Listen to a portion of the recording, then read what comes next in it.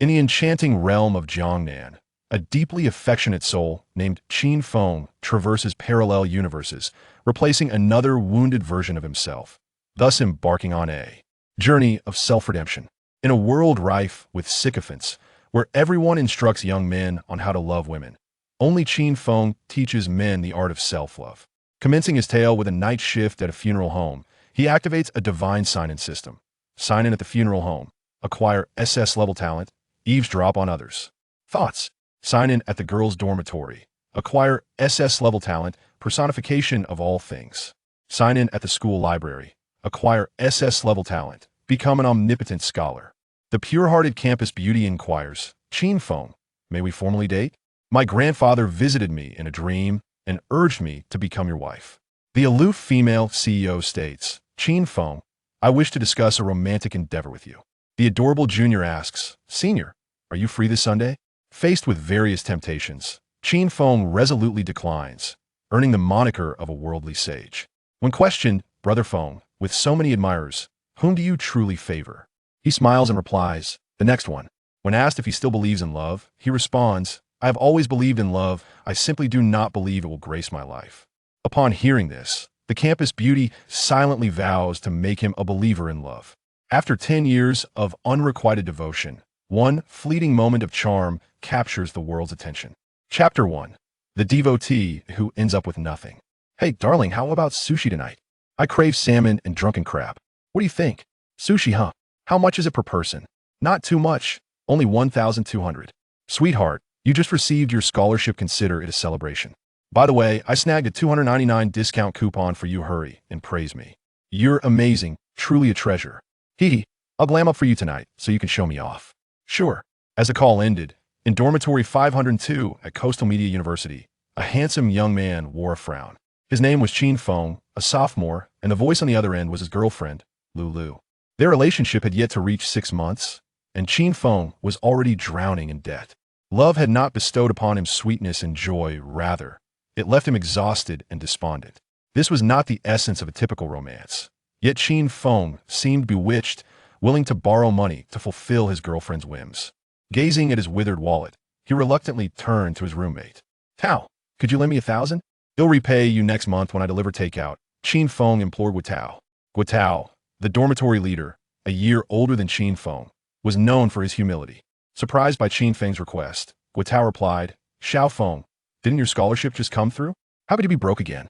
Blushing, Qin Feng confessed, the scholarship was 8,000.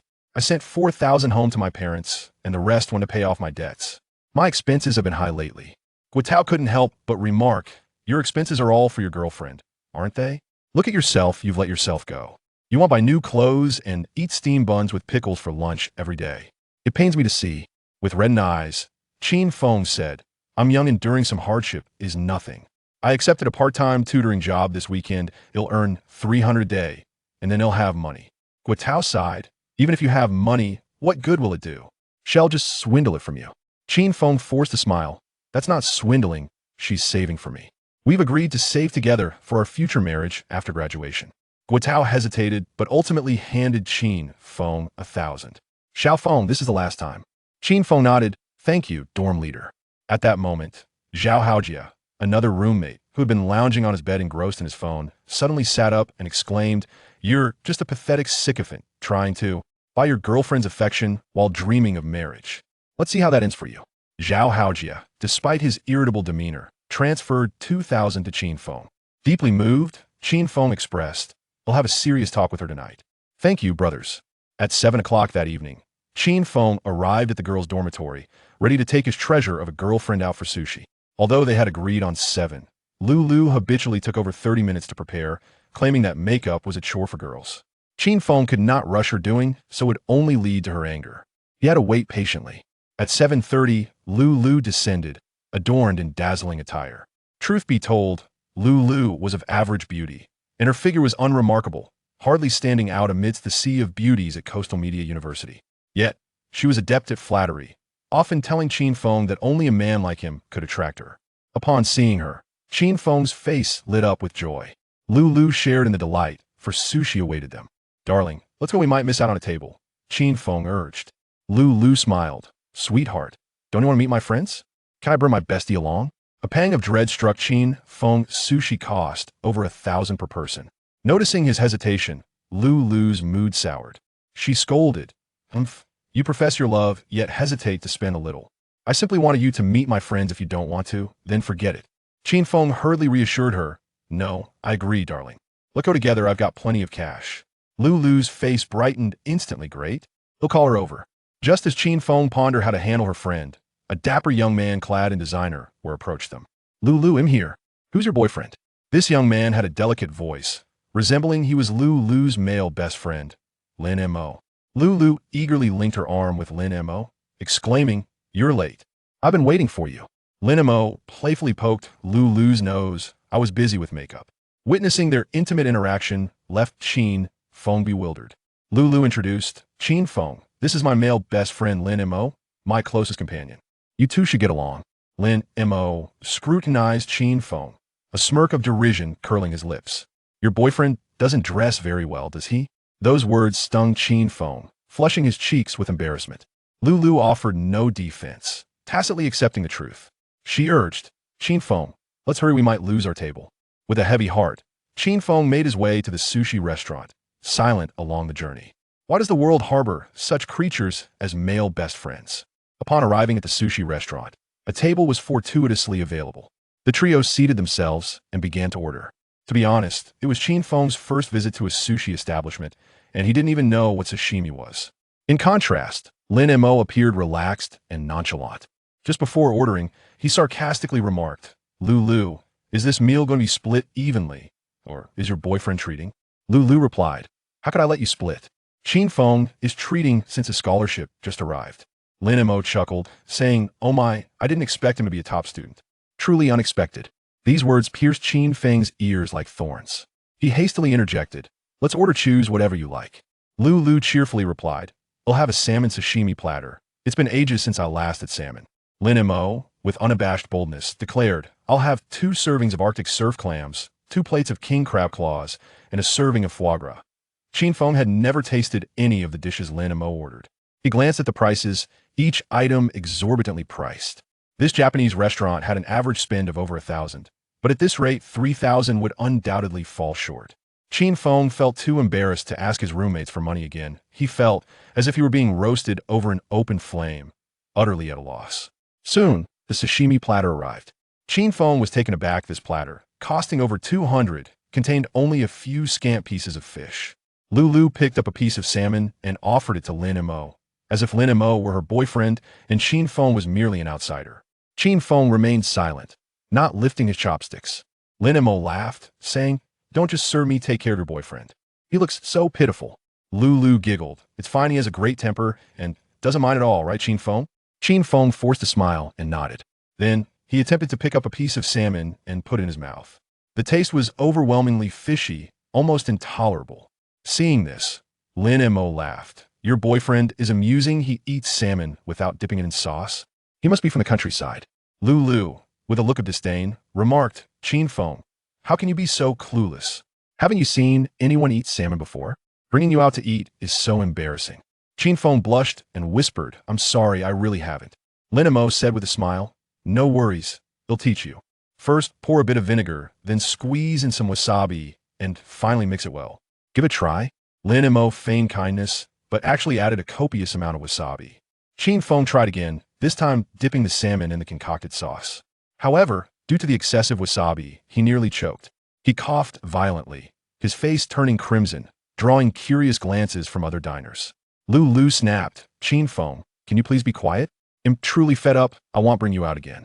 Qin Feng gulped down a glass of water, which helped him recover. After that, he refrained from eating and merely drank water, which played right into Lin Mo's scheme. Lulu and Lin Mo savored their meal with great satisfaction, Lulu even burping in delight. During the bill settling, Lulu coldly said, I'm giving you a chance to redeem yourself, go ahead and settle the bill. Throughout this meal, Qin Feng's dignity was thoroughly trampled. In a daze, he approached the front desk, feeling as though a heavy stone sat upon his chest, making it hard to breathe. He approached the counter like a soulless shell, ready to pay. Good day, sir. Your total is 5,200 yuan. How would you like to pay? The server inquired. Qin Feng had anticipated the meal would be pricey, but over 5,000 was still hard to accept. What kind of household spends 5,000 on a single meal? He took out his phone and checked his balance. Only a little over 3,000 remained. Blushing, he asked, "Excuse me, can I pay using Huawei?" The server shook her head. "I'm afraid not, sir." At that moment, Lulu and Lin Mo approached, with Lulu urging, "Hurry up, we still need to get her hair done." Qin Feng, unable to muster such an amount, blushed and said, "Honey, could you lend me 2,000? I'm short on cash right now." Lulu exclaimed in disbelief, "What? You're short on money? Seriously? What about your scholarship?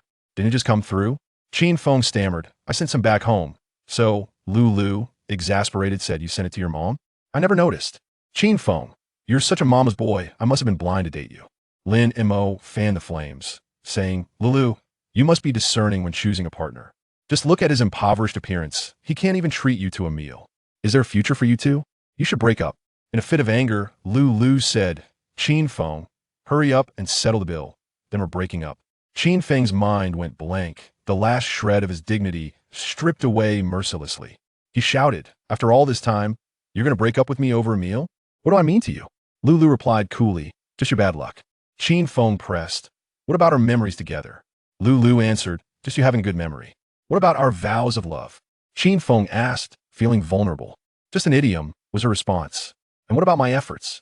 "Just social practice," she concluded. At this point, even the server was taken aback. This woman's heart was ruthless.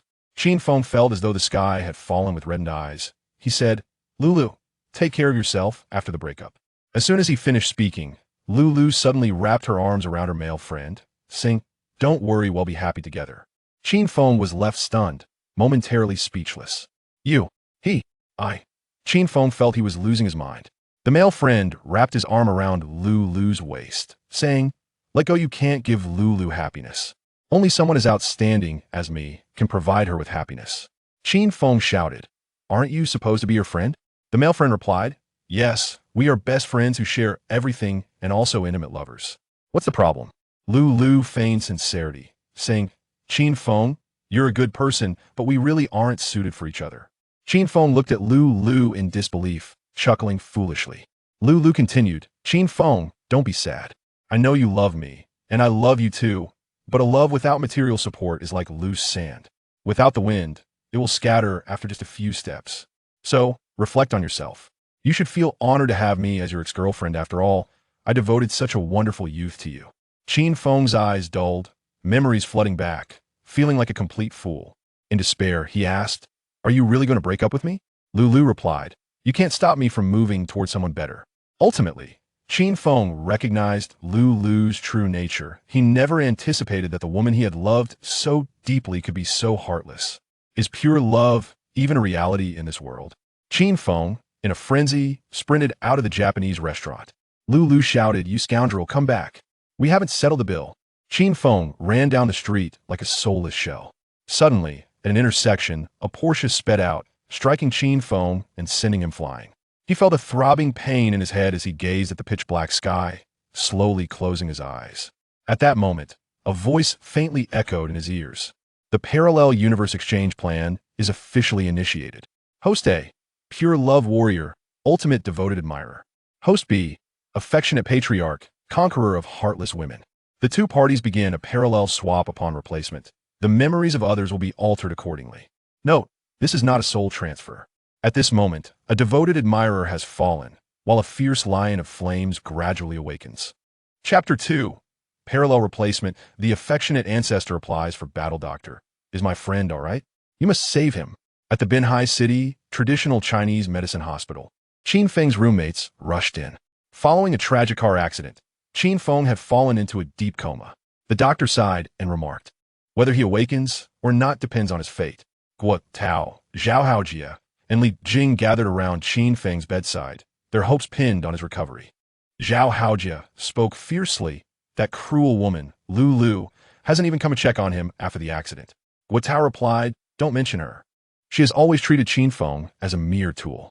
They surrounded the hospital bed, yearning for a miracle. Everyone brainstormed various ways to rouse Qin Feng from his slumber. "Xiao Feng, wake up. Let's go play basketball." "Brother Feng, you won the lottery, 5 million. Wake up." Yet, Qin Feng remained unresponsive. In desperation, Zhao Haojia resorted to his ultimate tactic. There's a construction site ahead with a sexy excavator operator in black stockings. Upon hearing this, a surge of intense stimulation coursed through Qin Feng's mind. In an instant, he opened his eyes, startling everyone present. Whoa, he's awake. Doctor? Indeed, it was the black stockings that had done the trick. I need to call the instructor and share the good news. As Qin Feng surveyed the unfamiliar surroundings, confusion washed over him. Where am I? Wasn't I at a pool party? Did I black out? He glanced at the bewildered faces around him and asked, "Are you my fans? Here, for an autograph?" Guitao and the others were taken aback. "Oh no, has he lost his mind?" Zhao Haoji exclaimed. Guitao hurriedly said, "Where's the doctor? Get the doctor." Suddenly, a sharp pain shot through Qin Feng's head, followed by a voice from the system. The parallel universe replacement plan has officially commenced. Current binding, divine sign-in system.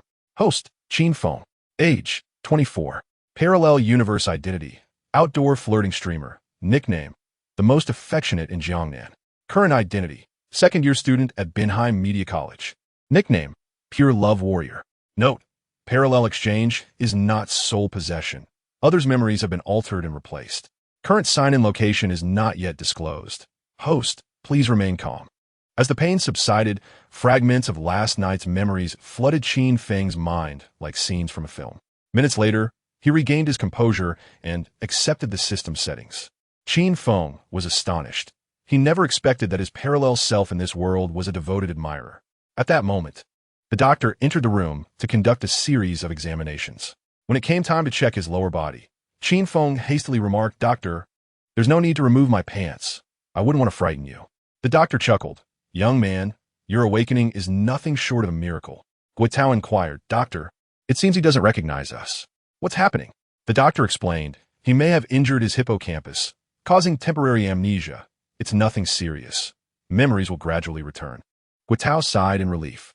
Feeling deeply moved by the concern of his friends, Qin Feng asked, "What are your names?"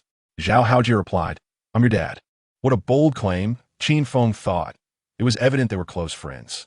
He never imagined he would return to his university days. "I'm hungry. Let's get something to eat," Qin Feng declared as he got out of bed. Guitao anxiously responded, "Xiao Feng, can you really get out of bed? Aren't you dizzy?" Qin Feng reassured them, "Don't worry, I'm fine." Despite their concerns, the doctor suggested Qin Feng stay for a couple more days. "I truly feel fine. If you don't believe me, I could perform a split or a handstand." Alarmed, they rushed to support him. Just then, a striking woman entered the room. Dressed in a black uniform, her beauty was breathtaking, her figure alluring. Black stockings, high heels, and a form-fitting skirt that could captivate any man. Zhao Haojia and the others were left speechless. The woman was Yang Yihan, the CEO of the Yang Group, aged 26, worth millions. Now, she had an additional identity, the driver responsible for the accident. Although Qin Feng bore the primary blame for the incident, out of humanitarian concern, Yang Yihan had stayed by his side all night. "You've awakened. How do you feel?" Yang Yihan spoke coldly. Their eyes met, and Qin Feng almost fell in love. This woman was extraordinarily beautiful. However, he was not one to be easily swayed by appearances. As the saying goes, beautiful faces are ubiquitous, but interesting souls are rare. Qin Feng calmly replied, "Hello, may I ask who you are?" "I was the one who hit you with my car. I couldn't stop in time. I sincerely apologize. Here's a card with 100,000 yuan as compensation. What do you think?" Yang Yihan offered him a card containing the sum. Qin Feng was taken aback. Was he about to be supported by a wealthy woman right after his arrival in this world? His roommates exchanged glances, urging him to accept the money. For an ordinary university student, 100,000 yuan could alleviate all troubles. Yet, Qin Feng resolutely declined the offer, saying, "It was my failure to obey traffic rules. I should apologize to you. Moreover, thank you for bringing me to the hospital. I will repay you in the future." Yang Yihan was taken aback by his response. "Are you sure you don't want it?" she asked again. Qin Feng nodded, responding, "A gentleman cherishes wealth, but only through rightful means." Yang Yihan smiled faintly and said, "Very well, I wish you a speedy recovery. I have matters to attend to, so I must leave." Just as she turned to go, she suddenly remembered something. She handed Qin Feng a business card and said, "If you have any difficulties, feel free to call me at 10 o'clock in the evening." Curious, Qin Feng asked, "Why 10 o'clock at night?" "Because I am free then," Yang Yihan replied. Qin Feng maintained his composure. "All right, thank you. Please take care. Rest well." Yang Yihan said before leaving. Zhao Haojia and the others gazed at Yang Yihan's enchanting silhouette, feeling as though their souls had been whisked away. Unable to contain himself, Zhao Haojia exclaimed, "Feng, you missed a chance to get rich. If I were you, I'd definitely cling to her." Qin Feng retorted, "Your perspective is too narrow." Zhao Haojia looked down at his own lap, blushing. "What do you mean by narrow?" Qin Feng clarified, "Your vision is limited. If I accepted her 100,000 yuan, our relationship would merely be worth that amount. However, by obtaining her business card, our relationship could be infinitely more complex." Zhao Haojia shook his head in confusion. Qin Feng smiled. "That opens up countless possibilities. Do you understand?" Guo chuckled. "Xiao Feng, I think what you say makes sense, but I suggest you check your wallet first." When Qin Feng pulled out his phone to check his finances, he was taken aback. The previous unfortunate individual had accumulated over 30,000 yuan in debt. For a second-year student, to owe such an amount was quite impressive. He then examined his transaction history with Lu. After 6 months of their relationship, he had transferred over 10,000 yuan to her. Yet she hadn't even offered a simple thank you, as if he owed her something. After scanning through his phone, Qin Feng hurriedly exclaimed, "Quick, go check if she has walked too far." Guo chuckled and replied, "Some people, once missed, are gone forever." With a deep sigh, Qin Feng felt a fleeting sense of despair. However, after a brief moment of dejection, he regained his composure. While Qin Feng may lack other skills, he certainly knows how to make money. Currently, his sign-in system had not yet been activated, so he contemplated finding a part-time job to repay his debts. As he pondered over potential ways to earn money, his roommates, noticing his distraction, assumed he was once again heartbroken.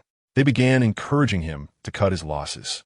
"Xiao Feng, after this incident, you should have seen Lu's true colors. It's time to sever ties," Guo suggested. Zhao Haojia chimed in, "You need to come back. Yang Jian cannot unleash his first skill without you."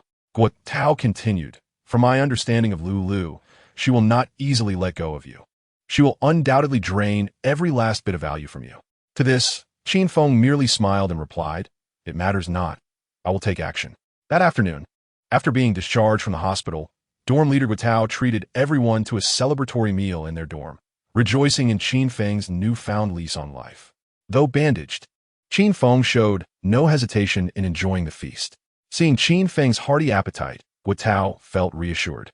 Once they had eaten their fill, Qin Feng quickly pulled out his phone, searching for suitable part-time opportunities. Nowadays, college students have a plethora of part-time jobs available, such as food delivery, tutoring, and modeling. However, he found these options far too slow in generating income, clearly not befitting his identity as a time traveler. Suddenly, he stumbled upon a job listing. A funeral home was urgently seeking on-call staff, with no educational or age restrictions, offering daily pay of 1,500. Qin Feng's interest peaked instantly. Working at a funeral home sounded appealing, with ample pay and minimal responsibilities. He promptly dialed the recruitment number. Chapter 3. Sign-in location activated at the funeral home for night shift. As Qin Feng prepared to take on the part-time role at the funeral home, he decisively called the recruitment number. On the other end, a sweet-voiced young lady greeted him. "Hello," she said cheerfully. Qin Feng quickly responded, "Hi. Is the funeral home still hiring? I would like to apply for a part-time position." The young lady confirmed, "Yes, we are hiring." Qin Feng inquired, "How is the pay structured?" She replied, "Day shift pays 800, while night shift pays 1,500. Curious, he asked, "Is that 1,500 per month or per day?" The young lady laughed. "Of course it's 1,500 per day. Who would work for just 1,500 a month?" Hearing this, Qin Feng became increasingly excited. "I want to apply. I will take the night shift," he declared eagerly. The young lady cautioned, "Just so you know, night shifts require handling corpses. Are you sure you are not afraid?" Qin Feng replied, somewhat sheepishly, "Is there anything scarier than being broke?" The young lady chuckled. "The last person who said that is now in a mental hospital." Shocked, Qin Feng exclaimed, "Are you serious?" She reassured him, "No, we don't have that kind of issue." Breathing a sigh of relief, Qin Feng said, "Then it's settled. I will report for duty tonight." "How does that sound?" The young lady explained, "Since this is a part-time job, we pay every 3 days. Is that acceptable? Also, you should prepare yourself mentally, as you'll be dealing with corpses." Qin Feng confidently replied, "Let me put it this way. I will bring my own coffin to work. Whether it carries me or money, as long as the pay is timely, I wouldn't mind even if a corpse tried to run away. I would retrieve it myself. If I can't, I will just lie inside. With such a high salary, I would feel embarrassed not to encounter some unusual situations. The young lady said, then it's settled. Come by tomorrow at 4 in the afternoon, and someone will show you around. Qin Feng responded, all right, goodbye. After hanging up, he let out a long sigh of relief, finally addressing his urgent financial situation. In these times, being broke is enough to make even dogs shake their heads in disdain. Just then, the system's notification echoed in his mind. Ding! Sign-in location activated. Sign-in location, Binhai City Funeral Home. A generous reward awaits upon the first sign-in. Surprised by the system's voice, Qin Feng was taken aback. He had inadvertently activated a sign-in location. Although the location was a funeral home, he felt no fear. Unable to contain his excitement, he clenched his fists and slammed them on the table, exclaiming, yes. His roommates, noticing his reaction, hurried over. Guotao comforted him, Xiaofeng. If you're feeling down, just express it. Bottling it up can lead to problems. Qin Feng smiled, Brother Tao, I'm fine. That kind of worthless girl, isn't worth my emotions. Guotao nodded, we're all happy to see you move on. That night, Qin Feng enjoyed a restful sleep. The following day was Sunday, and he woke up at noon. After freshening up and having a simple lunch, he rode a shared bicycle to the Binhai City Funeral Home. At 4 in the afternoon, he arrived punctually. A staff member from the funeral home came to greet him. Qin Feng had expected a young lady, but to his surprise, it was a bearded older man. The man scrutinized Qin Feng and frowned. Young man, you look a bit weak. Qin Feng quickly retorted, Sir, you shouldn't speak lightly. I am quite formidable. The man stepped closer. Let me see. Qin Feng hastily backed away. Sir, please be mindful of the setting. This is a solemn place. The man chuckled. Don't worry, young man. I'm just joking. Since it's your first day, I want to ease your nerves. Qin Feng laughed. I was born brave. The night shift won't scare me. The man asked, are you sure? Qin Feng nodded firmly. Absolutely sure. The man responded, all right then, follow me. I have some important guidelines to explain to you. Qin Feng followed the man to the duty room, where he poured Qin Feng a cup of tea and stated, there are quite a few rules for the night shift at the funeral home. First and foremost, no matter what sound you hear at night, you must remain in the duty room. Qin Feng furrowed his brow and asked, Sir, what kind of sound can we expect at night? The man's expression turned serious as he said, I can't say. It's considered taboo. Qin Feng sighed. All right then, please continue. The man continued. Secondly, you cannot sleep at night. No matter how tired you are, you must endure. Qin Feng nodded. Don't worry, sir. I want to be lazy. If I'm getting paid, I'll do the job. The man smiled. Exactly. Finally, if there is an urgent need for cremation late at night, you must lend a hand. Is that acceptable? Qin Feng replied. Absolutely no problem. It's just about handling corpses. The man then showed Qin Feng around the funeral home, including the mourning hall, cremation room, makeup room, and so on. The funeral home was eerily quiet, with an unsettling stillness that sent chills down one's spine. After the tour, as darkness fell, the man prepared to leave. He turned to Qin Feng and said, all right, you're on duty tonight. Remember what I told you? I'm heading back to school now. Qin Feng, curious, asked, Sir, are you a teacher? The man replied, No, I'm a college student. Qin Feng's eyes widened in disbelief. What? A college student? The man confirmed, Yes, I'm a senior in computer science about to graduate. What is the matter? Do I not look like one? Qin Feng was momentarily stunned before responding. So, you were here for part-time work? The older man replied, Yes, I work the day shift while you handle the night shift. Is there a problem? Feeling awkward, Qin Feng responded, No problem at all. I suppose I should address you as brother instead of uncle. The man chuckled, it's all good. Call me whatever you like. Unbeknownst to Qin Feng, the man was a university student, appearing far more mature than his age. However, upon realizing he was studying computer science, Qin Feng felt reassured. As night fell, Qin Feng found himself alone in the duty room, an unsettling silence enveloping him. The eerie stillness ignited his imagination, and a creeping sense of dread began to take hold, leaving him feeling uneasy. He hastily called out, System brother, where are you? Come out and chat for a bit. Unfortunately, the system remained unresponsive, and it seemed that tonight, Qin Feng would have to endure alone. At that moment, a sinister gust of wind rattled the door, producing a sound reminiscent of a ghostly wail. Qin Feng was instantly taken aback, his mind racing. Indeed, the 1,500 yuan he earned was not without its price. While he was lost in thought, he suddenly heard footsteps echoing in the corridor, causing his heart to leap into his throat. his gaze fixated on the doorway, anticipation coursing through him. As the footsteps grew closer, Qin Feng clenched his fists and held his breath. A voice echoed in his mind. The best way to conquer fear is to face it head-on. Just then, a figure appeared in the doorway, startling Qin Feng nearly into a scream. An old man entered, smiling at Qin Feng.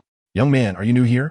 Relieved to see a familiar shadow, Qin Feng exhaled deeply. "You startle me, sir. I thought I was seeing a ghost." The old man laughed. "With your level of courage, you shouldn't be working the night shift at a funeral home. You should head home." Though Qin Feng wanted to protest, he felt a twinge of uncertainty. Reluctantly, he invited the old man to sit down, saying, "Sir, please have a seat and chat with me. I'm quite bored by myself." The old man settled into a chair and picked up a thermos. "Could I trouble you for a cup of water?" Qin Feng replied, "Of course. Let me pour you some." After filling the cup, he engaged the old man in conversation. "Sir, what is your role here?" The old man replied, "I operate the furnace." However, the furnace he referred to was no ordinary one. Intrigued, Qin Feng asked, "How many years have you been doing this?" The old man pondered for a moment. "Decades. I suppose. I'm getting old and forgetful." Qin Feng continued, "In your years of operating the furnace, have you encountered any strange occurrences?" The old man chuckled. "Strange? Death is like extinguishing a candle. When we push someone into the furnace, they appear whole, but when they're taken out, there's only ash left." Hearing this, Qin Feng felt a wave of unease wash over him. "That's a chilling thought," he sighed. The old man continued, "In life, we first create death and then life. Everything is predestined, so there's nothing to fear." Qin Feng pressed further. "Sir, I've heard that sometimes strange noises come from the cremation furnace. Is that true?" The old man laughed. "What do you think, fireworks? But occasionally there are sounds." Qin Feng gasped. "What? Sounds? Surely not." The old man, playfully trying to frighten Qin Feng, said, "Some ungrateful descendants rush to cremate their elders before the body has even cooled. So should I continue?" Qin Feng quickly interjected, "Sir, please stop. I understand." At this point, goosebumps prickled Qin Feng's skin. In a moment of disorientation, he thought he heard a scream outside the room. Shaking himself back to reality, he deliberately changed the subject. "Sir, are you working late tonight?"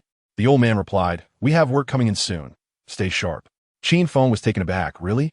At this hour?" The old man explained, "I heard the deceased was a wealthy man. Wealthy people are often superstitious about timing for cremation, so it's not unusual.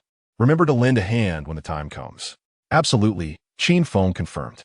"That's what we're here for." An hour later, he heard the sound of mournful music outside.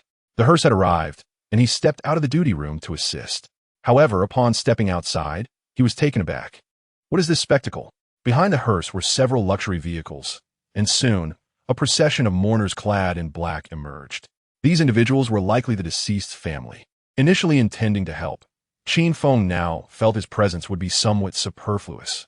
Other staff members from the funeral home emerged to oversee the mourning process. Qin Feng found himself squeezed into a corner, peering through the crowd to catch a glimpse of the deceased, who was clad in a floral shroud. A shiver ran down his spine. As the family members continued to enter the funeral home, Qin Feng remained observant. Then, he noticed an exquisite silhouette. A girl in black clothing, appearing to be around 17 or 18, entered the funeral home, her profile stunningly beautiful. Qin Feng speculated that she must be the granddaughter of the deceased. As family members filed in, Qin Feng, with time on his hands, returned to the duty room to pass the time. The old man was still there, sipping tea. Qin Feng quickly remarked, "Sir, aren't you going to prepare for the cremation? We'll need to start soon." The old man replied coolly, "What's the rush? They still need to mourn for a while." Qin Feng said, "You seem quite familiar with the process." The old man sighed. "When someone dies, what good is crying? They didn't show proper respect when alive, and now they wail and weep. Who are they performing for?" Feeling awkward, Qin Feng suggested, "It's not entirely an act. Perhaps it's just an expression of remembrance." The old man slammed his hand on the table, declaring, "Remembrance? Absurd. I've never seen anyone come for a cremation at such a late hour. It's a great disrespect to the deceased." Not understanding the taboos involved, Qin Feng hesitated to voice his opinion. The old man then stated, "All right, in an hour, come help me in the cremation room." Qin Feng was startled. "Sir, I lack experience. I think I'll pass." The old man replied, "I see a bright aura about you, full of vigor. You're a good kid. Helping me will be an act of virtue, and good fortune will surely follow. Do you understand?" After a moment of contemplation, Qin Feng agreed. All right, sir. Just for that sentiment. Even without the promise of fortune, I will assist you. It was now 10:30 at night, and fatigue was beginning to set in. The duty room was not far from the memorial hall, and Qin Feng could hear the soft sounds of weeping, which weighed heavily on his heart. An hour later, he entered the cremation room, where he found the old man preparing the furnace. It was Qin Feng's first encounter with such a sight, and he felt a chill run through him. Sir, where's the body? He asked. The old man replied, It will be here shortly, don't worry. Qin Feng nodded. After a brief wait, the other staff members wheeled in the deceased, and Qin Feng instinctively stepped back, unable to meet their gaze. The staff member cautioned, Old Li, the cremation must be completed before 12 o'clock. The old man replied coldly, All right, I understand. Stop urging me. The staff were well aware of Old Li's temper. So upon sensing his irritation, they quickly departed. Only Qin Feng and the old man remained in the cremation room. Qin Feng timidly inquired, Sir, is there anything you need me to do? The old man instructed, Carry the body into the furnace. Qin Feng swallowed hard, muttering understood. He finally comprehended why the night shift paid 1,500. It was genuinely terrifying. Just as Qin Feng mustered his courage to begin his task, the system's voice echoed in his mind. Congratulations, host, you have successfully signed in at the funeral home. Reward, the talent eavesdrop. Talent description. The host can listen to others' innermost thoughts. An additional reward is on the way. The host can claim it tomorrow morning. Upon hearing the system's announcement, Qin Feng was elated, noticing Qin Feng's foolish grin. The old man scolded, What are you laughing at? Close your mouth. Qin Feng hastily straightened his face, adopting a serious demeanor. He took a deep breath, preparing to assist the elderly man on his final journey. However, just as he was about to lift the body, a strange voice whispered in his ear, Do not burn me. Chapter 5. Eavesdropping on thoughts. The deceased is actually the grandfather of the school bell.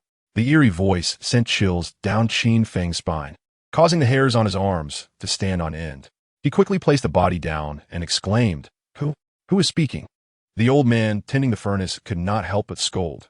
You little rascal, stop with the theatrics. You're giving me heart palpitations. With a grave expression, Qin Feng looked at the old man and asked, Sir, did you hear any voices? The old man replied, I'm hard of hearing. I didn't hear anything. Qin Feng was bewildered. At that moment, the system reassured him. Host, do not panic.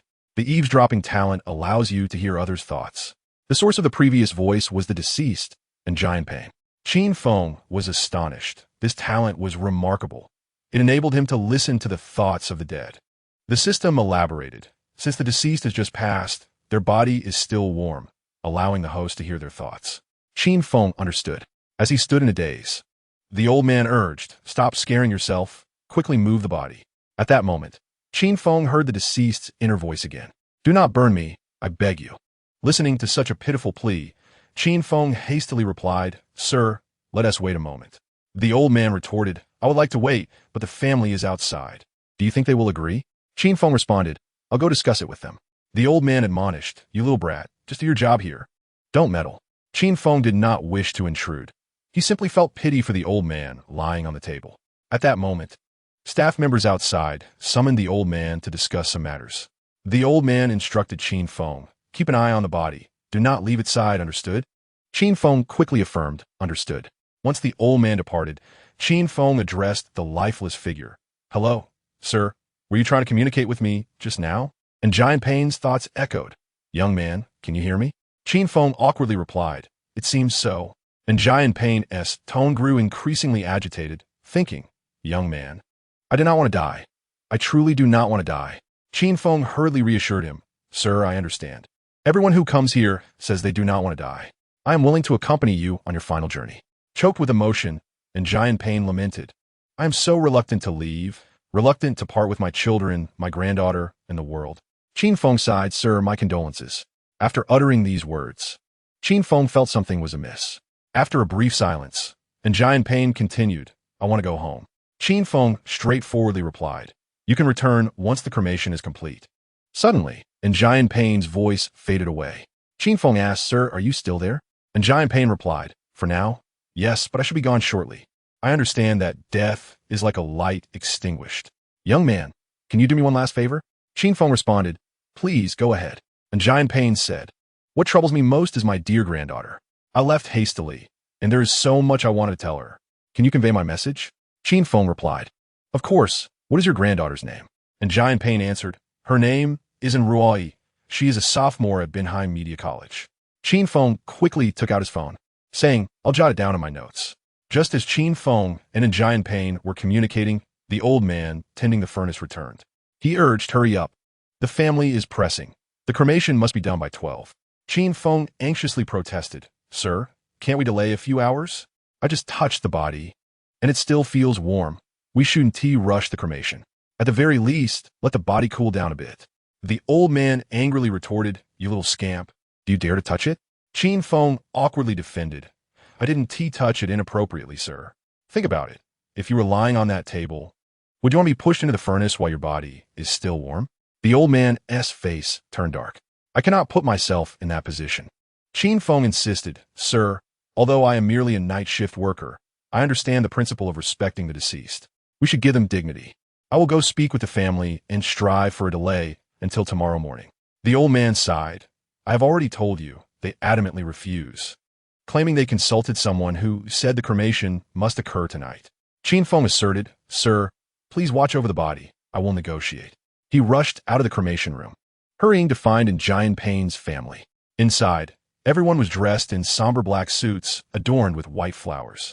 Their expressions were heavy with grief. As Qin Feng entered, he scanned the room and asked, May I ask who is Jian Payne's son? A middle-aged man with a square face approached, coldly stating, I am the eldest son. What is it? Qin Feng explained, Hello, Mr. In. I would like to discuss the possibility of postponing the cremation until tomorrow morning. The eldest son, named Yunlong, lowered his voice and asked why. Qin Feng replied, honestly, the urgency of the cremation shows a lack of respect for the deceased. At these words, the younger son, Yun Tao, erupted in anger. Who are you? How dare you speak nonsense here? Go do what you're supposed to do and mind your own business. The others remained silent, but the girl Qin Feng had noticed earlier, who seemed to be Jian Payne's granddaughter, was crying the hardest. She truly was lovely. As an outsider, Qin Feng's words held little weight, and no one heeded his suggestions. Only the beautiful girl spoke, Dad, can I go spend a little more time with Grandpa? Please. This made Yunlong waver. However, Yun Tao continued to press, Brother, the fortune teller said Dad must be cremated before midnight, or it will affect our family's luck. Hearing this, Qin Feng felt an urge to slap the man. As the clock ticked closer to midnight, and Yunlong hesitated. Suddenly, inspiration struck Qin Feng, and he said, Mr. In, while I was preparing Jian Payne's remains, I noticed his fingers were still twitching. And Yunlong was taken aback. Are you serious? Qin Feng responded. How could one possibly lie about such matters? Elder Anne's wishes remain unfulfilled. Let him linger a while longer in this world. The beautiful girl knelt on the ground, pleading, Father, Uncle, could you please refrain from hastening the cremation? I beg of you. And Yunlong coldly replied, Leave me to see him.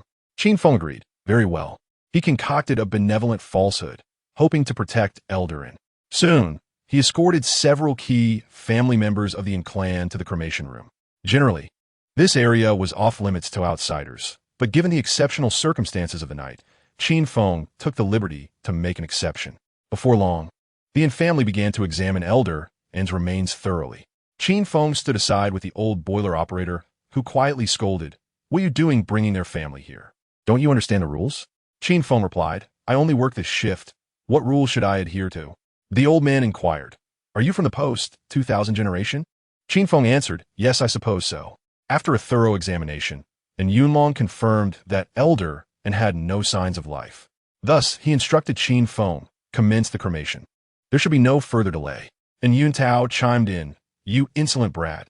If you waste any more time, it will be on your head. The old boiler operator hurriedly stepped forward to apologize, explaining that Qin Feng was inexperienced and unaware of the protocols. Meanwhile, Qin Feng devised another mischievous plan. In the next moment, he let out a loud scream, startling everyone present. He then displayed an impressive performance, mimicking a possessed individual, akin to the zombies in the film Train to Busan, genuinely frightening those in attendance. Even the usually unflappable old man was taken aback. My goodness, he exclaimed, stepping back in alarm. Suddenly, Qin Feng's demeanor shifted dramatically as he thundered, You unfilial descendants, kneel before me. Chapter 6. Later, I will send a dream to my granddaughter, urging her to marry you. The mortuary was indeed an eerie place, especially at midnight, leaving the two brothers of the Yin family utterly dumbfounded, a testament to Qin Feng's explosive acting skills. However, after a brief moment of terror, Yun Tao regained his composure and shouted, "You little rascal. Are you trying to play tricks?" Believing Qin Feng to be merely pretending, Yun Tao, mustering his courage, approached Qin Feng, intending to confront him. Qin Feng did not relent. He swiftly delivered a resounding slap across Yun Tao's face. The sound echoed sharply. In that moment, Qin Feng felt an exhilarating sense of satisfaction. Stunned and infuriated, Yun Tao prepared to retaliate against Qin Feng. But the latter coldly remarked, "Do you dare strike your own father? You ungrateful wretch." The utterance of a name, Jiangzi, Yun Tao's childhood nickname known only to Eldarin, left him frozen in place. At that moment, Yun Tao unequivocally believed that Qin Feng was indeed possessed. Yun Long, in a panic, knelt and wept, "Father, I am sorry, I've been unfilial." Yun Tao, his legs giving way, collapsed to the ground, trembling as he uttered, "Father, you have returned."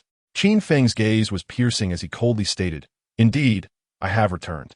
I never anticipated that the son I toiled to raise would be so eager to cast me into the flames." Yun Long hastily tried to explain, "Father, it is not as it seems. I only meant." Qin Feng interjected angrily, "Silence. Long, you are the eldest son of this family, the one I have favored most. I taught you to read and discern right from wrong, to navigate through life, yet here you are, producing such a wretched offspring." He then pointed at the cold iron bed and continued, "My body has grown cold, yet I did not expect your hearts to be even colder than this corpse." Qin Feng's words rang out with heavy gravity as he chastised the Yin family. Yun Tao, overcome with grief, began to slap his own face, drawing blood from his lips. "Father, forgive me. I have been unfilial, succumbing to the deceitful words of fortune tellers and causing you distress. I am so sorry, Father." Yun Tao cried, his face stained with tears and snot, unsure if he was genuinely remorseful. Qin Feng coldly replied, "Enough, enough. Acknowledging one's mistakes and seeking to amend them is commendable. You may leave now. At dawn, I will depart with dignity. Do not worry about me." Qin Feng refrained from revealing too much, fearing exposure. He had specifically inquired about key details from Eldarin earlier. Subsequently, he resumed his explosive performance, returning to a more normal demeanor. With innocent eyes, he looked at the Yin family and asked, "Why are you all kneeling?" Yun Long stood up, tears streaming down his face as he said, "Young man, I apologize for my previous outburst. Please, allow us to temporarily store my father's remains until dawn, when we can proceed with the cremation. Is that acceptable?" Qin Feng nodded. "Certainly, of course." Meanwhile, Yun Tao continued to slap his own face, muttering about his unfilial behavior, clearly affected by Qin Feng's earlier words. Qin Feng felt no sympathy for him. He believed he deserved it. Before long, the Yin family dispersed, and Qin Feng successfully preserved Elder An's remains. At that moment, the old boiler operator regarded Qin Feng with a wary expression. "Are you all right, young man? Do you need a rest?" he inquired. Qin Feng replied, "I'm perfectly fine, sir. What should we do with the body now?" The old man suggested, "Let's store it in the morgue for now." Qin Feng agreed. "All right, I will push it there myself." Thus, Qin Feng wheeled Elder An's body to the morgue. "You may leave now. There's no need for you to involve yourself any further," the old man instructed. Qin Feng responded, "I will remain here to keep watch. What if a stray cat or dog wanders in?" The old man asked, "Aren't you afraid?" Qin Feng replied confidently, "Not in the slightest." The old man cast a lingering glance at Qin Feng, hesitated, then sighed, "Very well. If anything arises, call for me." Qin Feng acknowledged, "Understood, sir." Once the old man exited the morgue, Qin Feng sat vigil over the remains. He pulled up a small chair, situating himself nearby, and asked, "Elder, are you still here? Or have you already ascended to heaven?" Eldarin replied, "Young man, it is not yet time. The one sent to fetch me is still en route." Qin Feng remarked, "Ah, it must be rush hour. No need to hurry. I shall keep you company a while longer. Though we are not related, it seems we share a bond." Upon hearing this, Eldarin began to weep. He had built the group from the ground up, creating a vast family, and in his final moments, he found himself without anyone to mourn him. Listening to the haunting cries, Qin Feng quickly said, "Elder, please do not weep. You sound like a ghost. Do you have any final words? I can help convey them." Eldarin replied, in my 70-odd years, I have experienced both glory and solitude. I have climbed to great heights and traversed deep valleys. Qin Feng interrupted, Elder, please focus on the essentials. I fear time may slip away. Eldarin continued, what weighs most on my mind is my granddaughter, Wanner. Qin Feng inquired, who is Wanner? Eldarin explained, Wanner is my granddaughter. Her full name is Ruai. I wish for you to convey to her that her grandfather loves her. After I depart, I hope she will eat well, sleep well, and live well. I am merely going to another world to enjoy peace, so she should not worry. Qin Feng took out his phone, meticulously recording Eldarin's last words. Meanwhile, the family sat solemnly in the morning room. The beautiful girl and Ruai stood and asked, Father, may I go see grandfather? And Yunlong coldly declared, girls should be obedient and stay put, do not wander about. And Ruai, her eyes brimming with tears, dared not defy her father's command. Her mother, standing nearby, comforted her. Wanna be good. And Ruai nodded through her tears. It was now 1:30 in the morning, and an invisible shroud of fear enveloped every heart, as if everyone were anticipating the dawn. Qin Feng, meanwhile, remained in the mortuary, engaged in conversation with the Eldarin. The elderly man, stoking the furnace, feeling uneasy, approached quietly and was nearly frightened to death. He thought to himself, it's over, another one gone mad, so many children. Qin Feng spoke extensively with the Eldarin, with the majority of the conversation revolving around Ruai, his cherished granddaughter. From the time she was 3 until she turned 18, Qin Feng had documented many delightful moments. Throughout this process, he could deeply sense the Eldarin's profound love for his granddaughter. Moved, Qin Feng remarked, Old sir, there will be a new man to take care of her. You can rest easy. The Eldarin suddenly grew agitated, exclaiming, who is this new man? I will not let him off even in death.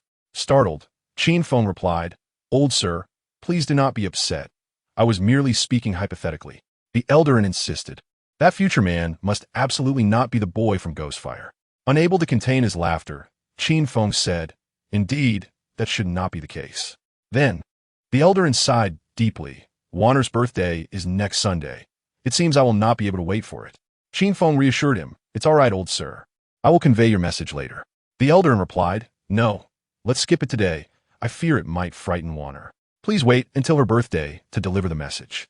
Qin Feng promptly agreed, of course, old sir. As dawn approached, Qin Feng stifled a yawn, feeling drowsy. The Eldarin said, young man, I truly thank you for accompanying me during my loneliest and darkest hours. To be honest, I have traversed far and wide throughout my life without fear. But lying on this cold bed, facing the blazing furnace, I truly felt afraid. I exerted all my strength to speak, but it was futile. Thank you for allowing me to feel warmth in my final moments. With a smile, Qin Feng replied, our main purpose is companionship, old sir. You may go enjoy your peace. Do not worry too much, for as the saying goes, descendants have their own fortunes. Under the comfort Qin Feng provided, the Eldarin's emotions gradually calmed, even bringing him a sense of joy. Young man, what will the world beyond be like? The Eldarin inquired. Qin Feng awkwardly responded, I have not been there myself, so it's hard to say. However, as the elders say, our world resembles that one. There is no difference. The Eldarin asked, so, I can still showcase my talents there? Build a business empire? Qin Feng replied, it seems so. You are exceptional. The Eldarin exclaimed with excitement, young man, you must burn plenty of paper money for me. Once my business empire is established, I will secure a position for you. Qin Feng hurriedly said, no, old sir. That is not necessary. With his humor, Qin Feng gradually alleviated the Eldarin's fear of death. At dawn, the Eldarin sorrowfully stated, young man, I must depart. Someone is here to take me. Suddenly, Qin Feng's heart tightened. After conversing all night, he had genuinely formed a bond. Qin Feng said, old sir, safe travels. Unbeknownst to him, his eyes had grown moist. The Eldarin asked, young man, what is your name? Qin Feng answered, my name is Qin Feng. The Eldarin said, Qin Feng, good lad, why not let Grandpa take you along? Qin Feng quickly interjected, no, that is truly unnecessary. The Eldarin laughed heartily, I am merely jesting. Rest assured, Xiao Feng, I will send a dream to my dear granddaughter, ensuring she becomes your wife. Qin Feng nodded, that is acceptable, ha ha ha. The Eldarin declared, now, I truly must go, they are urging me. Suddenly, an idea struck Qin Feng, let them wait a moment. I will call Wanner over so you can bid her farewell one last time. The Eldarin choked up. Then I must entrust this to you. Qin Feng hurriedly dashed out of the mortuary. The sky was still dimly lit. Unexpectedly, he collided with Enruoi, who had stealthily slipped out. The two met in the eerily quiet funeral home. Chapter 7. Successful check-in, acquired Ferrari. Qin Feng accidentally bumped into Enruoi, who appeared flustered. Her clear eyes fixed upon him. Neither spoke, and the surrounding silence felt ominous. Suddenly, Enruoi grasped Qin Feng's hand, pleading, "Can you take me to see Grandpa? I want to say goodbye one last time." Qin Feng nodded. "All right, follow me." Enruoi had sneaked out under the pretense of needing the restroom. Typically timid. Today she feared nothing for the sake of her beloved grandfather. Qin Feng led her to the mortuary. Upon seeing her grandfather's remains, Enruoi instantly broke down in tears, rushing forward to grasp his arm. "Grandpa." Qin Feng stood beside her, softly comforting, "Please accept my condolences." At that moment, the elder and spirit responded to his granddaughter's voice, becoming emotionally stirred. "Xiao Feng, I do not want to leave. I do not want to go." Qin Feng felt a heavy sense of suppression upon hearing the Eldarin's thoughts. Indeed, the greatest suffering in the world is the separation between the living and the dead. Before long, the Eldarin's voice faded away. As dawn gradually broke, Qin Feng exited the mortuary and entered the morning room. To his surprise, he found the family members asleep in their chairs. Qin Feng was instantly filled with rage, thinking them unfilial. He exclaimed, "Wake up!" Everyone jolted awake at his shout. And Yuntao, believing his father had returned, immediately knelt, crying out, "Father!" Qin Feng coldly replied, "Do not call me father. I have no son as unfilial as you." And Yunlong stepped forward, whispering, "Father, do you have any last wishes?" Qin Feng imitated the elder's tone, stating, "After I leave, if anyone dares to bully Wanner, I will take him away." Upon hearing this, everyone trembled in fear. Qin Feng then stormed out of the room, baffled by why, with their wealth, these individuals would so easily discard even the most basic filial piety. The elder had single-handedly built the family to such great heights, yet in the end, there was not a single person to observe the mourning. How tragic! Perhaps, in their eyes, money is the only thing that matters. Qin Feng despised such people, feeling they exuded a foul stench. At 8 in the morning, the cremation officially began. Before long, the Eldarin was placed into a small box, and Yuntao wept, his face streaked with tears and snot, saying, "Father, I bought you a diamond urn. I hope you can rest peacefully there." Just as they were about to take the Eldarin home, an unexpected incident occurred, and Yuntao's legs suddenly felt as if numbed by anesthesia, completely devoid of sensation. Trembling, he exclaimed, "Why can't I move my legs?" The family hurriedly gathered around, and in Yunlong, with a serious expression, said, "Father has just been cremated. Do not act foolishly." And Yuntao replied, "Elder brother, I truly feel that my leg has lost all sensation." Observing this, Qin Feng could not help but turn to the elder tending the boiler and asked, "Elder, you are experienced. What is happening?" The elder coldly replied, "What else could it be? Retribution has arrived." Qin Feng inquired, "How can it be resolved?" The elder stated, "It is simple. Kneel before the old man's grave for 3 days and nights, and you shall be well." And Yunlong promptly sent someone to drive his brother to the hospital. Subsequently, the family departed from the funeral home. Qin Feng yawned, stretched, and said, "Time to clock out." Suddenly, he remembered that he had forgotten to add Enruoi's contact information. Without it, how could he convey the old man's words? However, upon reflection, he thought that since Enruoi attended the same school as him, they would likely meet again. He hoped she could recover swiftly, he murmured to himself. At that moment, the system's notification sound echoed in his mind. "Congratulations, host, on successful check-in. Additional rewards are now being distributed. Reward, 100,000 in cash. 1 Ferrari 90, a personalized customer service representative." Upon hearing these rewards, Qin Feng's excitement was palpable. Compared to the money and the car, he was far more intrigued by the personalized customer service. He eagerly asked, "System, what does the personalized customer service do?" The system replied, "In the quiet of night, they will chat with the host to alleviate boredom and assist with trivial matters, such as ordering takeout, booking tickets, and securing movie reservations." Qin Feng joyfully responded, "Are there any special services?" The system paused briefly before replying, "Yes." Qin Feng, brimming with excitement, asked, "What are they?" The system stated, "Advisory services. Qin Feng fell silent. At that moment, the elder by the boiler, noticing Qin Feng talking to himself, could not help but ask, "Young man, are you all right?" Coming back to reality, Qin Feng smiled and said, "I'm fine, elder. Can I leave now?" The elder replied, "Yes, after work. Make sure to rest well. You seem a bit hysterical." Qin Feng chuckled, "Me fine, elder. However, I believe my night shift career has come to an end. It was a pleasure meeting you. After this night's experience, I have not only gained courage, but also a deeper understanding of life." The elder inquired, "What understanding?" Qin Feng replied, "Cherish the present.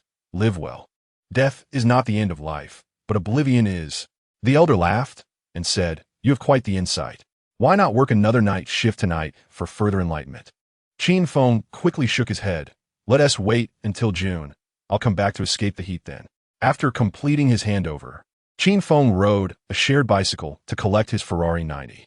To be honest, he had no particular obsession with Ferraris, as he had owned an identical model during his days as a streamer in a parallel world. Of course, he felt that the car at that time did not belong to him, but rather to all the brothers in the streaming room, and he was merely its temporary custodian. As he pedaled, he reminisced about the times spent joking with his brothers. How could he not miss those days? Soon, Qin Feng arrived at the designated location, where a blonde beauty awaited him. The blonde, wearing sunglasses, smiled and said, "Hello, Mr. Qin. Here is your Ferrari 90. All paperwork has been completed. Please sign for it." Qin Feng replied excitedly, "Thank you." Just like that. Yesterday, Qin Feng was a small, debt-laden admirer. Today he had transformed into the proud owner of a Ferrari. If it were an ordinary person, they would undoubtedly be unable to sleep for 3 days and nights from excitement. However, who was Qin Feng? He was known as the most passionate in Jiangnan, with dreams of the stars and the sea. At noon, Qin Feng drove the Ferrari 90 back to Benheim Media College in style. It was the time when classes were letting out, and many students caught sight of the stunning sports car. "Wow, whose Ferrari is that? It's incredibly impressive. I wish I could sneak a photo. Heavens, I no longer want to strive. Let me sit in the passenger seat." Qin Feng found a parking space in front of a teaching building. After parking, he did not rush to get out, but began to explore the features of his personalized customer service. He added the customer service representative on WeChat. Subsequently, he expressed his request. "Hello, I would like to order fried chicken with fries for lunch. Is that possible?" The customer service replied, "No problem, Mr. Qin. Your order is being placed." Qin Feng smiled and said, "Not bad." He then continued, "In the afternoon, I would like to see a movie." The customer service responded, "Understood. Mr. Qin, I have booked a showing at the nearest cinema for you to enjoy any film of your choice." Excited, Qin Feng said, "In the evening, I would like to get a bandage." The customer service replied, "Understood." Qin Feng chuckled, impressed by the advisory mastery. He immediately noted the customer service as an expert in guidance and asked, "What should I call you?" The customer service replied, "Mr. Qin, you may call me Xiaolu." Qin Feng smiled. "That is a nice name. To live well, one must always have a bit of green around." Just as Qin Feng engrossed himself in conversation with Xiaolu, a crowd had gathered outside, eager to discover who owned the multi-million-dollar luxury car. Many beautiful women were eager to approach, each pulling out their phones, unable to resist the temptation to flirt. Among them was a strikingly beautiful girl, Long Yueyun, ranked among the top 5 on the campus beauty list. Long Yueyun was indeed remarkable, not only in looks but also in her flawless figure. She had a penchant for keeping fish, and countless admirers flocked around her. However, she merely toyed with them, accepting their gifts without committing to their affections. Such a woman was undoubtedly a queen in this era where beauty reigned supreme. Yet there were always hopeful suitors chasing after her. Long Yueyun's, I was immediately drawn to Qin Feng's stunning Ferrari 90, prompting her to pause and wait for her prey to emerge. Coincidentally, at that moment, Qin Feng's ex-girlfriend Lu Lu also finished her class. She was a woman who loved to be in the spotlight, and upon seeing the crowd gathered, she instinctively quickened her pace to push to the front. Upon seeing the striking Ferrari, Lu Lu's eyes lit up, thinking, if only this car belonged to my boyfriend. Just as Lu Lu was lost in her fantasies, Qin Feng emerged from the car. In that instant, Lu Lu was utterly stunned. Chapter 8. Getting in is fine, but pay the fare first. After stepping out of the car, Qin Feng noticed the astonished expressions of the crowd surrounding him. What was going on? He wondered. Suddenly, he recalled the enthusiasm of his fans during his time as a popular streamer. However, Unlike his fans, the girls before him exuded a peculiar aura. Qin Feng decided it was time to return to his dormitory for some rest. Just then, a heavily made-up girl burst forth from the crowd. This girl had an average appearance and physique, but was brimming with confidence. She was none other than Qin Feng's ex-girlfriend, Lulu. When Lulu beheld Qin Feng admiring the Ferrari 90, she could scarcely believe her eyes. Just 2 days prior, he was a penniless lad, unable to afford even a meal of sushi. How had he suddenly transformed into the esteemed owner of a Ferrari? Lulu hurriedly approached Qin Feng, her demeanor brimming with indignation, and inquired, "Qin Feng, where did you acquire this car?" Qin Feng regarded the woman before him, recalling vividly the scene from the sushi restaurant 2 nights ago. Was this truly his ex-girlfriend? He had contemplated confronting her, and now she had conveniently presented herself. With a smile, he replied, "Indeed, I just picked it up from the dealership. Is there a problem?" Lulu, astonished, asked, "Where did you find the money?" Qin Feng responded, "Thanks to you, actually. That night at the sushi restaurant, you publicly broke up with me, and in my frenzy, I dashed into the street, only to be struck down by a wealthy Porsche owner. This car is my compensation for emotional distress." Lulu was left speechless. After a brief moment of shock, she quickly adopted a different tone, saying, "Darling, were you hurt?" Qin Feng nodded. "Yes, my head was injured. It shattered my romantic notions." Lulu hastily interjected, "Sweetheart, I was momentarily confused when I broke up with you. My intention was to ignite your ambition. A man can only unleash his utmost potential when cornered." Qin Feng chuckled. "Should I thank you for that?" Lulu, with a hint of shyness, replied, "Oh, darling, you'll always be my favorite. No need for thanks. Just buy me a couple of bags as compensation. I've recently taken a liking to a limited edition. Will you get for me?" Qin Feng, gazing into Lulu's earnest eyes, asked, "Do you have a mirror?" Lulu replied, "A mirror? Would a makeup mirror suffice?" Qin Feng shook his head. "A makeup mirror is too small to accommodate your large face. I suggest you check yourself in the restroom. How dare you ask me for a bag? Do you even deserve it?" Humiliated in public, Lulu's face flushed crimson. She retorted angrily, "Qin Feng, how dare you speak to me like that? You are insulting women." Qin Feng clarified, "Do not misinterpret my words. I have not insulted women. My comments were directed solely at you." The onlookers began to murmur among themselves. Who is this woman? Her foundation appears as if it were plastered on. Isn't she the ex-girlfriend of the Ferrari owner? Honestly, his taste is questionable. Dressed so shabbily, and she expects to sit in the passenger seat? What a commoner. Some people are just shameless. They despise their partner when they are poor, yet flock back when fortunes change. As Lulu listened to the surrounding commentary, her face burned with embarrassment. She began to employ her usual tactic of playing the victim, knowing it was what Qin Feng would respond to. With exaggerated emotion, she declared, "Qin Feng, you are deliberately saying hurtful things, aren't you? I know I hurt you that night, but every girl makes mistakes. A good girl acknowledges her wrongs and seeks to amend them." Qin Feng interrupted. "Do not tarnish the term good girl by associating it with you. Now you wish to apologize? What were you doing then? I was unconscious in the hospital for an entire night, and you didn't even bother to check on me." Lulu feigned innocence. "I was unaware." Qin Feng retorted, "That is nonsense. My roommate clearly called you, and you said it was of no concern to you, even if I were dead. Lulu, do you truly see me as a mere object of pity?" The facade of Lulu's hypocrisy was unveiled before the crowd, who regarded her with disdain. Women's words can be quite venomous, one onlooker noted. Seeing herself at a disadvantage, Lulu quickly conjured tears, gazing at Qin Feng with watery eyes. "Qin Feng, I truly love you. Please forgive me this once." Qin Feng coldly replied, "I refuse to be your pathetic admirer." Lulu, tearfully imploring, said, "Qin Feng, I wish to marry you." He scoffed, "Don't disgust me. Marrying you? Who knows whose child we would bear?" Lulu cried out, "Do not be angry, Qin Feng. Do you remember our secret code? If I make a mistake, I simply have to say it, and we shall reconcile." Qin Feng, amused, inquired, "Secret code? What is it?" Lulu replied, "The code is hoo-hoo, darling hoo-hoo. Please don't be angry. I was wrong." Qin Feng shot back, "Ho-ho-ho-ho? What nonsense? Is your mouth leaking?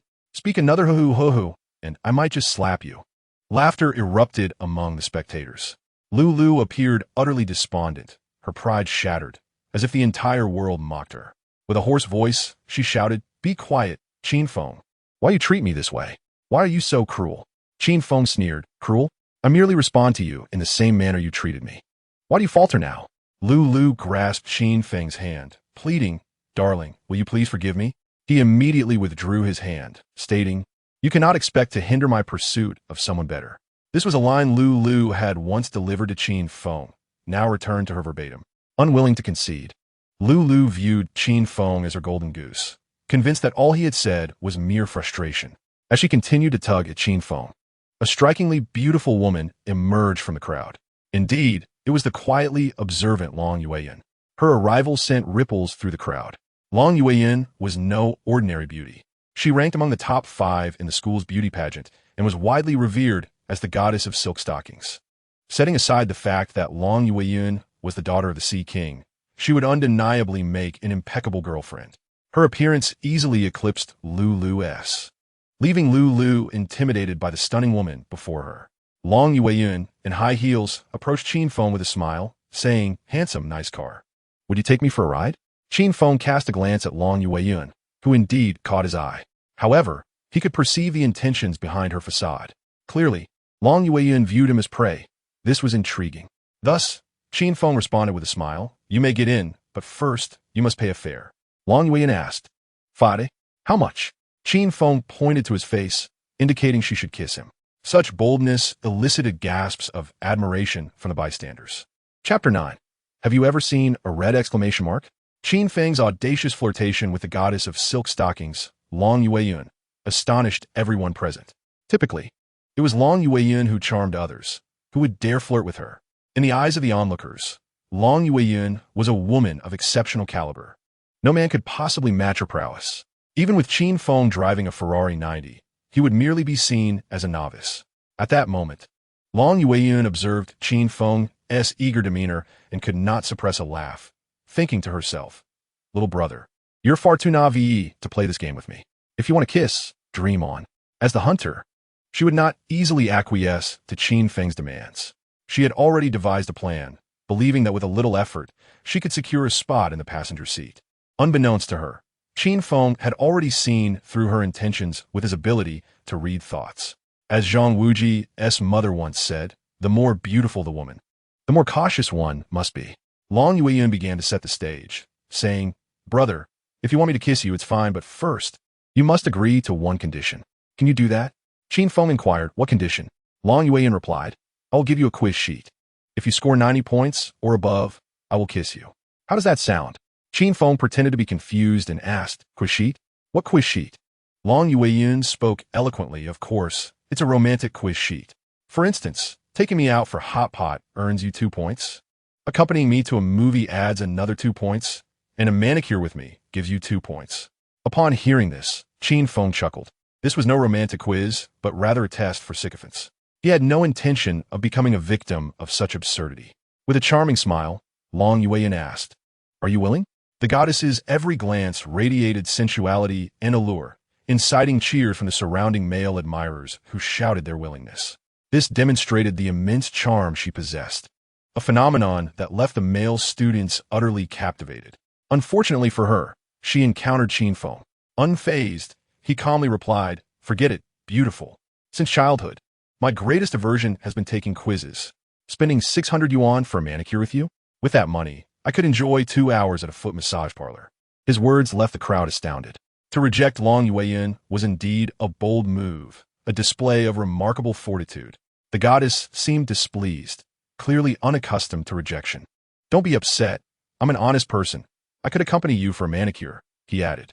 Long Yueyin's expression turned icy as she shot him a cold glare, saying, "Are you equating me with the women at the foot massage parlor?" Qin Feng retorted, "Don't look down on them. They work in the service industry. I pay for their services, and they deliver, which is far more commendable than this." Long Yueyin was genuinely enraged. "Say that again," she demanded, her frustration evident. Qin Feng, refusing to indulge her bad temper, replied candidly, "I speak the truth. Why would it get to you? At the foot massage parlor, I spend 600 yuan for 2 hours of foot care. While with you, I wouldn't even touch a hair." Long Yueyin snapped, "I am not like them." Qin Feng smirked. "Don't be overly confident. In the dark, it's all the same." At that moment, Lulu approached, tears in her eyes, exclaiming, "Qin Feng, I knew you still had feelings for me, didn't you? You rejected her for my sake, right?" "I knew it." Qin Feng awkwardly responded, "You know nothing. stop imagining things. I have no connection with you now. Lu despaired. Qin Feng, if you insist on severing ties, then I wish you happiness. Qin Feng smiled and said, I will be happy. No need for your blessings. In return, I can only wish you a future filled with difficulties and hardships. Lu glared at him. Qin Feng, how have you changed? He replied with a faint smile. The old Qin Feng is gone. Lu, in a fit of desperation, cried, You really won't forgive me? Qin Feng coldly responded, I am not magnanimous. Those who hurt me will never be forgiven. But don't worry. I won't bother avenging myself, because you're not worth my time. Just a word of advice. Take care of yourself. Karma will come for the wicked. Subsequently, Qin Feng returned to his car, a Ferrari. As the engine roared to life, he drove away, his nonchalant demeanor evoking envy among the onlookers. They lamented, When will we be as resolute as he is? At that moment, Long Yueyun's face darkened. She had never been this furious over a man. This fellow was utterly detestable. No, this grudge must be repaid. Soon, Qin Feng parked his Ferrari downstairs and returned to his dormitory, where his friend were engrossed in a game. Upon his arrival, Guotao eagerly jumped up and asked, Qin Feng, did you really work the night shift at the funeral home last night? Qin Feng chuckled, Yeah. I earned 1,500 in a day. Guotao admired him. Impressive. You're quite bold. Qin Feng then repaid his friends the money he owed them. Li Jing, astonished, asked, Feng, you only worked one night. Where did you get all this money? Qin Feng casually fabricated a story. A wealthy lady gave it to me. Li Jing laughed. Huh. So, you finally succumbed to reality. Huh. Tell me, how much did she give you? Qin Feng didn't answer, but pulled out his Ferrari key. Instantly, all four were left speechless. Zhao Haojia, in disbelief, exclaimed, No way, she actually gave you a Ferrari? Li Jing lamented. How can you drive a Ferrari? You're not supposed to. Qin Feng grinned. Why shouldn't I drive a Ferrari? Li Jing, in tears, protested. We're all struggling. How did you find a shortcut? Qin Feng replied, No choice. Life forced me to bow to reality. As the dorm leader, Guotao encouraged, Xiao Feng, after being a sycophant for so long. It's time to stand tall. Qin Feng stretched and said, Let me take a nap, and tonight I'll treat you all to a feast. The whole dorm cheered. During his afternoon nap, Qin Feng dreamt of the old man who wore colorful clothing and smiled at him, saying he was settled in the other world and that Qin Feng need not worry, reminding him not to forget that matter. Awakening from his slumber, Qin Feng noticed it was already dark. At that moment, Li Jing, brimming with excitement, exclaimed, Feng, you're finally awake. You're famous, did you know? Qin Feng frowned. Famous? What do you mean? Li Jing excitedly explained. Your story of rising to fame is all over the campus forum. From being Lu's sycophant to rejecting Long Yueyun, all in one night.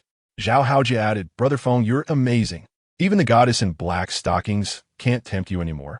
Qin Feng proclaimed, A true man's ambition should flow like the Yangtze River towards the sea.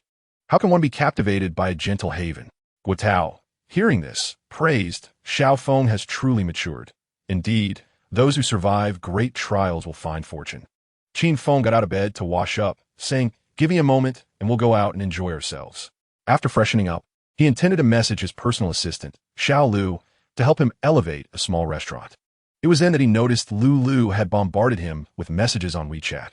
In just a few hours of his nap, she had sent dozens of messages, copied and pasted sob stories, all aimed at evoking sympathy and pleading for reconciliation. Qin Feng was well aware of the tactics of such unscrupulous women. They exploited a man's soft heart, believing that a mere admission of guilt would warrant forgiveness. Qin Feng pondered, why should he forgive simply because she admitted her fault? The pervasive toxic positivity of online platitudes had truly warped perceptions. An idea sparked in Qin Feng's mind for dealing with manipulative women. A minute ago, Lu sent a short video filled with memories of their past, attempting to invoke nostalgia. Qin Feng replied, I just woke up and missed your messages. Do you genuinely want to start new with me? Lu responded instantly, Qin Feng, I truly want to reconcile and start over. Qin Feng remarked, a fresh start is possible, but you must return what you owe me. Otherwise, my heart shall remain unbalanced. Lu inquired, what do I owe you? Are you referring to love? Rest assured, in the future, I shall love you twice as much. Qin Feng replied, It is not love, but money. Over the past 6 months of our relationship, I have transferred a total of 38,000 yuan to you, while you have sent me back a mere 5 yuan and 20 cents. This disparity leaves me feeling unsettled. Therefore, if you wish to start anew, you must return the money. Upon hearing about the money, Lulu immediately shifted the topic. Darling, I don't possess such a sum. My family is quite poor. Both my parents work at a factory, and I have a younger brother. Please understand my situation, she pleaded. Qin Feng smiled and responded, I understand you. Right now, I will block you, and we shall cease all communication. Panic-stricken, Lulu hurriedly exclaimed, Please don't block me. Can you give me a few days? I truly do not have that much money. Qin Feng stated, I will only give you 5 minutes. I need to use the restroom, and we shall talk afterward. After concluding her conversation with Qin Feng, Lulu immediately called her male friend Lin Mo. Quickly transfer me 38,000, she urged anxiously. Lin Mo asked, Why do you need so much money? Lulu explained, Of course, it's to win him back. That wretched Qin Feng has suddenly become wealthy overnight and has just acquired a Ferrari. I intend to shower him with small favors to ensure he remains devoted to me.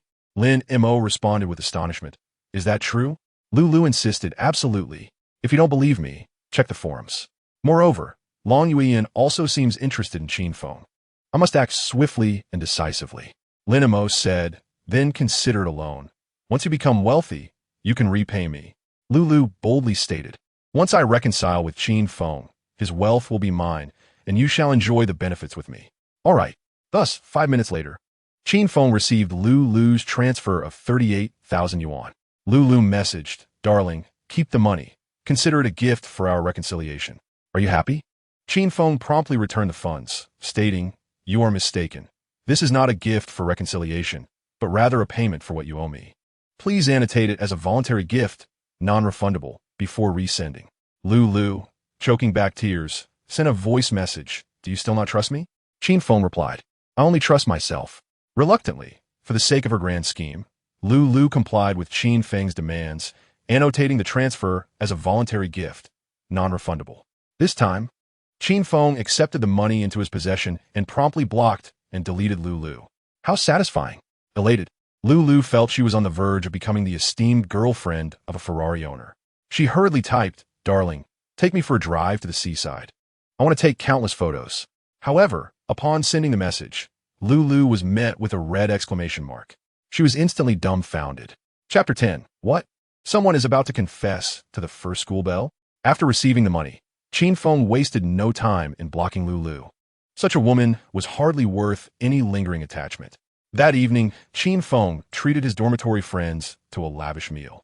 When it came time to settle the bill, which totaled over 2,000 yuan for the 4 of them, Guitao expressed a desire to contribute, but Qin Feng smiled and said it was unnecessary. In the following days, Qin Feng began to acclimate to campus life, adapting to this parallel world. In this realm, technology flourished while cultural pursuits were rather lacking. Poetry, music, and film each represented a shortcoming. Qin Feng felt invigorated. He couldn't help but indulge in fantasies, eager to carve out a name for himself in this new world. Additionally, he sensed that the boys in this world were excessively submissive, almost to the point of being pitiful. It seemed as though society was intent on instructing boys on how to love girls. On every holiday, boys were expected to present gifts to girls. Failing to do so was seen as a lack of affection. This toxic mindset had subtly altered the perspectives of many young men. Qin Feng found this deeply disheartening. He had always believed in love and held it in high regard, yet he felt that pure love should never be earned through servitude. Allow me to raise the banner of the underdog, he resolved silently. Qin Feng quietly registered for a live streaming account, naming it the most passionate in the universe. He intended to enrich his previous expertise, continuing as an outdoor charm streamer. Although this profession may not equate to the greatness of scientists, doctors, or teachers, as long as one pays taxes and spreads positivity, it is commendable. Qin Feng had never harbored any disdain for professions. One afternoon, while dozing lightly, he had a peculiar dream. Xiao Feng, tomorrow is Wan Heir's birthday. Remember the promise you made. If you forget, I shall not rest in peace. The old man smiled at Qin Feng in the dream, jolting him awake. After regaining his composure and wiping the cold sweat from his brow, Qin Feng recalled his promise to the old man. On the day of Wan Heir's birthday, he would convey the old man's final words to Ruai. This was a commitment he had always remembered. However, he realized that he did not even possess Ruai's contact information. What was he to do? As a former top romantic, he had never proactively sought out a girl's contact. it was always the girls who approached him. Given the uniqueness of this situation, Qin Feng had no choice but to make an exception. He got out of bed and asked his dorm leader, Guo Tao, "Do you know in Ruoi?" Upon hearing this, Guo Tao immediately turned around, looking at Qin Feng with disbelief. Zhao Haojia also overheard and exclaimed, "Bro Feng, are you planning to pursue someone new?" Li Jing similarly gasped, "Bro Feng, and Ruoi is our school's most beautiful belle, without a doubt. If you manage to win her over, I shall crown you the king of Suave." Qin Feng, feeling somewhat embarrassed, responded, "Why would I pursue her? From now on, I shall no longer be a sycophant." Zhao Haojia laughed, "Don't boast, lest you face embarrassment." Qin Feng asserted, "I swear, all right? I won't lie." Upon hearing this, everyone believed him, for it was the most severe oath imaginable. Guo Tao asked in surprise, "Then why do you need Ruoi's contact? I heard her grandfather recently passed away, and she is quite emotionally unstable." Li Jing suddenly understood. "I see, Bro Feng. You wish to take advantage of her vulnerability, right? My goodness, you're learning Sun Tzu's Art of War, aren't you?" Qin Feng chuckled. "I am merely acting on someone's request. Enough chit-chat. Do you know her contact information?" Li Jing quickly shook his head, and Ruoi has consistently held the title of belle. Countless suitors have fallen in their attempts to obtain her WeChat. How could I possibly have her contact? Qin Feng then looked to Zhao Haojia, who similarly shook his head in ignorance. With no other options, Qin Feng was left to devise another plan. He asked, "Is there a confession wall at our school?" Guo Tao replied, "We have a confession wall." Qin Feng said, "That's close enough. Please direct me to the confession wall, and I shall post a request for assistance." Li Jing exclaimed, "Impressiva, Brufem. A real man dares to charge forward. I can't wait to see how this unfolds." Qin Feng shot Li Jing a glare. "What did you say?" Li Jing quickly clarified, No. Freudian slip. I can hardly contain my excitement for your success." That evening, Qin Feng posted on the confession wall, seeking in Ruoi's personal contact information, and he did so without anonymity. What was once an ordinary confession wall was suddenly set ablaze with activity. Who is this celestial being, daring to request the contact information of the goddess on the confession wall? If such a feat were attainable, I would proclaim my affections daily. Tomorrow marks the birthday of the goddess, and I wonder which gallant prince will take action. Recently, the goddess has been in a melancholic state, making it an opportune moment for declarations of love, to offer her warmth and affection. The comments below are a medley of opinions, largely dismissive of Qin Feng. Meanwhile, in the girls' dormitory, and Ruoi remains ensnared by her sorrow. Fortunately, her dearest friend, Li Shi, is by her side. Their personalities complement one another, which is why they share such a deep friendship. And Ruoi is quiet and reserved, while Li Shi is vivacious and candid. Together, they create a delightful chemistry. Naturally, they also share commonalities, such as their graceful beauty and enviable figures. It is evident that when Yua fashioned them, she must have worked overtime, perhaps even through the night. Li Shi ranks second on the campus beauty list, largely due to her fierce demeanor. Any suitor who has pursued her has not fared well, as many perceive her to have a disdain for men, fearing that being with her might lead to domestic violence. Furthermore, Li Shi possesses the capability to inflict such violence. Being a master of Taekwondo, for the past few days, she has remained in the dormitory with Ruoi, concerned that her friend might have dark thoughts, even accompanying her to the restroom. And Ruoi feels deeply touched and wishes to move on, yet the mere thought of her grandfather's face brings her to tears. Li Shi strives to distract her, occasionally chatting about gossip and rumors. "Ruoi, your birthday is tomorrow. Let us go out to clear your mind. How about we visit Cherry Blossom Lake?" Li Shiqi inquitas. And Ruoi replies, "Thank you, sure, but my grandfather has just passed, so I will not celebrate my birthday this year." Li Shi refrains from saying more and nods, responding, "All right, I will stay with you." With red-rimmed eyes, and Ruoi confides, Sure, I keep dreaming of my grandfather, seeing him smile at me." Li Shi reassures her, "What we think of during the day often manifests in our dreams at night. Ruoi, do not dwell on such thoughts. Things will improve." Thus, another sorrowful day slips away. Qin Feng has sought in Ruoi's contact information through various means. Yet all efforts have proven futile. Reluctantly, he resolves to adopt the most straightforward and pure method. He intends to go beneath the girls' dormitory and shout through a small loudspeaker. While this approach may lead to embarrassment, it is undeniably effective. On the night of the birthday, Qin Feng borrows a small loudspeaker from an elderly scrap collector and boldly rushes to the girls' dormitory. At that moment, flowers and candles are arranged below, as if someone is about to declare their love. A throng of onlookers gathers, eager to witness the spectacle. Curious, Qin Feng asks, "Hey, who is confessing?" An excited young man with a buzz cut replies, "Of course, it's the first romantic prince of Binhai, Lin Xiaoyi." Upon hearing first romantic, Qin Feng chuckles. What level is that? How dare he claim the title of first romantic? He inquires further, who is he confessing to? The buzz-cut young man responds, naturally, it's to Enroi, the #1 beauty on the Binhai campus. Lin has been pursuing her for over a year. This is his moment to succeed or fail. Qin Feng is astonished. Isn't Enroi feeling down lately? Why is he choosing this moment to confess? The young man, slightly embarrassed, explains, "You don't understand. Often, this is the best time to pursue a girl, as they seek a reliable shoulder to lean on." Qin Feng laughs, "Brother, you truly understand the game." The young man pats Qin Feng on the shoulder, saying, "You're still young. There's a way to chase girls. How about I charge you 50 to teach you the ropes?" Qin Feng shakes his head, No, I'll handle that myself." Amidst the clamorous calls, the male protagonist finally arrives. A grand confession ceremony is about to commence. Chapter 11, Buddy, if all else fails, just go down. Amidst the thunderous cheers, Lin Xiaoyi makes his entrance. Lin Xiaoyi is the most handsome man at Binhai Media University. This evening, he is dressed to the nines and made meticulous preparations: flowers, candles, a projection wall, and music. He intends to deliver the most romantic confession to Enroi. Everyone believes Lin Xiaoyi to be the epitome of romanticism. Heavens, Lin Xiaoyi is so handsome.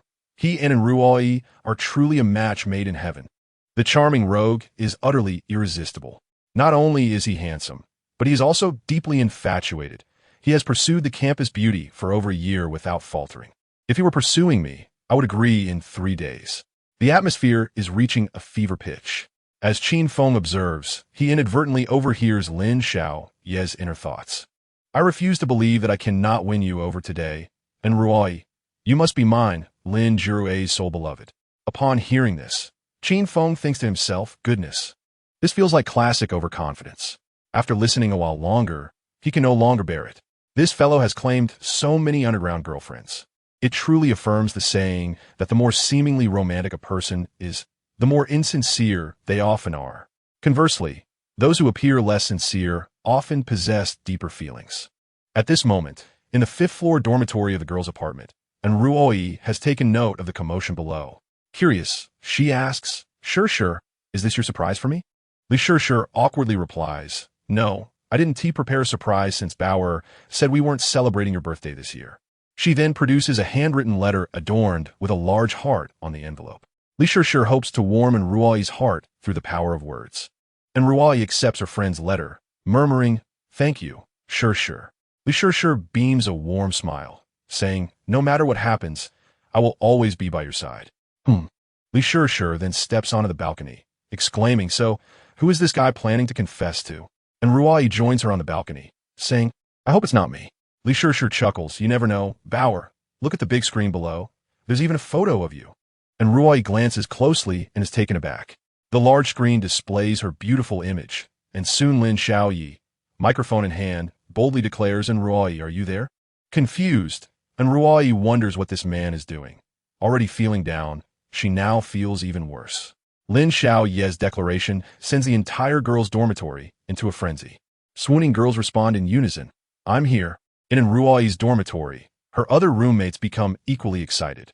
"Ruoi, let's go downstairs to see what is happening." Her roommate Xiaoyan eagerly suggests. "Thank you, Yin," Enrui replies.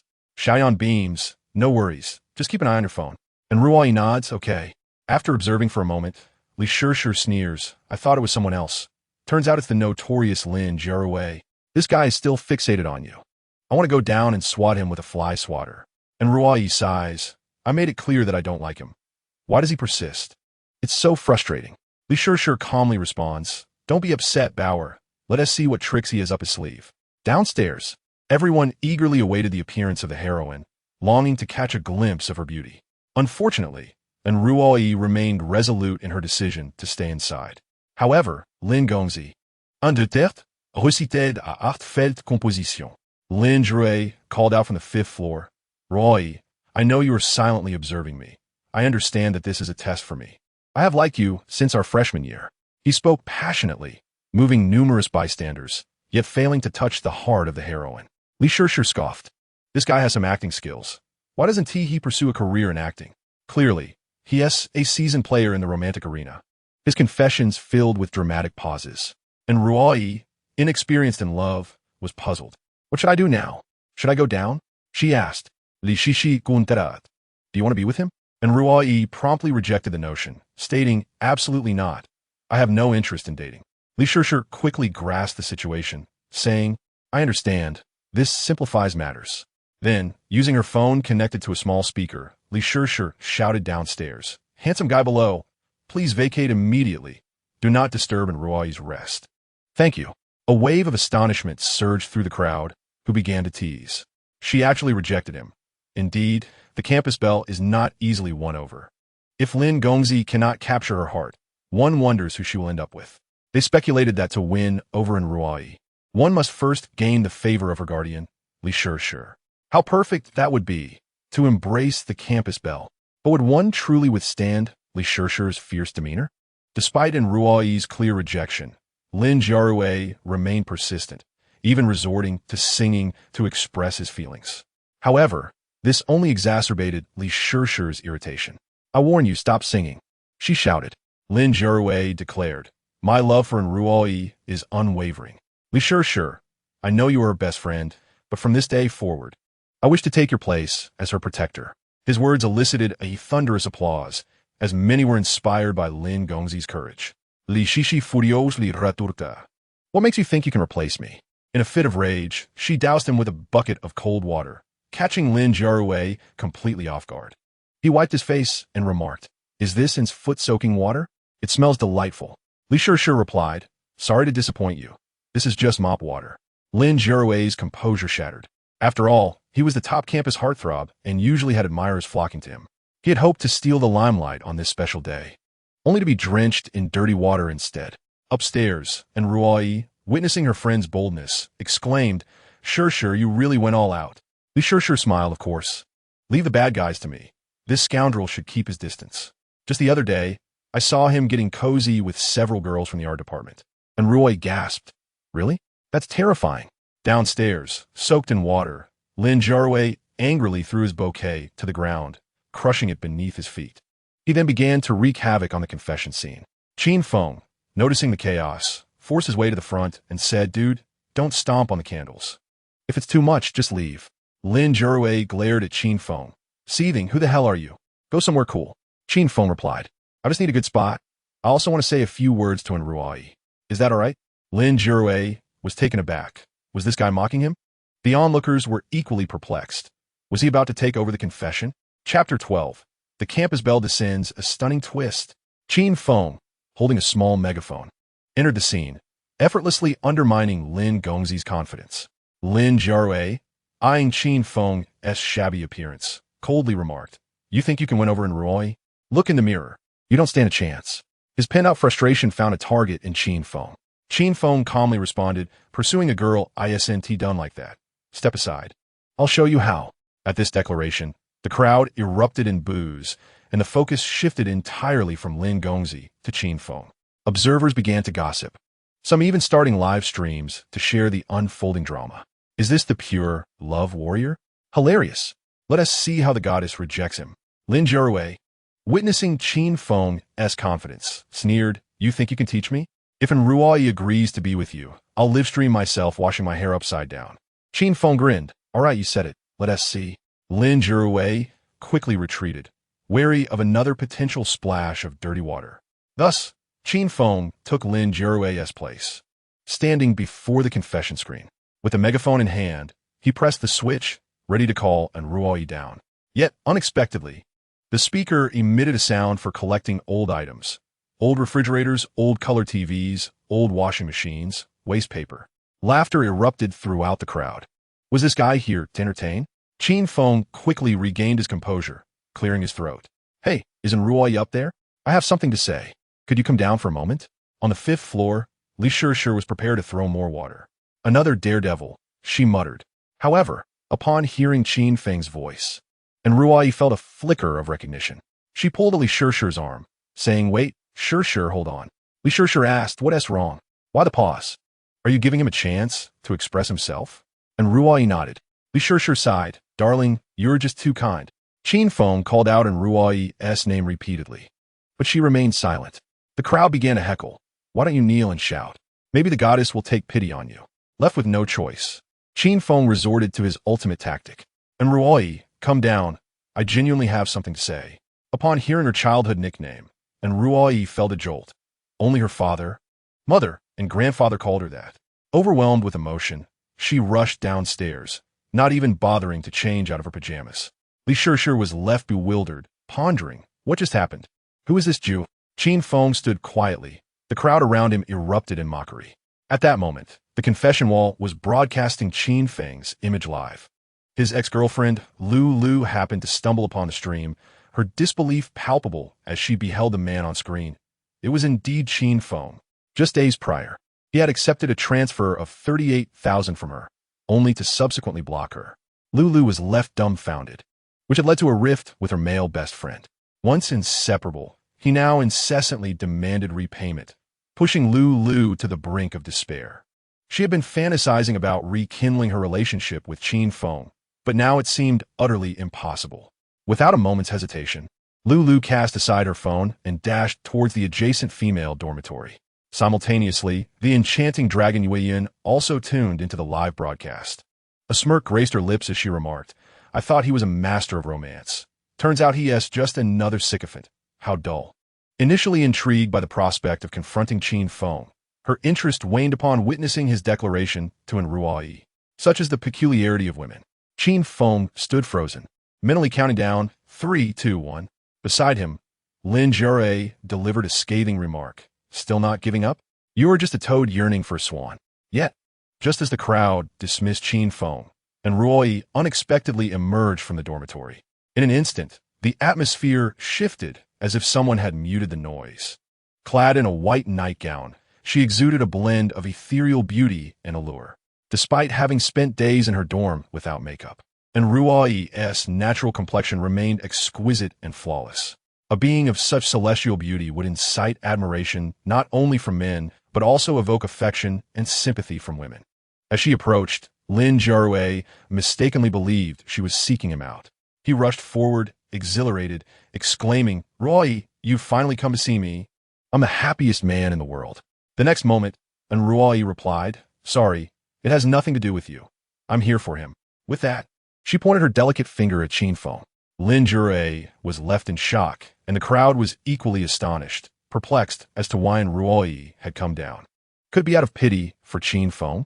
The onlookers, as well as the online audience, were left bewildered. The barrage of comments exploded. "Wow, the goddess actually came downstairs. Why? Can someone explain? Is there a twist here? Please don't let this guy win her over. And Ruai is my idol." Dragon Yueyin contemplated exiting the stream, but Ruai's unexpected appearance made her expression sour. In the arena, and Ruai confidently walked to the center of a flower bed, standing a mere meter away from Qin Feng. The proximity allowed Qin Feng to appreciate her features in clarity. Truly, she was the most beautiful campus belle. Yet, for reasons unbeknownst to him, Qin Feng felt an inner demon urging him to make her cry. He quickly dismissed such malevolent thoughts. After a few seconds of locked gazes, Qin Feng broke the silence. "I apologize for calling you down in this manner. I've been entrusted with a few words to convey to you. Would you grant me a few minutes?" And Ruai nodded. "Go ahead, I'm listening." The crowd held their breath, listening intently, lest they miss something extraordinary. Qin Feng retrieved his phone, opened his notes, and began to speak in the voice of Ruai's grandfather. Chapter 13. Don't say nonsense. I never intended to become his wife. Qin Feng produced a handwritten letter, illuminated by the surrounding lights as he read aloud the last words of Ruai's grandfather. "Wanner, I apologize for not being present at your 19th birthday. Happy birthday, my dear granddaughter. In the days ahead, may you find joy and grow in health. I left hastily, with many words unspoken and many matters unresolved. What weighs most on my heart is Yuan. I did not witness your marriage or the arrival of your husband. A misfortune of mine. Life brings both joy and sorrow. The moon waxes and wanes. You must learn to move on and not dwell in sadness. I have merely departed to another world, reuniting with your grandmother. You must regain your spirits and continue to eat and drink, for that will bring me peace. Each word Qin Feng spoke resonated with the heartfelt legacy left by Ruoyi's grandfather. Over half the audience was moved to tears. However, a small faction remained oblivious.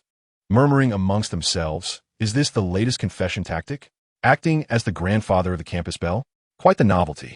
Should keep it down, I can't hear. And Ruoyi wept throughout the 5-minute recitation. Her friend, Li Shir, stood nearby, ready to pull her away if needed, but she sensed something was amiss. What was this man truly doing? As Qin Feng concluded the reading of Ruoyi's grandfather's last words, she was in tears.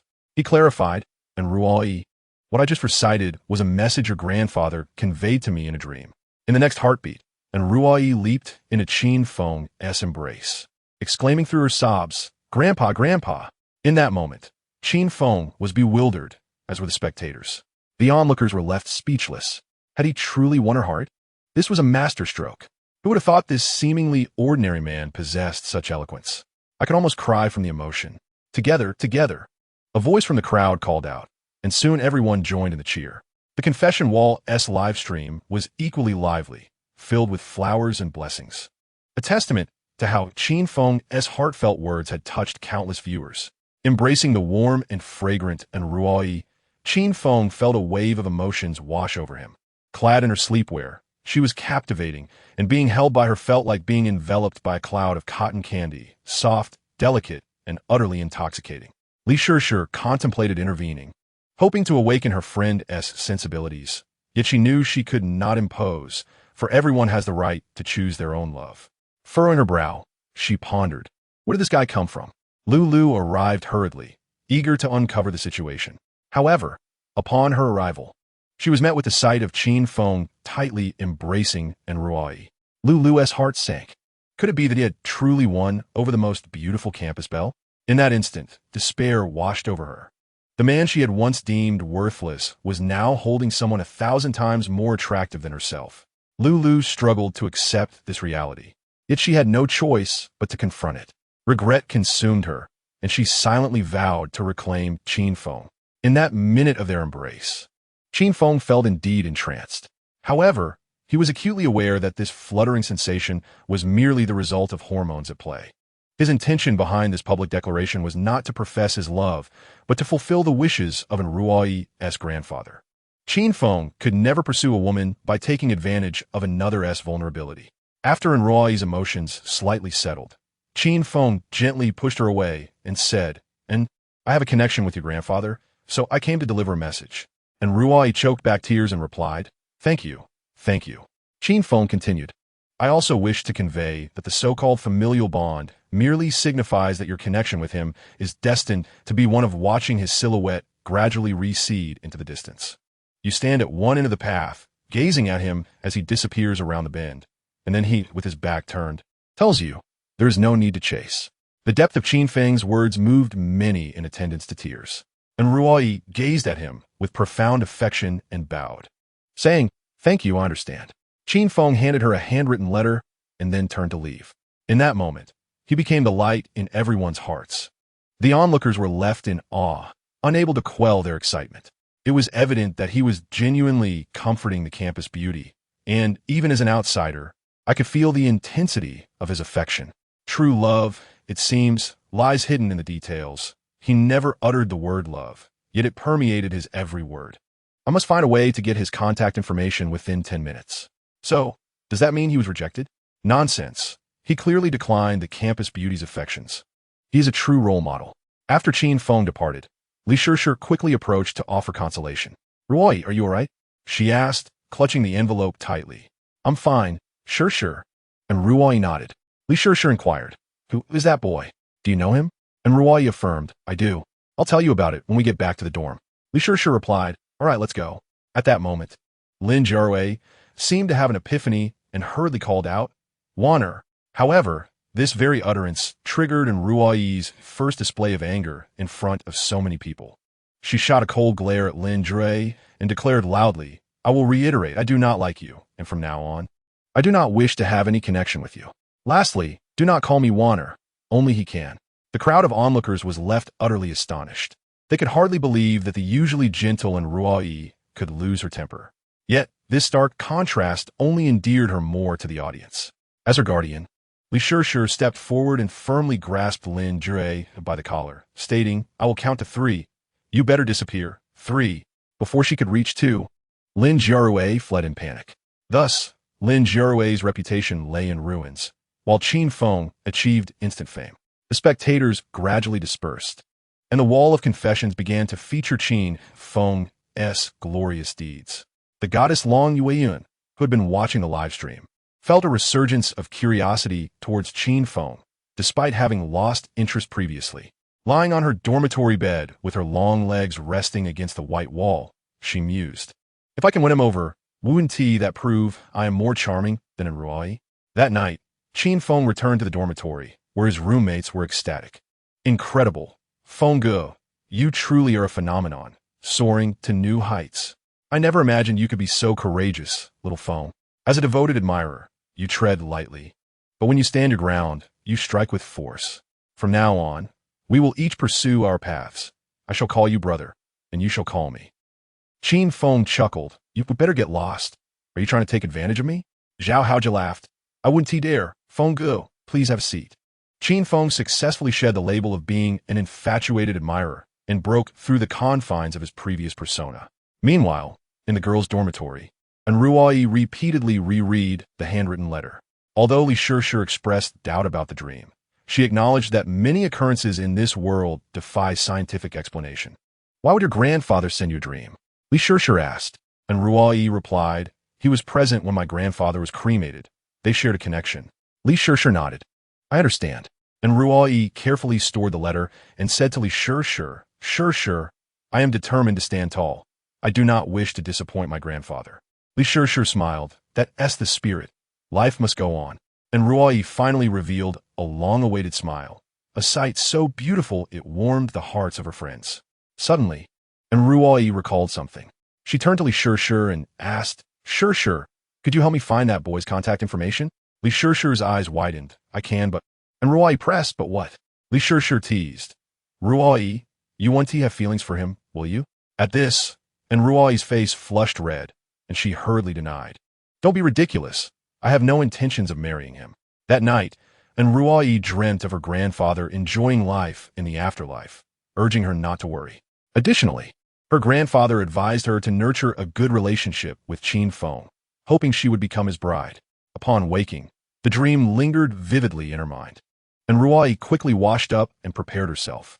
Today, she adorned herself with a delicate makeup and wore a light blue dress. Following last night's events, she had emerged from her sorrow and resolved to embrace life anew. Her friendly Shishir was genuinely happy to see her in such spirits.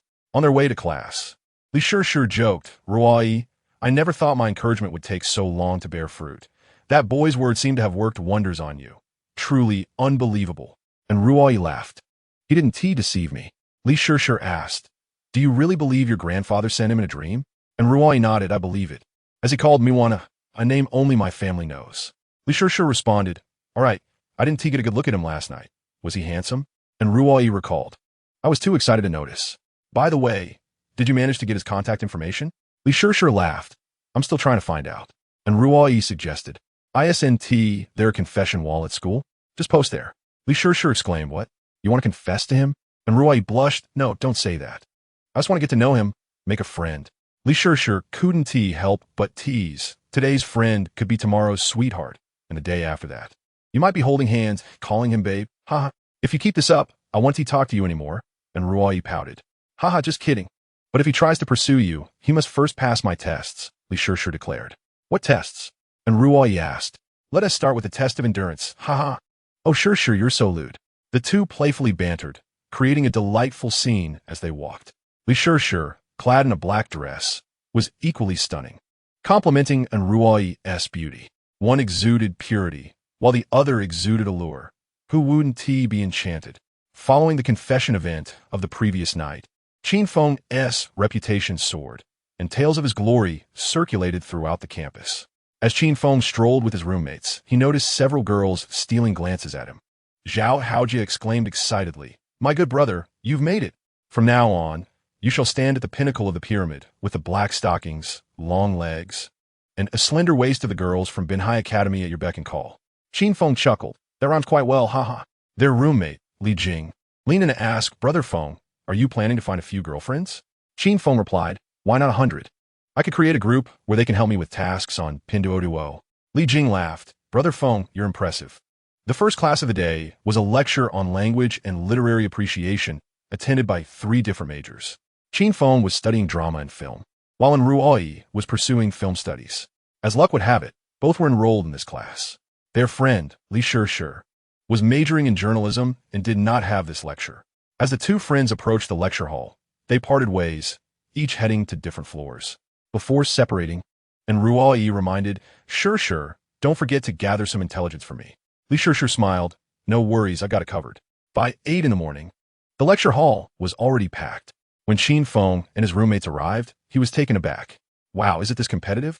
He marveled, realizing that all the seats in the back were taken, leaving only the front row available. Feeling frustrated, Qin Feng lamented, "I should have arrived earlier."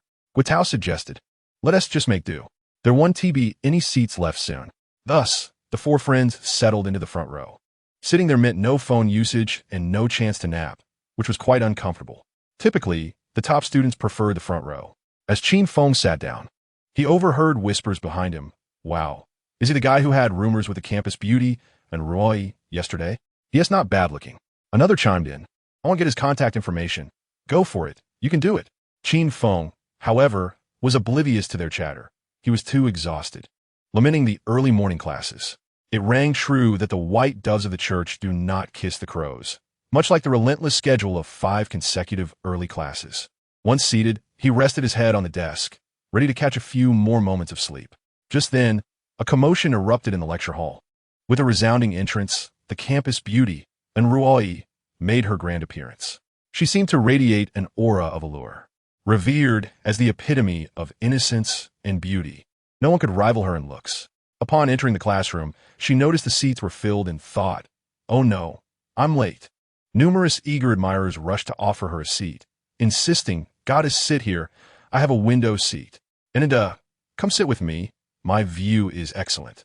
And Ruoyi graciously declined their offers. Suddenly, she spotted an empty seat in the front row. By a twist of fate, she and Qin Feng ended up in the same row, separated by only 1 seat.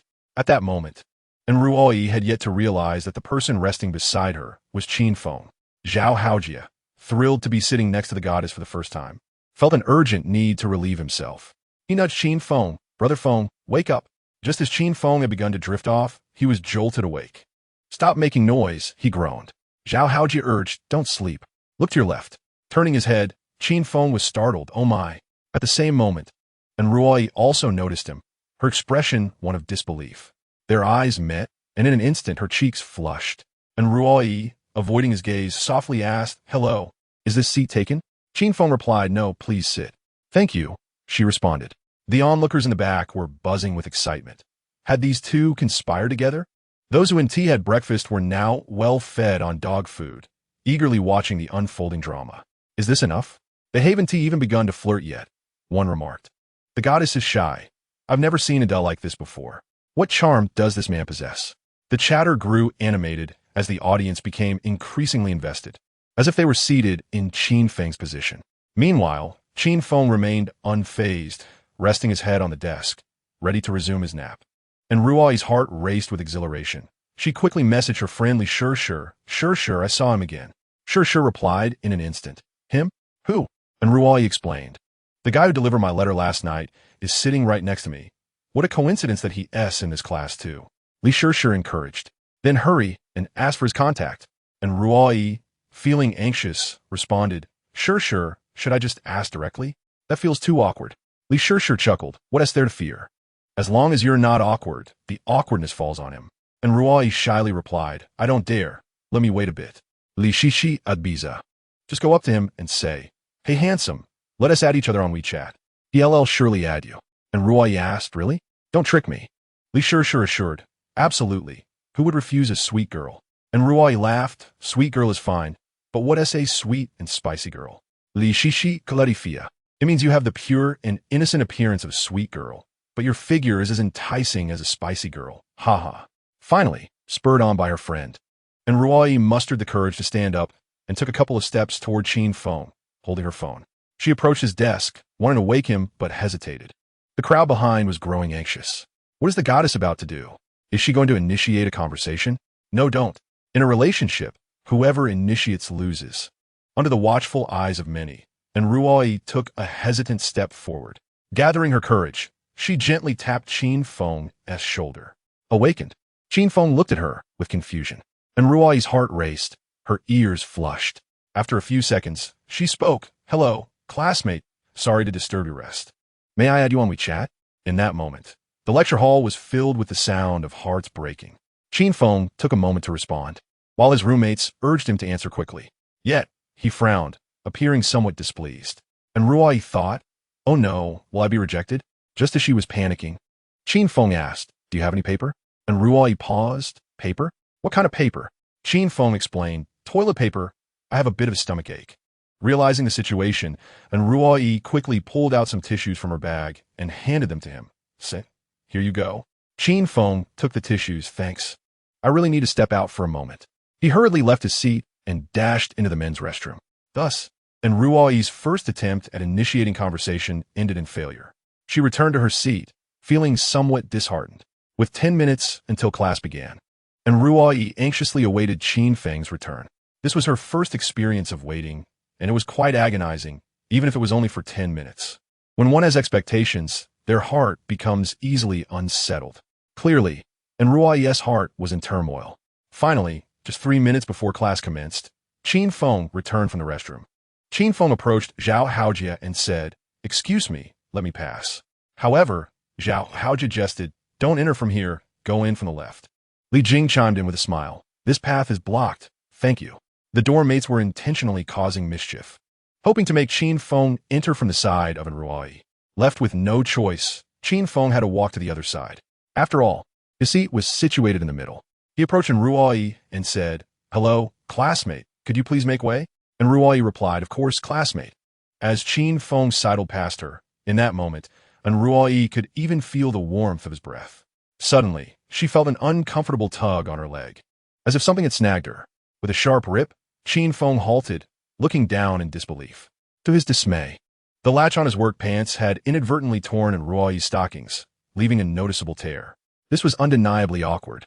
Chapter 15, The First Intimate Encounter, The School Belle in Distress. Qin Feng never anticipated that his zipper would possess such a mischievous nature, ensnaring a girl's stockings. He had encountered numerous grand occasions before. Yet this level of embarrassment was unprecedented, and Ruai felt a wave of shyness, pondering, how could this happen by chance? Surely, he wouldn't do this on purpose. Qin Feng quickly bent down, attempting to free his zipper, but with excessive force, the tear only widened. And Ruai regretted her choice of nude stockings for the day. I'm sorry, it was unintentional. Qin Feng hurriedly apologized, but in his fluster, he inadvertently spoke his thoughts aloud. And Ruai, blushing, inquired, unintentional? Qin Feng swiftly corrected himself. No, it wasn't intentional. Please stay still, I'll handle it. And Ruai, her cheeks flushed, replied, all right. Both bent down simultaneously, creating an impression for onlookers that they were engaged in something inappropriate. What were they doing? This was a classroom. Was the pace of their interactions advancing so rapidly? How brazen of him to take advantage of the goddess. For a whole minute, Qin Feng remained bent over, and Ruai's neck turned crimson as she bit her lip, resembling a frightened kitten. She thought, oh dear, what should I do? Help! Finally, with a decisive rip, Qin Feng's zipper extricated itself from the grasp of the stockings, granting him freedom, and Ruai was liberated as well, though the only casualty was her stocking. Initially a small tear, it now could only be described as more alluring. With genuine remorse, Qin Feng said, I apologize, my pants have sullied your stockings. And Ruai awkwardly replied, it's all right, it was merely an accident. No need to dwell on it. Her understanding nature made Qin Feng feel even more guilty. He solemnly stated, no, I must take responsibility for my actions. How about this? You take off the stockings for me, and I'll sew them up later. And Ruoi, hearing that stockings could be mended, blushed and said, "It's really not necessary." Qin Feng pressed, "Are you sure? Do you not want compensation?" And Ruoi reassured him, "Really, it's fine. Let us just focus on the class." Very well then, they returned to their seats, amidst the chorus of heartbroken boys lamenting from the back.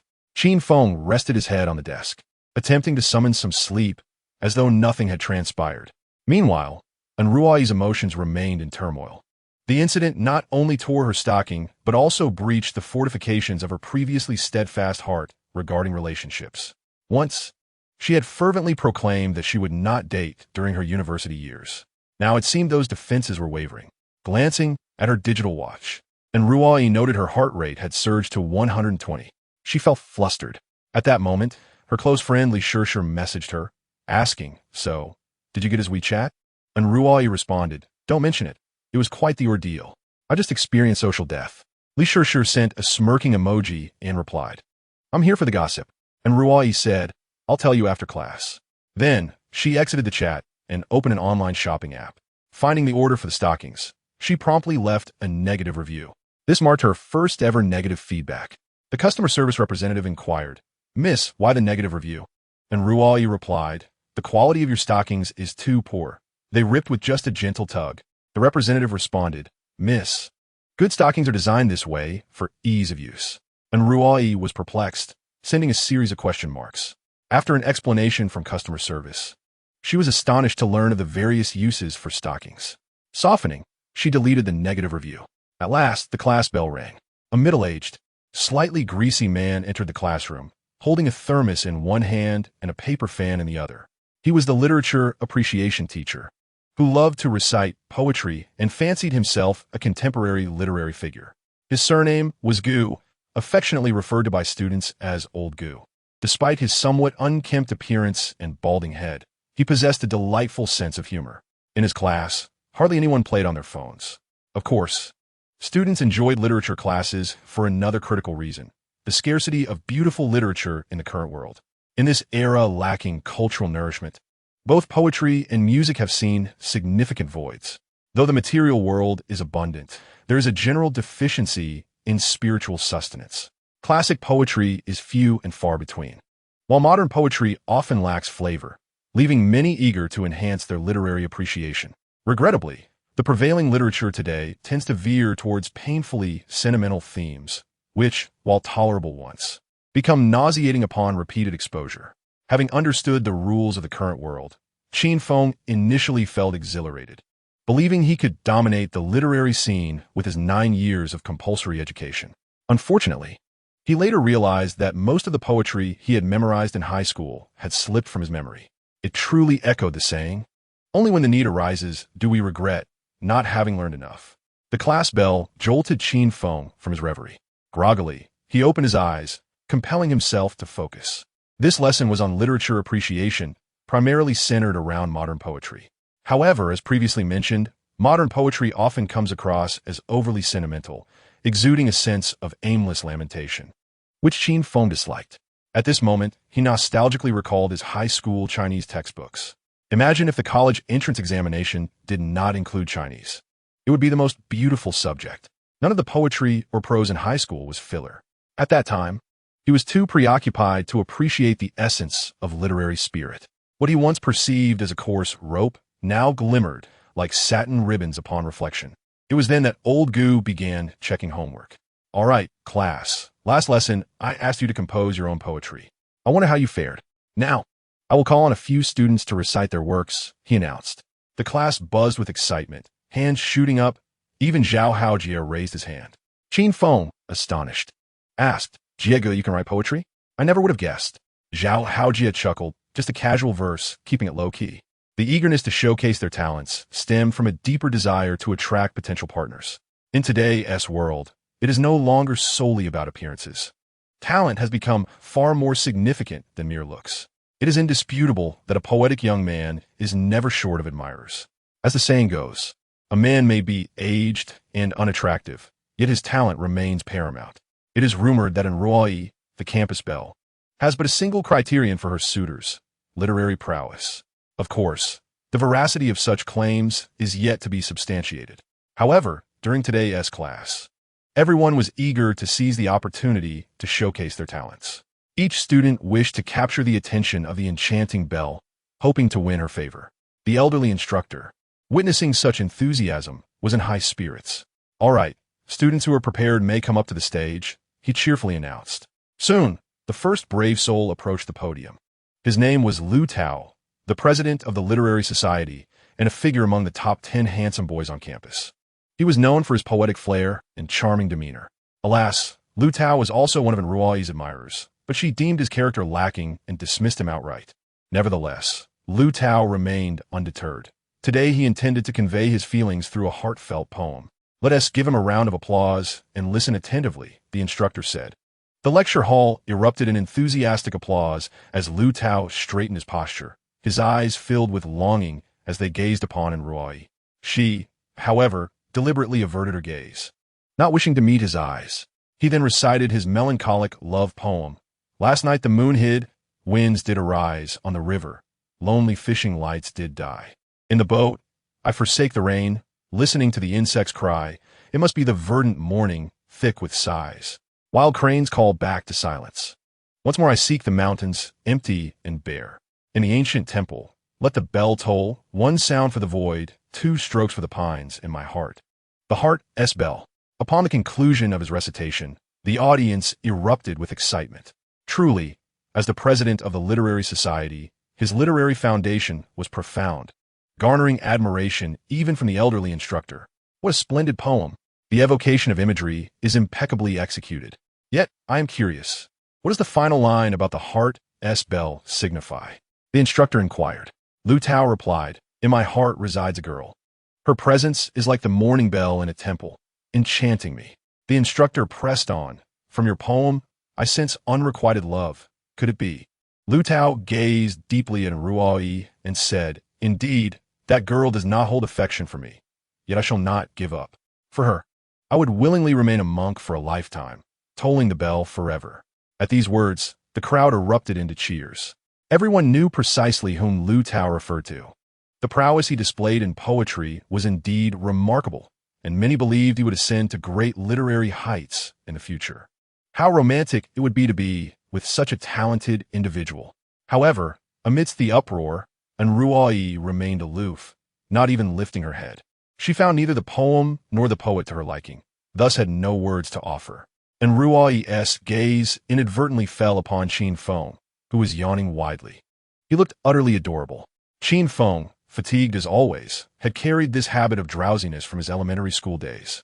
Throughout Lu Tao's performance, his eyes remained fixated on Ruoyi, while the onlookers, including the elderly instructor, awaited her response.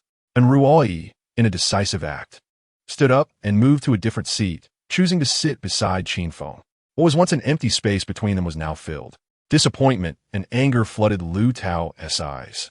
The raucous cheers gradually morphed into jeers. Lu Tao could not comprehend what was so appealing about the man beside Ruoyi that warranted her disregard for him. His expression darkened with resentment, clearly indicating that his earlier declarations of affection were insincere. To alleviate the awkward atmosphere, the elderly instructor suggested Lu Tao step down from the stage. "All right, does anyone else wish to share their poetry?" He continued. Initially, many had raised their hands, but now none dared to follow suit. The reason was simple. They felt that Lu Tao's poem had set an insurmountable standard, and they were unwilling to risk embarrassment. At that moment, Lu Tao rose once more and said, "Mr. Instructor, allow me to recommend someone whose literary talent rivals my own. I wish to hear his poetry." The other students joined in the ruckus. "I know who he is. He stealthily stole a glance at home last night. Let him stand up and clarify." A boy in a plaid shirt from the front row chimed in. "I've been waiting to see you stand up. If you possess true talent, then rise." The elderly instructor's gaze turned to Qin Feng, who, clad in a plaid shirt, appeared somewhat awkward. Poetry and eloquence were not his forte. In a moment of desperation, Qin Feng suddenly heard a notification from the system. Ding! Attendance in the lecture hall successfully recorded. Reward: 6 volumes of high school Chinese literature. Now stored in the host's knowledge repository. Current progress. 306-0100, Chapter 16. A poem wine shall be poured. The poet re-emerges. As Qin Feng stood up, He recalled every poem he had studied during high school. The path through Shu is harder than ascending to the heavens. Do you not see the yellow river's waters come from the sky? Eastward to the cliffs, I gaze upon the vast sea. Any of these would be extraordinary in their own right. At that moment, the elderly instructor addressed Qin Feng, handsome lad in the plaid shirt. Would you care to share your poetry? The format is unrestricted. Qin Feng hesitated for a couple of seconds, overwhelmed by the sheer volume of exceptional pieces in his mind. Unsure of which to present, his roommate, Zhao Haojia, thought Qin Feng was still half asleep and quickly handed him his own notebook, whispering, "Bro Feng, read my light verse." Qin Feng, unwilling to resort to deceit, candidly replied to the instructor, "Sir, I did not complete my homework and have no poem to share." This declaration was met with a chorus of boos. They had anticipated a hidden literary genius, only to discover he was merely mediocre. How could someone of such caliber have stolen glances at home last night? I, for one, do not concede, and Ruai must be blinded by folly. The elderly instructor intervened to restore order. "Class, please quiet down and refrain from making a racket." At that moment, Ruai quietly regarded Qin Feng. Her eyes filled with anticipation. She hoped he would shine brightly. Yet, if he could not, that was also acceptable. The art of poetry could not be forced. The elderly instructor told Qin Feng, "Very well, young man, you may take a seat for now and listen to the poetry of your classmates to learn." With a smile, Qin Feng replied, "Sir, I can actually compose a poem on the spot. Just provide me with a theme or direction." Laughter erupted from the crowd at his assertion. The idea of composing poetry on the fly was the most amusing joke they had ever heard. One should possess self-awareness, yet it seemed he lacked it. Suddenly, Lu Tao interjected, "Mr. Instructor, since he is so confident, why not give him a topic? I too possess the skill of extemporaneous composition. We can engage in a friendly literary exchange. What do you say?" The ancient elder remarked. "This proposal is quite commendable." "Very well. You two shall engage in a live contest. Wait a moment, I shall present the topic." The onlookers were filled with excitement, for this was an impromptu poetry competition, a significant test of the contestants' literary prowess. Aside from a few close friends of Qin Feng, nearly everyone held little hope for him. After all, he was up against the president of the Literary Society, who was reputed to be the most talented scholar of Binhai Academy. Zhao Haojia whispered, "Brother Feng, don't be afraid. I'll look it up for you right here. Just go for it." Li Jing encouraged, "Brother Feng, give it your all. Losing isn't disgraceful, but being afraid is." Qin Feng remained unfazed. Having memorized the 65 essential ancient poems during high school, he could effortlessly outshine his opponent with just one. At that moment, he received encouragement from the campus beauty, and Ruai, who handed him a small note that simply read, "Keep going," accompanied by a cheerful, smiley face. Soon, the elder instructed both contestants to compose a poem on the theme of wine, with no restrictions on form. For Lu Tao, this was child's play. He had penned countless wine-themed verses and could easily produce one on the spot. Qin Feng, on the other hand, appeared solemn. To outsiders, he seemed nervous and timid, but in reality, he was gathering his thoughts. After 2 minutes, Lu Tao raised his hand and said, "Teacher, let me go first. I'll set an example and see if I can scare him into a stupor." Laughter erupted throughout the audience. The elder replied, "Very well, you may begin. Everyone, please be quiet." Lu Tao swiftly recited a poem about wine. "In the misty autumn by the river, I fish alone, peach blossoms and rain accompany my wine. I wish to speak but hold my tongue. The clouds drift by, the boat gently sways, the flowing waters are endless and serene. As the sun sets behind the gauzy curtains, the pine shadows are hard to retain. No need to indulge in a drunken revelry, for my sleeves are already soaked with delight." Upon hearing this poem, Qin Feng had to admit that Lu Tao possessed considerable talent. The elder could hardly conceal his excitement, exclaiming, "Lu Tao, your literary gift is truly remarkable. Would you like to be my class representative?" Lu Tao replied with a smile, "Of course, it would be an honor." The audience buzzed with enthusiasm. "This poem is extraordinary. How does he manage such clever rhymes?" Some lamented, "If only I had half of Lu Tao's literary talent, I wouldn't still be single." Others scoffed, "Does he really think he can compete with Lu Tao? What a delusion." Lu Tao felt confident in his victory, as this poem had been generated using computer software, earning a professional score of 98. He was determined to humiliate Qin Feng, to prove to Ruai just how ineffectual her chosen companion was. Now, the pressure shifted to Qin Feng. The elder addressed him, "Student, have you prepared your poem on the theme of wine?" Qin Feng replied, "Teacher, I can't seem to find the right inspiration." Laughter erupted from the audience. "If you can't do it, just admit it. Don't make excuses about inspiration. What a useless fellow. You probably can't even write a simple poem," they jeered. The elder said, "Shall I give you a few more minutes?" Qin Feng responded, "Teacher, since the theme is wine, how can I write without any? May I have a sip?" The request stunned the elder. In all his years of teaching, he had never encountered a student requesting alcohol in class.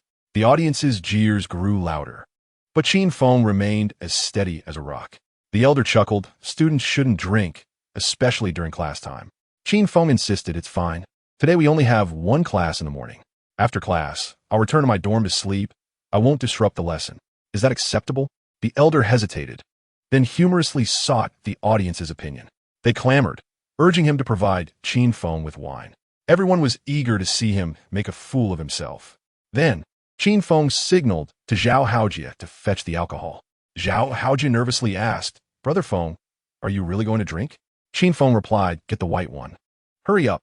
Zhao Haojie replied, "All right, just wait for me." He dashed off to procure the liquor. Meanwhile, Ruoyi grew increasingly anxious. She truly wanted Qin Feng to succeed, but couldn't shake her fear of him embarrassing himself. This conflicted feeling persisted for 10 minutes until Zhao Haojie returned with a bottle of white liquor. The elder chuckled, "Student, just take a small sip. A little will suffice. Don't go overboard." Qin Feng assured him, "I won't, teacher." Then, he opened the bottle and took 2 generous swigs. The crowd was taken aback. He truly dared to drink. The liquor quickly affected him, filling him with warmth. Qin Feng slowly approached the stage, slightly swaying. His roommates bowed their heads, sensing the impending social disaster. And Ruoyi watched him intently, her heart aching for him. Finally, amidst the taunts and jeers, Qin Feng boldly recited the renowned lines from Li Bai's invitation to wine. "Do you not see the waters of the yellow river come from the heavens, rushing to the sea and never returning? Do you not see the mirrors in the high halls, lamenting white hair, morning like black silk, evening like snow?" In just these 2 lines, the elder's expression changed dramatically.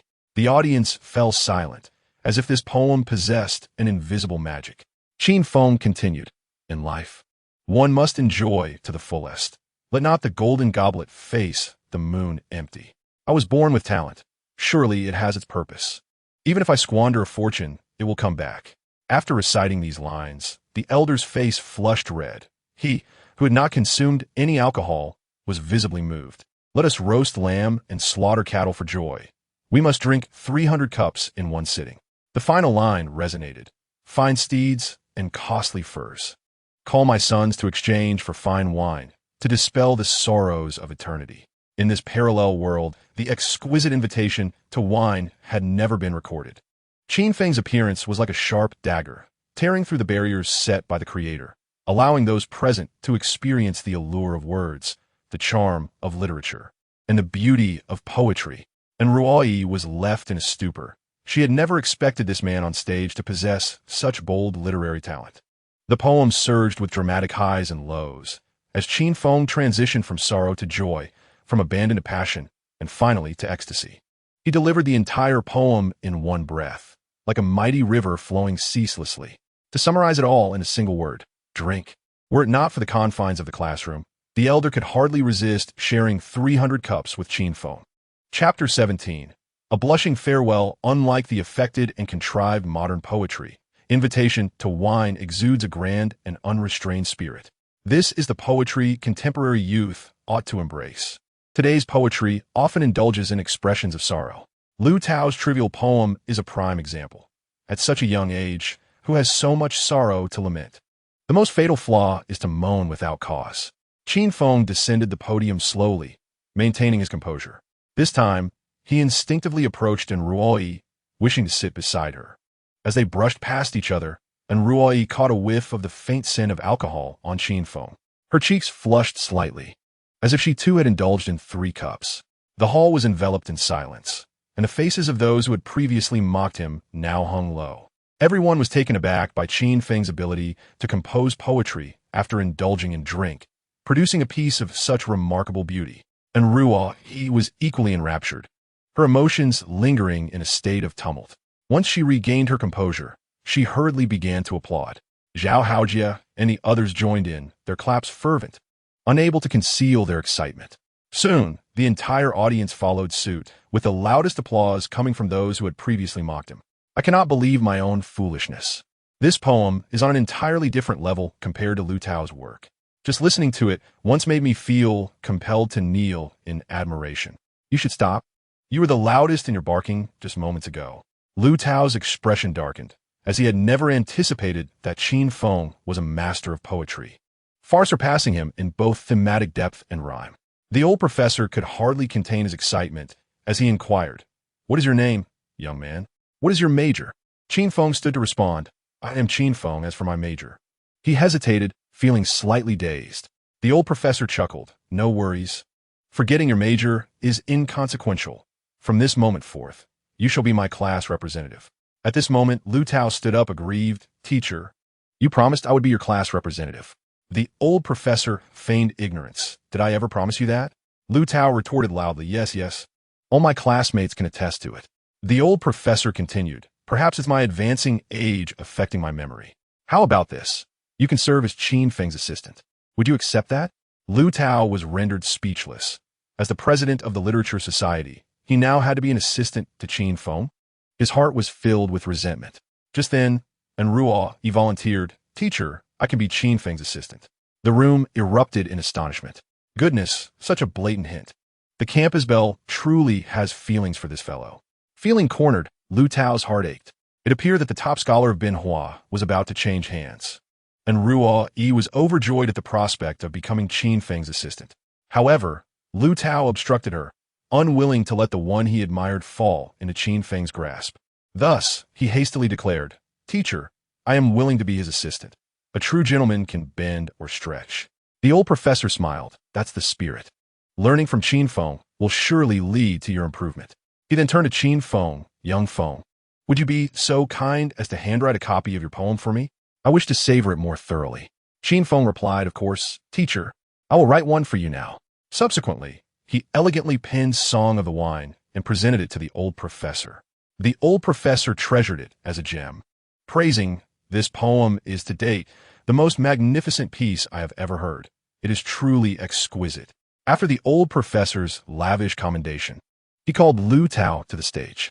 Lu Tao assumed the old professor was about to praise him too, only to discover that he was asked to transcribe the poem on the blackboard. "Xiao Tao, I appreciate your effort. Please copy it so that the whole class may appreciate it," the old professor said. Lu Tao, feeling embarrassed, protested, "Teacher, do I really have to do this? Is it appropriate?" The old professor replied, "What is inappropriate about it? Did you not rush to be the class representative's assistant?" Lu Tao, feeling defeated, reluctantly picked up the chalk and transcribed Song of the Wine on the blackboard. As he copied, the old professor savored the poem, his expression filled with delight. And Ruo Yi quickly transcribed the poem into her notebook. Meanwhile, Qin Feng, having had a bit too much to drink, desired to lay down and rest. He inquired, "Teacher, may I rest my head for a moment? I feel a bit sleepy." The old professor replied, "Feel free to rest in my class if you wish to sleep. Then sleep. If you are tired, do not hesitate." Such a privilege indeed sparked envy among the other students, for the old professor was notoriously averse to students dozing off in his class. No one expected he would grant such an exception to Qin Feng. After Lu Tao finished copying Song of the Wine, he turned to the teacher. "Teacher, may I step down now?"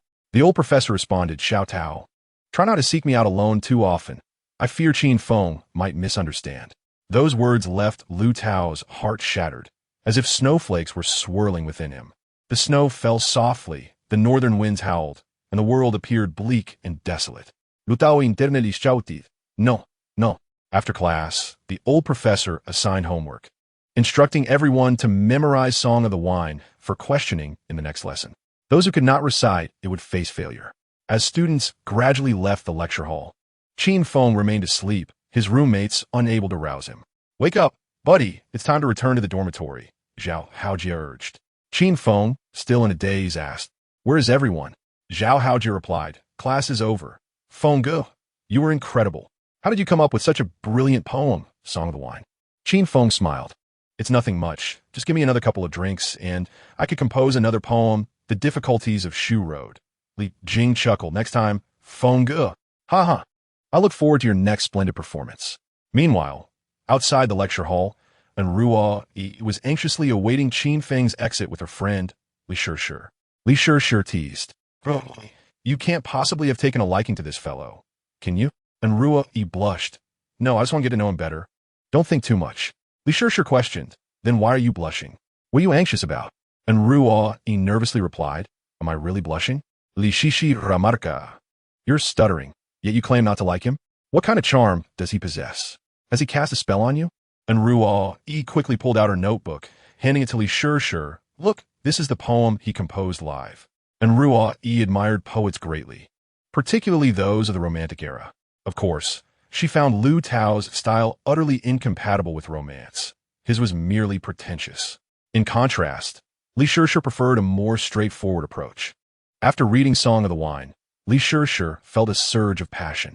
So, he is truly a person of sentiment, she exclaimed. And Ruo Yi inquired, What makes you say that? Li Shishir replied, You don't drink, so you wouldn't understand. This poem is impressive. I just wonder about his drinking capacity. When he comes out, you should quickly ask for his contact information. A person's character is often reflected in their drinking. And Ruo Yi took a deep breath, saying, All right. As Qin Feng delayed his exit, and Ruo Yi grew increasingly anxious. At that moment, Li Shishir noticed in Ruo Yi's torn stockings and couldn't help but ask, Ruo Yi, how did your stockings get ripped? And Ruo Yi awkwardly explained, Qin Feng tore them. Li Shishir was astonished. What? He tore them? Did that scoundrel take advantage of you? And Ruo Yi hurriedly clarified, No, it wasn't intentional. It was a zipper that accidentally snagged my stockings, so it was just, It was truly mortifying at that moment. Li Shishir chuckled. Don't say that. His tearing technique is quite artistic. And Ruo Yi looked at her long legs with a smile. Really? Li Shishir admitted, It's a bit daring, to be honest. And Ruo Yi shyly replied, Sure. Don't say such things. While the two friends playfully bantered, Qin Feng and his roommates had already exited. Li Shishir quickly pulled her friend forward. Thus, Qin Feng and Ruo Yi met once more, both flushed. However, one was blushing from alcohol, while the other was shy. In Chapter 18, Rejected Flirtation, the school bell is stunned.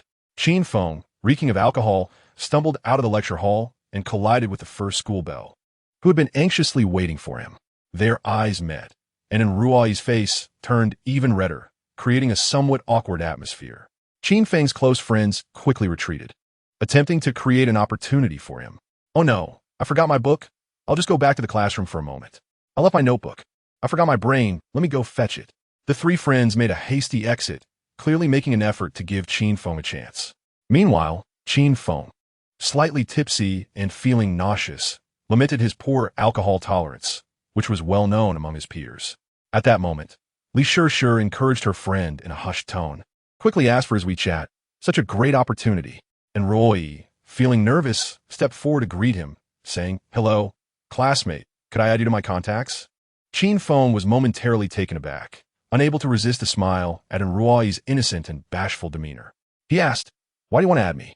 And Ruo Yi shyly replied, I just want to make a friend. I think you seem like a nice person. Implicit in her words was the notion that he was a good man. For a man, this was undoubtedly the greatest humiliation. Qin Feng immediately turned her down, saying, I'm sorry to disappoint you. I'm not a good person, so please don't add me. With that, he turned and walked away. Behind a lecture hall door, his friends were astonished. Wow, is Brother Feng really this bold? He actually rejected the school bell's approach. He's gone mad, they exclaimed, expressing their disbelief. And Ruo Yi, seeing Qin Feng walk away, panicked. This was her first attempt at flirting, and she had expected it to go smoothly, only to be rejected on the spot. Li Shishir was equally surprised, as she hadn't anticipated that this man would be so proud. As Qin Feng continued to distance himself, and Ruo Yi anxiously exclaimed, What should I do, Shishir? Li Shishir urged, quickly chase after him, stop him from leaving. Thus, and Ruo Yi, determined, quickly intercepted Qin Feng. She resolved to take a chance, thinking that since she had already been rejected once, she had nothing to fear in being rejected again. Classmate, wait. Last time, you helped me deliver a letter. And I want to thank you properly, she said hurriedly. Qin Feng halted, responding coldly, All right, I acknowledge your thanks. Is there anything else? And Ruo Yi awkwardly replied, And no, that's all. Qin Feng emitted a non-committal sound, his gaze distant. His lethargy stemmed largely from his need for rest. He simply wanted to return to his dormitory and sleep. Observing her friend's meek demeanor, Li Shishir raised her voice. Hey you, our Ruai wants to develop a closer relationship with you. Give me some face. Qin Feng glanced at Li Shishir, reflecting on the abundance of beauties on campus. As in Ruai's close friend, they were indeed equally stunning. Beauty lies in essence, not just appearance. Both possessed a captivating allure that could enchant anyone at first glance. In terms of physique, both Li Shishir and Ruai were the same bra size, allowing them to pull off any outfit, even something as simple as a white shirt, with an air of supermodel grace. Faced with the flirtation of the exquisite Ruai, any other boy would likely succumb to her charm. Yet, Qin Feng rejected her advances twice, leaving Ruai feeling insecure. Classmate, I mean no harm. I genuinely just want to get to know you, she implored. Qin Feng's cold gaze met hers as he asked, have you ever taken the time to understand me? Ruai faltered, clearly having never paid attention to Qin Feng before, not even knowing who he was. If not for fate's entanglement, their paths would never have crossed. After all, Ruai had always been the goddess of Binhai Academy, while Qin Feng was perceived by many as a mere sycophant. At that moment, Li Shishir interjected, of course, Ruai has been following you for a long time, haven't you, Ruai? And Ruai, having never lied, reluctantly nodded, yes. I've been following you for quite some time. Qin Feng, playing along, asked, then can you guess what my strengths are? This left Ruai perplexed. She could only guess based on instinct. Your strength is that you are talented, she said softly. Incorrect, Qin Feng replied coldly. And Ruai continued, your strength is that you have a good personality. Wrong again, Qin Feng retorted angrily. As her confidence waned, Ruai timidly suggested, your strength is being filial to your parents. Qin Feng sighed, if you can't guess that I'm handsome, then keep guessing. And Ruai immediately caught on, laughing, yes, you're handsome. Li Shishir, too, found it amusing. She had seen narcissism before, but this blend of self-adoration with humor was indeed quite charming. Since he had been complimented on his looks, Qin Feng dropped his stern demeanor. Congratulations, you guessed correctly, he said. And Ruai excitedly inquired, is there a reward? Qin Feng shook his head, no reward. And Ruai felt a wave of disappointment wash over her, pondering why it was so challenging to obtain a WeChat contact. Finally, Li Shishir came up with a brilliant idea. Hey you accidentally tore my friend's stocking. Shouldn't you compensate her? Qin Feng replied, I didn't do it on purpose. Li Shishir insisted, if it wasn't intentional, does that mean you don't have to compensate? No way, you must pay. And Ruai quietly said to her friend, sure, it's just a stocking. I can buy another one later. Li Shishir shot her a knowing look. Silly girl, don't say that. With a guy like this, being soft won't work. We must be firm. Believing her strategy was sound, she was unaware that Qin Feng overheard their entire exchange. Taking advantage of the situation, he asked, all right, how much? I'll compensate. Li Shishir replied, I'm not trying to extort you. Just give me 99 and add me as a WeChat friend so we can transfer the money. Thus, with the combined efforts of the two friends, Ruai finally managed to add Qin Feng's contact information. In that moment, a weight lifted from her heart as she thought. This was incredibly difficult. After adding him, Qin Feng immediately transferred 619 yuan without a word. And Ruai questioned, classmate, you transferred too much. Qin Feng responded, oh, then just return the excess. And Ruai obediently replied, okay. After mentally calculating, she transferred back 520 yuan. However, at that moment, she sensed something was amiss. Why was that number so peculiar?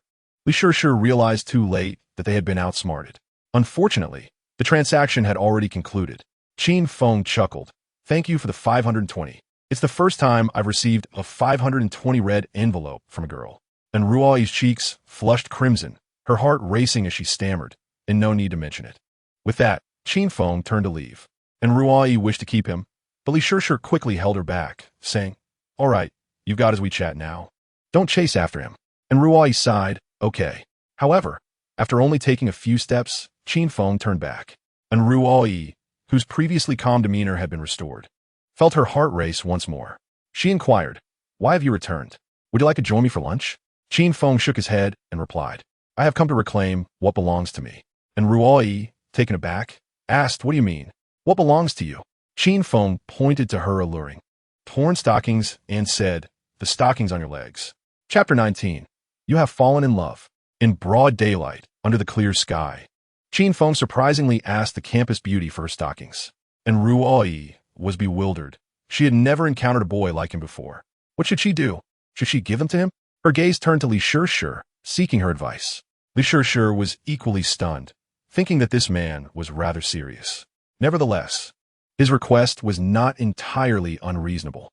Qin Feng, displaying gentlemanly demeanor, asked, "Is it inconvenient for you?" And Ruoyi awkwardly replied, "Could I pass the stockings to you later? It's really not convenient right now." Qin Feng, displaying great understanding, nodded and said, "All right, no problem." He then turned and walked away without looking back. And Ruoyi let out a sigh of relief. Li Shishir burst into laughter, unable to contain herself. She exclaimed, "Ruoyi, this boy seems so foolish." And Ruoyi responded, "Stop it.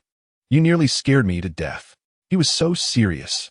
Li Shishir remarked, "Regardless, I've already secured his WeChat. Next comes the quality inspection phase. Let me, the master quality control, ascertain if he is a scoundrel and whether he is worth pursuing." And Ruoyi chuckled, "Then I shall rely on you." Sure.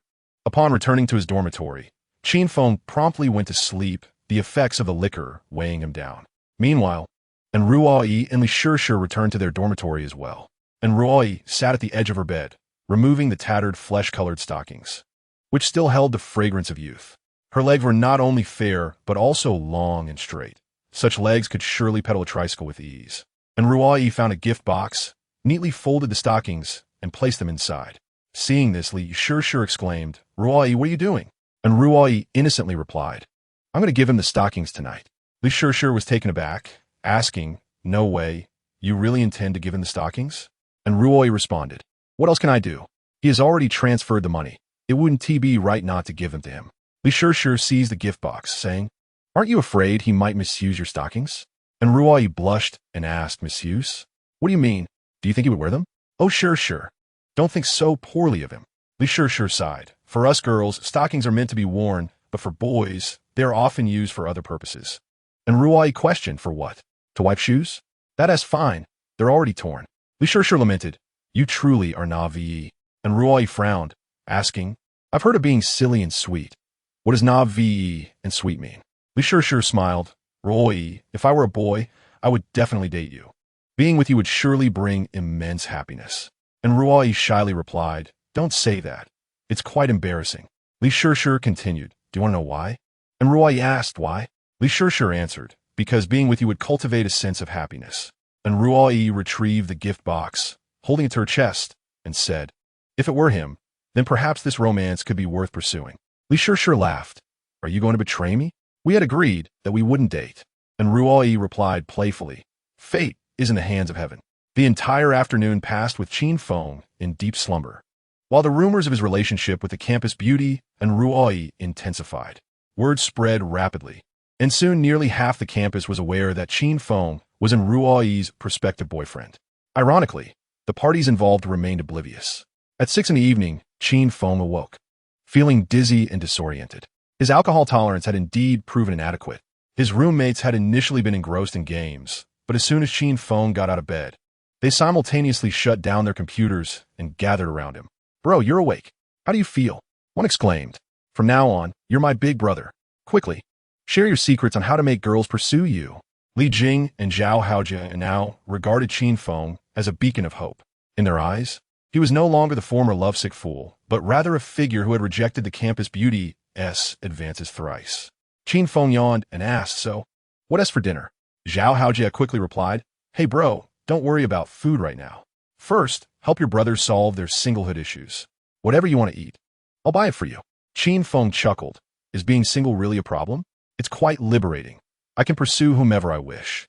Zhao Haojia remarked, "Well, that is only if you can actually win her over, bro. How about I buy a car?" Qin Feng nodded. "Sure, buying a car is a good idea. A man can live without a home, but not without a steed." Zhao Haojia excitedly asked, "What kind of car should I buy?" "Currently, my budget only allows for a Wuling, but if I add a few thousand, I could get a Passat, which would certainly impress. Or I could splurge a bit more and go for a Mercedes. Honestly, my dream car is a Bentley. It has no flaws except for its price." To which Qin Feng smiled and said, "The cost isn't Bentley S flaw. It's yours."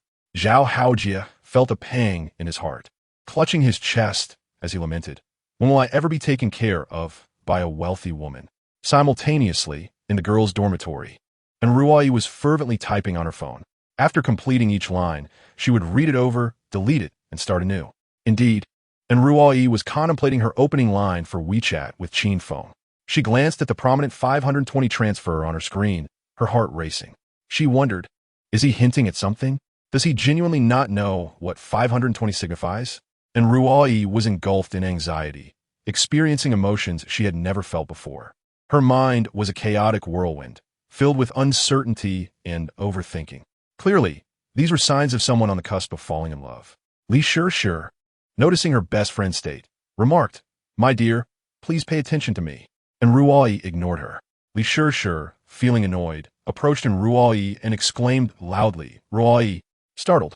And Ruai responded, "What is it, Sure?"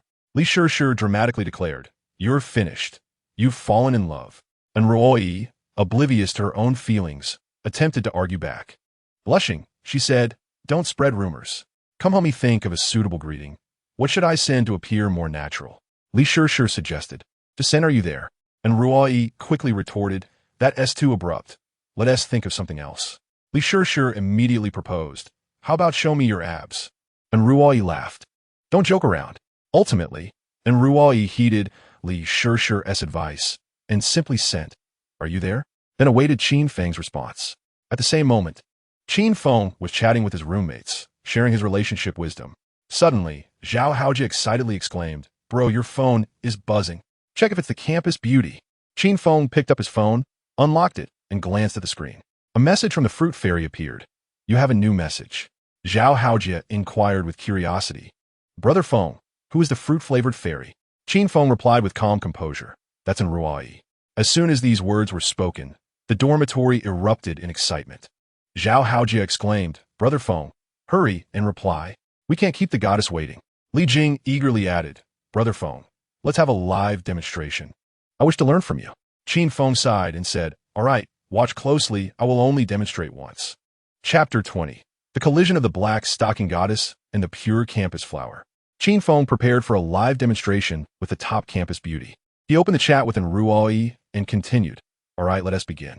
The other party is sent Are you there?" along with a cute emoji. How should we respond? Zhao Haojie raised his hand, declaring, "We should definitely reply immediately, saying here, 'Goddess, I'm always on call. What can I do for you?'" Li Jing chimed in, "We should send a cute cat or dog emoji first. Girls love humorous guys, right, Brother Feng?" Qin Feng sighed. "You are mistaken, terribly mistaken, when chatting with girls. One must avoid sending emojis and excessive laughter. It's essential to maintain an air of aloofness and mystery. Only then will a girl find you intriguing. If you respond with laughter right away, she won't find you funny, but merely silly. Remember, being silly equates to being a sycophant." Zhao Haojie scrolled through his chat history, typing "Ha Hunt," discovering thousands of messages. Embarrassed, he exclaimed, "Brother Feng, you must reply to her quickly. I can hardly wait." Qin Feng responded, "Never reply instantly when chatting with girls. This creates the impression that you are perpetually on your phone, idle and aimless." Zhao Haojie asked, "Then what should we do?" Qin Feng replied, "Reply when you can."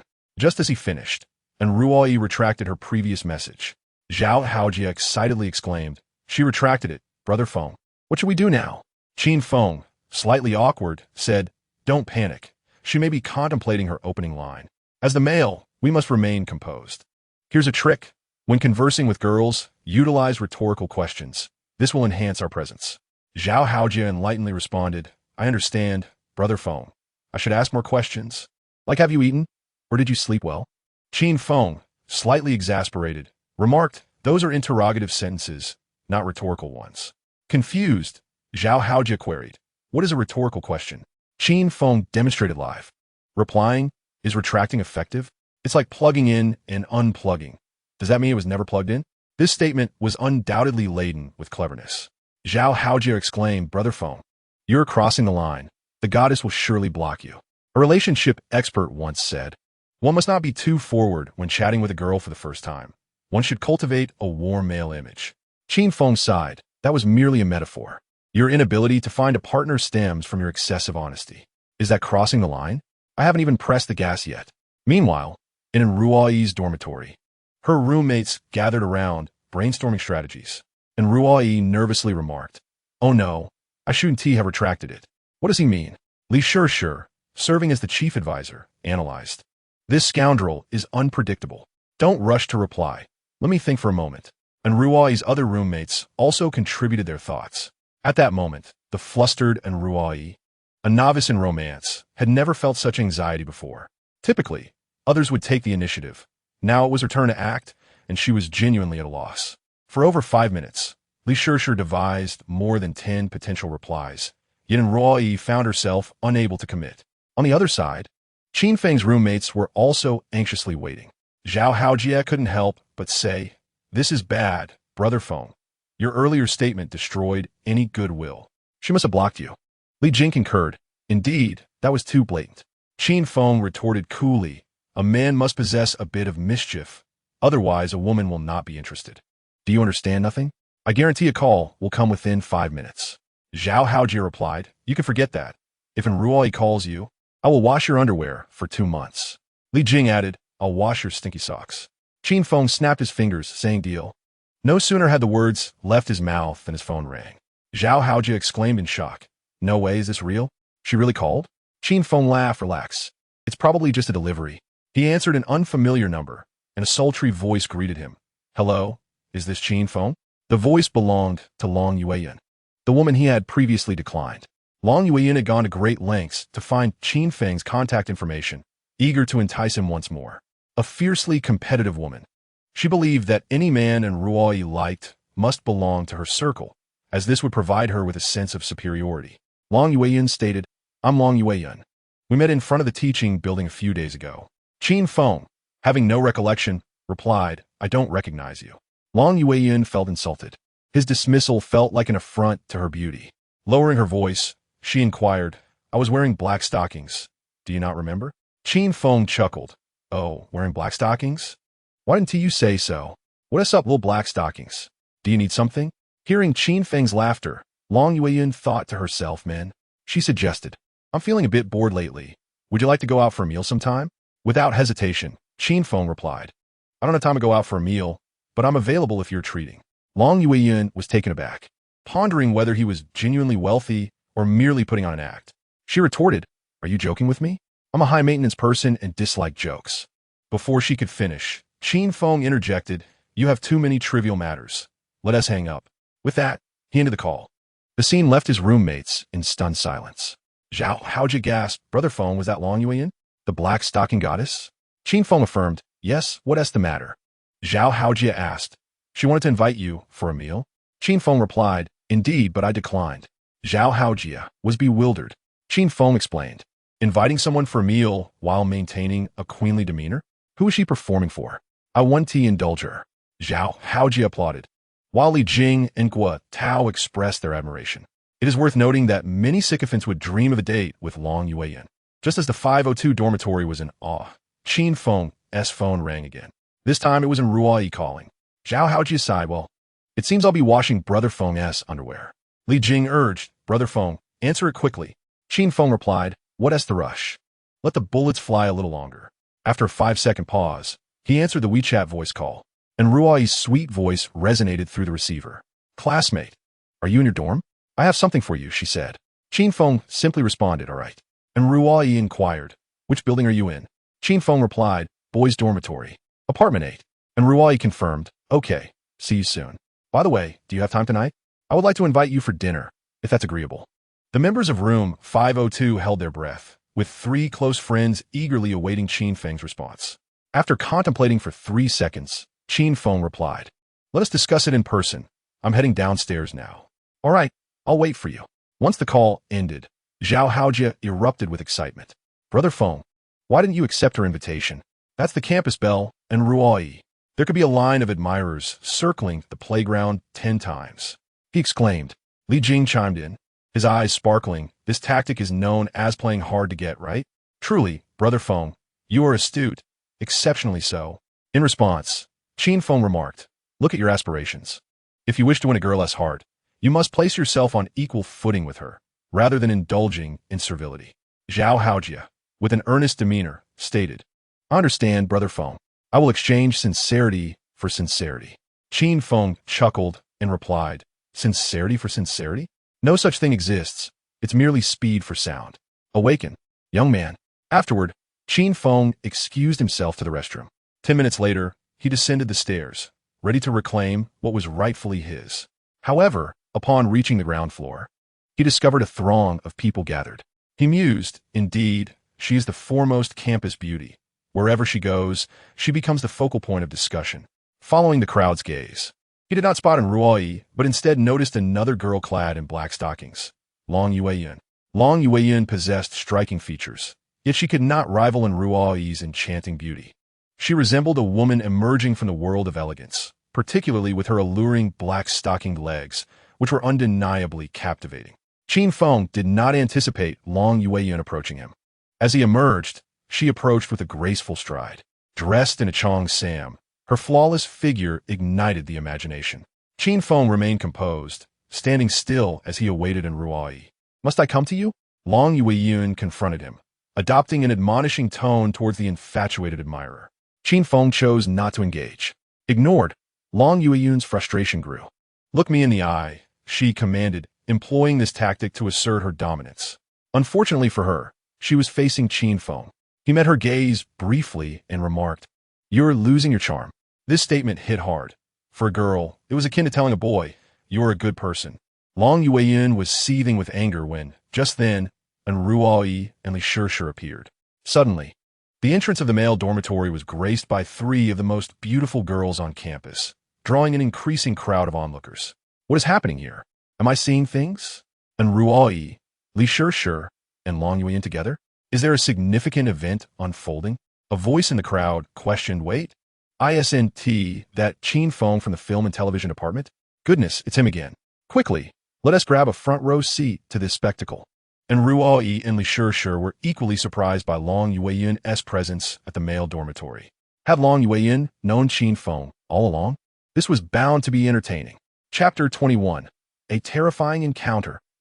The arena of three women, the convergence of three campus beauties at the male dormitory, was unprecedented since the institution's inception.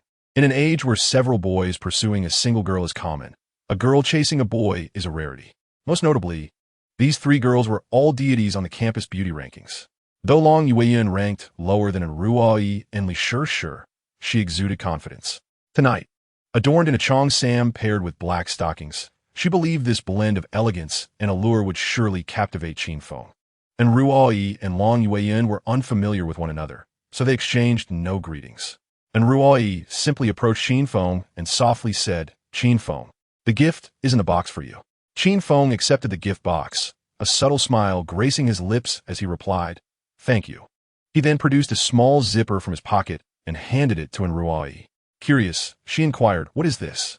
Qin Feng responded, "This is the culprit behind your torn stockings. I have removed it and now leave it for you to dispose of." Ruoyi accepted the zipper, smiling as she said, "You can't blame it entirely." Qin Feng asked, "Who should we blame then?" Ruoyi replied, "Its owner, of course." They both chuckled, a perfect harmony evident between them. Li Shishir, witnessing this exchange, felt astonished. Just moments ago, Ruoyi had expressed her nervousness. Now she appeared so at ease. Could it be that Ruoyi has genuinely developed feelings for this guy? She pondered, and Ruoyi placed the zipper in her bag, her face radiating happiness and delight. The surrounding crowd lowered their heads, glancing at their own zippers in shock. Goodness, to win over the top goddess with just a zipper. From tomorrow onwards, all my pants must have zippers. Pure love. I have finally witnessed a tale of genuine affection. Let the champions of pure love rise. Qin Feng and Ruoyi engaged in delightful conversation, completely neglecting the presence of the black-stocking goddess, Long Yueyun. This was the second time Long Yueyun faced such a setback. How could he show no interest in her allure? Her fierce competitive spirit only added to her inner turmoil. Long Yueyun felt flustered, losing her previous confidence and composure. Once, she had effortlessly manipulated a group of admirers who would do anything for her, yet they never even held her hand. Now, as she sought to conquer Qin Feng, she found herself increasingly thwarted. Just then, Ruoyi extended another invitation, saying, "Shall we have dinner together? There are some things I wish to discuss with you." "Sure, but I must confess, I forgot to wash my hair today. It's a bit awkward," Qin Feng replied. Ruoyi quickly reassured him, "That's all right. I didn't wash mine either. Qin Feng, astonished, asked, "Are you certain?" And Ruoyi affirmed, "Yes, I'm not lying. If you don't believe me, feel free to check." Qin Feng candidly replied, "All right, I'll just give it a light touch." Their conversation left the crowd of onlookers utterly dumbfounded. What audacious words! Is this appropriate for public ears? This must be premium content. How thrilling. Look, he really reached out. How can he have physical contact with the goddess? Fool. It's because the goddess is interested in him. Under everyone's gaze, Qin Feng reached out and gently touched in Ruoyi's hair. The word silky came to mind. In the next moment, he couldn't resist the urge to take a sniff. This act sent shockwaves through the gaggle of admirers. He touched her, and now he is sniffing her hair. How outrageous. If I were in Ruoyi, I would walk away immediately. Who behaves like this after just meeting? Among the crowd stood a notably chivalrous young man, his eyes wide with outrage, as if Qin Feng were his arch-nemesis. Gritting his teeth, he muttered, "I pursued in Ruoyi for so long, and I haven't even managed to get her WeChat. Yet this guy dares to behave so disrespectfully towards her in front of everyone. It infuriates me. Buddy, you've been pursuing in Ruoyi for quite a while. Haven't you? I recall it being a year and a half. No, I distinctly remember it being 548 days. Without a doubt, Qin Feng's unintentional actions had stirred a tempest of anger among the crowd.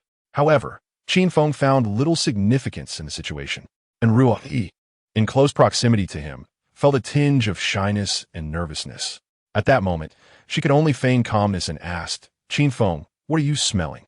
Qin Feng replied, "It's delightful. Their essay scent of milk." And Ruoyi explained, "I applied some essence to my hair, which is why it smells so pleasant." Qin Feng inquired, "A milk-scented essence?" And Ruoyi nodded and said, "Indeed, would you like some? I can give you 2 bottles." Qin Feng chuckled, "No need. I have my own, it just smells different." He fell silent thereafter, and the atmosphere grew awkward, and Ruoyi's anxiety surged. Just moments ago, she had been relaxed. Yet inexplicably, she felt a wave of unease when Qin Feng ceased speaking. She hastily gestured to her friend, Li Shi, who, with a beaming smile, took out her phone to start recording short videos capturing the beauty of life.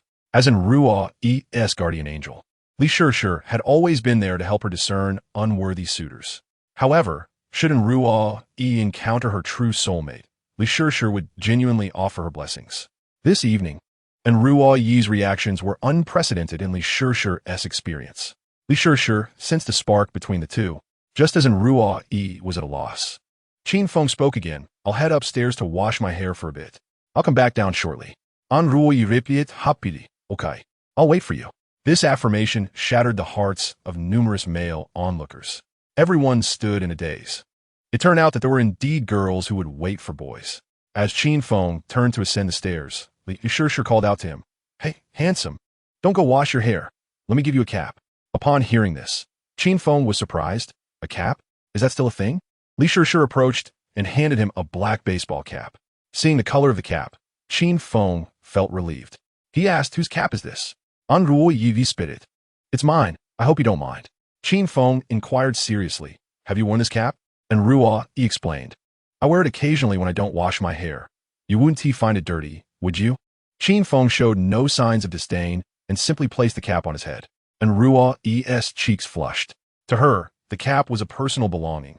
And now that Qin Feng had claimed it, she felt an indescribable sensation. She was not angry. Perhaps, subconsciously, she hoped to draw closer to Qin Feng. With Li Shi's assistance, and Ruoyi had successfully arranged a date with Qin Feng. Meanwhile, the onlookers below were in a frenzy. Why? Wasn't Li Shi renowned as in Ruoyi's protective goddess? Why was she suddenly playing the role of a matchmaker? What charm did this man possess that left them baffled? During dinner, could there be a live stream? I want to drop some 666 to make my presence known. The atmosphere grew lively, and in Ruoyi shyly said, "Qin Feng, it's too chaotic here. Shall we leave?" Qin Feng nodded, "Sure, let us go." Just as he agreed, Long Yueyun barged in, shattering the sweet ambience. There is a certain order to things, and Ruoyi, "I was here first," Long Yueyun coldly declared. With palpable hostility, she delighted the onlookers, who were eager for a spectacle. "Let us see a fight. I'm siding with Long Goddess. No questions asked. Black stockings are justice." "Seriously, dude, you're picking a side?" and Ruo hadn't anticipated Long Yueyun's sudden interference. At this moment, the fierce and spirited Li Shishir stepped forward. With icy eyes, she fixed her gaze on Long Yueyun, her aura a match for Long Yueyun's. As a top 5 campus beauty, Long Yueyun could easily outshine 99 of the girls with her looks and figure. Yet, facing Li Shishir, she felt a twinge of trepidation. Li Shishir, with her bold personality, was not one to shy away from confrontation. She coldly stated, Ruo, you, and Qin Feng should focus on your dinner. Let us see what she dares to do. This remark cemented Li Shishir's standing, proving her formidable presence as the second-ranked beauty of the campus. And Ruo quietly asked Qin Feng, would you like to come with me? Qin Feng smiled. Let us go. Ignore the clown. The term clown sent Long Yueyun into a frenzy. She had never faced such indignity. In the next moment, she grasped Qin Feng's arm and sulkily said, There's a late-night movie tonight. Don't you want to accompany me?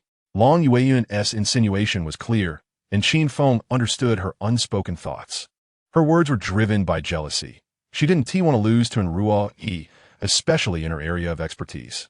Unfortunately, Qin Feng was completely uninterested. Just as he prepared to shake off Long Yueyun, the system's voice resounded. Currently, the host is facing an emotional dilemma. 2 choices are now presented. Choice 1. Accept Long Yueyun's invitation for a late-night date, with her footing the bill, and upon completion, the system will reward the host with a 100-fold return of the date's expenses. Choice 2. Accept Ruo's invitation for dinner, earning a male deity aura experience card, during which females will perceive you as having beauty filters. Qin Feng was momentarily bewildered by the system's voice. Wasn't this supposed to be a sign-in system? How did it morph into a choice system? The system clarified, Master, the current environment is highly competitive. Neighboring travelers receive extravagant gifts. So to enhance your experience in this parallel world, the divine choice system has been added, combining sign-in with divine selection. Qin Feng couldn't help but reflect on how challenging it was to be a system these days. Nonetheless, he had always struggled with making choices.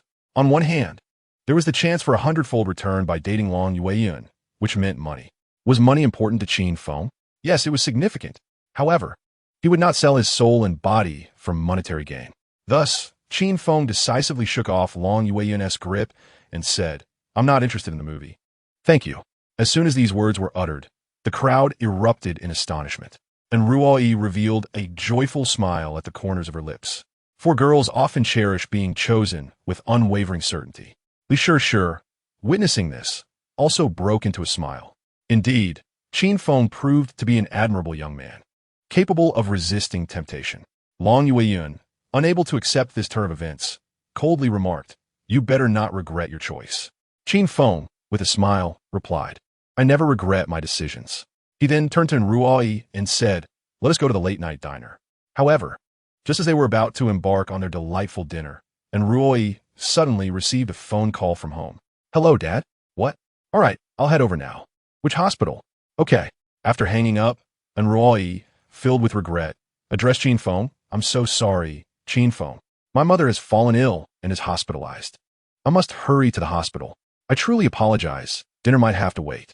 Observing her anxious demeanor, Qin Feng comforted her. It's all right. With tears in her eyes. And Ruo pleaded, Can I make it up to you another day? Qin Feng inquired, Make it up to me? How? And Ruo responded, I'll treat you to a lavish meal tomorrow. Qin Feng smiled. That sounds good. Let us arrange a time. Thus, and Ruo hurried to the hospital, accompanied by her friend Li Shishir. Soon, only Long Yueyun, the campus belle, remained at the scene. The onlookers couldn't help but express their sympathy. Oh dear, you had a chance to choose, but you hesitated. Now you must be regretting it. Had you chosen the goddess from the start, perhaps things would have turned out differently. Just wait and see how this fellow will grovel. Everyone anticipated that Qin Feng would apologize to Long Yueyun. She was prepared to reprimand him, venting her frustration. However, to her utter astonishment, after Ruo left, Qin Feng completely ignored her and headed back to the dormitory. This left Long Yueyun flustered. She called out, You would rather return to your dorm than accompany me to the movies? Am I truly so unworthy in your eyes? Qin Feng turned around and replied, It's not that you are unworthy, merely unfamiliar. One must remain cautious around beautiful women with whom one is not well acquainted. This compliment brought a smile to Long Yueyun's face. She thought to herself, He finally acknowledged my beauty. Oh, that insufferable man. She replied, precisely because we are unfamiliar. We should strive to deepen our understanding of one another. The bystanders felt a pang of sympathy as they overheard their exchange. Oh no, the goddess is about to succumb. Qin Feng scrutinized Long Yueyin for a moment before asking. Very well, I shall pose a few questions, and you must answer honestly. Long Yueyin agreed. Go ahead. Qin Feng inquired, can you drink cold water today? Long Yueyin replied, I don't like cold water. He followed up with, do you enjoy spicy food? Long Yueyin answered, yes. After these two questions, Qin Feng simply turned and stated, all right, we are not compatible. Please refrain from contacting me. Farewell. He sauntered away, leaving Long Yueyin in a state of bewilderment. How could this be deemed incompatible? The onlookers were equally astonished. How could this narrative feel so familiar? The plot was well known, but had their scripts been switched? The goddess rejected by a commoner? The sky has fallen, my friends. I've consumed 3 packs of Hatamin and still cannot comprehend my defeat. Indeed, Long Yueyin is a splendid girl. She never cares about the color of your Ferrari. How could such a girl be taken for granted? Upon returning to the dormitory, Qin Feng had already ascended to the status of a deity in the minds of Zhao Haojie and the others. Bro, you are simply incredible. Why do you not flatter them? Yet they admire you even more. What is the secret behind this? Zhao Haojie eagerly inquired. Qin Feng sighed. Because the essence of male-female interactions lies in mutual attraction. Moreover, most girls have a preference for strong individuals. The more you fawn, the more subservient you appear. Akin to a grain of sand. How could a girl find that appealing? Zhao Haojie asked, what do girls truly desire? Qin Feng chuckled, they are fond of gold. Just then, Li Jing leaned over the balcony and remarked, bro, Long Yueyin hasn't tea left yet. She is still waiting for you downstairs. Qin Feng replied, let her wait. It's of no concern to me. Clearly, Long Yueyin was not ready to give up. That night, she was determined to win over Qin Feng. Long Yueyin was a woman of significant ambition and possessiveness. In simpler terms, the more others sought to please her, the less interested she became. The more Qin Feng rejected her, the more exhilarated she felt. Before long, Qin Feng received another phone call from Long Yueyin, who unleashed her most potent tactic, playing the victim. When a man plays the victim, he often faces dire consequences.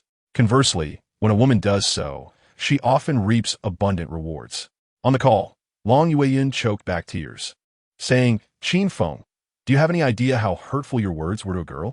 Qin Feng coldly responded, I have no idea. How did I hurt you? Long Yueyin scoffed, you made me so upset that my chest hurts. Qin Feng smiled, if your chest hurts, would you like me to massage it? Long Yueyin retorted, in your dreams, you rogue. Qin Feng continued, see, you want to invite me out for dinner and a movie, where I'll pay for both. Then you'll feel happy, wipe your mouth, and say it's too late, and you want to head back to school. Come on, we're all part of the same world. Let us understand some social nuances. His words struck at Long Yueyin's psychological defenses. Indeed, that was precisely what she thought. Although she had invited Qin Feng to the late-night movie, she had no intention of engaging in any intimate relationship. Now that Qin Feng had articulated this, she sensed that this man was quite extraordinary. Long Yueyin mused, this little brother is sharper than I thought. He is intriguing. Thus, Long Yueyin smiled and said, if you can keep me here, I might not return to school. Let us see if you have the capability. Long Yueyin was making her move, entering the familiar territory of grand promises. To this, Qin Feng responded, forget it. You can't even eat ice, so why would I spend the night with you? Are we going to play with Makabaka in bed? Long Yueyin suddenly recalled that his earlier question about her ability to eat ice was indeed a clever tactic. She attempted to argue, but Qin Feng wouldn't give her a chance. All right, stop calling me. I'm blocking you. Qin Feng abruptly ended the call and blocked her number. When it comes to blocking girls, Qin Feng was never ambiguous. Downstairs in the dormitory, numerous admirers were still silently watching over Long Yueyin. She stood at the entrance, surrounded by this crowd. Some even approached to offer her milk tea. Long Yueyin looked upon these sycophants with disdain. She felt a surge of frustration within her. Why? Why could others kneel and lick her shoes, while Qin Feng had the audacity to block her? Was her chi pao not alluring enough for him? Determined, Long Yueyin returned to her dormitory and changed into a more revealing bodycon dress. This time, she borrowed a microphone and speaker, preparing to call Qin Feng down with great fanfare. At that moment, Qin Feng was in the restroom. Soon, Long Yueyin's voice echoed throughout the male dormitory. Qin Feng, come out here now. This shout nearly caused Qin Feng to choke. Zhao Haojia and others rushed to the balcony, only to find Long Yueyun elegantly dressed and ready. Zhao Haojia was utterly astonished. Could it be that a confession was in the air? Brother Feng, Long Yueyun is about to declare her feelings for you, he exclaimed. Your romantic prospects seem to be flourishing, he added, teasingly. Brother Feng, are you still in there? Hurry up. In response, Qin Feng remarked, don't rush her. Let her call out for a while and see how sincere she is. Zhao Haojia couldn't help but comment, looks like you've been played. Had Long Yueyun truly decided to go all out? Her anger had clearly clouded her judgment. Meanwhile, numerous onlookers began recording the scene, commenting as they did so. The pure and innocent campus beauty, and Ruoyi has just left, and now the goddess in black stockings is about to confess? Is she that impatient? Rumors began to swirl, suggesting that the goddess in black stockings intended to steal and Ruoyi's man. Whispers spread that Long Yueyun planned to elope with Qin Feng. What? With a child in tow? Many students shared the video on Weibo's trending topics.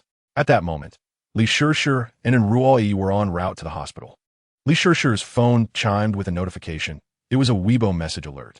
Initially disinterested, she suddenly noticed a peculiar title. Big news. Long Yueyun, the goddess in black stockings from Benheim Media College, confesses publicly. She clicked in, discovering it was indeed about Long Yueyun. As she scrolled through the Weibo topics, her expression shifted to one of intense anger. Noticing her friend's distress, and Ruoyi asked, what's wrong, Shishir? Li Shishir handed her the phone, saying, this Long Yueyun is trying to steal someone's partner. After 2 minutes of reading, and Ruoyi's tension grew.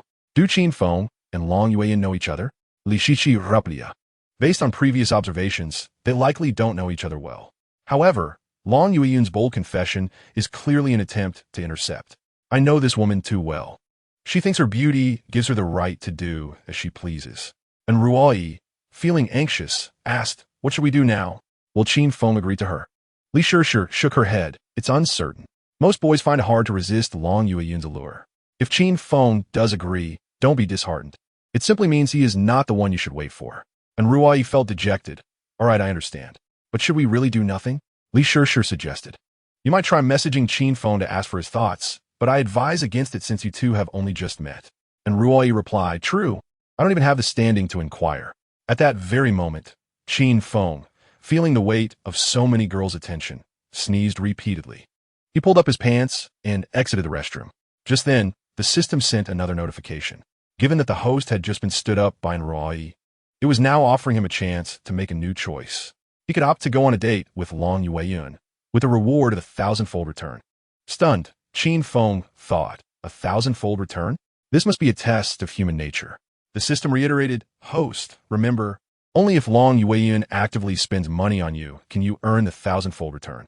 For instance, if she buys you a cup of milk tea for 20 yuan, you will receive 20,000 yuan. With a grin, Qin Feng replied, understood, it seems it's time to accumulate some experience. Although he had no intention of dating Long Yueyun, the system's offer was too tempting to ignore. Soon, Qin Feng descended the stairs and waved the keys to his Ferrari in front of Long Yueyun, signaling her to get in. Overjoyed, her desire for conquest surged. You think you can resist me? She mused, plotting her strategy. Unbeknownst to her, the true predator often presents itself as the prey.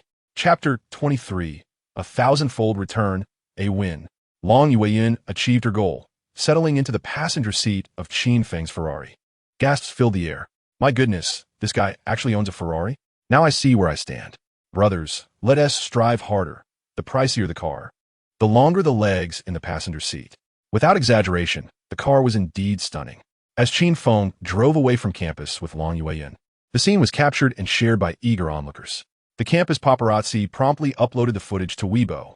Li Shishir soon came across the video and felt a wave of disappointment wash over her. She had expected Qin Feng to resist temptation. And Ruoyi also stumbled upon the video clip and felt a heavy weight in her heart. Li Shishir attempted to console her. Ruoyi, don't be disheartened. Your true soulmate will come along. And Ruoyi took a deep breath, gazing out the window. I'm fine, Shishir. Meanwhile, Qin Feng was already contemplating how to gain experience from Long Yueyun.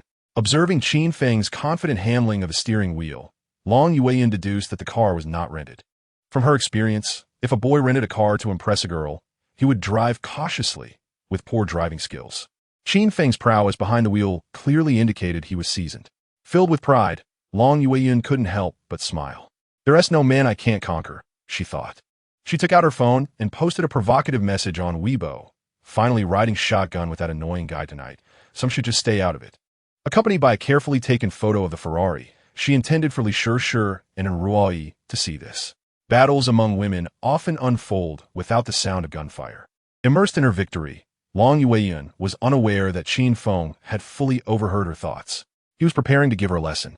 At that moment, Long Yueyun suggested, "Let's go have dinner. Where are you taking me?" Qin Feng replied nonchalantly, "To the gas station." Confused, Long Yueyun asked, "Dinner at a gas station?" Ignoring her. The atmosphere grew awkward. Long Yueyun thought, is he trying to play hard to get? We'll see how long he can keep it up.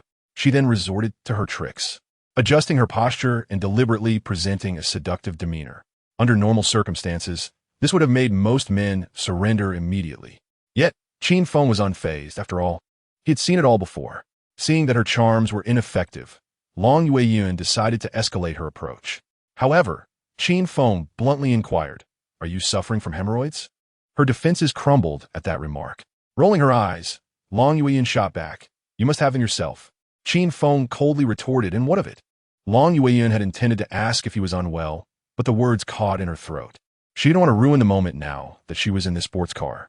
Instead, she pivoted, asking, "Do you have any medicine?" Qin Feng chuckled. "You mean hemorrhoid ointment?" "I don't have any, but I can take you to the pharmacy later." Long Yueyun replied coldly, "No thanks." Before long, Qin Feng pulled into the gas station and signaled to the attendant, saying, "Fill it up with 98, please." "Thank you." When the staff encountered the car, a flicker of astonishment illuminated their eyes as they pondered, "What sort of vehicle is this?" At that moment, Long Yueyun inquired, "Could you please open the convertible roof? I wish to capture a few photographs." Qin Feng replied, "Of course, but could you settle the fare first?" Long Yueyun was momentarily taken aback by the mention of payment, but quickly grasped the implication. She assumed Qin Feng was hinting at a kiss. Thus, with a hint of pride, she remarked, "If you desire a kiss, that's simple. Let us see how well you perform tonight. If you impress me, I might grant you a peck." "What do you say?" Qin Feng retorted coldly, "Are you jesting? I merely meant for you to cover the fuel costs. Your kiss is hardly worth that much." Long Yueyun, astonished, exclaimed, "You expect me to pay for gas?" Qin Feng, with utmost seriousness, responded, "Is there a problem? You're the first girl to sit in the passenger seat with me. Surely you can spare a bit for fuel. If you're unwilling, you can get out. There are plenty of other ladies waiting to fuel my car." Upon hearing this, images of Ruoyi flashed through Long Yueyun's mind. She decisively stated, "It's no big deal. It's just gas, and I'm not short on money." Subsequently, the staff presented a payment code. Long Yueyun scanned it, only to discover that this tank of gas cost over 600. Typically, when dining with her admirers, she wouldn't bat an eye at 1,000 for a steak. But now, faced with the prospect of spending 600, she felt a pang of regret. After scanning the code, she hesitated to pay and said to Qin Feng, "Is it really appropriate for me to cover 600 for gas alone?" Qin Feng chuckled. "What's the matter? If you want, that's fine. We can dine at a high-end restaurant later." Long Yueyun, hearing this, promptly entered the password, and the payment was successfully completed. After settling the bill, she forced a smile, saying, "It's just 600. No need to fret. You could treat me to dinner later." Qin Feng replied, "Let us discuss that later." Long Yueyun, puzzled, asked, "What do you mean by later? Don't you want to have dinner with me?" Qin Feng, with unwavering honesty, stated, "No, I simply don't wish to spend money." Qin Feng's sincerity was something Long Yueyun had never anticipated. Having encountered various types of men, she had never met someone as peculiar as Qin Feng. Anger bubbled within her. She felt Qin Feng was toying with her. However, the next moment, a notification echoed from Qin Feng's phone. A series of WeChat payment notifications, 20,000, 10,000, 30,000. Long Yueyun had spent 600 on Qin Feng, yet the system rewarded him with 600,000, directly credited to his WeChat in several transactions. The sound of incoming payments was loud, resonating for a full minute. Long Yueyun was left astonished and couldn't help but ask, "If I may be so bold, what was that payment notification?" Qin Feng smiled and replied, "Just a small business transaction. Earn a bit of money." "Is there an issue?" Long Yueyun's face lit up with delight. "You're already starting a business in your sophomore year? Impressive. What industry are you in?" Qin Feng answered, "Intimate apparel." Long Yueyun blushed at this revelation. Clearly, she was embarrassed. She never expected that one day she would feel shy. With a flushed face, she asked, "Does intimate apparel make that much money?" Qin Feng replied, "Indeed, why? Are you interested? Would you like me to sell you a few pieces?" Long Yueyin playfully chided, "Couldn't you just give me a few? With all that wealth, why be so stingy with a girl? It's hardly gentlemanly." Qin Feng laughed. "Then you wish to feast on air?" He firmly held to his principle. Money is meant to be displayed to women, not spent on them. Thus, Long Yueyin's attempts at a freebie were entirely futile. Faced with such a stubborn mindset from Qin Feng, Long Yueyin found herself in a rather challenging situation. Yet, the more challenging a man was, the more tempting the conquest became for her. Qin Feng continued to drive, heading towards dinner while maintaining his aloof demeanor, contemplating how to persuade Long Yueyin to spend on him.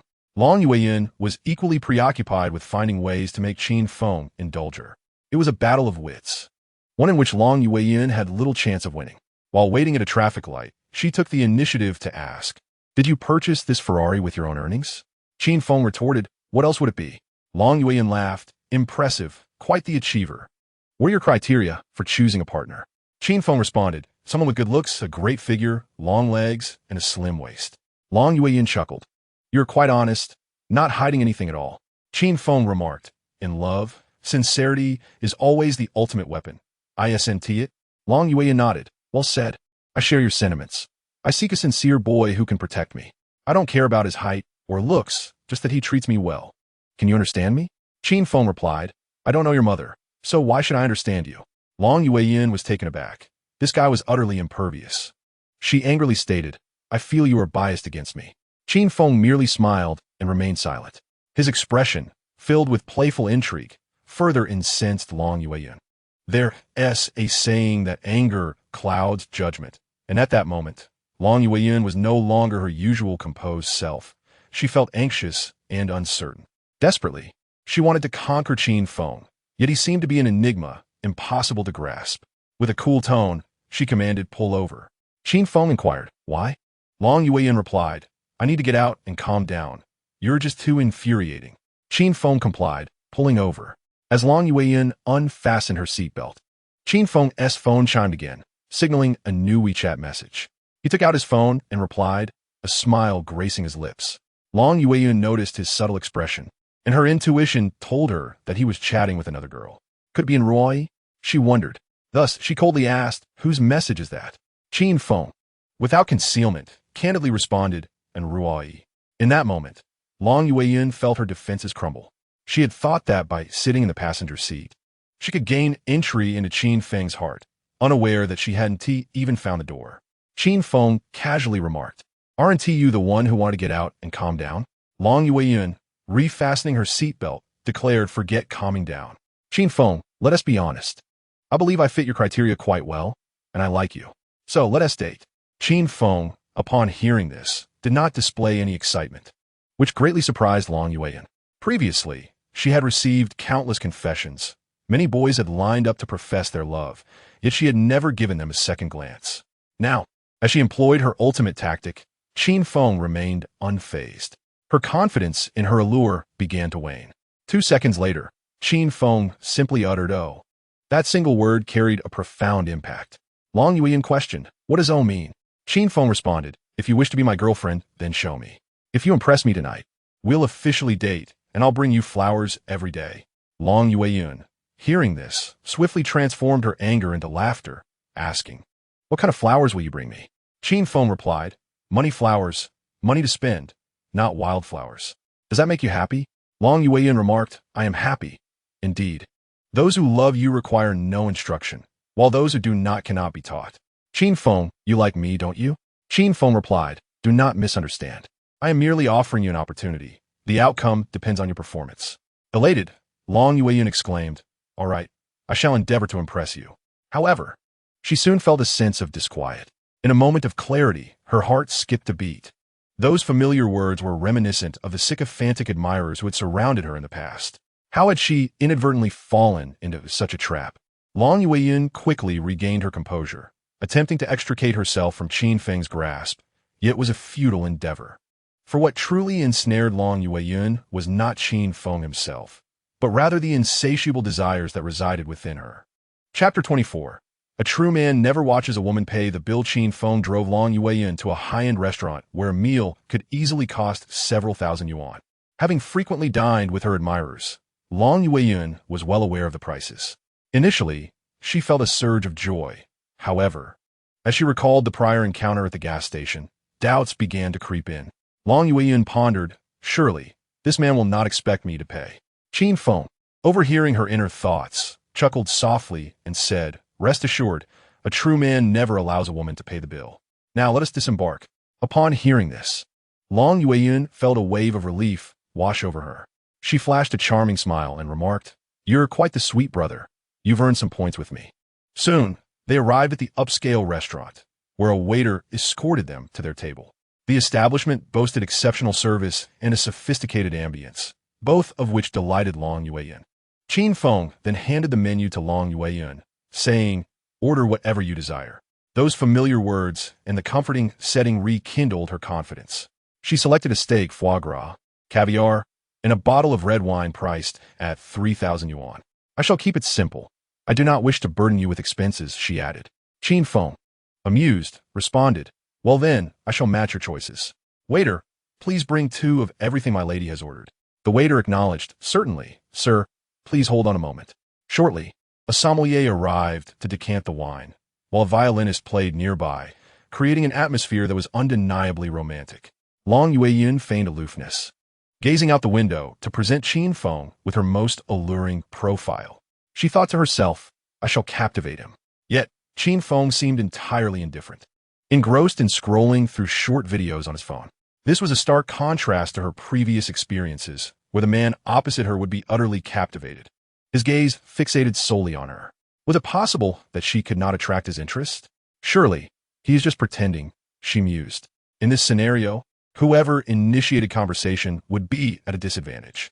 Nevertheless, after a minute of silence, Long Yueyin could no longer contain herself and asked, what are you watching? Qin Feng replied, short videos. She inquired further, what kind of short videos? Are they of attractive women? I've heard that men tend to enjoy those. Long Yueyin struck a teasing pose as she spoke. Qin Feng, unfazed, replied, who told you that? We men prefer videos about hoof trimming, carpet cleaning, and wilderness survival. You truly misunderstand us. I am quite disappointed. Long Yueyin was taken aback. Should not the phrase I am disappointed have been hers to utter? Feeling slightly aggrieved, she said, my apologies. I believe we should deepen our understanding of one another. Do you not have any questions for me? Qin Feng set down his phone and looked at her, saying, I do have a question. Long Yueyin's heart raced with anticipation, envisioning the perfect persona she wished to project. She understood that men are often drawn to women who appear cold on the outside, yet warm within. However, Qin Feng simply smiled and said, never mind. It would be futile to ask. At that moment, the waiter arrived with the steak, foie gras, and caviar, and Qin Feng began eating without regard for Long Yueyin's feelings. To her, this was quite impolite. Yet, upon glancing at Qin Feng's car keys, she thought it wise not to engage in a dispute with a Ferrari owner. One must be magnanimous. Eagerly, she said, please, do ask your questions. Let us engage in a candid exchange. Qin Feng queried, are you certain? Long Yueyin nodded. Given the premise of their candid discussion, Qin Feng wasted no time. Let us discuss tunnel construction, he stated with a grin. Long Yueyin was bewildered by this peculiar topic. Qin Feng proceeded to bombard her with a series of questions. How often are engineering tunnels inspected? Are there instances of water intrusion during construction? How often are the slopes surrounding the tunnel cleared of grass? If heavy snow blocks the mountain for 6 or 7 days, can one traverse the mountain path? As these questions reached Long Yueyin's ears, she immediately sensed something was amiss. It was clear that Qin Feng was on an entirely different level compared to the previous sycophants she had encountered. He was a master at this game. Intrigued, she thought, girls are often drawn to the allure of the bad boy, and I am no exception. A mischievous smile crept onto her lips as she remarked, dear brother, I am not a civil engineering major. How could I possibly understand construction? Let us change the topic to something I can comprehend. Long Yueyin feigned ignorance, clearly attempting to provoke Qin Feng. He remained calm and replied, no problem. May I ask a question about everyday life? She answered, of course, with a serious demeanor. Qin Feng inquired, when traveling in a car, if one experiences motion sickness and cannot lean out the window in time, resulting in vomiting inside the vehicle, what should one do? Long Yueyin pondered for a moment, her cheeks flushing, and replied, "Well, one would simply vomit inside the car. What else can be done?" Qin Feng chuckled and asked, "If the keys are removed from the ignition while the vehicle is moving at high speed, will the music inside the car stop?" Long Yueyun, seasoned in matters of the heart, found herself blushing for the first time. Avoiding his gaze, she lowered her head and said, "Let us eat first. I am hungry." "Cool me. Let us toast." She raised her glass, but Qin Feng did not reciprocate. With a sigh, he remarked, "This is rather dull." The atmosphere grew awkward once more. The more Long Yueyun sought to take the initiative, the more she found herself in a passive position. In contrast, Qin Feng maintained a nonchalant demeanor, seemingly indifferent to her feelings, while she was acutely aware of his perception of her. Finally, unable to restrain herself any longer, Long Yueyun asked, "Qin Feng, what exactly do you feel for me?" Qin Feng smiled and replied, "Honestly, you leave me with a rather ordinary impression." This statement struck her like a thunderbolt, shattering her confidence entirely. As a seasoned flirt, she had always believed she could enchant any man. Yet tonight, she was deemed ordinary by Qin Feng. Enraged, she retorted, "Do you not like me?" Qin Feng, still smiling, responded, "What do you think?" Long Yueyun countered, "If you do not like me, why invite me into your car? If you do not like me, why treat me to dinner? Do you truly not feel even the slightest spark of attraction towards me?" Qin Feng replied, "Attraction is a strong word. I would say I am merely somewhat excited." Long Yueyun, with a hint of pride, declared, "I won't eat anymore. It makes me unhappy." Subsequently, she unleashed yet another one of her secret weapons: anger. In the eyes of the public, when a girl is angry, it typically signals that the boy should console her. Little did she know, Qin Feng possessed no traits of a sycophant. Thus, he simply brought her steak over and remarked, "This steak costs several hundred. Not eating it would be quite wasteful." Long Yueyun was taken aback. She and T even touched her steak. How could this fellow be so shameless? If Qin Feng were an ordinary man, she would have certainly walked out. However, he was a distinguished Ferrari owner, and so she chose to forgive him.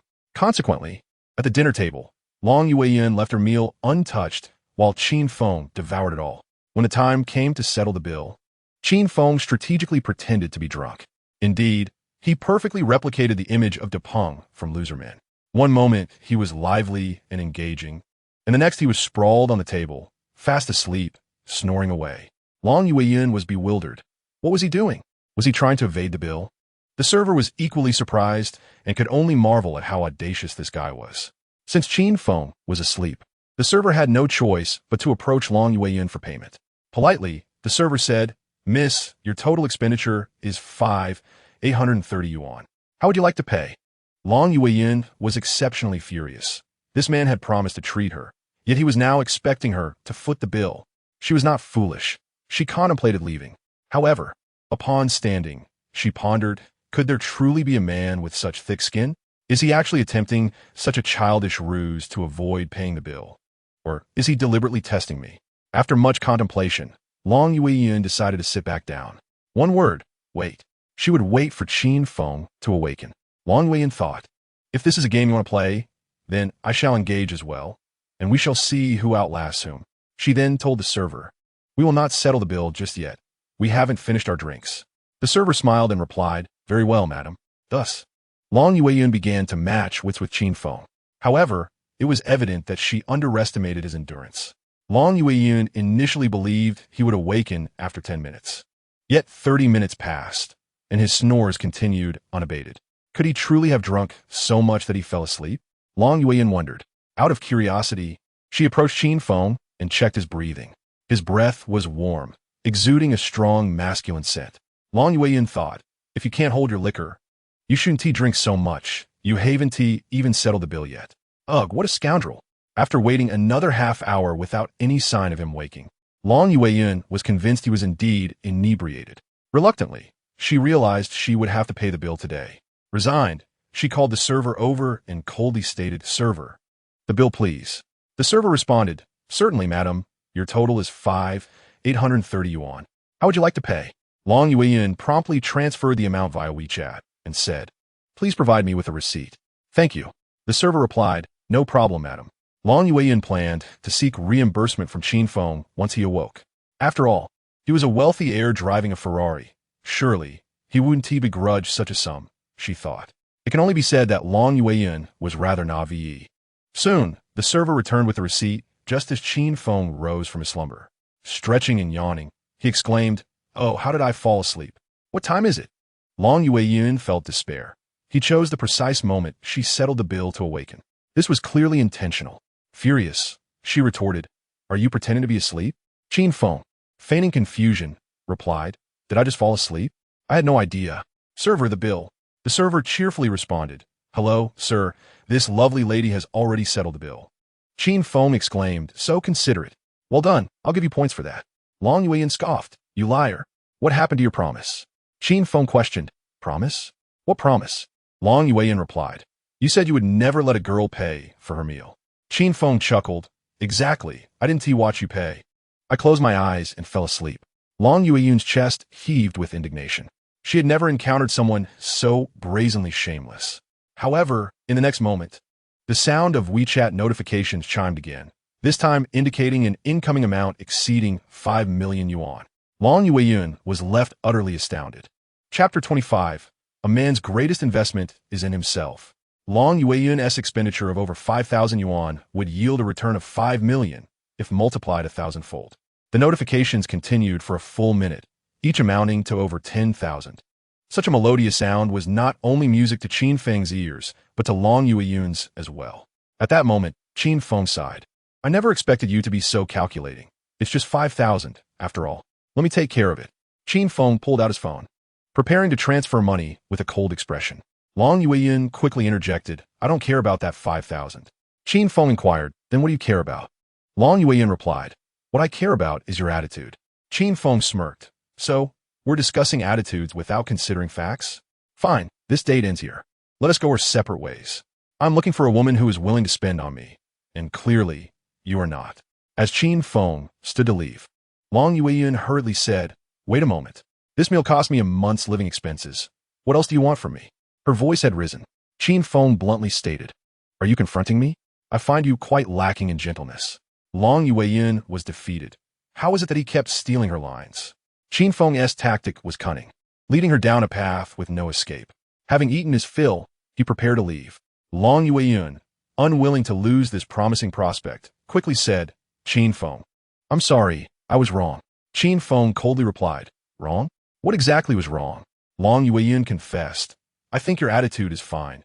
I may have been overly sensitive. You must understand, I'm just an ordinary college student with limited living expenses. Spending over 5,000 on this meal means I want to have money for food next month." Qin Feng chuckled. "You carry a bag worth several tens of thousands. Yet you claim to be struggling financially? Please, if you don't want to spend money, just say so. There's no need to lie for excuses." Long Yueyun's face flushed. "That's a replica, not real." Qin Feng asked, "So it's a replica? Why not sell it to me for 500? I think it looks quite nice." Long Yueyun hesitated. Clearly, the bag was genuine. It had been gifted to her by a devoted admirer who had saved for a year only to be met with the dismissive words, "You're a nice guy. But we're not compatible," leaving him to ponder if the fault lay with him. Realizing she had been exposed, Long Yueyun quickly lowered her head in apology, saying, "I'm sorry, I was lying. I just believe that in a relationship, both parties should contribute equally. I've been cheering for you. Can't you at least treat me to a meal?" Qin Feng retorted with a cold smile. "So, are you blaming me?" "Sure, it is my fault. Is that all right? I will transfer the money to you now, but from now on, do not expect me to join you for dinner again." Long Yueyun hurriedly interjected, "No, that's not what I meant." "Then what do you mean?" Qin Feng retorted. Long Yueyun, feeling aggrieved, suggested, "Qin Feng, let us go watch a late-night movie. I would like to get to know you better." Qin Feng ignored her and left the restaurant. The waiter, witnessing this, exclaimed, "What a remarkable guy. He doesn't indulge her at all. Did you see his car keys? If I had a Ferrari, I would be even more arrogant." Another replied, "Come on. Some people are just born to be sycophants. Even if they become wealthy, they will still behave the same way. Indeed, being a sycophant is somewhat independent of wealth." Qin Feng stepped outside for some fresh air. The weather at the end of May was stifling, with no trace of coolness in the air. On the pedestrian street, an array of charming girls donned in short skirts intensified the heat. The reason many men become sycophants largely stems from their desire for the other person's body. Thus, Qin Feng particularly cherished one activity, push-ups, as they could quickly invigorate a person. Long Yueyun, fearing that Qin Feng might leave, closely followed him. When she saw him doing push-ups, she expressed her concern. Don't engage in strenuous exercise right after a meal. It's not good for your stomach. Qin Feng stood up, dusted off his hands, and quipped, the view is better from down here. Long Yueyun hurriedly covered her skirt and teased, you little rascal. Such playful banter was a signature of Long Yueyun, and the little sycophant adored these amusing nicknames. Qin Feng, being experienced, was utterly unfazed by such antics. Long Yueyun proposed, let us go watch a movie. I'll buy the tickets as an apology, okay? Qin Feng coldly replied, don't say it like that. It makes me sound stingy. Long Yueyun laughed. Aren't you? Qin Feng countered, what do you mean? I'm merely testing you. If you're reluctant to spend a small amount on me, how will I willingly hand over millions to you in the future? Upon hearing this, Long Yueyun immediately brightened with joy. She excitedly asked, you truly would let me manage your money? Qin Feng replied, yes, I'll let you manage it but not spend it. What are you getting so excited about? Long Yueyun rolled her eyes. Then I one team manage it. I fear losing it and having you blame me. Qin Feng stated, I'll give you a management fee every month. Long Yueyun inquired, how much? Qin Feng answered, 100,000 a month. That's not too little, is it? Long Yueyun nodded, not at all, that's ample. To be honest, I've been learning about finance recently. If you entrust your money to me, I can certainly manage it well. I'm a type of girlfriend who brings good fortune. Qin Feng frowned and asked, fortune bringer? How do you figure? Long Yueyun explained, you can tell by my figure, where it should be slim, it is, and where it should have curves, it does. Such a physique surely brings fortune. This statement rang true. She possessed a classic pear-shaped figure, with an enviable waist-to-hip ratio. Though her thighs were slightly thicker, her legs were well-proportioned. Qin Feng assessed her with a slight smile. Your figure is indeed commendable. I just wonder about your resilience. Long Yueyun provocatively responded, you little rascal, when we are together, I'll let you experience it. Qin Feng replied, all right, once we officially date, I'll hand over the money to you, so you can enjoy the finer things in life. It must be said that Qin Feng's whimsical promises were quite cleverly crafted. Long Yueyun realized this might be mere daydreaming, yet she could not help but let her imagination soar. She asked at that time, we could move out and rent a chic apartment. How about that? Qin Feng retorted, who do you look down upon? Let us buy a place outright. Put in your name a beautifully decorated flat, and I'll throw in a Porsche to match your aura as my girlfriend. Otherwise, don't even think about being my partner. I cannot afford to lose face. The more Long Yueyun heard, the more enthralled she became. Really? Qin Feng, what is your zodiac sign? Qin Feng replied, I'm a Leo. Long Yueyun exclaimed, I'm an Aries. We are a perfect match. Qin Feng coolly stated, who is your perfect match? Go by me a Jiangnan Guozi. Long Yueyun. Just a moment ago, Long Yueyun was reveling in the joy of being a little wealthy, only to have Qin Feng request her to spend money. Long Yueyun questioned, weren't you full? You just had steak and foie gras. Qin Feng glared at her. What? Are you saying I eat too much? I only asked you to buy me a Jiangnan Guozi, and you're unhappy about it? Never mind. I think you're not suited to be my girlfriend. You're not at all considerate. Long Yueyun immediately retorted, stop. I'll go get you a supreme Jiangnan Guozi. 2 sausages and 2 eggs. Is that enough? Qin Feng replied, you sure talk a lot. Hurry up. Long Yueyun, in high heels, dashed off to buy the Jiangnan Guozi, her running reminiscent of love. However, only Qin Feng knew that her motives were driven by money. Long Yueyun had grown accustomed to being pursued. Encountering someone assertive thrilled her. Deep down, she seemed to enjoy being commanded. Soon, Long Yueyun returned with the Jiangnan Guozi and handed it to Qin Feng, saying, eat it while it's hot. Qin Feng took the Jiangnan Guozi and asked, didn't you buy any water? Are you trying to choke me? Please, can you think a little? Long Yueyun softly replied, you didn't say to buy water. Qin Feng countered, just because I didn't say it doesn't mean you shouldn't buy it. Don't you understand the basics? Do you know anything about us boys? This smooth little maneuver left Long Yueyun utterly flustered. She made another trip to fetch water for Qin Feng, and after all that running back and forth, she was nearly overheated. Meanwhile, Qin Feng remained oblivious, sitting on a bench by the roadside, eating while watching videos on his phone. At that moment, the system's cashback notification arrived. The total expenses for the movie ticket, Jiangnan Guozi, and bottled water amounted to 100 yuan, with a cashback of 100,000 yuan for Qin Feng. Hearing the notification of money arriving, Qin Feng couldn't help but burst into laughter. Earning money had never been so effortless. Long Yueyun couldn't resist asking, Qin Feng, is making lingerie this lucrative? You've earned millions in just a short while. Qin Feng replied, what did you think? I have hundreds of online stores, easily raking in millions every day. Do you know what my greatest pain is right now? Long Yueyin inquired, what is it? Qin Feng responded, having money with nowhere to spend it. To me, money is just a string of numbers. Long Yueyin's eyes sparkled. Then let me help you spend it. Qin Feng replied, if you want to spend my money, you first need to be willing to spend on me. It's a give-and-take situation. You must endure some hardship before tasting sweetness. Long Yueyin said, I understand. The movie starts in 40 minutes. Let us go cool off at the mall for a bit. Qin Feng agreed, all right, let us go. Thus, they proceeded to the mall, where crowds surged and couples meandered through. A common phenomenon here was that the man often carried the bags while the woman indulged in ice cream. The man, juggling bags and a small fan to cool his partner, would frequently ask, baby, are you hot? Upon witnessing this, Qin Feng pondered, is romance truly necessary? Isn't it exhausting? Perhaps for many boys, being kind to girls had subtly morphed into their intrinsic values. Certainly, it is commendable to treat women well. But such kindness must have its limits.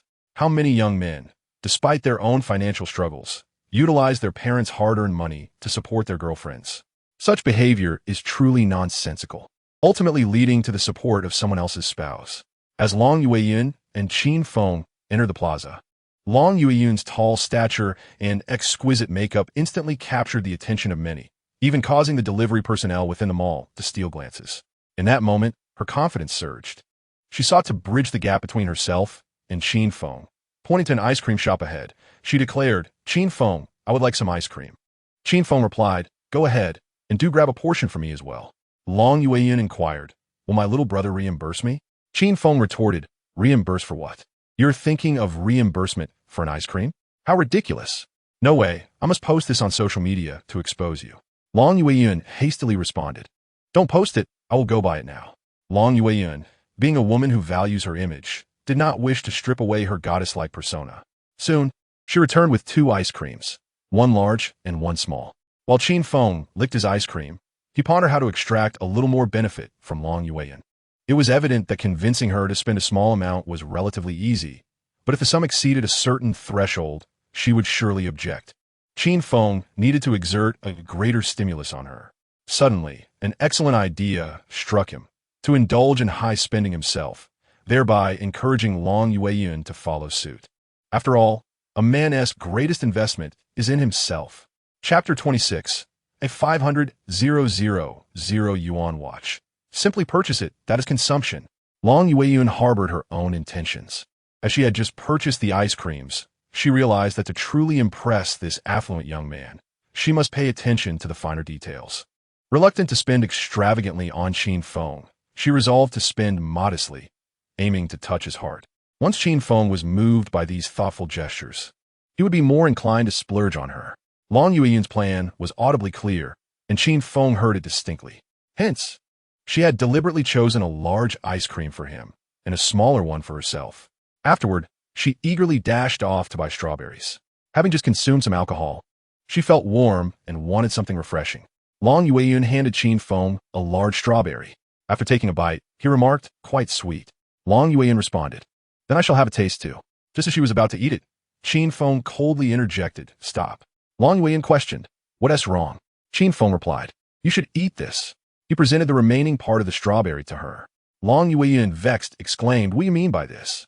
Why should I eat the end of the strawberry? Qin Feng chuckled, didn't you say that the end of the strawberry is more nutritious? Long Yueyin retorted angrily, when did I ever say that? Qin Feng promptly pulled out his phone and revealed her Weibo post from 2 months prior. The post stated, those who love you will willingly eat the end of a strawberry because it is rich in the nutrients of love. The post garnered thousands of likes from admirers and a slew of comments from devoted fans. Seeing this, Long Yueyin's face flushed. Deep down, she believed that while the end of the strawberry might be nutritious, it was not something she wanted to consume. Observing her silence, Qin Feng sighed, I understand now. Because you do not like me, you refuse to eat the end of the strawberry. That's fine, I won't force you. After all, a forcibly given end of a strawberry is not sweet. Long Yueyin quickly responded, all right, I will eat it. Qin Feng coldly remarked, why do you look so reluctant? Eating the end of a strawberry is a privilege. Many wish to have it but cannot. Long Yueyin retorted, Qin Feng, are you being a bit excessive? Qin Feng laughed. Are you upset? I am merely mimicking your tone from before.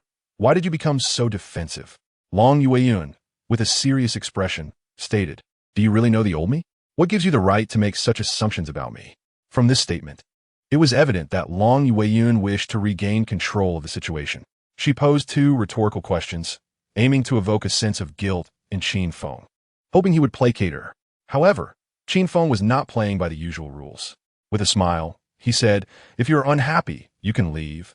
I can browse them all on my own or invite someone else along. I truly do not need you. Long Yueyun was tempted to grab her bag and leave. Yet she felt unwilling to do so. In her mind, she thought, I've already spent over 6,000 on you. Are you really asking me to leave now? Not a chance.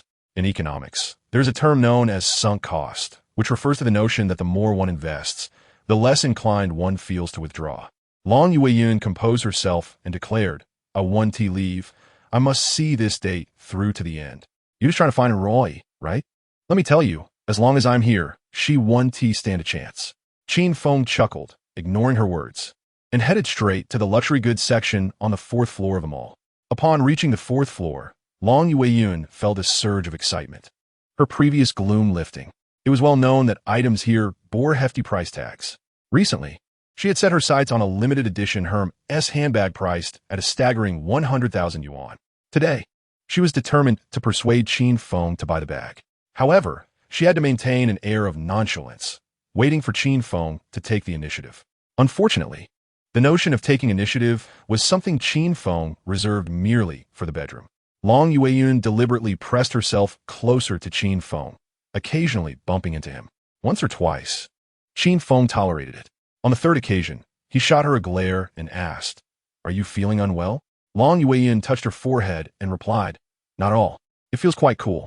You can check if you don't believe me. Qin Feng immediately reached out. Long Yueyun blushed and exclaimed, You cheeky little brother. Where are you touching? Qin Feng earnestly explained, The forehead is not a precise thermometer. It needs. Long Yueyun quickly interrupted, No more just this once. Before long, Qin Feng arrived at a watch store, intent on selecting a timepiece. At that moment, a sales associate approached with enthusiasm, inquiring, Hello, sir. Are you here to choose a watch for your girlfriend? Qin Feng responded, Just browsing. The associate said, Very well, sir, feel free to look around. These are the latest models. Qin Feng glanced around. The watches were all exorbitantly priced, most exceeding several 100,000 yuan, showcasing exquisite craftsmanship. He had no particular interest in watches. His sole purpose for being there was to provoke a reaction from Long Yueyun. Observing the array of luxury watches, Long Yueyun's excitement grew. Initially uninterested in watches, upon seeing their price tags, she suddenly felt like a true aficionado. Her newfound admiration for watches even eclipsed her desire for the Hermes bag.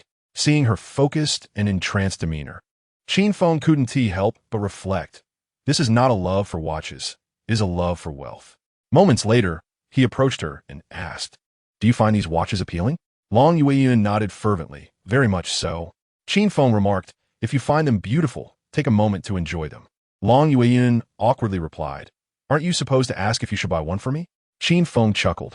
Spending money to buy you something does not necessarily equate to love, but someone willing to spend time with you. Now that is a true affection. Time is far more precious. Long Yueyun was impressed. How did this fellow's logic become so astute? Long Yueyun's excitement had been extinguished. After observing for a few moments, she remarked, Let us go. After all, we are not making a purchase. Qin Feng countered, Not buying? Who said that? Surprised, Long Yueyun exclaimed, Really? But you just said we were only looking. Qin Feng replied, I was merely teasing you. Waiter, could you please let me try on that green gold Rolex? The waiter retrieved the exquisite timepiece from the display, priced at 50,000. This watch was a sight to behold, with its golden casing and striking green face, exuding opulence as Qin Feng adorned his wrist. Turning to Long Yueyun, he asked, What do you think of this watch? Does it complement my aura? She showered him with praise, declaring, It's stunning. It suits you perfectly. A young man as accomplished, as you should certainly wear such a watch. I simply adore you. Until now, Long Yueyun had been the recipient of compliments from infatuated admirers. This was her first attempt at praising a man, making her words seem somewhat awkward. Qin Feng, slightly dissatisfied with her delivery, chuckled, We've only just met, and you're already professing your love? How insincere, Long Yueyun retorted. Haven't you heard of love at first sight? That's exactly what I felt for you. Qin Feng, let us be together. How about we purchase matching couple watches and make it official? At her words, Qin Feng couldn't help but laugh. He proceeded to make the payment without delay, handing over 500,000. Noticing Qin Feng ignoring her, Long Yueyin quickly interjected, "You don't believe me?" He replied, "Perhaps you should first cleanse your own circle before discussing an announcement." "Dream on." Long Yueyin defended herself. "I don't associate with anyone questionable. My circle is pure, and I strive for self-improvement. I don't understand why I should be subjected to such slander. Is that fair? All I desire is a sincere love to cherish for a lifetime. Am I at fault?" Her impassioned speech was quite compelling. It was clear she had a flair for performance, capable of shedding tears in an instant. Even the waiter appeared moved. However, Qin Feng saw through her act with a single inquiry. "You claim your circle is clean, which is splendid. Let's take a look at your WeChat groups, shall we?" Long Yueyin, alarmed, protested. "You don't trust me? Are you questioning my integrity?" Qin Feng suggested, "How about this? Show me your WeChat groups. And if there's nothing amiss, I will apologize and buy you a matching Rolex as compensation. What do you say?" Long Yueyin felt a surge of excitement, but she knew her WeChat was not meant for sharing. Seeking an excuse, she said, "Could I step away to the restroom for a moment?" Qin Feng chuckled. "To the restroom? What for? Deleting chat records? Please, I've seen foxes like you for ages. Don't play tricks on me." In a huff, Long Yueyin pulled up her WeChat, declaring, "See? It's all clean." Upon glancing, Qin Feng noticed groups labeled classmates, family, friends, and intriguingly, one labeled fish. He inquired, "What does this fish signify? Care to explain?"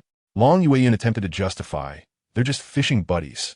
I enjoy fishing, and we often plan outings together." Qin Feng laughed. "So, they're just fishing buddies?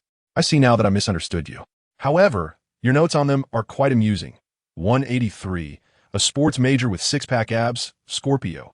188, wealthy but not handsome, number 1 sycophant, 170.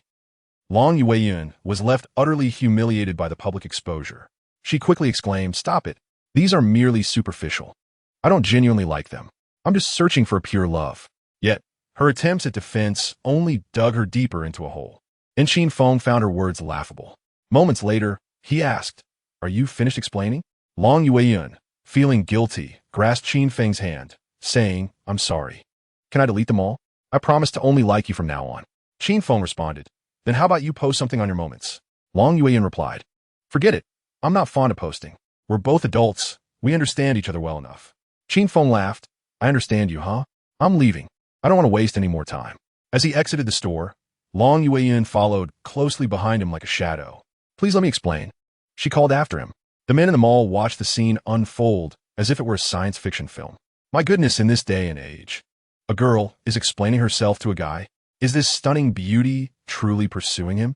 I must be dreaming. Such a scenario is one I only dare to imagine on holidays when there's no early morning class and no need to buy breakfast for the goddess. Qin Feng had no interest in hearing her explanations. "Cut the nonsense. If you're sincere, go buy me a gift," he urged. Long Yueyin responded, "All right. What do you like? How about a tie?" Qin Feng maintained a serious demeanor. "Don't ask what I like. Just buy it." "What's the matter? Do you think I'm materialistic? I value the sentiment behind the gift." Long Yueyin replied, "I understand. Please wait a moment while I find you a meaningful gift."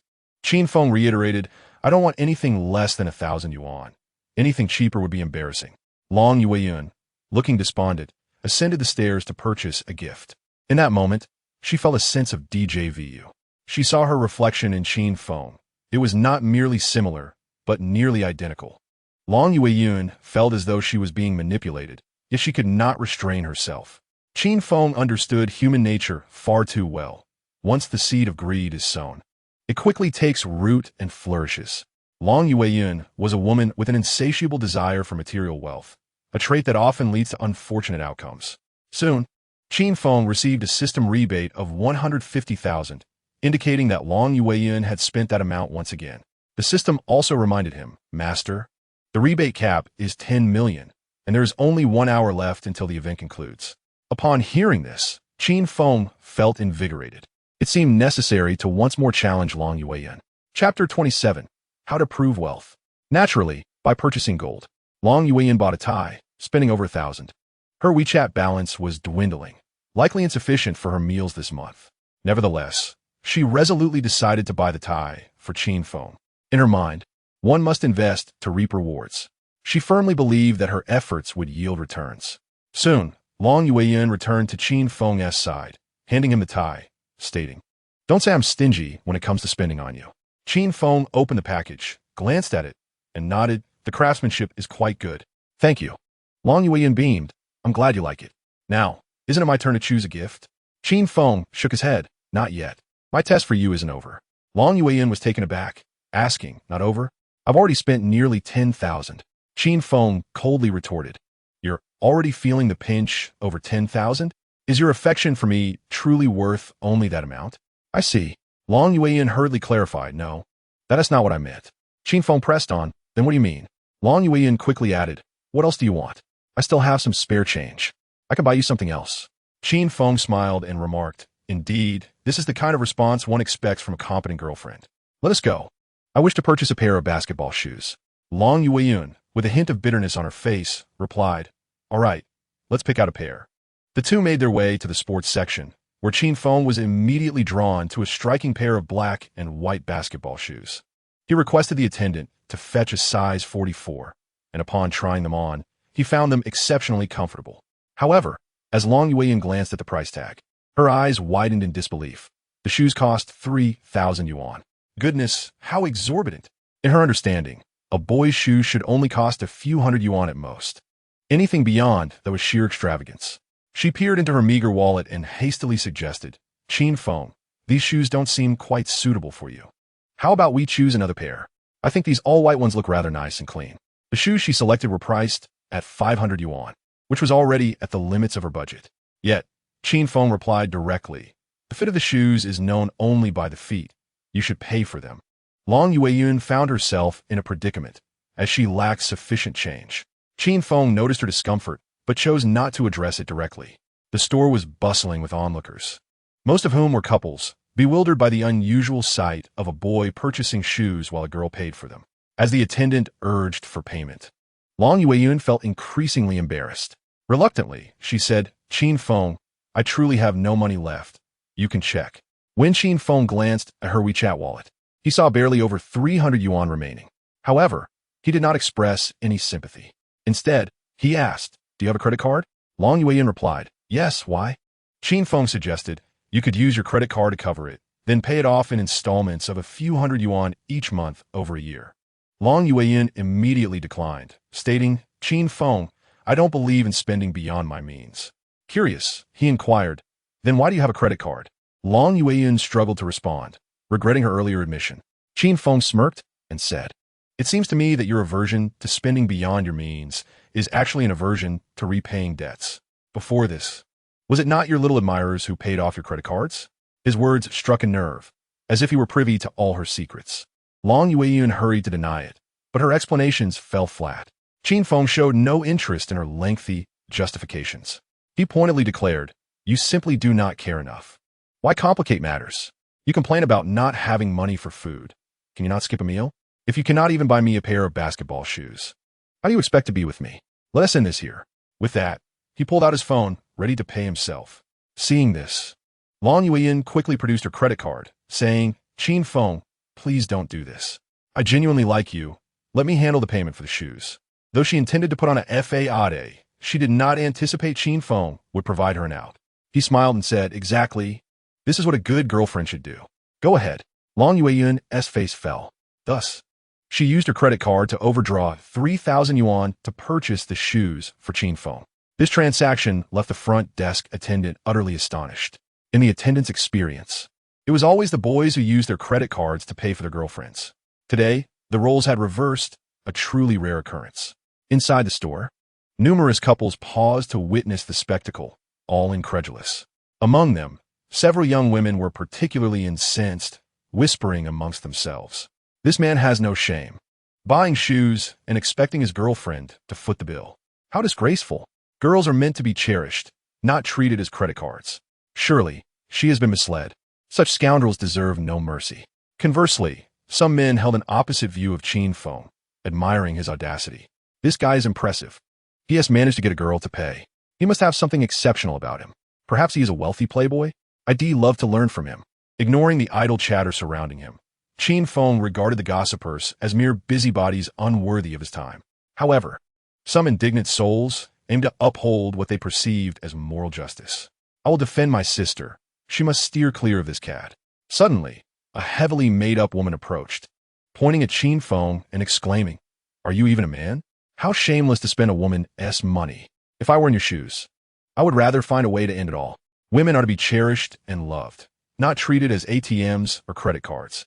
Men should be the ones spending on us. That is basic decency, which you clearly lack. Shame on you." Qin Feng found himself on the receiving end of a harsh scolding, and soon other women joined in, directing their ire at him. Long Yueyun felt a twinge of satisfaction, thinking how wonderful. There are some things I couldn't say, and now they are being articulated for me. Qin Feng, I refuse to believe you want to reimburse me. The heavily made-up woman then turned to Long Yueyun, comforting her. Sister, awaken. You are beautiful and deserve someone better. Associating with such a worthless man will only squander your youth. Our youth is far too precious to waste. You should be with a man willing to spend on you. Long Yueyun feigned innocence and replied, He treats me quite well. He promised to buy me a purse later, didn't he? Qin Feng, one must admit, Long Yueyun's maneuver was quite clever. Qin Feng merely smiled, offering no response. The woman scoffed, just looking at him makes me feel sick. Sister, how could you possibly find him appealing?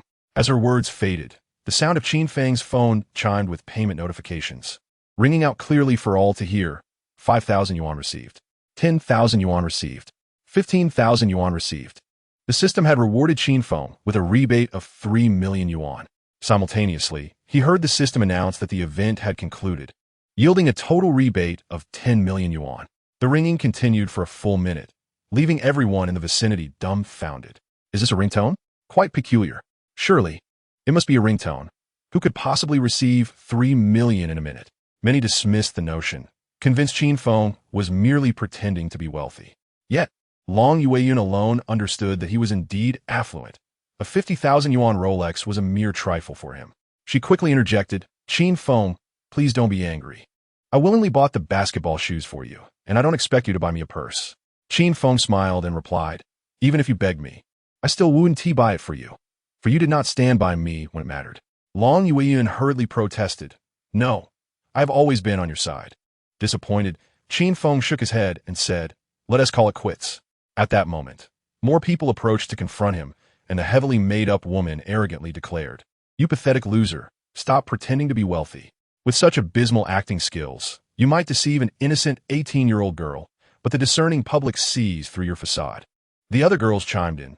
Indeed, if he were truly affluent, why not flaunt his bank balance? Does he dare?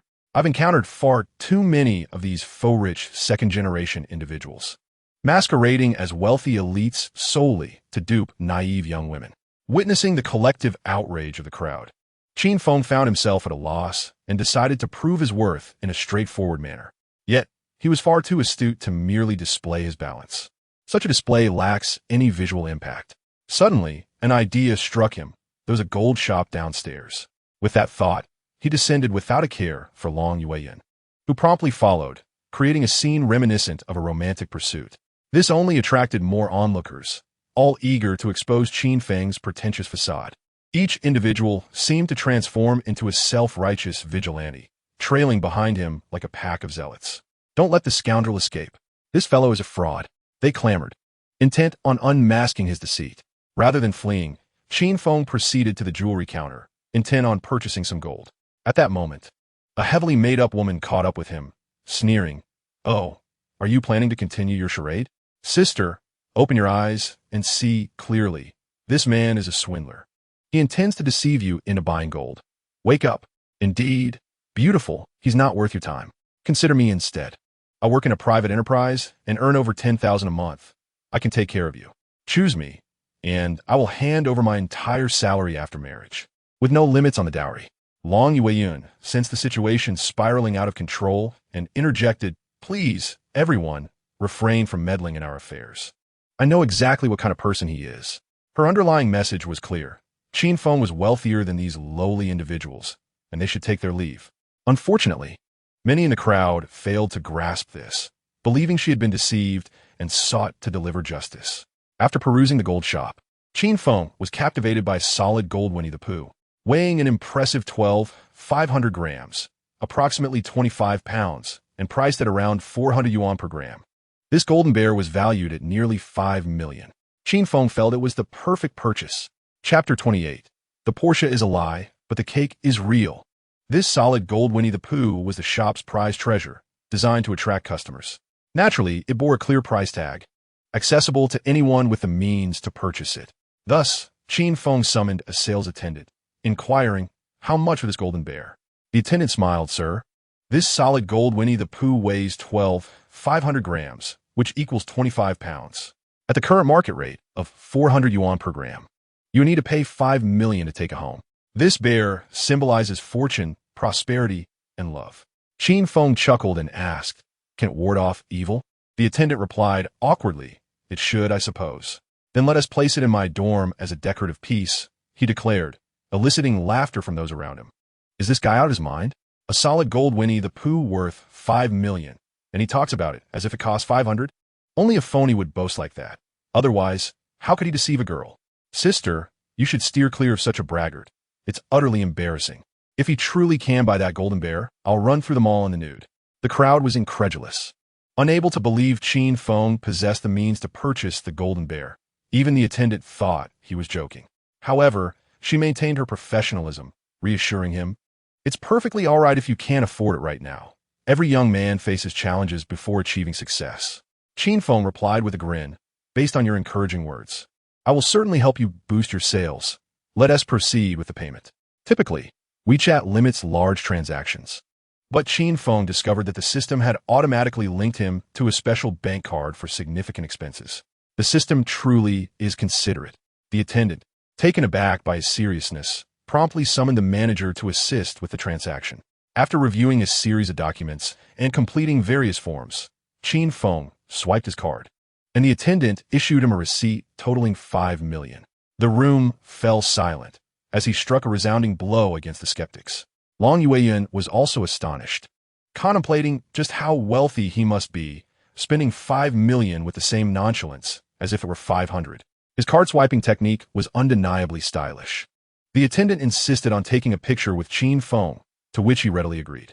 The spectators were left in disbelief, realizing he was indeed a genuine rich second-generation individual, casually purchasing a 5 million yuan solid gold Winnie the Pooh. I was blind to his true worth. This man is formidable. Many left with their heads hung low, ashamed. The heavily made-up woman, her face flushed, chose not to leave, but approached Qin Feng once more.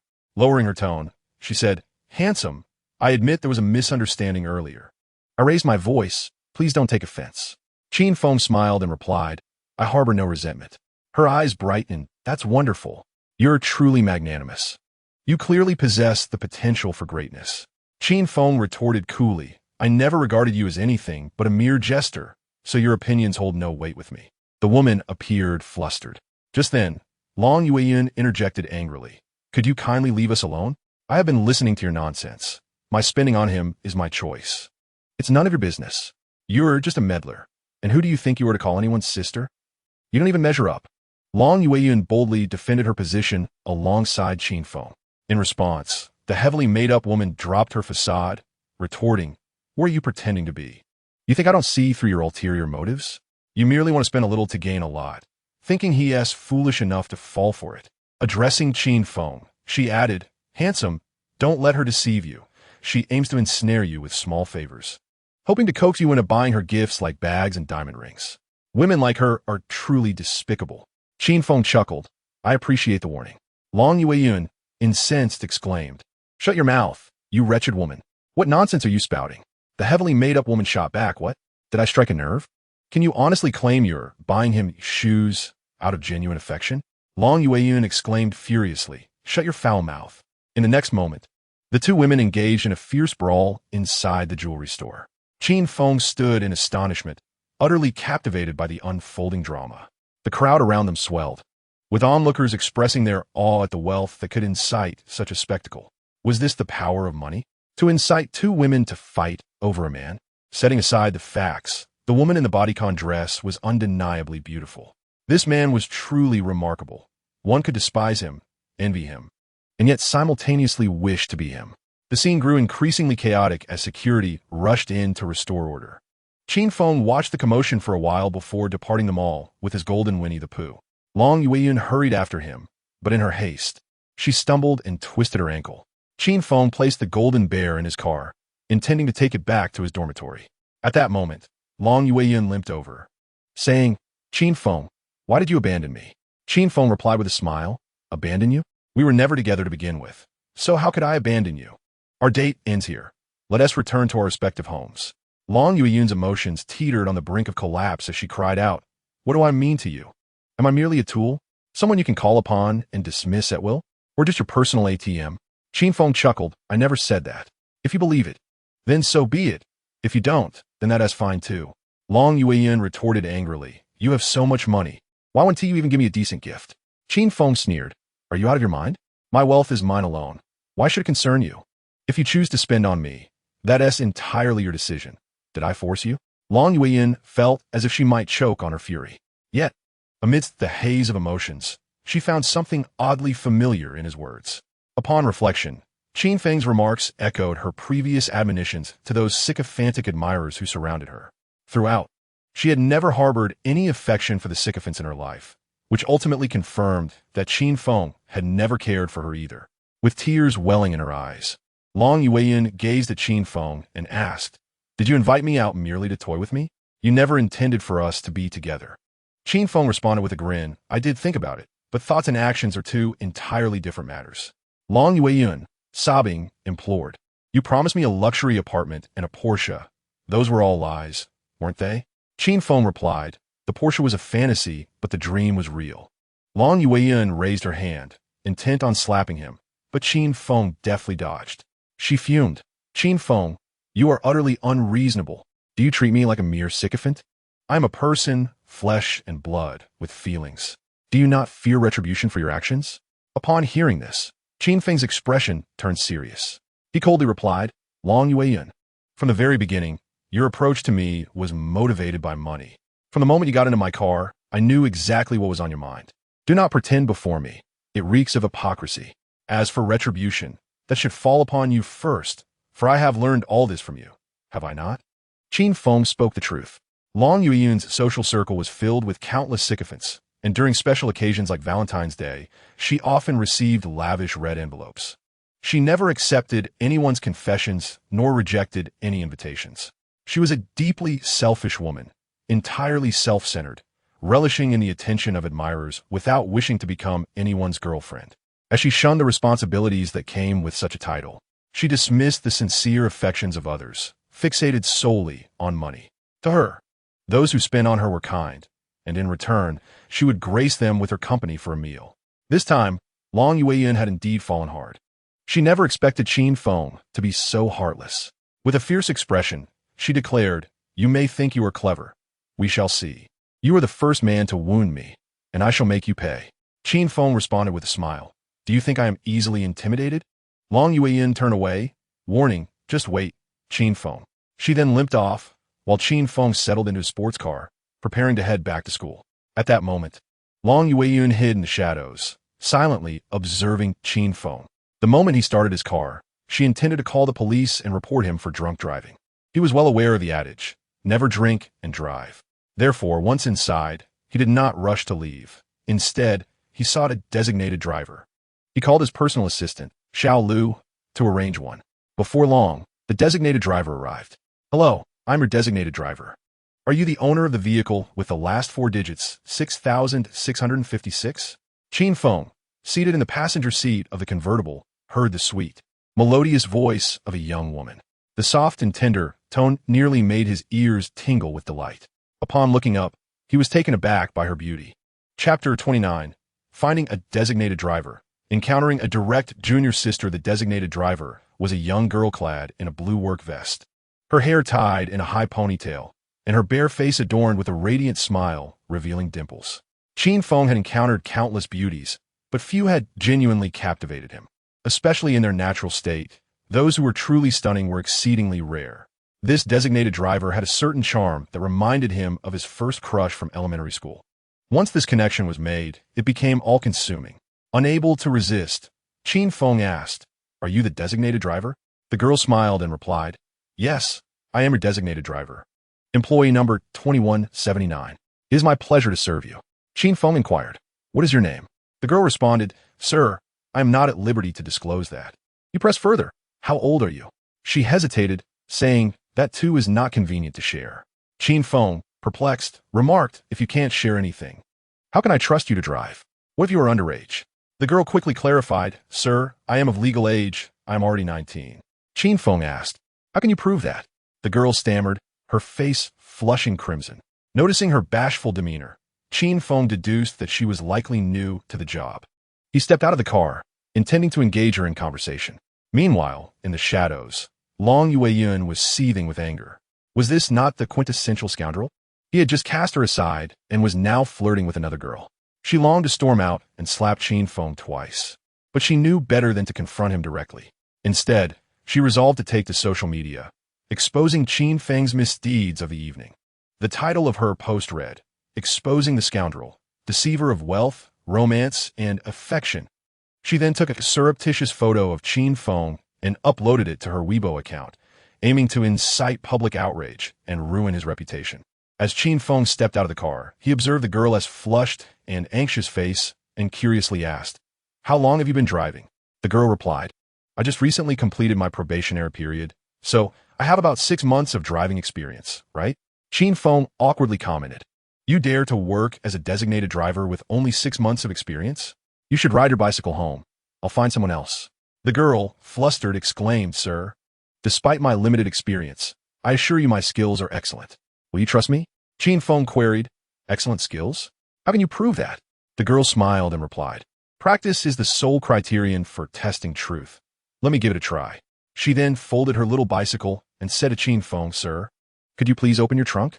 The girl rushed to the back of the sports car, assuming the trunk was there.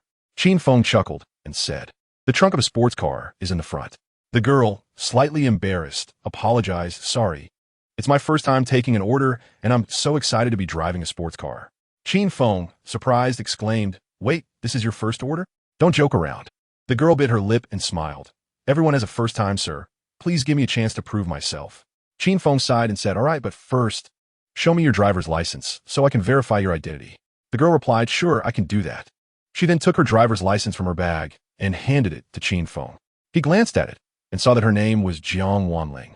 With 6 months of driving experience, Jiang Wanling truly lived up to her name, as her every movement was lively and graceful. Qin Feng then asked, "Are you still a student?" Jiang Wanling replied, "Yes, I'm a freshman. Can I see your student ID?" Qin Feng commanded. Jiang Wanling hesitated, but under Qin Feng's authoritative gaze, she obediently handed over her student ID. Upon inspecting it, Qin Feng discovered they attended the same university. He smiled and said, "So, you're my junior." Jiang Wanling responded with a grin. "You're also from Benhai Media College? What a coincidence. This must be fate." Thus, Jiang Wanling successfully got into the car. Meanwhile, in the shadows, Long Yueyun seethed with jealousy. Long Yueyun posted 3 furious tweets, denouncing Qin Feng's behavior as that of a scoundrel. In the comments, kind-hearted netizens rushed to comfort her. "Goddess, don't shed tears over such a man. He isn't worth it. That's right, Long. He doesn't deserve you. Fear not, goddess.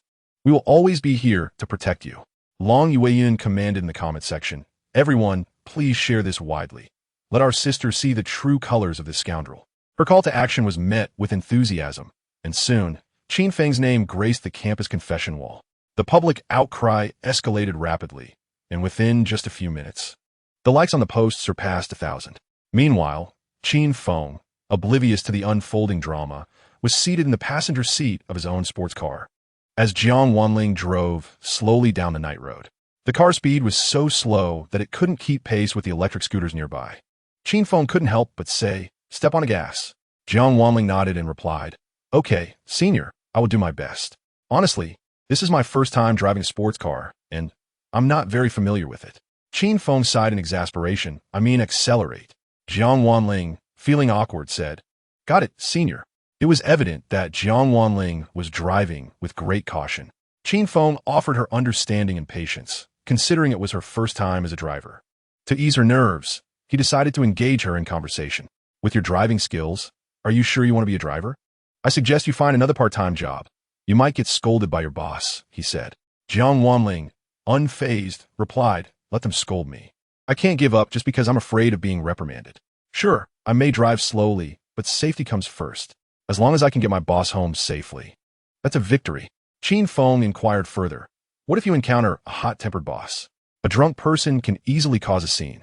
Can you handle that? Jiang Wanling spoke with conviction. I can. Qin Feng chuckled, appreciating her bravery. He then asked, what made you want to become a driver? Jiang Wanling candidly replied. From an economic standpoint, driving pays more. Qin Feng asked, what do you plan to do with all that money? Jiang Wanling answered, isn't it obvious? To improve my life. Now that I'm in college, I should be self-sufficient. I want to work hard to become wealthy. Qin Feng smiled. That's admirable. How about this? Leave me your business card. And when the time comes, I'll ask you to help me with class attendance. Jiang Wanling replied, Senior, I can't take that kind of job. It goes against school regulations. Qin Feng proposed, how about 100 yuan per class? Jiang Wanling said, I'll think about it. Qin Feng then raised the offer. 300 per class.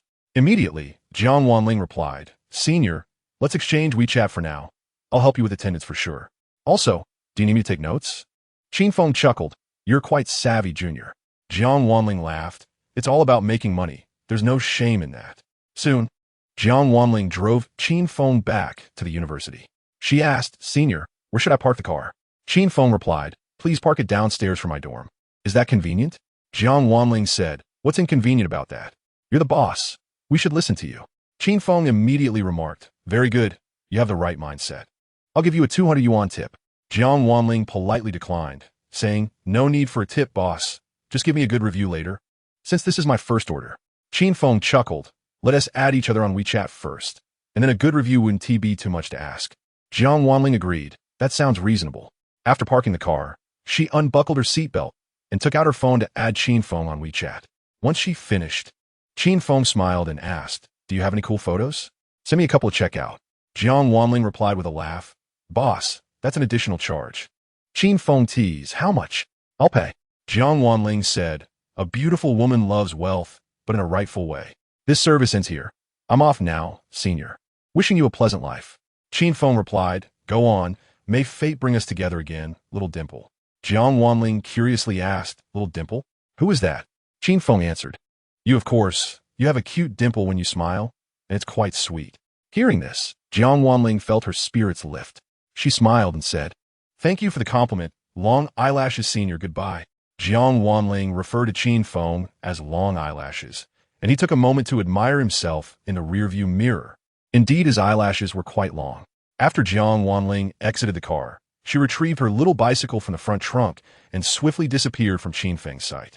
Jiang Wanling was a lively girl, her swift movements reminiscent of a gentle spring breeze. The sensation of spring wind against the skin can only be described as invigorating. Subsequently, Qin Feng returned to his dorm, clutching his solid gold Winnie the Pooh. At that moment, Li Jing, Zhao Haojia, and Guitao were anxiously awaiting his return. A few minutes later, Qin Feng ascended the stairs and entered the dormitory. Zhao Haojia exclaimed, Brother Feng, you're finally back. What is going on? Qin Feng, puzzled, replied, what do you mean, what's going on? Zhao Haojia, in a rush, said, Brother Feng, you've been trending on social media. Negative news about you is flooding the campus. Long Yueyun accused you of being a scoundrel who deceived for money and love, and she even called you a stingy miser who eats without paying. Li Jing added, she even posted payment screenshots. The evidence is clear, and public opinion is overwhelmingly against you. Upon hearing this, Qin Feng chuckled and said, why panic? Stay calm and composed. Guitao, the dorm leader, advised earnestly, Xiao Feng, rumors spread easily, but refuting them requires effort. I think you should come forward and speak out to prove your innocence. Qin Feng chuckled, stating, there's nothing to prove. Indeed, it was her money. Long Yueyun was clearly feeling unbalanced. I must tell you, when she made the payment, her face turned green. It was utterly hilarious. Upon hearing this, the three were astounded. Zhao Haojia exclaimed, Bro Feng, did you really go on a date with Long Yueyun? And she paid for it? Qin Feng replied, of course, what's the big deal? She rode in my Ferrari. Isn't it reasonable for her to contribute a little for the ride? Zhao Haojia gave a thumbs up and remarked, as expected of you, Bro Feng, you're truly impressive. Long Yueyun is known for only taking, not giving, so spending so much must have hurt her deeply. Qin Feng laughed, saying, the more desperate the enemy becomes, the more it shows we've done well. She's merely a clown. Let us not concern ourselves with her. Come, brothers, take a look at my newly acquired ornament. In the next moment, Qin Feng revealed a solid gold Winnie the Pooh worth 5 million. At that instant, the 502 dormitory was enveloped in a golden glow. Holy cow! Holy cow! Holy cow! The brothers, lacking in sophistication, expressed their astonishment with a simple exclamation. Chapter 30. This is the comment section, not a desolate wasteland. Qin Feng unwrapped the golden Winnie the Pooh and placed it on his desk, leaving his friends dumbfounded. Zhao Haojia couldn't contain his excitement, exclaiming, what is this? It looks very valuable. Li Jing remarked, is this a giant chocolate? I want to take a bite. As Li Jing leaned in, Qin Feng immediately stopped him, saying, this isn't chocolate, it's gold. Upon hearing that it was gold, their jaws dropped in disbelief. Li Jing hastily closed the dormitory door, fearing discovery by outsiders. Zhao Haojia, brimming with excitement, asked, Bro Feng, I may not be well educated, but surely gold is priced by weight? How can there be such a large golden bear? Qin Feng smiled and replied, indeed, it's a limited edition that I purchased, and they even gave me a discount. 30 yuan off per gram.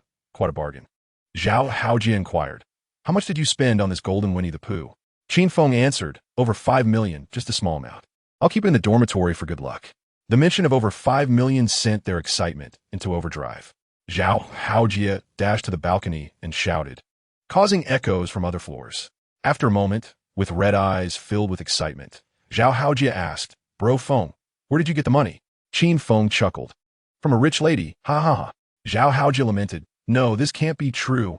Li Jing added, seeing you become wealthy is more painful than being killed. The dormitory erupted in excitement, and the three roommates regarded Qin Feng as a godlike figure. However, outside the 502 dormitory, Qin Feng's reputation was far from stellar. Long Yueyun's smear campaign continued. She even reported him to the counselor, pleading for him to repay her. Campus Weibo was abuzz with discussions about Qin Feng, who was unfairly labeled as a scoundrel.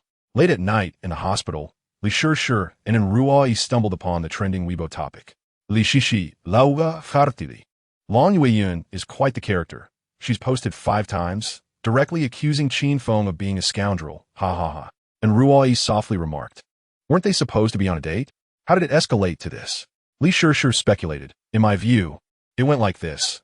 Long Yueyun tried to seduce Qin Feng, deliberately wearing a body-hugging dress for dinner, aiming to reel him into her net. However, Qin Feng didn't play along and spent not a single cent. Long Yueyun, wanting to fish, ended up throwing in the bait without catching anything, and in her frustration, discarded the fishing rod altogether. And Ruoi, enlightened by her friend SSS Student analysis, felt a renewed spirit. With a smile, she asked Shi, do you think your analysis holds water? Li Shishi confidently, Rublia, absolutely. I'm a seasoned player of narrative games. Don't doubt my deductive skills. And Ruoi concluded, so, Qin Feng is not a scoundrel at all. Who says a date must always be funded by the man? Li Shi nodded, exactly. I believe he is not only not a scoundrel, but also a very clear-headed young man, especially since he resisted Long Yueyun's tempting allure. And Ruai beamed. This shows he can stand firm on his principles and withstand temptation. He is a good guy. Look at that. Girls just love to concoct scenarios in their minds, reveling in their self-crafted narratives. Then, Li Shi urged, quick, send a message to Qin Feng. Let us arrange dinner for tomorrow. And Ruai replied, all right. Just as she pulled out her phone, she suddenly remembered she had already messaged Qin Feng earlier. And Ruai awkwardly confessed, oh no, Shi, I messaged him 2 hours ago. Li Shi, surprised, asked, what did you say? And Ruai quietly admitted, I said, sorry for the previous disturbance. It won't happen again. Li Shi rolled her eyes, feeling exasperated. I told you to play it cool. Why were you in such a rush, young lady? And Ruai explained, I thought Qin Feng had made a choice, and I should respect that. Shouldn't I? Li Shi sighed. You clearly have never been in a relationship. You need to be more patient. Besides, you just met him. You don't even know him well yet, and you're giving up? Don't you regret it? And Ruai exclaimed, I do regret it. I regret it right now. What should I do? Li Shi snatched in Ruai's phone, declaring, let me see what his reply was. And Ruai awkwardly replied, he just responded with an MM. Li Shishir attempted to salvage this relationship that had yet to truly begin. Thus, in Ruoyi's voice, she composed a message. Qin Feng, I still want to follow my feelings and listen to my heart. Let us have dinner together tomorrow at 8. Let us not miss it. After finishing the message, Li Shishir prepared to send it, and Ruoyi blushed and said, Sure. ISNT this a bit too forward? Li Shishir laughed. Too forward? I didn't even send a revealing photo. And Ruoyi shyly protested. Oh no, Sure, you're being so inappropriate. Li Shishir hit send, and a subsequent red exclamation mark left both friends stunned. Wait, was I blocked? And Ruoyi, in disbelief, stared at Li Shishir and innocently asked, Did my network fail? Did the message not go through? Li Shishir awkwardly clarified, No network failure. The message was sent, but it was rejected. In other words, you've been blocked. This revelation struck in Ruoyi like a bolt from the blue. Her heart raced, unable to find peace. It was her first time being blocked in life. Oh, the bitterness was palpable. She was on the verge of tears. And Ruoyi anxiously said, Sure, what do I do now? It must have been my message that caused the misunderstanding. Li Shishir sighed. Yes, that statement was clearly a deterrent. The decision to block you might have been his way of preserving his dignity. And Ruoyi lamented, But that was not my intention at all. Li Shishir replied, Yet the message he received conveyed the idea that we should part ways. And Ruoyi pleaded, I don't want to part ways. I want to have some kind of relationship with him. Sure, you must help me. Li Shishir, acting as an Ruoyi strategist, pondered a plan. Li Shishir analyzed. The main issue is that we cannot reach him now. Otherwise, we could explain things. Let's do this. Since Annie's health is currently stable, we will return to school tomorrow and try to catch him downstairs in the dormitory once more. And Ruoyi sighed, saying, It seems this is the only option. It's all my fault. And Ruoyi's spirits were notably low, and Li Shishir could only offer her companionship. Suddenly, Li Shishir noticed a glimmer of hope. To her delight, she discovered that Qin Feng had actually replied in Long Yueyun's comment section. Excitedly, Li Shishir exclaimed, Ruoyi, quickly check Weibo. Qin Feng has commented. And Ruoyi hurriedly opened Weibo, saying, Let me see what he replied. Under Long Yueyun's Weibo account, Qin Feng commented on the post with the highest number of likes. His comment read, The steak is delicious. The red wine is exquisite, but the company leaves much to be desired. He then added a smiley emoji at the end. This was truly a devastating blow. To ensure he could be easily recognized, Qin Feng even changed his nickname to the man who drives a Ferrari with one hand. A title both simple and profound. Soon, he received a barrage of malicious replies. Qin Feng, unfazed, immediately entered a mode of confrontation. An angry commenter stated, Are you a dog? Did you ask the goddess to treat you to dinner? Have some dignity. Qin Feng retorted, Yes. The goddess used your 520 red envelope to treat me to a lavish steak dinner. Happy now? Another commenter chimed in, You don't deserve to be a man. You're embarrassing your fellow men. Qin Feng replied, Oh, you certainly do. You were quite the man while kneeling and licking her high heels. Qin Feng fiercely defended himself. And soon the comment section erupted. He stood alone against countless online sycophants, embodying the spirit of though 1,000 may come, I fear none. Li Shishir watched with great excitement.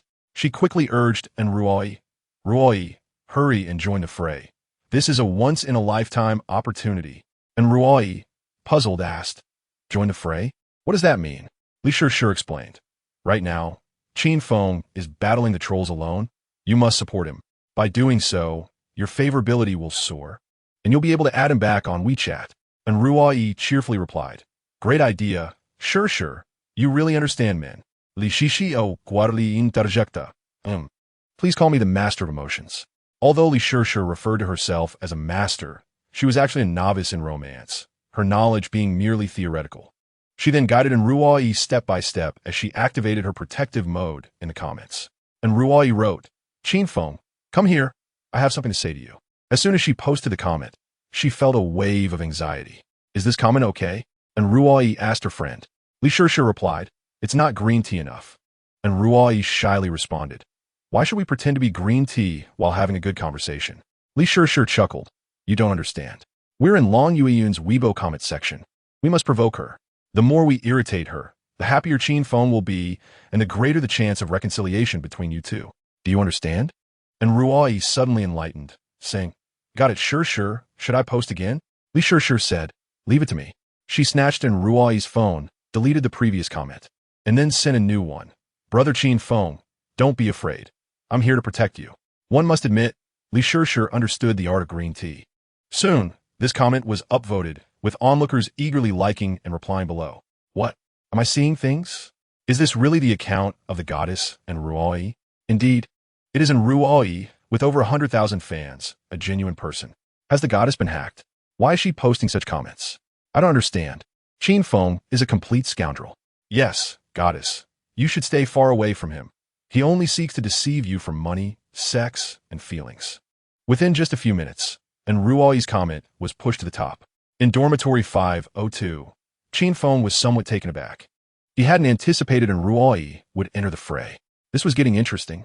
Meanwhile, Long Yueyin was fixated on her phone screen, eager to see what Trick and Ruoyi was up to. Consequently, Qin Feng replied to Ruoyi's comment with a simple hello. This two-word interaction sparked a conversation between them, and Ruoyi quickly replied, Qin Feng, please don't be angry about the message I sent you last night. Qin Feng responded, I'm not angry. And Ruoyi asked, then why did you block me? Qin Feng stated, my finger slipped. As they continued to interact in Long Yueyun's Weibo comment section, the spectators were left bewildered. What is happening? The campus bell and Ruoyi has been blocked by a scoundrel? What could possibly have transpired?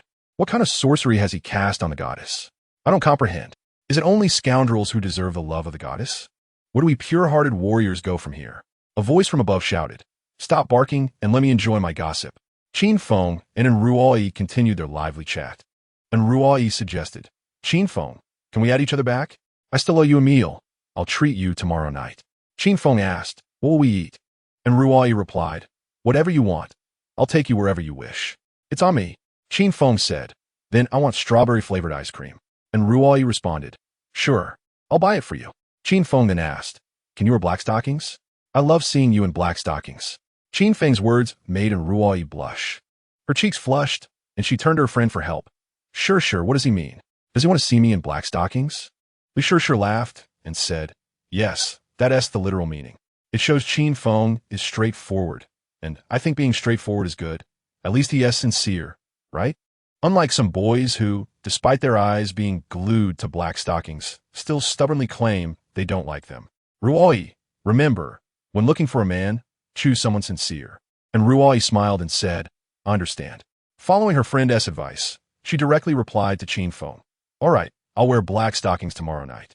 Let us not miss each other. Qin Feng replied, great, I'll prepare a gift for you. And Ruoyi sent a surprised emoji and asked, really? What gift? Qin Feng teased, guess. And Ruoyi playfully replied, you guess if I'll guess. They continued their playful banter in Long Yueyun's comment section, making her furious. Long Yueyin could no longer contain herself and immediately replied to Qin Feng, you two are crossing the line. This is my comment section, not a free-for-all. Chapter 31. The Weibo War. Long Yueyun's patience explodes. Long Yueyin was on the verge of a breakdown. Initially, she intended to publicly denounce Qin Feng on Weibo, exposing his scoundrel nature and bringing him disgrace. However, to her astonishment, Qin Feng took pride in his actions and, even more infuriatingly, openly flirted with her nemesis, and Ruoyi. In her own comment section, Long Yueyin was so agitated she felt her menstrual cycle might be disrupted. She immediately replied to Qin Feng, scoundrel, get out of my comment section. Qin Feng responded with a mischievous smiley emoji, saying, sure, I'm currently wearing the basketball shoes you bought me. Swaggering out of your comment section. Upon seeing Qin Feng's reply, Long Yueyin felt as if her lungs might explode. She struggled to breathe, overwhelmed by her anger. Following that, Qin Feng replied to Ruoyi, saying, and Ruoyi, I'll soon post a Weibo inviting you to my comment section. And Ruoyi promptly replied, stating, I have followed. Please post quickly. At this moment, the onlookers were utterly shocked. What kind of world is this? Scoundrels flourish while pure love is cast aside. He is nothing but a complete fraud, adept at deceiving women into spending money on him. What merit does he possess to earn the affection of a goddess? With a collective outcry, I challenge him to a duel. Once the likes surpass 1,000, I shall head straight to his dormitory. Qin Feng chuckled at this comment. Recognizing that these individuals would only dare to express their opinions online, he chose not to engage further in the debate, but instead crafted a Weibo post. The text read, today's joy is brought to me by a little fairy. Following this, he meticulously selected 9 photographs to create a grid, placing them beneath the caption. In the center was Long Yueyun, yet Qin Feng deliberately obscured her face, leaving it to the discerning to understand. Shortly after, he hit send. Before long, the onlookers shifted their focus. Goodness, he has clearly taken advantage of the goddess, yet he still won't let her be? This is utterly heart-wrenching. Enjoying the steak purchased by the goddess, sipping the wine she bought, wearing the shoes she financed, and yet, not even revealing her face? The censorship was too provocative. It felt akin to watching an adult film. Bro, upstairs. It seems you have quite the experience, someone remarked. Ahem, merely observing and appreciating. May I have a word? And Ruoyi, puzzled by Qin Feng's post, turned to Li Shishir and asked, Shishir, what does Qin Feng mean by this? Is he thanking Long Yueyun? Li Shishir laughed. Are you silly? Of course not. Qin Feng is subtly mocking Long Yueyun, as she has always posted in this manner, only showing food and never allowing men to appear in her photos. Even when they do, their faces are blurred. Oh, Qin Feng is quite the character. You should comment. And Ruoyi, excited, responded, okay, but what should I say? Li Shishir pondered for a moment and suggested, just comment, handsome. Let us exchange WeChat. Often, the simplest words carry the greatest impact. Soon enough, and Ruoyi typed in the comments, handsome, let us exchange WeChat. As expected, these 6 words shattered the hearts of every young man in the comment section. The online gentleman rushed to advise and Ruoyi, urging her to open her eyes. Goddess, you are naive. Do not be deceived by this scoundrel. He is certainly not a rich second generation. That Ferrari is undoubtedly rented. And Ruoyi replied, I do not care if he has a Ferrari. Thank you. Heartbroken boys chimed in. That night was surely a sleepless one for the infatuated. Of course, the most distressed was Long Yueyun. She scratched her phone screen with her nail, nearly scratching it to pieces. This is infuriating, utterly infuriating. However, more was to come. 2 minutes later, Qin Feng sent another Weibo post. It was a photo of him with a golden Winnie the Pooh. Qin Feng held the golden bear in one arm while cradling flowers in the other, his smile radiant. He then specifically tagged and Ruoyi, causing the comment section to explode once more. What is this? That item in his hand cannot possibly be pure gold. Can it? I just searched, and it seems it truly is. What do you mean seems? It is a limited edition solid gold Winnie the Pooh, weighing 500 grams. I saw one in the mall recently. He actually purchased it? That golden bear must be worth over 5 million. Did he really buy it? The fool is indeed me. These images from Qin Feng spoke volumes. The rumors about Long Yueyun crumbled. Everyone now had their answer regarding whether Qin Feng was indeed a pauper. At this moment, a few stubborn naysayers insisted on maintaining their facade. Brothers, it must be a trick. Do not be deceived. Of course. Who would be foolish enough to spend 5 million on a golden bear? What use is it? Qin Feng immediately replied as a decorative piece. This retort sent one individual into a fit of rage. And Ruoyi also saw Qin Feng's post and hurriedly asked her friend, Sure, why did Qin Feng tag me? Li Shishir replied, perhaps he intends to gift you something? Did he not hint at it before? And Ruoyi exclaimed in shock, what?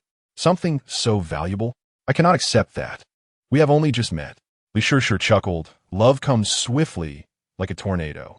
However, I believe Qin Feng has exquisite taste. And Ruoyi inquired, what makes you say that? Li Shishir responded, men who appreciate gold generally possess good taste, and that bear is quite large. I adore it. And Ruoyi playfully scolded, that is a gift for me. You cannot claim it. Li Shishir laughed. I will only touch it. Surely that is permissible? And Ruoyi replied, touching is fine. At this moment, and Ruoyi found herself facing another dilemma. What gift should I give him that matches in value? Li Shishir contemplated. Now that you mention it, I am stumped too. I have it. You could post on Weibo to seek opinions. Boys know boys best. And Ruoyi hesitated. Isn't that too ostentatious? Li Shishir smiled. That is precisely the point. You want everyone to know. This way, you could deter many competitors and keep those like Long Yueyun at bay. And Ruoyi nodded. All right. Following her friend's advice, she posted on Weibo, may I ask, what gift do you boys prefer? Valued at 5 million. Instantly, the love-struck commenters shared their thoughts. Goddess, you are not planning to gift a scoundrel, are you? Please no. Goddess, do you believe he is a scoundrel, or should I consider myself Qin Shi Huang? The love-struck boys urged Ruoyi to see clearly. In the next moment, Qin Feng jumped in, saying, I suggest you directly transfer the funds to me. Consider it a lesson, dog emoji. And Ruai immediately replied with shy emoji. Such blatant displays of affection and flaunting love sent the love-struck boys into despair. Long Yueyun gazed at her phone screen, feeling an overwhelming sense of sadness and injustice. Having overextended her finances to buy shoes and ties for Qin Feng, she was met with a photo that did not even show his face. How could Ruai, who had done nothing, effortlessly win Qin Feng's heart? Long Yueyun was unwilling to accept this. Her fierce competitive spirit plunged her into a frenzied state. She resolved to take a greater risk. Since Qin Feng was not biting, it must be because the bait was insufficiently enticing. As the saying goes, you cannot catch a wolf without sacrificing a child. Long Yueyun firmly believed that men are creatures driven by their baser instincts. She decided to go all in. Chapter 32. The Commoner School Beauty Jiangnan Online Substitute Class. Long Yueyun plotted a new scheme, resembling a desperate gambler. She was determined to recover her losses, yet little did she know, she was only digging herself deeper.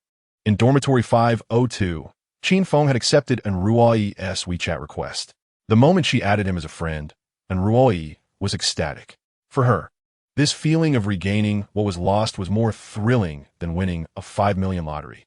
Ruai quickly sent a WeChat message, saying, Qin Feng, please do not block me again, okay? Qin Feng replied, Mem. Ruai joyfully asked, can I sit next to you in the first class tomorrow morning?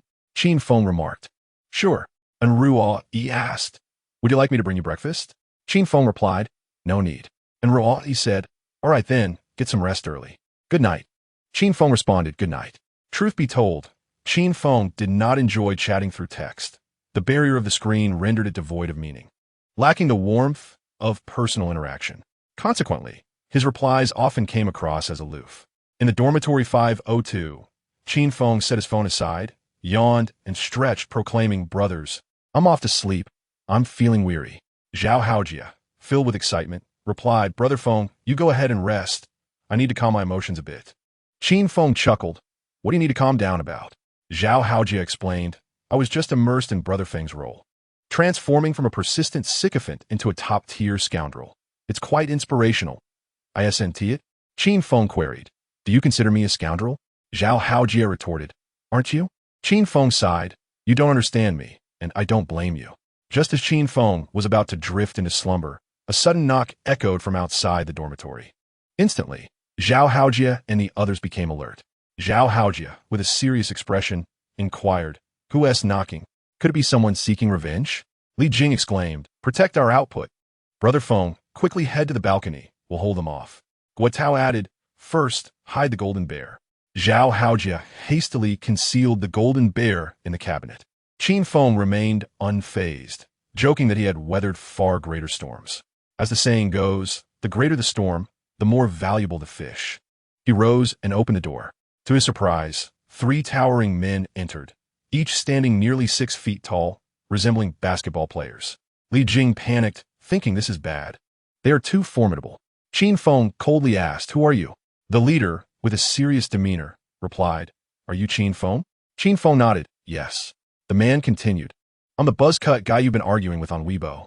Qin Feng vaguely remembered him and asked, Are you here for a duel? In the next moment, the buzzcut guy embraced Qin Feng, tearfully exclaiming, Brother Feng, I came to thank you. You were right. I'm just a pathetic sycophant, revolving around women and constantly seeking their approval. I truly don't want to continue like this. Brother Feng, is there still hope for me? Qin Feng was taken aback by his fervor, nearly overwhelmed by the unexpected embrace. He pushed him away, exhaling deeply. The sea of sycophancy is boundless. Turning back is the way to salvation. As long as you wish to change, you can. The buzzcut guy asked, What should I do? Qin Feng replied, Cut off the eternal servitude. The buzzcut guy was taken aback. Huh? Qin Feng chuckled, Just kidding. How about this? You can follow my Weibo or livestream account. Occasionally, I'll go online to chat with everyone. The buzzcut guy, filled with gratitude, said, All right, Brother Feng, I'll definitely send you a big rocket then. Qin Feng patted his shoulder, saying, No need for gifts. Invest more in yourself. When you feel like being a sycophant, think of your parents. They worked hard to raise you, and what they want most is for you to be happy. Imagine how they would feel if they knew you were chasing after women like a stray dog. Determined, the buzzcut guy resolved to turn over a new leaf. After the three left, Zhao Haojia couldn't help but applaud Brother Feng. That was a powerful display of filial piety. Li Jing chimed in, "I'm dying of laughter." Qin Feng shot them both a glare. "All right, you two have no right to mock others." That night, the four in the dormitory chatted until late. The consequence of their all-night conversation was a struggle to rise the next morning. At 7:50 a.m., dorm leader Guo Tao shouted, "Get up quickly. We have class for the first period." Zhao Haojia, still groggy, murmured, "Dorm leader, let us skip. I'm exhausted." Li Jing added, "It's just a big lecture." With over 100 people attending, a few absences one team matter. Guo Tao insisted, "Hurry up. Professor Su has tagged everyone in the group. Being late or absent means a direct retake." Upon hearing this, Zhao Haojia and the others scrambled out of bed. Qin Feng, however, showed no intention of rising, flipping over to continue sleeping. Zhao Haojia hurriedly shook Qin Feng's metal bed, which creaked loudly. "Brother Feng, hurry up. We're going to be late," Zhao Haojia urged. Qin Feng rubbed his eyes and said, "No need to panic. Just answer for me." Zhao Haojia replied, "Brother Feng, that is not possible. You know Professor Su's class. Who dares to answer for you?" Qin Feng asked, "Aren't we brothers?" Zhao Haojia responded, "As long as you get up, you can ask me anything." Qin Feng found this hilarious. Zhao Haojia was truly something else. Yet, he genuinely didn't want to attend class. Suddenly, he recalled someone, the little driver, Jiang Wanling. Qin Feng promptly sent her a WeChat message, inquiring, "Do you want to take a job?" Jiang Wanling replied instantly, "Sure, boss. What's your command?" Qin Feng said, "For the first period, help me answer attendance." Jiang Wanling replied, "Boss, you're a guy, and I'm a girl. It's easy to get exposed." Qin Feng sent a voice message, stating, "Are you saying you can't handle it? If so, I'll find someone else." Jiang Wanling hurriedly responded, No. I mean it requires extra pay," immediately upping her price. Qin Feng wasn't going to indulge her. He replied, "Just $100. If you agree, great. If not, I'll find someone else." Jiang Wanling exclaimed, "What? Wasn't he at 300 yesterday?" "Senior, honesty is key." Qin Feng replied, "I had too much to drink last night. I'm changing it to 100. Will you go or not?" Jiang Wanling quickly responded, Yes. "Senior, please send me the classroom location." Qin Feng said, "All right, here, essay deposit, take it." He promptly transferred 50 yuan, and Jiang Wanling instantly accepted it. After receiving the money, she couldn't help but add, "Boss, you're generous." Then, she said, "Senior, if you add another 50, I can help you find out if there are any pretty senior sisters in class. I'll get their WeChat for you." Qin Feng replied with a smile emoji. Thus, Qin Feng arranged for someone to take attendance for him, allowing himself to continue sleeping. Little did he know that this hasty decision would once again cause a commotion. It is essential to note that Jiang Wanling was not an ordinary girl. She ranked third on the campus beauty list. Compared to Ruo, Yi, and Li Shishir, Jiang Wanling came from a humble background, hailing from the countryside. Consequently, she rarely wore makeup, at most applying sunscreen in the summer, as cosmetics were too expensive. Nevertheless, her natural beauty, coupled with a sweet dimple, earned her the title of third on the beauty list, even surpassing the goddess Long Yuan. Everyone found her inspiring, and many refer to her as the commoner beauty. Jiang Wanling was indifferent to others' opinions. She was focused on her own path, one of hard work leading to prosperity. Originally, Jiang Wanling and Ruo Yi had little intersection. However, due to Qin Feng, the two campus beauties encountered each other in the lecture hall. This was bound to be interesting. Chapter 33. The attendance substitute caught red-handed. Qin Feng faces trouble. The first class of the day, an 8 a.m. speech public class, was designed to enhance students' abilities to express themselves and deliver speeches. 3 classes gathered together, filling the lecture hall to capacity. The instructor for this session, Mr. Su, a portly man, possessed a stern countenance that exuded authority even in the absence of anger. He held high expectations for his students, forbidding any unexcused absences or tardiness, and was known for imposing strict penalties upon transgressors. This large class comprised students from various majors, and coincidentally, Ruoi's major was among them. Following yesterday's incident on social media, the entire lecture hall buzzed with speculation about a potential encounter between 2 individuals, leading many to forego breakfast in anticipation of witnessing a romantic development.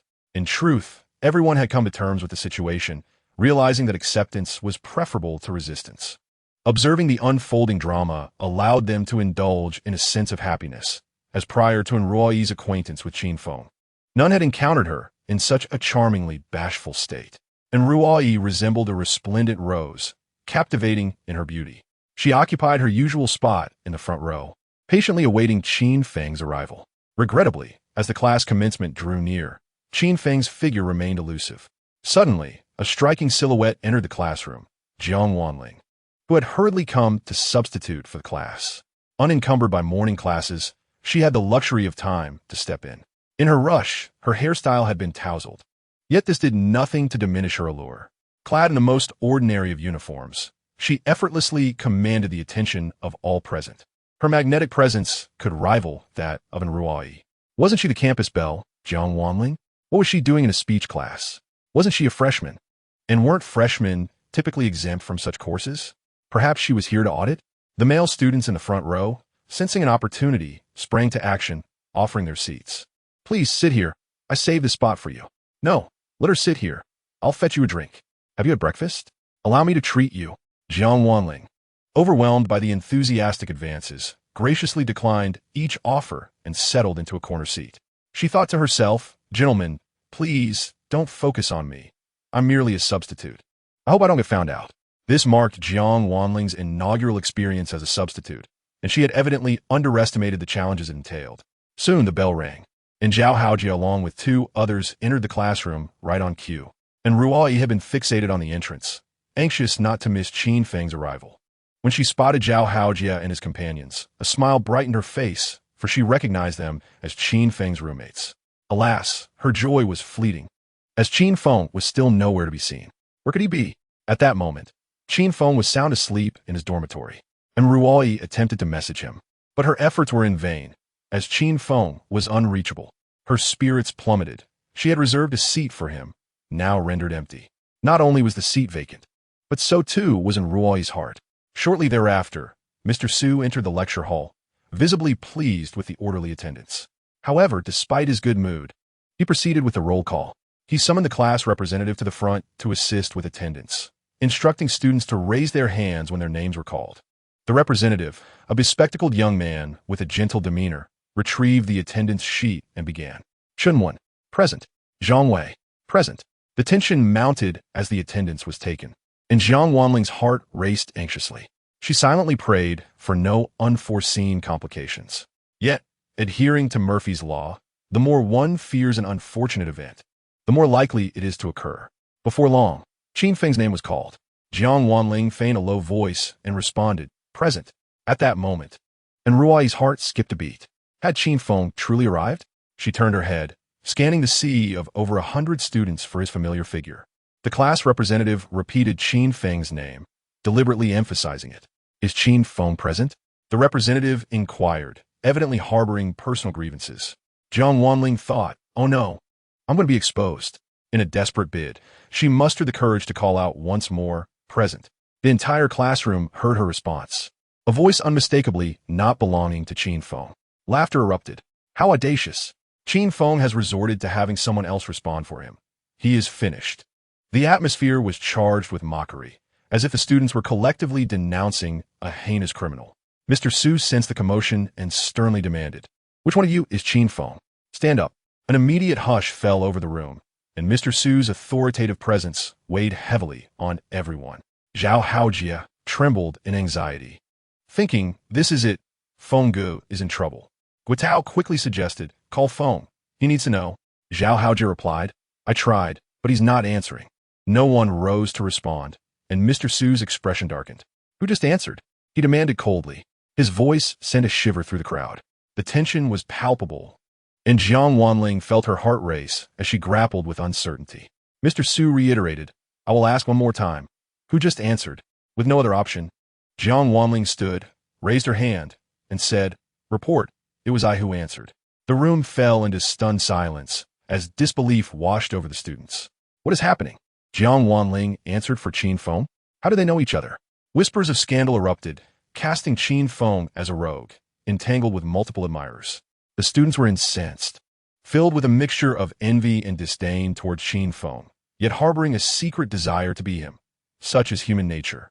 And Ruai too was taken aback at the revelation that it was Jiang Wanling who had answered for Qin Feng. What was unfolding? Mr. Su, observing the fervor in the room, slammed his hand on the desk, commanding silence. The onlookers hushed, holding their breath in anticipation of Mr. Su's impending wrath. The majority yearned to witness Qin Feng's humiliation.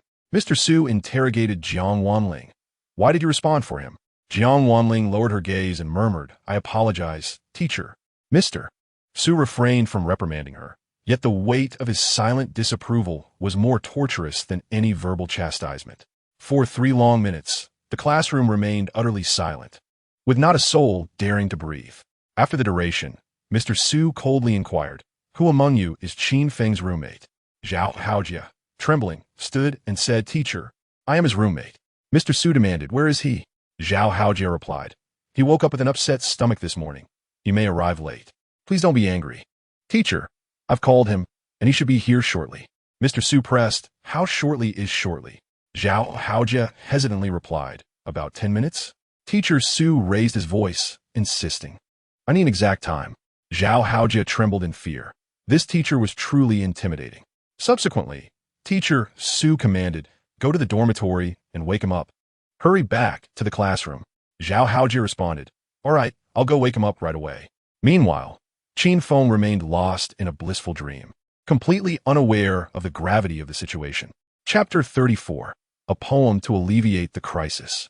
With Qin Feng absent from class, Teacher Su insisted that the entire class wait for him. Such was the seriousness of this teacher. Zhao Haojia sprinted back to the dormitory at breakneck speed, urgently shaking the slumbering Qin Feng. Wake up, Feng. You've been caught. Zhao Haojia exclaimed, shaking the iron bed with all his might. Qin Feng's mind reluctantly rebooted, his expression one of irritation. What on earth are you doing, Jia? He mumbled groggily. Zhao Haojia explained. Teacher Su discovered the substitute teacher situation and is furious. The whole class is waiting for you. Qin Feng was taken aback. Really? Is that true? Zhao Haojia confirmed. Absolutely, Feng. How could you let Jiang Wanling substitute for you? She is a girl. It's easy to get caught. Feeling embarrassed, Qin Feng replied. I thought the large class would be quite lenient. Zhao Haojia cautioned, Feng, you should prepare yourself. Teacher Su might fail you. Qin Feng smiled slightly, seemingly unperturbed. A university experience without failing is incomplete. Let me freshen up and join you. Zhao Haojia tugged at Qin Feng, urging, come on, let us go. No time for a shower. By the time you finish, it will be almost lunchtime. Qin Feng sheepishly added, I can't hold it. I need to use the restroom. Thus, towards the end of the first class, Qin Feng arrived at the lecture hall, looking disheveled, his hair a complete mess. Before entering, Qin Feng made a loud announcement, drawing the attention of everyone in the classroom. And Ruai, seated in the front row, gazed at the latecomer with concern. She hoped Qin Feng wouldn't fail. However, if he did, she would have to retake the course alongside him. This was a true reflection of Ruai's inner thoughts. The other students looked at Qin Feng with disdain, clearly unimpressed. This guy just woke up. He looks so sloppy.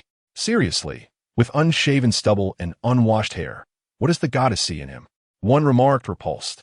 Teacher Su scrutinized Qin Feng and coldly asked, You are Qin Feng? Qin Feng replied, Yes, reporting to you, teacher. Su inquired, Why are you late? Zhao Haojia trembled in fear, unable to speak. Meanwhile, Qin Feng recalled his own days of skipping class. A youth that had never skipped class was indeed incomplete. Lost in thought, a girl suddenly stood up in class. It was in Ruai. Concerned that Qin Feng would face punishment, she wanted to defend him.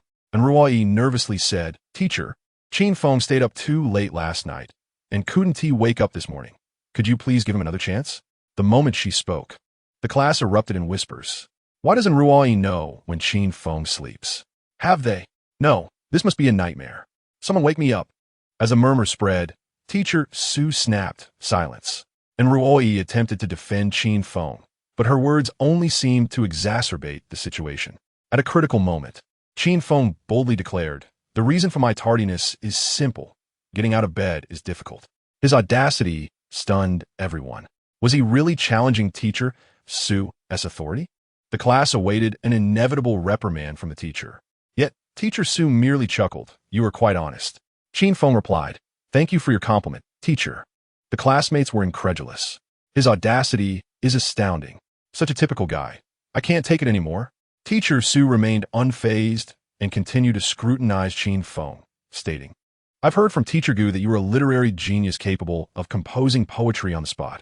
Is that true? Qin Feng modestly replied, I'm just average. Su then said, very well, compose a poem on the theme of difficulty in getting out of bed. If it pleases everyone, you may stay for the class. If not, you'll remain outside. As soon as he finished speaking, some students began to heckle, loudly proclaiming, I'm not satisfied. It was evident that many in attendance disapproved of Qin Feng. With a single glance from Teacher Su, the room fell silent. He then asked, Did I say anything wrong earlier? Qin Feng confidently responded, No problem. Teacher, please pose your question. Su coldly instructed, Since you find it so hard to get up, compose an impromptu poem on that theme for me to hear. Zhao Haojie thought, This is clearly setting him up for failure. Feng is definitely going to fail this course. Meanwhile, Ruoyi felt anxious for Qin Feng.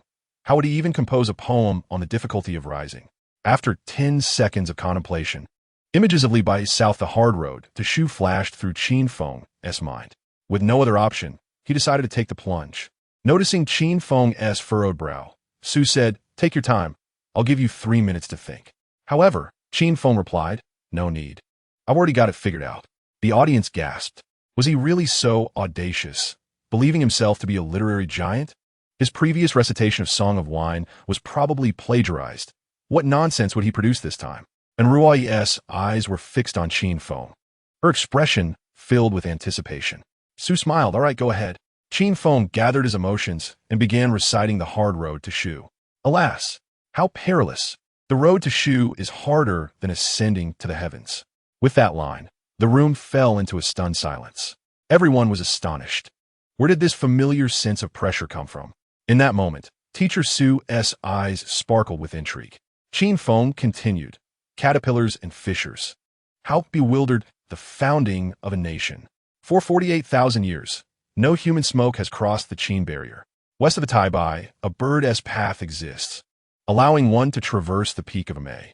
When the earth crumbles and mountains collapse, heroes perish, and then the stone ladder connects the heavens. In the morning, one avoids fierce tigers. In the evening, long snakes, grinding teeth and sucking blood. Killing is as common as breathing. Though the city of Brocade is said to be joyous, it cannot compare to returning home early. The road to Shu is harder than ascending to the heavens. Turning west, one sighs longingly. This poem, a masterpiece by the poet Li Bai, uses rich imagination to depict the perilous wonders along the road from Qin to Shu, with ornate language and grandiose themes. Qin Feng cleverly used the hard road to Shu as a metaphor for the difficulty of rising in the morning. As he finished reciting the poem, the entire room was in awe. A single word resonated in everyone's hearts. Difficult. Indeed, the road to Shu was as arduous as getting out of bed for class. Though some phrases of the ancient poem were beyond the students' comprehension, they still found it impressive. This is the power of words, the strength of literature, capable of seizing hearts in an instant and awakening the deepest echoes within one's soul. During his high school years, when Qin Feng recited the difficulties of the Shu Road, it was a torturous ordeal, wishing he could clear his mind of it immediately after the college entrance examination. However, years later, upon reciting the poem again, he found it to be exquisitely beautiful. Such poetry could only be crafted by a true master of the art. From another perspective, in this parallel world, those who have never encountered these ancient verses must indeed be pitiable. Teacher Su was the first to applaud, and soon, a thunderous ovation erupted from the audience. In the face of disparagement, Qin Feng retaliated with resounding verses. At that moment, it became evident that those who had initially been the most critical were now clapping the hardest. This fellow is truly remarkable. Although I did not understand a word, I felt his brilliance, and I sincerely apologize for my previous derision. I had always believed he possessed exceptional talent. Do you not feel the sting of your embarrassment? Painful. Indeed, I finally comprehend why the goddess has a fondness for him. He may be flawed, yet his talent is undeniable.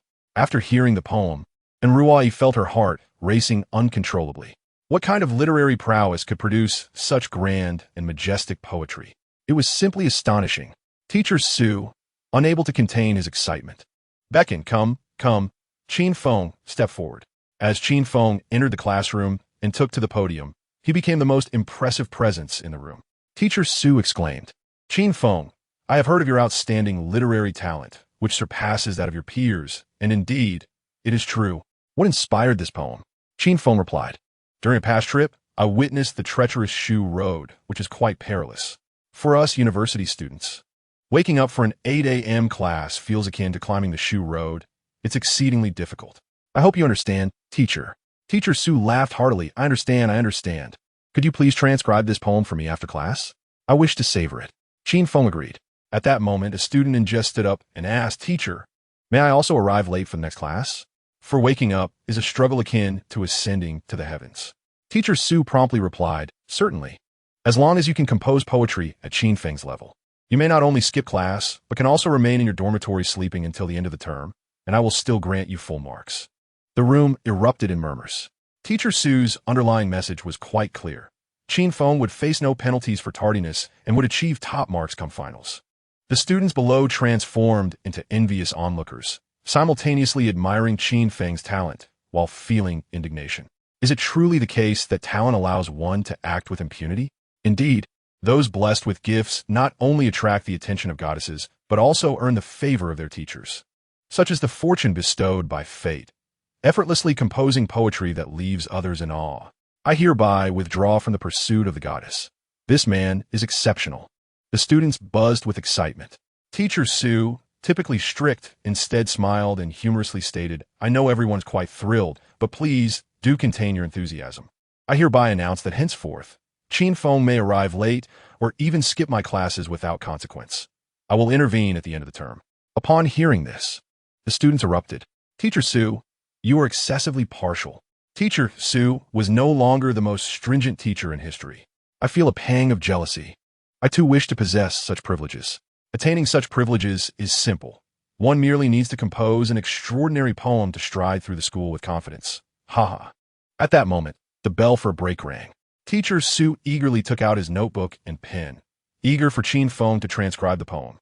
Qin Feng sat down and meticulously copied the original text of the difficulties of the Shu Road. As he wrote, a crowd gathered around the podium, all eager to witness the spectacle. And Ruai found herself unable to approach Qin Feng amidst the throng, feeling quite awkward. Fortunately, Teacher Su swiftly restored order, urging everyone to remain calm. While he urged calm, it was clear that he was the most excited person present. This poem was simply exquisite.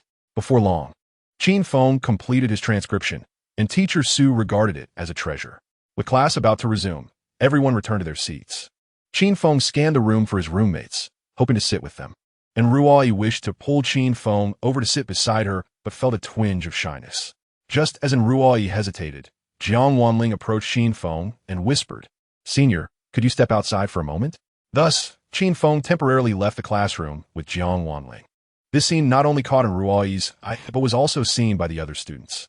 And Ruai's expression darkened, her inner feelings of jealousy bubbling to the surface. Chapter 35. What? Qin Feng has a girlfriend? The sight of Jiangnan calling Qin Feng out of the lecture hall left everyone astonished.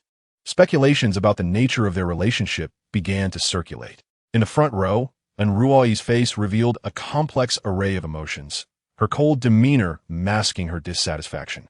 What was happening? How did Jiangnan and Qin Feng end up conversing together? Had Qin Feng truly neglected Ruai to converse with another woman? This was indeed a marvel, and Ruai appeared to be experiencing jealousy. This was the first time I had witnessed such a reaction from her. How thrilling! Outside the classroom, Jiangnan, blushing and looking down, said, "I'm sorry, senior. I got caught for skipping class, and it was my fault. I apologize." Qin Feng replied coldly, "I do not accept your apology. Simply refund me." Jiangnan, flustered, responded, "Senior, I truly did my best. It was because the class representative called the roll twice." Qin Feng interjected, "I only care about results, not the process. Refund me." Qin Feng feigned severity, successfully tricking Jiangnan. Her cheeks flushed like a child caught in wrongdoing. She said pitifully, "I will transfer the money to you now. I'm sorry, senior, for letting you down." Jiangnan then took out her phone, opened WeChat, and transferred the 50 yuan she had collected that morning to Qin Feng. Simultaneously, Tears began streaming down her face, akin to rain falling upon the screen. Seeing this, Qin Feng could not help but chuckle. All right, I was just joking. I merely want to test your ability to handle pressure. Clearly, your composure needs improvement. Jiang Wanling looked up, her eyes glistening with tears. It was my first time substituting. I have no experience. Her voice was already sweet, but now, as she choked back tears, it sounded like a delicate plea. What man could resist such a display? Qin Feng replied, "Please do not whimper in front of me. I feel compelled to punch you." Wiping her tears, Jiang Wanling softly pleaded, "Senior, being a working student is not easy. Please show some understanding. I nearly had a heart attack trying to substitute for you. Thankfully, you're exceptionally talented. Otherwise, we would have been in trouble." Qin Feng responded, "All right, you may return. I will let this slide this time. Remember, do not cry at the drop of a hat." With that, Qin Feng prepared to return to the classroom.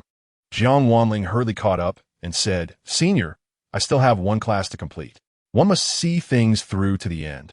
Qin Feng frowned and replied, "Are you hoping to earn that extra 50 yuan?" Jiang Wanling chuckled, "How could that be? I'm merely eager to audit the class and relish your eloquence. Attending class with you feels like basking in a spring breeze."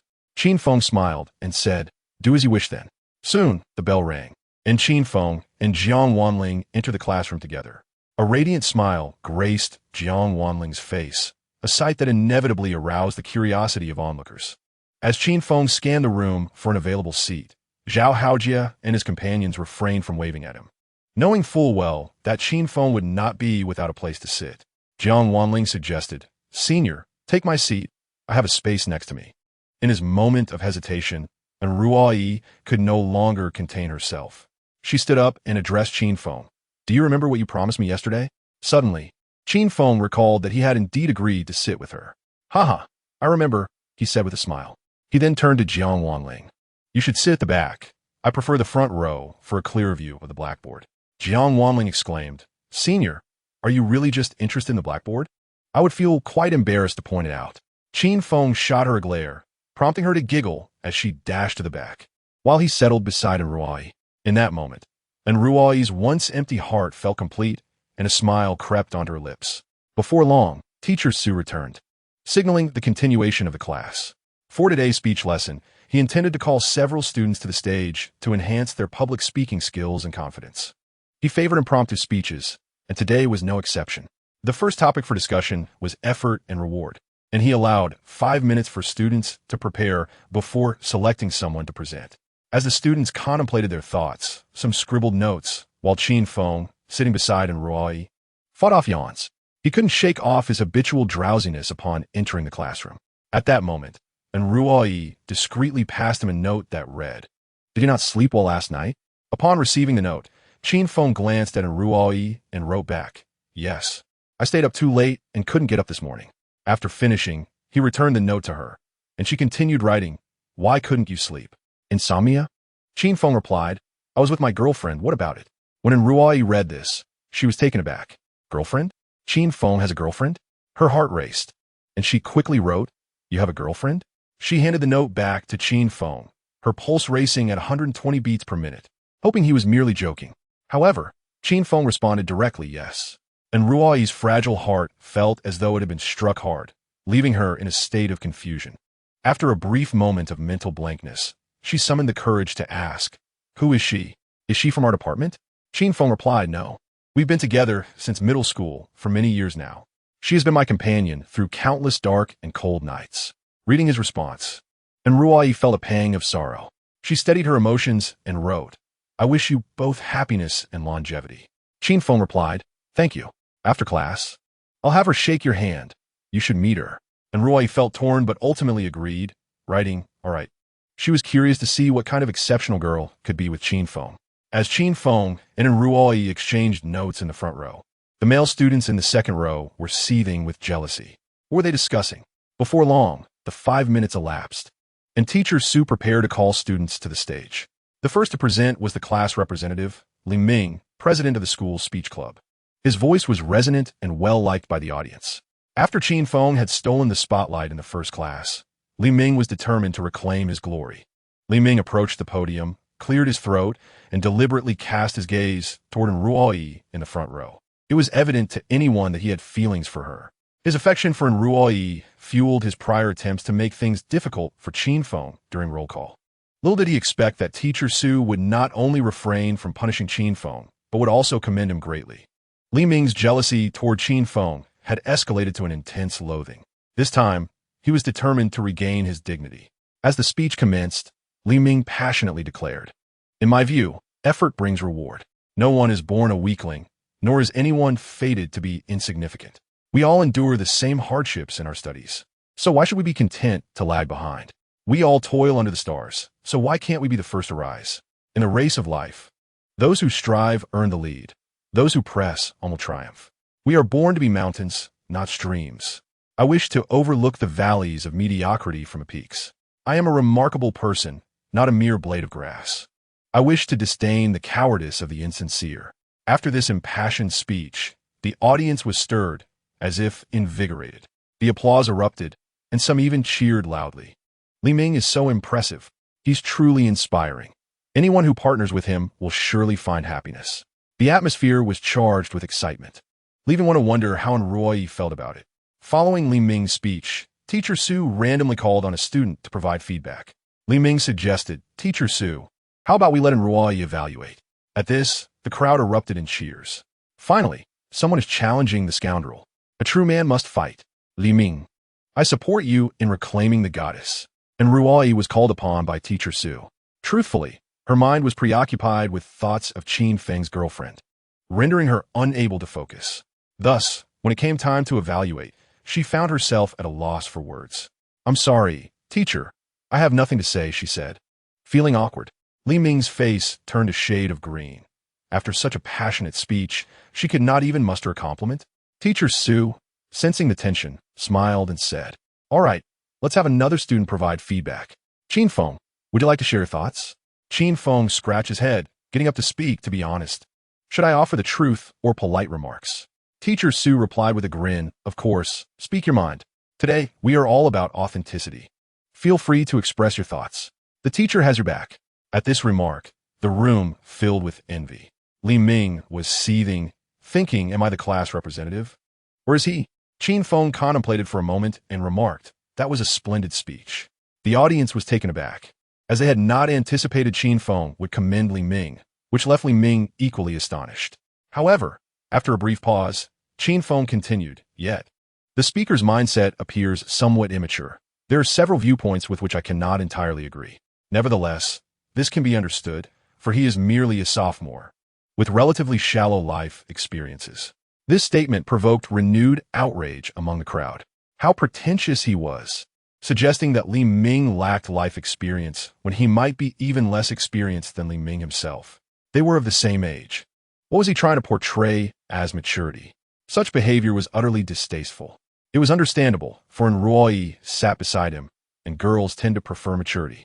Everyone felt Qin Feng was merely putting on an act, yet he truly was not. Before his time traveling, Qin Feng was not a university student. He had already navigated through the trials of society for many years, enduring various hardships, experiencing peaks, and also encountering lows. Thus, regarding the theme of effort and reward in the speech, he was indeed the most qualified to speak. At this moment, Teacher Su gestured for silence and addressed Qin Feng, saying, "Qin Feng, why don't you take the stage and deliver an impromptu speech, sharing your insights?" Qin Feng nodded and replied, "Very well. I shall briefly discuss my thoughts." Chapter 36. Allow me to properly introduce my girlfriend. Qin Feng ascended the podium, facing a sea of skeptical eyes. It seemed as if everyone had been mesmerized by Li Ming's words, each person entranced, and Ruoyi's gaze remained fixated on Qin Feng. Yet her mindset had undergone a significant transformation. Now, her thoughts were filled with images of Qin Feng's girlfriend. With her vivid imagination, she crafted a strikingly vivid portrayal of Qin Feng's partner. In the back row, Jiang Wanling took out her phone, preparing to record Qin Feng's speech. At that moment, Teacher Su signaled for silence, and then said, "Qin Feng, you may begin." Taking a deep breath, Qin Feng slowly began. In truth, the previous student spoke quite well. Effort is invariably meaningful, regardless of the time. However, does effort always guarantee rewards? I think not. Humans are products of their environment. While effort is undeniably important. Opportunities are often even scarcer. Subsequently, Qin Feng expressed his viewpoint through a poem titled The Ballad of Fortune. Life is not easily traversed. The heavens may bring unforeseen storms, and fortunes may shift unexpectedly. The centipede, with its 100 legs, cannot outpace the serpent. The spirited rooster, with wings, cannot soar as high as the crow. A horse may traverse 1,000 miles, yet no one can journey unaided. A person may possess lofty aspirations, yet fortune is required for success. Some may start in poverty and later attain wealth, while others may rise to wealth only to fall into destitution. The dragon lies hidden among fish and shrimp, waiting for its moment. A gentleman may miss his chance, falling beneath the hands of the petty. When fortune is not on one side, the sun and moon lose their light. The earth, deprived of fortune, sees no growth in flora. Waters, unblessed by fortune, remain turbulent. And when a person is devoid of fortune, opportunities elude them. Indeed, life on this earth cannot be swayed by wealth, nor can poverty be deceived. This is the natural order, a cyclical truth. Qin Feng's The Ballad of Fortune vividly illustrated his understanding of the crucial elements of success, namely opportunity. The entire audience was once again struck by his words. How could one compare? With such eloquence, he wielded poetry like a weapon of intellectual superiority. While Li Ming's speech was indeed remarkable, it was evident that Qin Feng's discourse resonated on a much deeper level. Stirring emotions and penetrating hearts are two distinct notions. The former may incite temporary excitement, akin to a shot of adrenaline, yet this fervor dissipates quickly. The latter, however, encapsulates words that etch themselves into memory, remaining vivid even after a decade or two. In comparison, Qin Feng's speech was of a far superior caliber, operating on an entirely different dimension from Li Ming. Upon concluding The Ballad of Fortune, Qin Feng added, "In truth, the vast majority of us are ordinary individuals, and we must acknowledge our limitations. The motivational tropes suggesting we are born as towering mountains or exceptional beings can become tiresome when overindulged. If one day you discover that no matter how hard you strive, you achieve nothing, perhaps even laboring for the success of others, will you then find yourself engulfed in deep doubt and anxiety? Will you come to despise this world? Thus, as university students with cognitive abilities, we must avoid extreme perspectives. In fact, the lives of ordinary people often revolve around three core truths: accepting mediocrity, accepting the mediocrity of our parents, accepting our own mediocrity, and accepting the mediocrity of our children. Learning to acknowledge our limitations and embrace mediocrity is often the true beginning of our growth. Effort does not always yield rewards. Yet, doing good deeds without questioning the future is essential. Life is a marathon, not a sprint. One must maintain a positive mindset. Lastly, I must say, some students should cease the competitive striving. I can hardly find a seat in the back row. My speech concludes here. Thank you all." Qin Feng ended his speech humorously, eliciting laughter throughout the hall, followed by thunderous applause. His brilliance was undeniable. He was truly remarkable. Everyone felt astonished. Why was it that, despite being of the same age, Qin Feng could exhibit such a level of maturity and charisma that seemed to transcend the ordinary? This defied logic. The students below began to murmur among themselves. Once again, he had proven them wrong. This man's maturity was no facade. He had a profound understanding of life, contrasting starkly with their own experiences, which often revolved around indulging in the most toxic of motivational platitudes and lamenting their circumstances. No more competition. I shall no longer engage in that. Whatever will be, will be. I support Qin Feng. You shall be my idol moving forward." Qin Feng's speech was undeniably impressive, even garnering admiration from Teacher Su. This young man was undoubtedly destined for greatness in this field. As the classroom transformed, many began to shift from skepticism to admiration for Qin Feng's character, which gradually elevated him in their eyes. Apologize, line up to apologize. Finally, Teacher Su summarized, "Students, Qin Feng's words reflect precisely what I wish to convey. Effort does not guarantee rewards, yet doing good deeds without questioning the future is vital. If one day you achieve success, please do not become arrogant or indulgent, nor place yourself above those who are still striving. Let us join hands, support one another, and work together to make society a better place." The applause reverberated throughout the room. Many students left the lecture feeling profoundly moved. After class, Teacher Su specifically requested Qin Feng's contact information. This truly was an unprecedented occurrence. Teacher Su genuinely admired Qin Feng. The subtlety of his confidence was remarkably captivating, and one could not help but wish to see him falter. Stop barking. If you have the ability, challenge him one-on-one. After class, Jiang Wanling hurriedly approached Qin Feng, her excitement palpable. Senior, your speech was absolutely magnificent. What have you experienced to possess such a fervent soul? Qin Feng chuckled and replied, Can you truly see my soul? Jiang Wanling beamed, Yes, indeed. Senior, your soul is fiery and profound. Qin Feng teased, Such sweet words. Is this a special service? Jiang Wanling responded, Complimentary service. $100 for a compliment on your soul. Qin Feng laughed, All right, no problem. Next time, you can compliment my physique for $298. Jiang Wanling quickly took a step back, saying, No need for that, farewell. Then, she pulled out her phone and showed Qin Feng the recording. I've captured your speech on video. Senior, take a look. As Qin Feng leaned in for a closer look, their heads nearly touched, sending the onlookers into a frenzy. What on earth was happening between the two? Were there no boundaries in public? It was truly disheartening for the campus beauty and Ruoyi to witness such a scoundrel who seemed to fall for every pretty face. Didn't Ruoyi shed tears? At that moment, not far away, she observed the scene with reddening eyes. And Ruoyi had already begun to associate Jiang Wanling with Qin Feng's girlfriend, and the pangs of jealousy were palpable. Now that Qin Feng had a girlfriend, all she could do was wish him happiness. Turning away from the classroom, and Ruoyi walked despondently along the tree-lined path of the campus. Memories of their interactions on Weibo from the previous night flooded her mind, making her feel unjustly treated and on the verge of tears. She took out her phone and called her best friend, Li Shi, who was still lazily sleeping in her dormitory due to having no first-period class.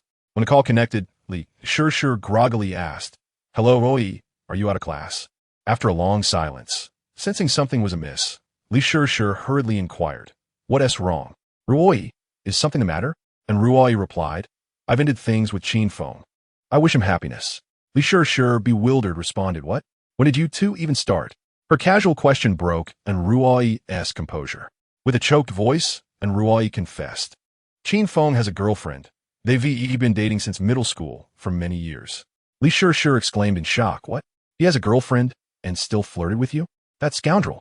Where are you? And Ruoyi replied, On my way back to the dormitory. Shi, why did this happen? Li Shi coldly stated, Don't overthink it. Leave this to me. I'm hanging up to come find you.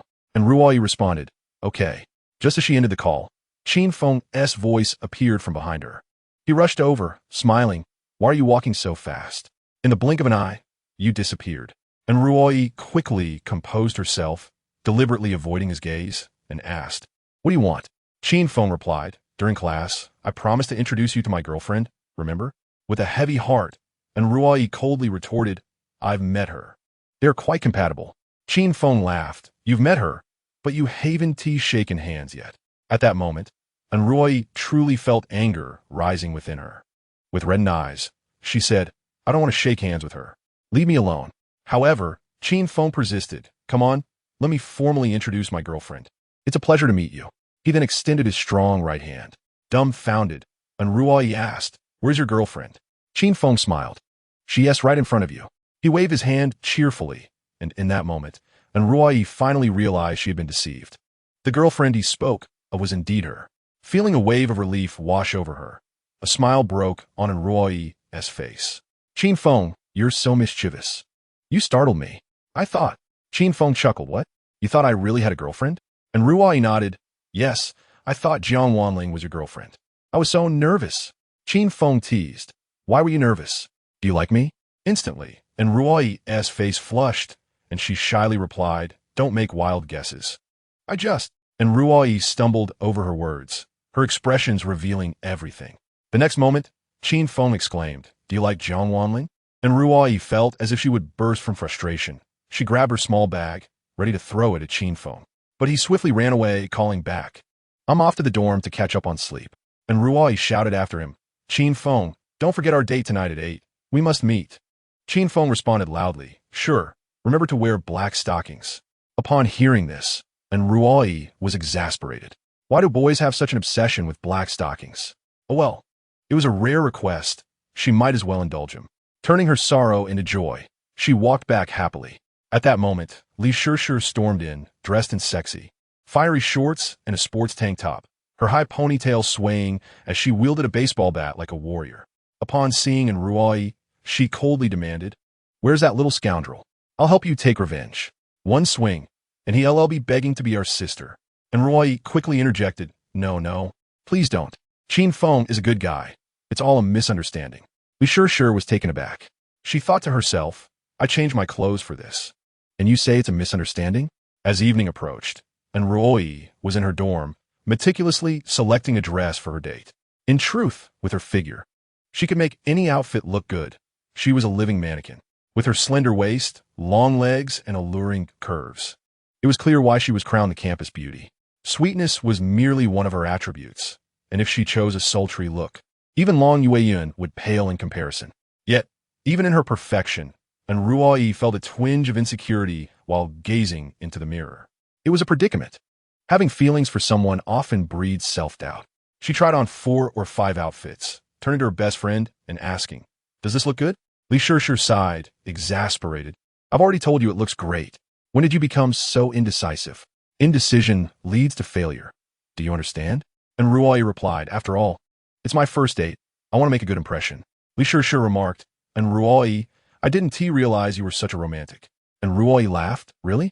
Li Shishir looked at her and asked, "Ruoyi, I remember you're a Virgo, right?" Upon hearing this, and Ruoyi's face turned crimson as she responded, Sure. What nonsense are you spouting?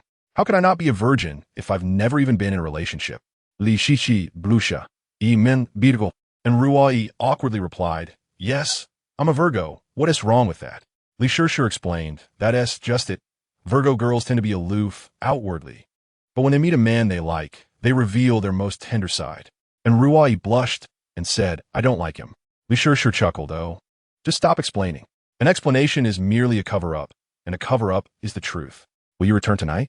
And Ruoyi replied, "Of course I will. What are you thinking?"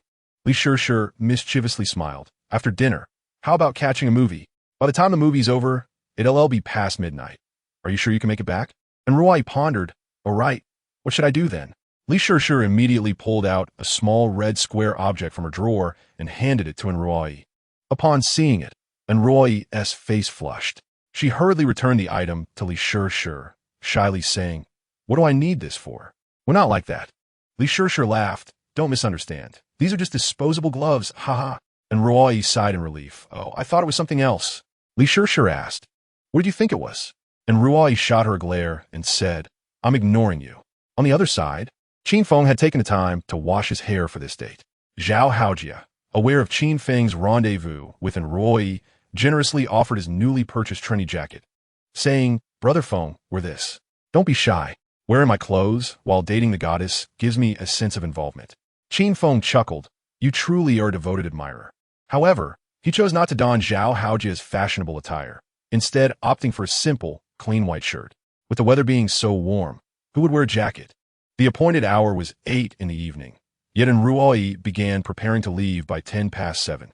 Ultimately, she selected a pleated skirt paired with black stockings, radiating an aura of innocence and allure.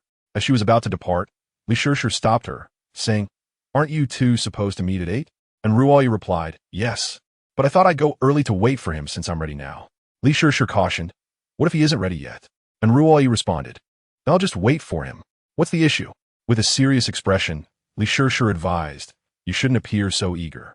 In love, girls shouldn't be too proactive." And Ruoyi laughed, "I won't listen to you. What's wrong with being proactive? Isn't gender equality advocated these days? If boys can take the initiative, why can't girls?" Li Shishir posed a question, "Do you trust me or Qin Feng?"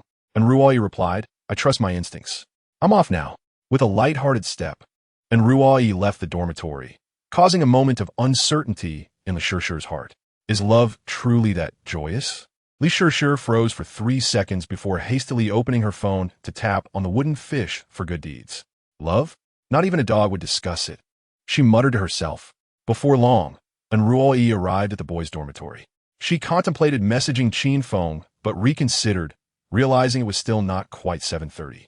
Instead, she decided to surprise him. Thus, and Ruoyi patiently waited beneath Qin Feng's building. The summer evening breeze was delightful, stirring excitement within her heart. As she stood there, beautifully adorned, she quickly drew the attention of many passers-by. Am I seeing things? Is that in Ruoi? It is her, without a doubt. Who else could be so stunning? The pleated skirt and black stockings were simply intoxicating.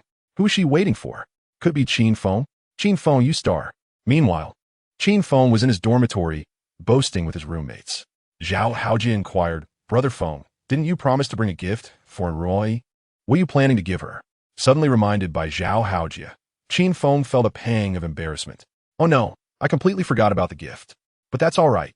I can give her a hug as a present. Zhao Haojie exclaimed in shock, Brother Feng, you're amazing. At that moment, Li Jing produced a bouquet of roses, saying, Brother Feng, I prepared these for you. Qin Feng smiled. You're quite resourceful. Did you buy these just for me?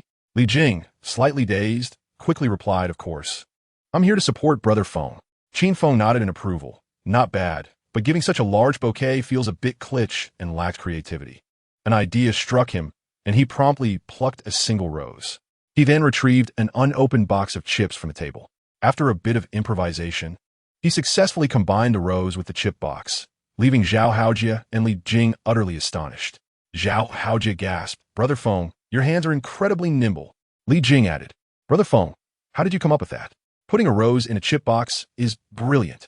Qin Feng chuckled. In truth, winning a girl's heart doesn't require extravagant spending. Many girls are detail-oriented. As long as the details are right, you can capture their affection. Zhao Haojie exclaimed, I've learned something. I'll do the same tomorrow. Qin Feng continued, By the way, I forgot to mention the prerequisite. Zhao Haojie asked, What prerequisite? Qin Feng laughed. The prerequisite is that you must first own a Ferrari. Zhao Haojie and Li Jing could no longer contain their laughter, deciding to challenge Qin Feng to a playful duel. Just as the three were frolicking, Zhao Haojie suddenly noticed a commotion outside. Brother Feng, why are there so many people downstairs? Is there some gossip tonight? Qin Feng replied. All you think about is gossip. Instead of that, you should take a stroll on the field. You might just find something interesting. Zhao Haojie quickly pulled out his phone and scrolled through Weibo. Upon seeing something shocking, he exclaimed, Brother Feng, you need to come downstairs, and Ruoi is waiting for you. Qin Feng was taken aback. What? That can't be true. She hasn't team messaged me. Zhao Haojie insisted. Look here, there's proof. It's really in Ruoi. She looks absolutely stunning. Glancing at Weibo, Qin Feng confirmed it was indeed in Ruoi. He hurriedly changed his shoes, preparing to leave. At that moment, Li Jing suddenly grabbed Qin Feng, saying, Brother Feng, it might be a battlefield tonight. Take your gear with you. Li Jing handed Qin Feng a pair of disposable gloves, attempting to playfully trick him. Qin Feng laughed. You truly understand me. I'm off now. As he exited dorm room 502, Li Jing rushed out after him, exclaiming, Brother Feng, I was just joking. Those are disposable gloves, not balloons. Be careful not to feel awkward on the battlefield. Qin Feng replied, slightly embarrassed. The principle is the same. They both serve a purpose. Li Jing was bewildered. How can that be the same? Qin Feng chuckled. Gloves can be used 5 times. Li Jing exclaimed, Amazing. Brother Feng, you truly are something else. Downstairs at the boys' dormitory, the crowd of onlookers continued to grow. In college, it's common for boys to wait for girls, but for a girl to wait for a boy is quite rare, especially when the girl in question is in Ruoi. This scenario infuriated many of the infatuated admirers. Why isn't Qin Feng coming out yet? Why make the goddess wait so long? How infuriating. It seemed that such girls truly exist, willing to wait for boys. They must not be taken for granted. And Ruoi, feeling the weight of the gazes around her, felt a bit embarrassed. She had hoped to be low-key, but her beauty and grace simply wouldn't allow it. After waiting for half an hour for Qin Feng, she finally took out her phone and messaged him. Qin Feng, are you ready? I'm waiting for you downstairs. After sending the message, she added a cute emoji of a kitten, which had the words waiting for you written above its head. However, as soon as she sent it, she felt it was inappropriate and quickly retracted it. Qin Feng replied with a question mark, and Ruoi panicked and hurriedly edited her message. Qin Feng, I'm downstairs, waiting for you for quite a while. Can you come down? After finishing, she felt the tone was too demanding, so she deleted it and rewrote it. Back and forth, she edited and deleted, her anxiety growing over a simple question mark. Just then, Qin Feng's voice suddenly reached her ear. Have you been waiting long? Why didn't you call me? And Ruoi raised her gaze and beheld the clean, handsome visage of Qin Feng, causing her cheeks to flush instantaneously. With a nervous and bashful demeanor, she remarked, "I didn't mean to rush you." Qin Feng, smiling, replied, "Let us go eat." And Ruoyi nodded in agreement. Thus, under the watchful eyes of many, and Ruoyi took her seat in Qin Feng's Ferrari. In an instant, the sounds of heartbroken admirers echoed from the boys' dormitory below. Once inside the car, and Ruoyi pressed her legs together, appearing quite anxious. Qin Feng turned on the air conditioning, then produced a gift, handing it to Ruoyi. The present was a box of chips adorned with rose petals. Misunderstanding his intentions, and Ruoyi thought he simply wanted her to snack. She softly said, "Thank you, Qin Feng, but I don't eat processed snacks." Qin Feng, with a cool demeanor, responded, "Are you refusing to accept it?" And Ruoyi, flustered, quickly replied, "No, no, no." With a commanding tone, Qin Feng urged, "Open it and take a look." Under his imposing presence, and Ruoyi resembled a timid kitten, obediently complying by opening the chip box. When she discovered the rose petals inside, she was taken aback. "Qin Feng, did you put this in?" she exclaimed in surprise. Qin Feng chuckled, "Yes. It's a gift for you. Do you like it?" And Ruoyi nodded enthusiastically, "I do." Qin Feng then inquired, "And what about my gift?" This question instantly made Ruoyi anxious. Regrettably, she had forgotten about her own gift amidst the excitement. Stammering, she replied, "The gift Qin Feng laughed. "I was just joking. I might want to take things too seriously. It's fine if you don't have one." And Ruoyi, flustered, promised, "I'll make it up to you next time, okay? I'll give you double." At that moment, Qin Feng's gaze shifted to Ruoyi's small, plump handbag. With keen interest, he suggested, "Shall we play a game?" And Ruoyi asked, "What kind of game?" Qin Feng explained, "I will randomly take something from your bag, and whatever I find, you must give it to me as a gift. Is that all right?" And Ruoyi hesitated, but upon seeing his expression, she quickly agreed. "All right, go ahead." Qin Feng's eyes sparkled with excitement. "Then I shall begin." And Ruoyi opened her handbag, unzipping it to allow his hand to delve inside. As Qin Feng explored her bag, he suddenly grasped a soft object that even moved. He pulled it out, exclaiming, "What is this?" And Ruoyi, flustered, explained, "For massage."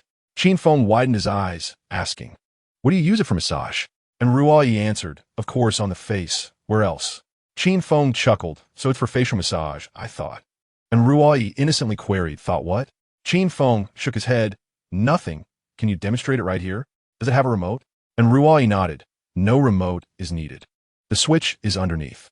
Let me show you." She then proceeded to demonstrate the facial massager's usage, and Qin Feng watched with great focus. Clearly, the massager was legitimate. Yet Qin Feng's demeanor was somewhat playful. After her demonstration, Qin Feng smiled and said, "I really like this massager. Can you gift it to me? I want to take it home for my younger brother." And Ruoyi softly replied, "Qin Feng, you have a younger brother?" Qin Feng laughed. "Indeed. He loves these kinds of toys." And Ruoyi handed it to him, saying, "Then I'll give it to you, and next time we meet, I'll prepare a proper gift." Qin Feng gestured, "No problem. Let us head out to eat." And Ruoyi took out her phone, saying, "I've booked a table at a Western restaurant on Tulip Road. Let us go there." Qin Feng remarked, "Another Western meal?" And Ruoyi nervously asked, "Qin Feng, don't you like Western food? We can change to another place." Qin Feng explained, "Mainly, Western food is quite expensive. I didn't want you to spend too much." And Ruoyi felt touched. "It's no trouble at all." Qin Feng smiled. "How about we go for lobster barbecue instead?" And Ruoyi beamed, "That sounds great. I'll go with you." Thus, Qin Feng searched for a well-reviewed lobster restaurant and drove there. Along the way, and Ruoyi said, "Qin Feng, I didn't expect you to be so considerate about saving money. Thank you." Qin Feng smiled. "Do you know what my principle is?" And Ruoyi asked, "What is it?" Qin Feng replied, "When encountering a bad girl, I spend her money. When with a good girl, I think of ways to save her money." His underlying message was that she was indeed a good girl. Upon hearing this, and Ruoyi couldn't help but smile, yet she restrained herself. Recalling her friend S' advice about being modest, she turned her gaze out the window, stifling a giggle. At that moment, Long Yueyin sneezed 3 times in succession, mistakenly believing she had caught a cold. Soon enough, they arrived at the lobster barbecue restaurant, bustling with customers enjoying the summer evening breeze while indulging in grilled delicacies. Qin Feng appreciated the lively atmosphere of outdoor dining. However, considering the two of them eating together, he thought it best to choose a more private setting. And Ruoyi's little dress could easily be a wardrobe malfunction, and he didn't want her to feel uncomfortable. Hence, he decided to dine indoors. The sight of Qin Feng's Ferrari naturally attracted considerable attention as they arrived. Once they stepped out of the car, they became the center of discussion once again. Wow, a Ferrari 90, that's impressive. Eating at a barbecue place in a Ferrari? Unbelievable. Is anyone else noticing the stunning girl? She is absolutely captivating. I wish I could be your boyfriend. Dream on. Everything is possible in dreams. And Ruai seldom frequented such lively places, as she preferred quieter environments. Yet today, for some reason, she felt no aversion, perhaps due to the company she kept. Upon entering the restaurant, they found a table available. Qin Feng and Ruai settled in side by side. And Ruai asked, Qin Feng, why don't you sit opposite me? Qin Feng replied, I wish to enjoy a different view. And Ruai smiled. Is there something special about sitting beside me? Qin Feng responded, indeed. It's like viewing a mountain from different angles. And Ruai, momentarily taken aback, failed to grasp his pun, but it mattered little, as long as Qin Feng understood. Soon, the waiter brought the menu, and Qin Feng began ordering. And Ruai generously said, Qin Feng, go ahead and order freely. I'll cover the bill. Qin Feng, smiling, replied, no problem. This statement startled the waiter, who thought he had misheard. In this day and age, isn't it usually the men who pay? A girl offering to pay for a guy? What a treasure of a girl. Glancing at the menu, Qin Feng asked, can you handle spicy food? And Ruai nodded. Just a little. Qin Feng grinned. All right, then let us order 4 pounds of super spicy lobster. The waiter promptly marked the option for spicy crayfish for Qin Feng. And Ruai exclaimed, Qin Feng, I can't handle the spiciness. It makes me break out. Qin Feng inquired, break out? What do you break out? On your backside? Oh, it doesn't matter. No one could see it anyway. And Ruai felt a bit embarrassed, wondering why his first thought was about her backside. She rolled her eyes playfully. Qin Feng laughed, don't worry. If we eat spicy food, we can always drink beer. Waiter, bring us 6 bottles of beer and make sure they are chilled. The waiter patiently replied, sure thing, handsome. Qin Feng emphasized the words chilled beer, and those who understood, understood. And Ruai did not refuse the chilled beer, as she did not want to dampen the mood. On their first dining date, she wished to enjoy herself. After ordering the chilled beer, Qin Feng asked, you can handle chilled drinks, right? And Ruai replied, it's all right. I'll just drink a few sips with you. Though she feigned confidence, she actually could not hold her liquor. Qin Feng ordered signature snail, grilled chicken wings, skewers of lamb, grilled oysters, and more. He then handed the menu to Ruai, asking, is there anything else you would like to eat? And Ruai said, that's enough. Qin Feng suggested, let me order some grilled pig schrotters for the collagen boost. And Ruai smiled and said, thank you, Qin Feng. While waiting for the skewers, Qin Feng fell into a trance, and Ruai, sitting beside him, felt a little anxious. Qin Feng's sudden silence made her mind race. Why was he quiet? Had she done something wrong? No. Was he still upset about the gift? Or did he dislike her outfit today? Impossible. She was wearing black stockings. What was he thinking? And Ruai pondered. She mistakenly believed Qin Feng was sulking, while in fact, he was contemplating whether operating a fighter jet while drunk would count as driving under the influence. After a minute of silence, and Ruai could no longer bear the tension, she hurriedly poured herself a glass of chilled beer, declaring, Qin Feng, I'll drink one for myself. She then downed a full glass of ice-cold beer in one go. Qin Feng exclaimed, wow, you can hold your liquor. After one glass, and Ruai felt a bit tipsy. This slight inebriation made her gaze somewhat dazed. A minute later, her face flushed with color. Qin Feng chuckled, are you drunk? And Ruai shook her head, not at all. Qin Feng extended a finger, asking, what is this? And Ruai replied, one. Qin Feng shook his head, no. This is a swaying middle finger. And Ruai beamed, slightly tipsy, and said, you're so annoying. Soon, the waiter brought the skewers and crayfish. Qin Feng donned gloves, ready to dig in. At that moment, and Ruai interrupted, wait a minute. Qin Feng asked, what is up? And Ruai said, can we take a photo first? I want to post it on my social media. Qin Feng chuckled, post it on Weibo. Everyone can see it there. And Ruai replied, all right, I'll post it on Weibo. Girls enjoy capturing moments of their lives. She adjusted the phone filter and snapped several photos of the food. After finishing, she turned to Qin Feng. Qin Feng, why don't you sit across from me? I want to take a picture of you. Qin Feng was taken aback. A picture of me? And Ruai hurriedly clarified, Qin Feng, don't misunderstand. I just want to share my life. Qin Feng smiled, I understand. Let's take turns. You take a picture of me, and I'll take one of you. Is that all right? And Ruai replied, no, I feel a bit tipsy. I want to look good in the photos. Qin Feng retorted. Then I want to take one for you. I prefer mutual efforts. With no other choice. And Ruai agreed, but had one request. Can we use a beauty filter? She pleaded. Qin Feng immediately declined, saying, no, we're using the regular camera. This was typical of Qin Feng's approach. He believed in not pampering girls and that men should stand firm. Subsequently, Qin Feng sat opposite and Ruai took out his phone and began snapping photos rapidly. And Ruai didn't even have time to pose before he finished. She asked in surprise, is that it? So quick? Qin Feng grinned. A man must be swift when necessary. You wanted to take photos, right? Hurry up. And Ruai nodded. All right. Let me adjust the lighting for you. Soon, and Ruai posted the photos on Weibo, and at the same time, Qin Feng uploaded his picture of her. And Ruai quickly opened the photo Qin Feng took and was astonished. She looked stunning through his lens. Qin Feng, you can make me look so good even with the regular camera? She exclaimed. Qin Feng smiled. It's mainly because you're beautiful. Stop staring. Let us eat.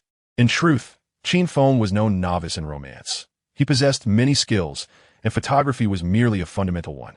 Though he seemed casual in taking a few shots, he was actually very deliberate about finding the right angles. Therefore, the photos he took of Ruai with the regular camera turned out exceptionally well. And Ruai placed her phone on the table, and Qin Feng casually placed his phone over hers. Anduo say near the market. Xin Feng. Could you not press down on mine? Qin Feng widened his eyes. Am I pressing down on you? I'm a gentleman. And Ruai clarified, I meant the phone. Qin Feng laughed. Don't worry about the details. And Ruai joked, humph, I dislike phones that lack boundaries. Qin Feng chuckled, all right, then you can place yours on top. He then switched the positions of their phones. And Ruai pretended to complain while secretly feeling pleased. The two donned gloves and began feasting on the crayfish. Meanwhile, on Weibo, countless onlookers were eagerly engaged. Chapter 39. Does eating snails improve kissing skills? Once in Ruai's Weibo post went live, it garnered numerous likes and comments. The comments were filled with heartbroken emojis. The goddess is out eating crayfish. Be careful not to burn yourself while peeling. That guy across from her is a real dog. Can't you see who the goddess is with? Why do you care? Is this an announcement? I want to hear it directly from you.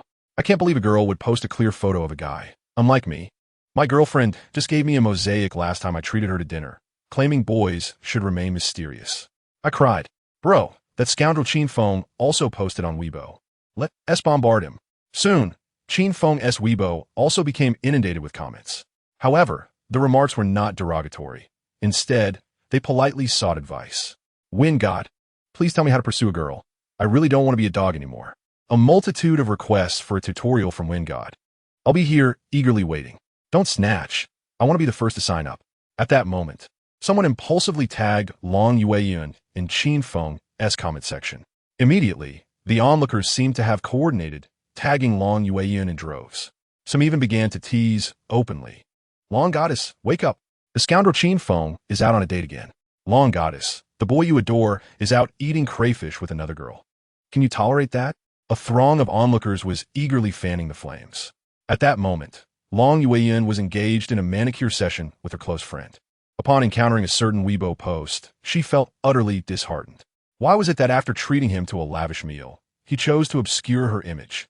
Yet, when it came to Ruai, he captured her beauty with such finesse. Where had Long Yueyun faltered?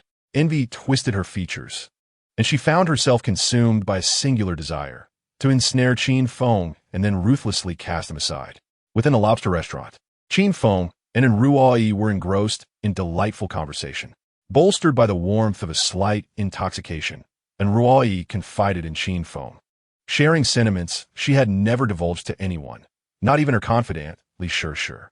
Blushing, she gazed at Qin Feng and softly confessed, Qin Feng, ever since my grandfather passed away, I dream of him every night. I miss him dearly. Qin Feng replied, it's only natural. What occupies your thoughts by day often visits you in dreams at night. It signifies that you are a dutiful child.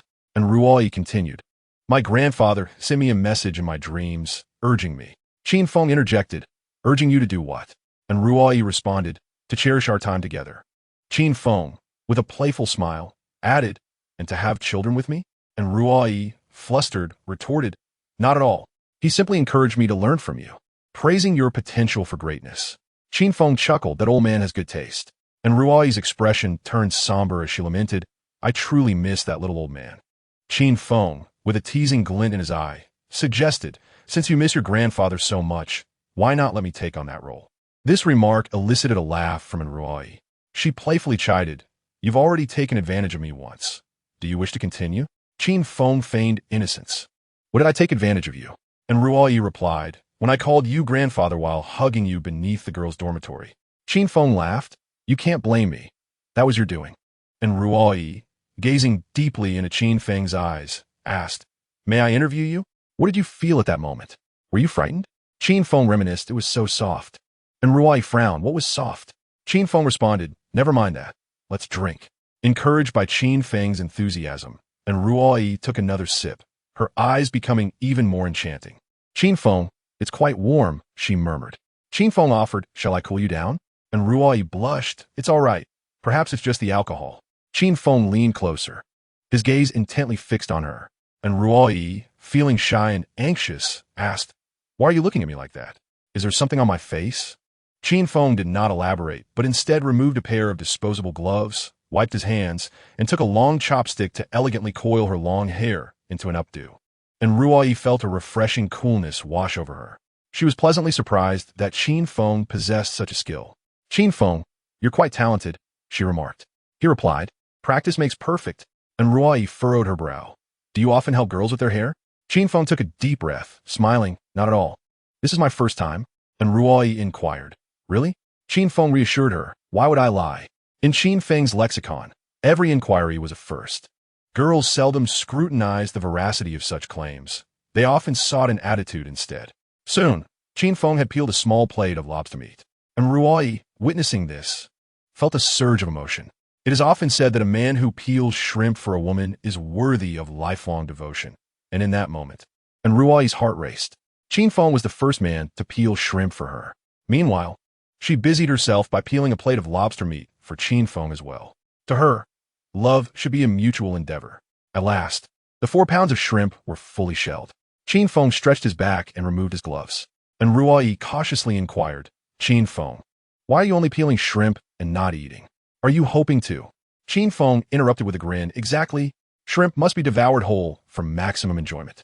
He then demonstrated with a wide-open mouth, consuming an entire plate of shrimp meat in one go. And Ruoyi was taken aback, exclaiming, wow, you have quite the mouth. Though a tinge of disappointment flickered within her, she bore no anger. Ultimately, the ability to peel shrimp was not the sole measure of a man's worth. After finishing, Qin Feng could not suppress a burp, exclaiming, that was delightful. At this moment, and Ruoyi offered her plate of shrimp meat with a playful smile. Shall we indulge once more? Such audacious words made Qin Feng chuckle.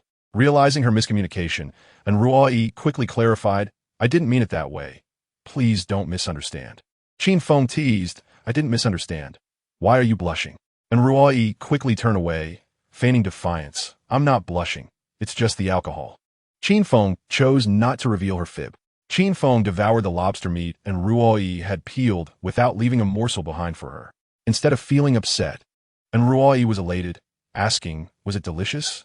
Qin Feng gave a thumbs up, affirming, absolutely. Just then, the waiter brought over a plate of signature snails, apologizing. Sorry for the wait, handsome. Qin Feng replied, no worries. Please take the plate of shrimp away. Of course, sir, the waiter responded. Turning to Ruoyi, Qin Feng said, in appreciation for your help with the shrimp, let me teach you how to eat snails. And Ruoyi replied, is there really a need for instruction? You simply use a toothpick to extract the meat. Qin Feng laughed, there's no need for a toothpick. Watch closely as I demonstrate. He proceeded to perform a remarkable feat, consuming the snails cleanly without any utensils. And Ruoyi was astounded. Wow, that's incredible. How do you do that? Teach me. Qin Feng, with utmost seriousness, replied, it's a gift. And Ruoyi eagerly inquired, do you think I have any talent? Qin Feng suggested, stick out your tongue. Let me see. Feeling a bit shy. And Ruoyi complied. Qin Feng added, wider, please. She opened her mouth wider. Satisfied, he asked, can you lick your nose with your tongue? And Ruoyi laughed. I've never tried. Qin Feng excitedly urged, then give it a shot. All right, she agreed, attempting it and realizing she could indeed do it. Qin Feng was thrilled.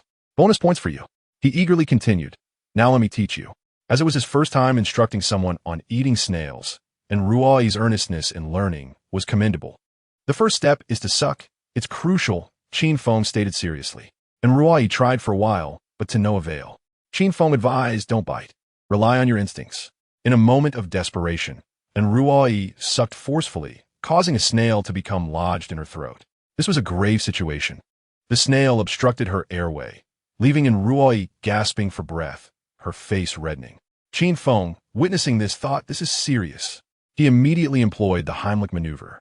Qin Feng embraced in Ruoi from behind, placing his fist with thumb and index finger positioned just above her navel, while his other hand clenched tightly. He then applied rapid and forceful pressure to her abdomen. Once, twice, thrice. Soon, the lodged snail was expelled, and Ruoi was finally able to breathe again, having nearly fainted from asphyxiation. Qin Feng was equally terrified and hurriedly inquired, how do you feel? Did it come out? And Ruoi nodded and coughed for a moment. 3 minutes later, she regained her composure and gazed at Qin Feng, expressing her gratitude. Thank you, Qin Feng, for saving my life. Qin Feng sighed with relief. You nearly scared the life out of me. Thankfully, I reacted swiftly. And Ruoi smiled. Let us continue. Qin Feng quickly replied, no, I fear you might choke again. She shyly lowered her head, clearly impacted by the recent ordeal, especially the sensation of Qin Feng holding her closely. Suddenly, she looked up at him and asked Qin Feng, does eating snails enhance kissing skills? Qin Feng awkwardly chuckled. You caught me. Frequent consumption of snails indeed sharpens the dexterity of the tongue. And Ruoi remarked, then you should continue teaching me. Surprised by her eagerness to learn, Qin Feng patiently obliged. Eventually, after indulging in a large platter of snails, and Ruoi had mastered Qin Feng's technique, Qin Feng exaggeratedly exclaimed, congratulations, classmate, and through diligent effort, you have achieved the remarkable feat of solo snail consumption. You can now boast your friends. And Ruoi was overjoyed, exclaiming, thank you, Qin Feng. Oh, thank you, master. Qin Feng replied, calling me master makes me sound old. And Ruoi inquired, then what should I call you? Qin Feng answered, call me the majestic and handsome one. And Ruoi found this rather odd. Then she raised a toast, saying, let us drink to the majestic handsome guy, first for saving my life, and second for your teachings. I'll drink, and you can do as you wish. And Ruoi downed her drink, prompting Qin Feng to comment, impressive. Unbeknownst to them, 6 bottles of chilled beer had already been consumed. And Ruoi raised her hand and called out, waiter, bring us another 6 bottles of chilled beer. The waiter responded, sure, beautiful. This scene evoked envy from other patrons. It was rare to see a girl enjoying chilled drinks at dinner these days. Qin Feng felt incredibly fortunate. At this moment, and Ruoi could no longer be considered merely tipsy. Anyone who actively sought more alcohol was undoubtedly intoxicated. Qin Feng advised her, stop drinking. We still need to watch a movie. And Ruoi acknowledged, oh right, the movie. Then I won't drink anymore. I'll go settle the bill. She stood up, preparing to pay. Suddenly, she felt dizzy and stumbled, landing directly in Qin Feng's embrace. In this familiar idol drama scenario, Qin Feng seized the opportunity. Despite the surrounding clamor, he was oblivious. And Ruoi's heart raced, and under the influence of alcohol, she whispered, Qin Feng, I want. Qin Feng gently prompted, what do you want? Speak up. And Ruoi continued, I want. Qin Feng was taken aback. Chapter 40. The ambitions of a great man should flow like the Yangtze River into the sea, and Ruoi, having had too much to drink, felt the urge to vomit but found herself unable to do so, which left her quite uncomfortable. This is typical for someone experiencing drunkenness for the first time. With a dazed gaze, she looked at Qin Feng and murmured, Qin Feng, I feel so dizzy. Qin Feng replied, you're drunk, just let out, and I'll help you to the restroom. He assisted her to the restroom and waited outside. A few minutes later, and Ruoi staggered out. Qin Feng asked, did you manage to vomit? And Ruoi shook her head, I couldn't. Qin Feng chuckled, not being able to means you haven't reached your limit. Perhaps we should have a bit more? And Ruoi declined. No, let us go outside for some fresh air. Maybe the cool breeze will help. All right, then let us go. He agreed, and Ruoi pointed to the front desk. I'll take care of the bill first. Please wait. Despite her intoxication, she hadn't forgotten to settle the payment, which was quite endearing. Qin Feng smiled. I've already paid. And Ruoi looked surprised. You paid? When?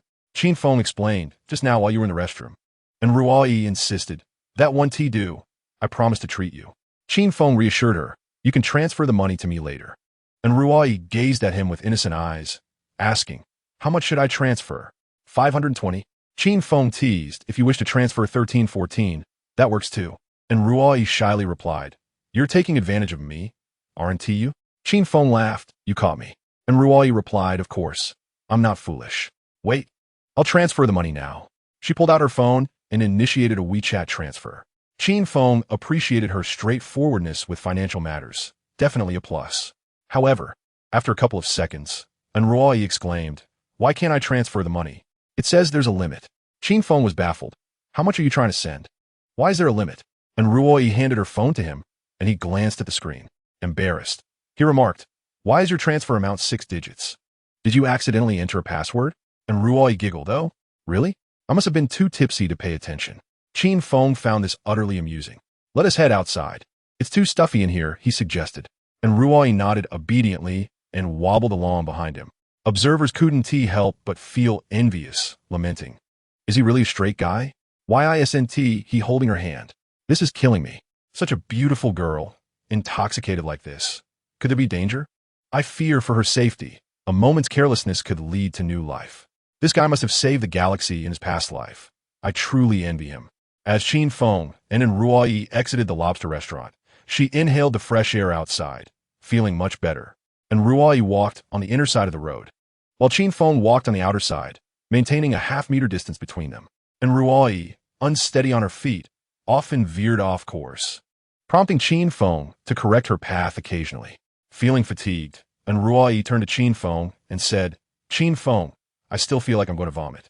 Qin Feng offered, "Shall I help you?" And Ruai asked playfully, "How would you help me?" Qin Feng extended a nimble finger, saying, "I can help you induce vomiting. It only takes 2 simple steps, and you'll feel better." And Ruai felt a twinge of fear and nervously inquired, "Does it hurt?" Qin Feng awkwardly clarified, "Just a brief sting, then you'll feel relief." After careful consideration, and Ruai decided against it. The pair found a bench to sit down, even in her inebriated state. And Ruai radiated beauty. She turned to Qin Feng and asked, "Are we still going to watch the movie?" As Qin Feng glanced at his watch, he remarked, "Never mind. It's too late. I will take you back to school shortly. Let's call it a day." And Ruai's mood instantly soured, and she said, "I'm sorry. It's all my fault for disrupting our previous plans. I should have drunk so much." Qin Feng smiled and nodded. "Well, as long as you understand. Will you drink again next time?" And Ruai shook her head initially, then nodded. Qin Feng, puzzled, asked, "What does that mean? Why the mixed signals?" With a tender gaze, and Ruai replied, "When dining with others, I want to drink, but when I'm with you, I will." Qin Feng shook her head. "Ah, so you have a double standard." And Ruai responded, "It's because you are upright, kind-hearted, and of good character, unlike other boys."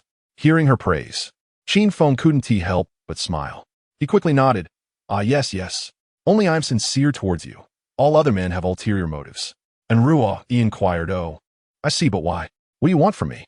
Qin Feng opened his mouth and replied, "I want your body. What else could it be?"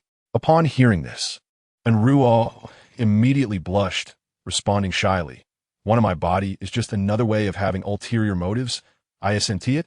Qin Feng retorted, "That's a narrow perspective." And Ruai asked, "What do you mean by narrow?" Qin Feng explained, "Are my aspirations solely for your body? No, I seek to uncover a treasure, to climb 2 peaks, traverse a dense forest, and ultimately discover the answers to life. My pursuit of you is part of a grand endeavor. Do you comprehend?" And Ruai shook her head, "Not really, but it sounds quite magnificent." Qin Feng laughed, "Exactly. It's okay not to understand now. You will gradually come to grasp it." After sitting for a while longer, and Ruai said, "Qin Feng, I still feel like I might be sick." This was the 3rd time she mentioned it, and Qin Feng was beginning to find it tiresome. Thus, Qin Feng firmly stated, "Open your mouth." He intended to help in Ruai induce vomiting. It was evident that she felt exceedingly shy, given that Qin Feng was about to place his fingers in her mouth. Nevertheless, an inexplicable impulse surged within her. Ultimately, an Ruai acquiesced. However, during the process, Qin Feng deviated from his original intent and began to play around. It seemed he had stumbled into a mysterious realm. No wonder so many men were drawn to it. Afterward, Ruai was furious, her intoxication dissipating in an instant. When a girl gets angry, her speed increases drastically, and Qin Feng struggled to keep up. He chuckled. Slow down. There's a car ahead. En route you halted. Turning to say, Qin Feng, how could you do that? Qin Feng, filled with remorse, replied, I merely made a mistake that any man might make. En route you sukofud. You liar. I can't trust you anymore. If your fingers misbehave again, I'll bite you. Qin Feng, hearing this, felt exhilarated, exclaiming, Great. I enjoy being bitten. En route he was exasperated. Observing her reaction, Qin Feng found it amusing. He earnestly said, Please don't be angry. I did this for your own good. And Ruo-Yi retorted, Bullying me is for my own good? You're a liar. Qin Feng chuckled, Indeed. If I don't tease you, how can I coax you? And Ruo-Yi urgently insisted, Then you should coax me. Qin Feng replied, Men need their dignity. You must give me a way out. An Ruo-Yi, falling into the trap, innocently asked, How can I give you a way out? Qin Feng smiled. Let us reconcile. You say sorry, and I'll say it's all right. Can we do that? And Ruo-Yi nodded in agreement. Qin Feng encouraged, All right, you start. And Ruo-Yi said, I'm sorry. Qin Feng replied, It's all right. Big brother will buy you ice cream. And Ruo-Yi shyly responded, Thank you, big brother. One must admit, young girls are easily appeased. Qin Feng turned to buy ice cream. After he left, and Ruo-Yi felt something was amiss. Soon, Qin Feng returned with a strawberry ice cream. And Ruo-Yi joyfully exclaimed, Thank you, Qin Feng. Qin Feng said after drinking, It's good to cool down with something cold. And Ruo-Yi took the ice cream and began to savor its deliciousness while Qin Feng gazed at her intently, lost in thought. And Ruo-Yi, noticing Qin Feng's stare, felt somewhat embarrassed. She quietly asked, Why are you looking at me? Do you want some too? Qin Feng smiled. I enjoy watching you eat. And Ruo-Yi turned away, not wanting Qin Feng to see her, for the more he watched, the shyer she became. Qin Feng inquired, What flavor of ice cream do you like? And Ruo-Yi replied, I like all kinds, strawberry, mango, blueberry. I enjoy them all. Qin Feng asked, What about heather flavor ice cream? And Ruo-Yi, unfamiliar with this flavor, curiously asked, What is heather flavor? Is it delicious? Qin Feng nodded. I'll treat you to it another day. All right, it's a promise, she said.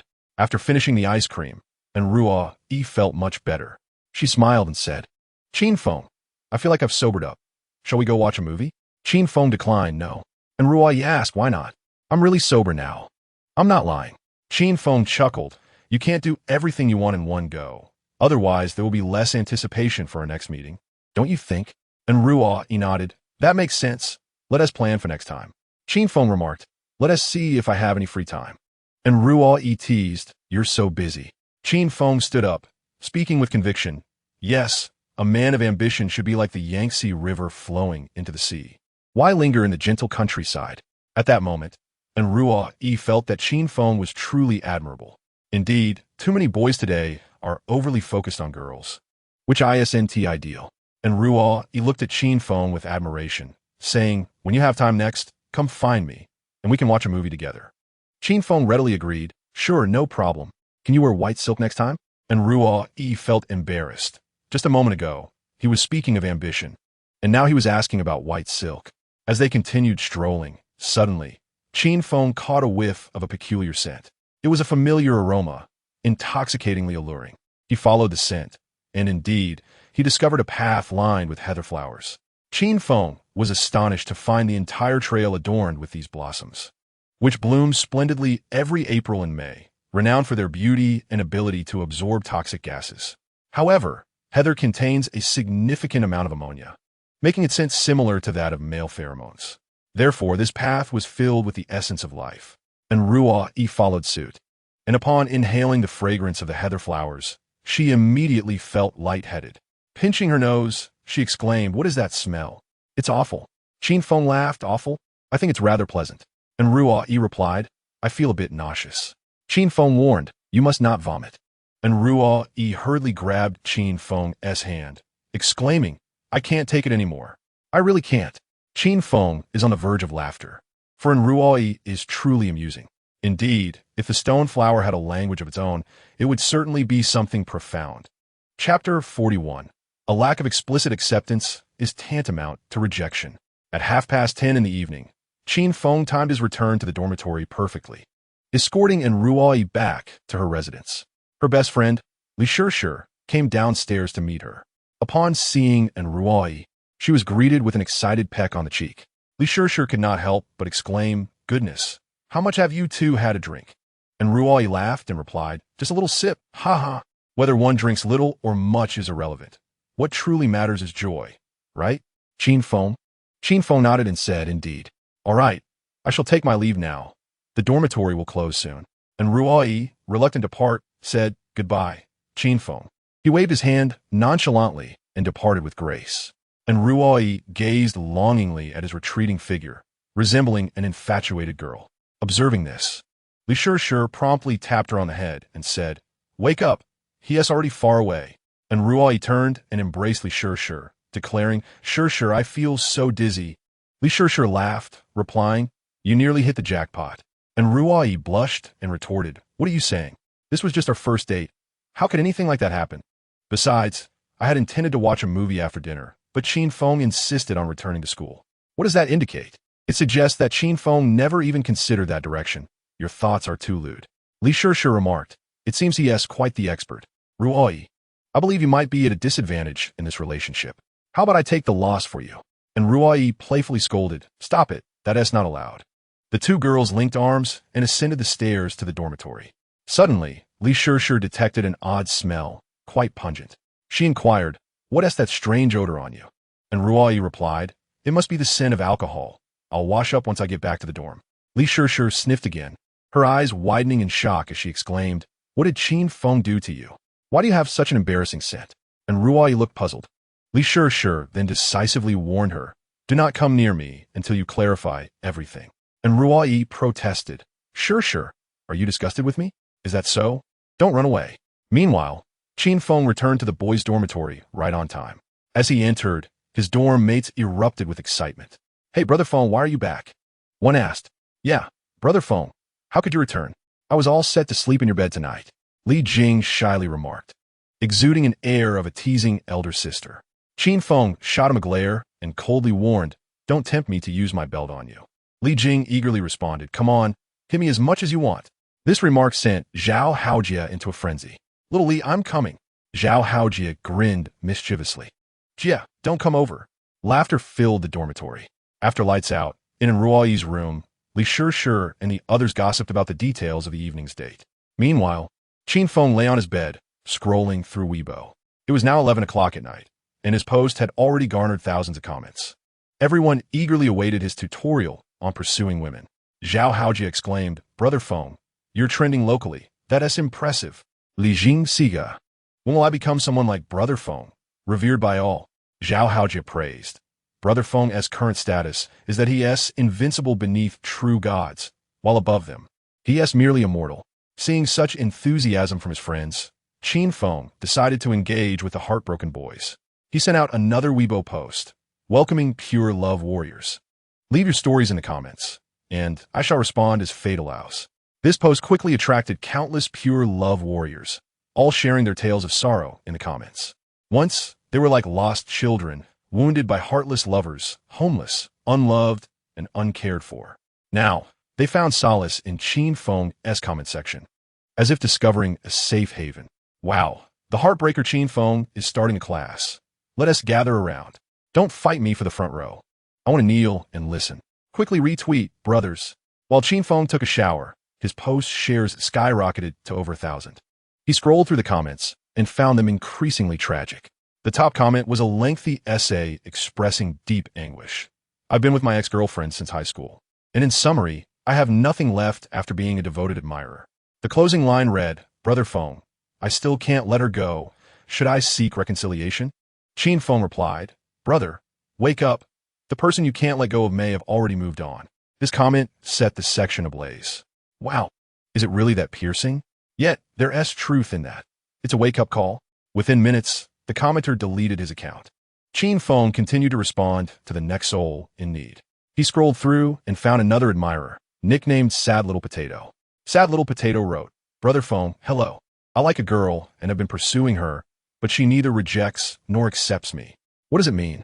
Qin Feng replied, "In the adult world, a lack of explicit consent is a rejection. My advice is to move on to the next." Sad Little Potato responded, "But she said she wants to test me further. Should I continue to persist?" Qin Feng replied, "Persistence is fine, but might cost you." Sad Little Potato replied, All right, Brother Feng, thank you. The next admirer, Koala in a tree, asked Brother Feng, my goddess said she doesn't want to date for now. Qin Feng replied, she doesn't want to date you. Koala in a tree lamented, I can't help but want to see her. It's like being bewitched. What should I do? Qin Feng advised, before seeking her out.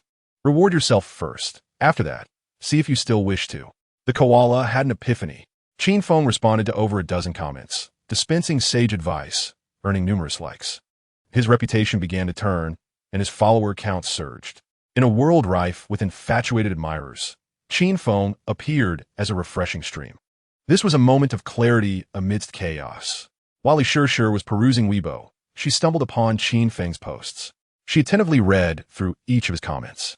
Upon finishing, Li Shishir concluded that her best friend Ruoyi and Qin Feng were undoubtedly on different levels. Just then, Ruoyi emerged from her shower. Li Shishi exclaimed, Ruoyi, come look at Weibo. Soon, Qin Feng's post surged back to local trending status, with shares exceeding 10,000. Due to the overwhelming number of comments, Qin Feng found it impossible to reply to them all. He decided to write another caption. Brothers, remember, money is for women to see, not for them to spend. At the end of the post, Qin Feng specifically tagged Long Yueyan. It was clear that this post was aimed directly at her. For those in the know, it was evident. The comments section became lively, with everyone tagging Long Yueyan. She was on the verge of losing her mind, realizing that Qin Feng was using her as a cautionary tale. After Long Yueyan coughed up blood and posted on Weibo, Qin Feng promptly fell asleep. However, not long after he lay down, he was awakened by shouts from outside. I no longer wish to be a sycophant. I want to be a rogue. The cry resonated throughout the entire male dormitory, indicating that many had long endured the plight of being a sycophant. Zhao Haojie and Li Jing, the two prominent sycophants, shouted even louder. Clearly, that night was destined to be memorable. The following day was the weekend, allowing Qin Feng to sleep until noon. Upon waking, he quickly freshened up and joined his roommates for a meal in the cafeteria. Dressed in flip-flops and sporting a tousled hairstyle, he bore no semblance of an image. Nonetheless, many beautiful girls were still whispering about him. Look at the guy in flip-flops ahead. That's Qin Feng, the one rumored to be involved with Ruoyi. Wow, he's so handsome. Indeed, a talented man is extraordinary. Of course, otherwise why would both Ruoyi and Long Yueyan vie for his attention? Unfazed, Qin Feng ignored the comments. But Zhao Haojie and Li Jing felt a pang of heartache. Li Jing pleaded, Brother Feng, please teach me how to pursue girls. Qin Feng frowned. Did I not already post about it on Weibo yesterday? Li Jing replied, that was a public lecture. I want one-on-one guidance. Qin Feng was taken aback. How brazen can you be? One-on-one? Zhao Haojie chimed in, exactly. If it's one-on-one, you should teach me first. Their bickering was incessant, and Qin Feng was exasperated. Reluctantly, he advised, here's a tip. Write your phone numbers on the back of your student IDs and toss them near the girls' dormitory. Within 3 days, girls will call you. Upon hearing this, Zhao Haojie exclaimed, impressive. Li Jing was even more excited, as expected of Brother Feng. Why didn't I think of that? I'm going to do it right now. He abandoned his meal and dashed back to the dormitory, with Zhao Haojie following suit. Qin Feng called out, don't toss them all in the same place. Zhao Haojie reassured him, don't worry, Brother Feng. I'll toss mine near the art department's dormitory. The girls there are beautiful. Qin Feng chuckled, you even have a preference? Eventually, Qin Feng and the dorm leader, Guitao, headed to the cafeteria. Suddenly, Qin Feng noticed a crowd gather at the entrance, seemingly engaged in some event. Driven by curiosity, he approached and discovered it was for the campus's top 10 singers editions. Guitao grinned, Xiao Feng, care to sign up for song? Qin Feng waved his hand dismissively, forget it. If I participate, my singing will be so exceptional that I'll win the championship outright. Guitao responded skeptically, I suspect you're just boasting. Just as Qin Feng turned to leave, a voice from the system echoed in his mind. Current detection indicates the host faces a choice. The following options are presented. Option, participate in the campus top 10 singer selection. Reward, a magical guitar. Option, decline participation in the campus top 10 singer selection. Proceed to eat. Reward, a magical rice bowl. The system did not elaborate on the enchantments of the magical guitar or rice bowl. After careful consideration, Qin Feng found himself more intrigued by the guitar. However, despite his love for singing and possessing a magnetic voice, he often forgot the lyrics. What to do? At that critical moment, the system provided further information. The host can complete a full night's check-in at the girls' dormitory to receive a compressed package of 100 Mandarin gold songs, including instrumental tracks. Upon hearing this, Qin Feng's spirits soared. It was well known that quality entertainment was scarce in the current world, and the notion of Mandarin gold songs was particularly enticing. If he could learn just one of these classic songs, he would dominate the music scene. The allure was too great to resist. He promptly turned around, ready to grab the registration form. As for how to accomplish the check-in at the girls' dormitory, that required further contemplation. Chapter 42. What?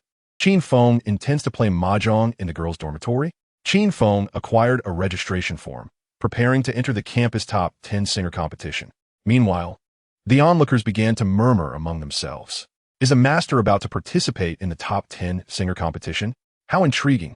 I heard the master effortlessly crafts poetry. I wonder how he fares in singing. If he competes, it will surely be entertaining. Who will be his support group? And Roy? No kidding. Out of the top 5 beauties in the school, for have ties to him. It's a matter of competition. Don't worry, brother. Someone is here to challenge him. I heard the campus heartthrob, Li Tao, has returned. They'll surely cross paths. Qin Feng quickly filled out the registration form and submitted it to the organizers. The top 10 singer contest would consist of preliminary rounds, semifinals, and finals. The preliminary round was scheduled for the following Monday evening, giving Qin Feng a day to prepare.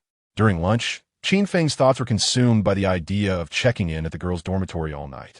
Guo Tao, noticing Qin Feng's distraction, inquired, Xiao Feng, don't be too nervous. The top 10 singer competition is all about participation. I'll bring 2 friends to cheer you on. Qin Feng smiled. Thanks, Tao Ge. But I'm contemplating other matters. Guo Tao asked, other matters? What kind? Qin Feng felt it was inappropriate to explain. At that moment, he heard a sweet, melodious voice call out, Senior. Recognizing that enchanting voice, Qin Feng immediately knew who it was. It was Jiang Wanling. Jiang Wanling had prepared a meal and sat across from Qin Feng, smiling. What a coincidence, Senior. We meet again. Today, she exuded a refreshing aura, her high ponytail radiating youthful vitality. How wonderful it is to be young.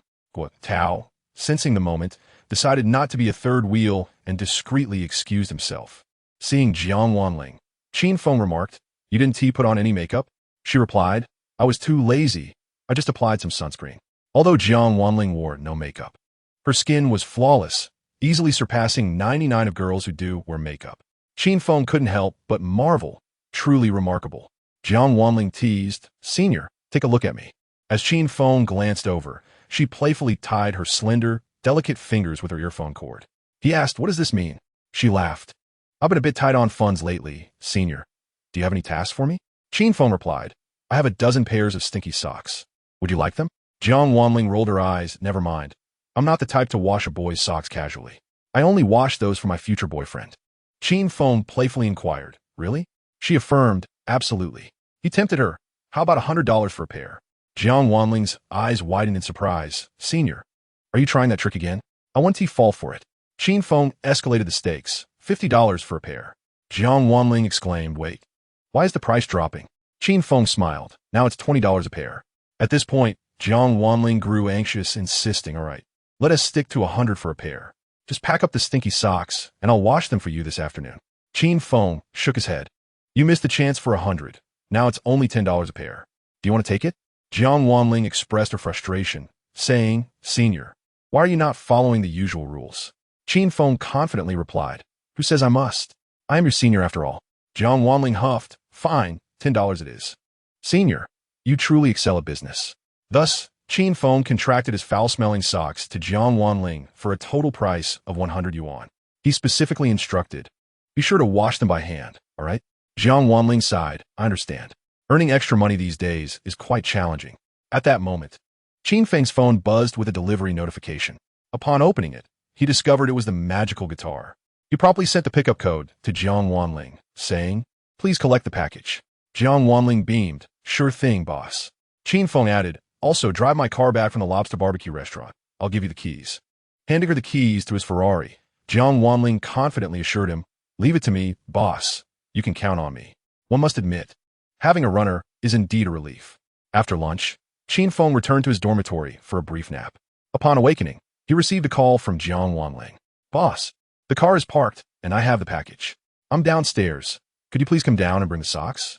Her voice was melodious, instantly rousing Qin Feng. All right, I'm coming down now, he replied. He casually found a shoebox and placed his smelly socks inside. At this time, he assumed everyone would be napping.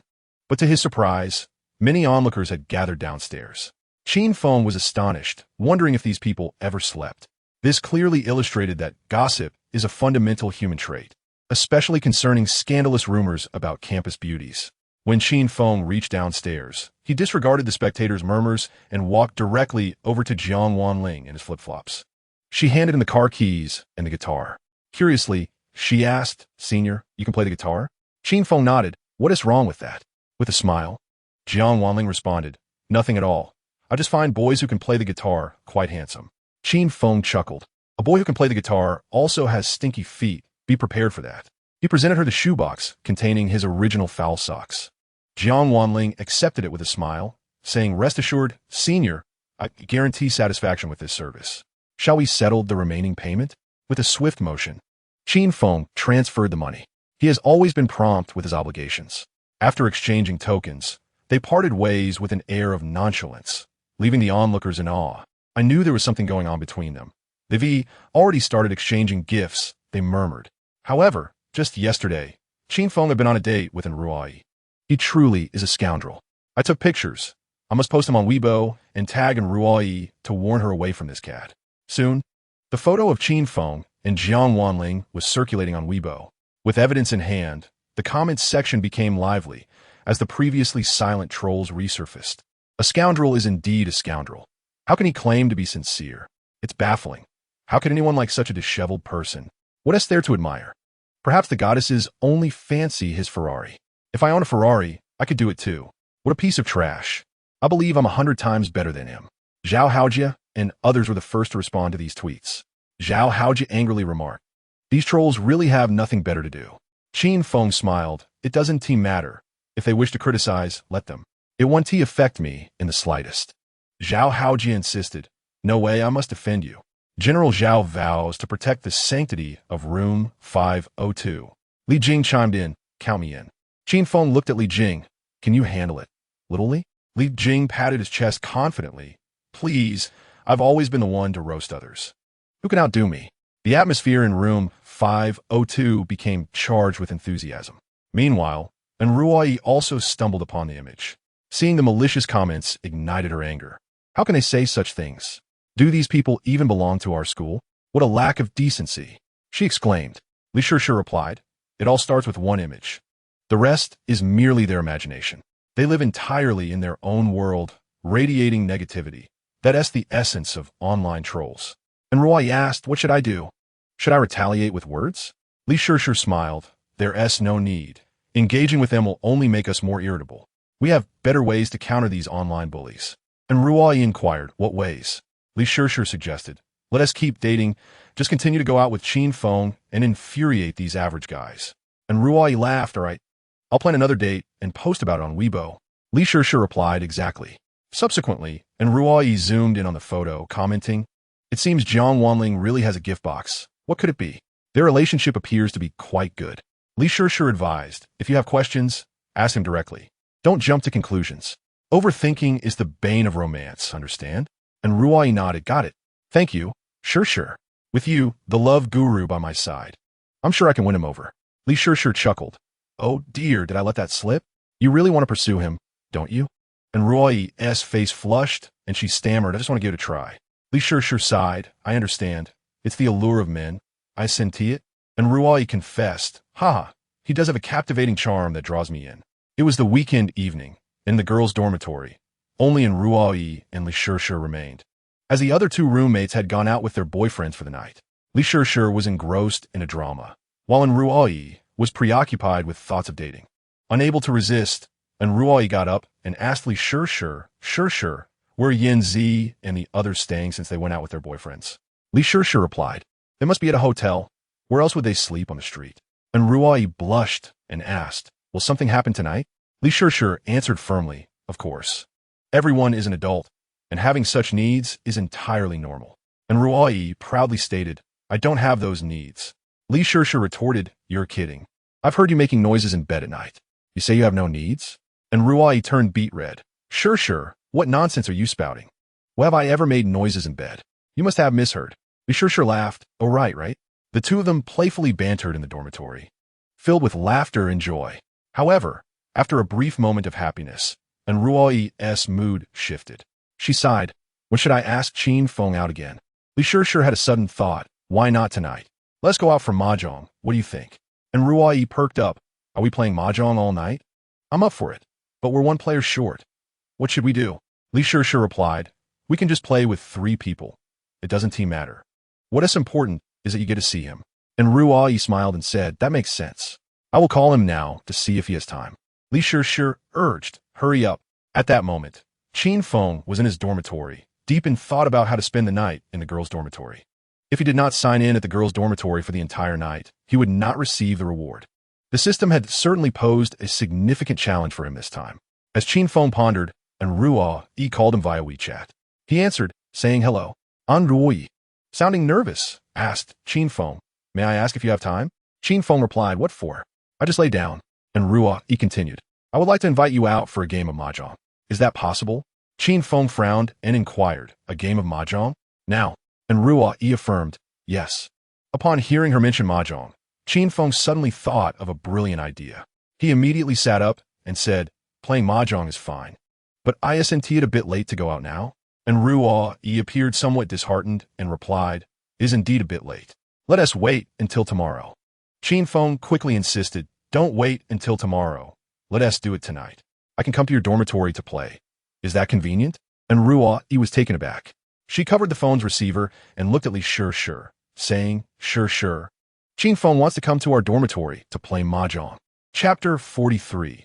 An unexpected encounter in the girls' dormitory. When Li Sure heard that Qin Feng wanted to come to the girls' dormitory, she was equally astonished. She exclaimed, He*s just boasting. If you let him come over, whoever doesn't come is a little dog. And Ruai whispered, are we really going to provoke him? What if he actually comes? Li Sure laughed and said, how could that be possible?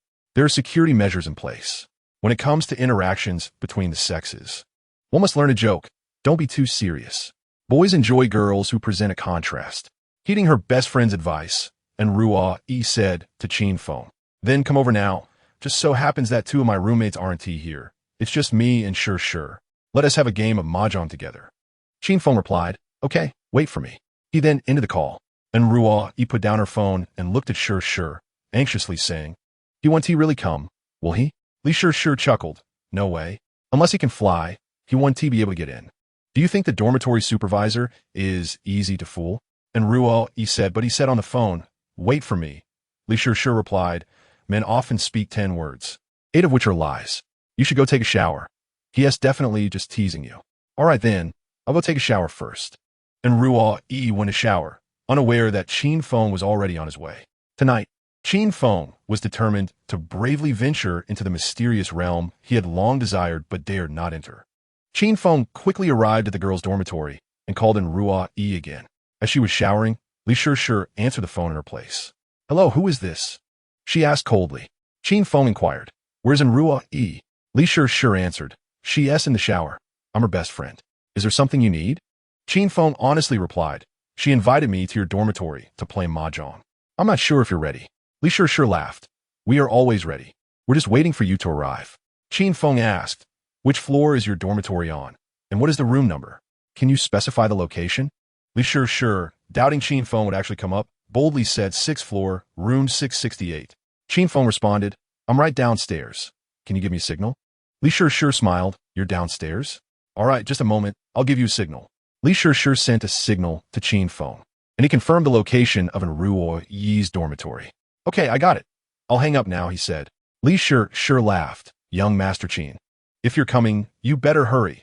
The dormitory doors will close soon. Qin Feng replied, no worries, I'll use the back door. He then ended the call and prepared to take action. Li Sure, however, did not take it seriously, considering her dormitory was on the 6th floor. Did she think he could fly in? Li Sure set her phone down and opened her tablet to continue watching her show. As the night deepened, Qin Feng, dressed in black sportswear, prepared to climb up the pipes along the wall. However, it seemed he had overestimated his abilities. He barely climbed a meter before realizing it was too challenging. The pipes were extremely smooth, providing him with no grip. Frustrated, he wondered how he could ascend to the 6th floor. At that critical moment, the system offered him some assistance. Current detection shows that the host is striving to complete the sign-in task.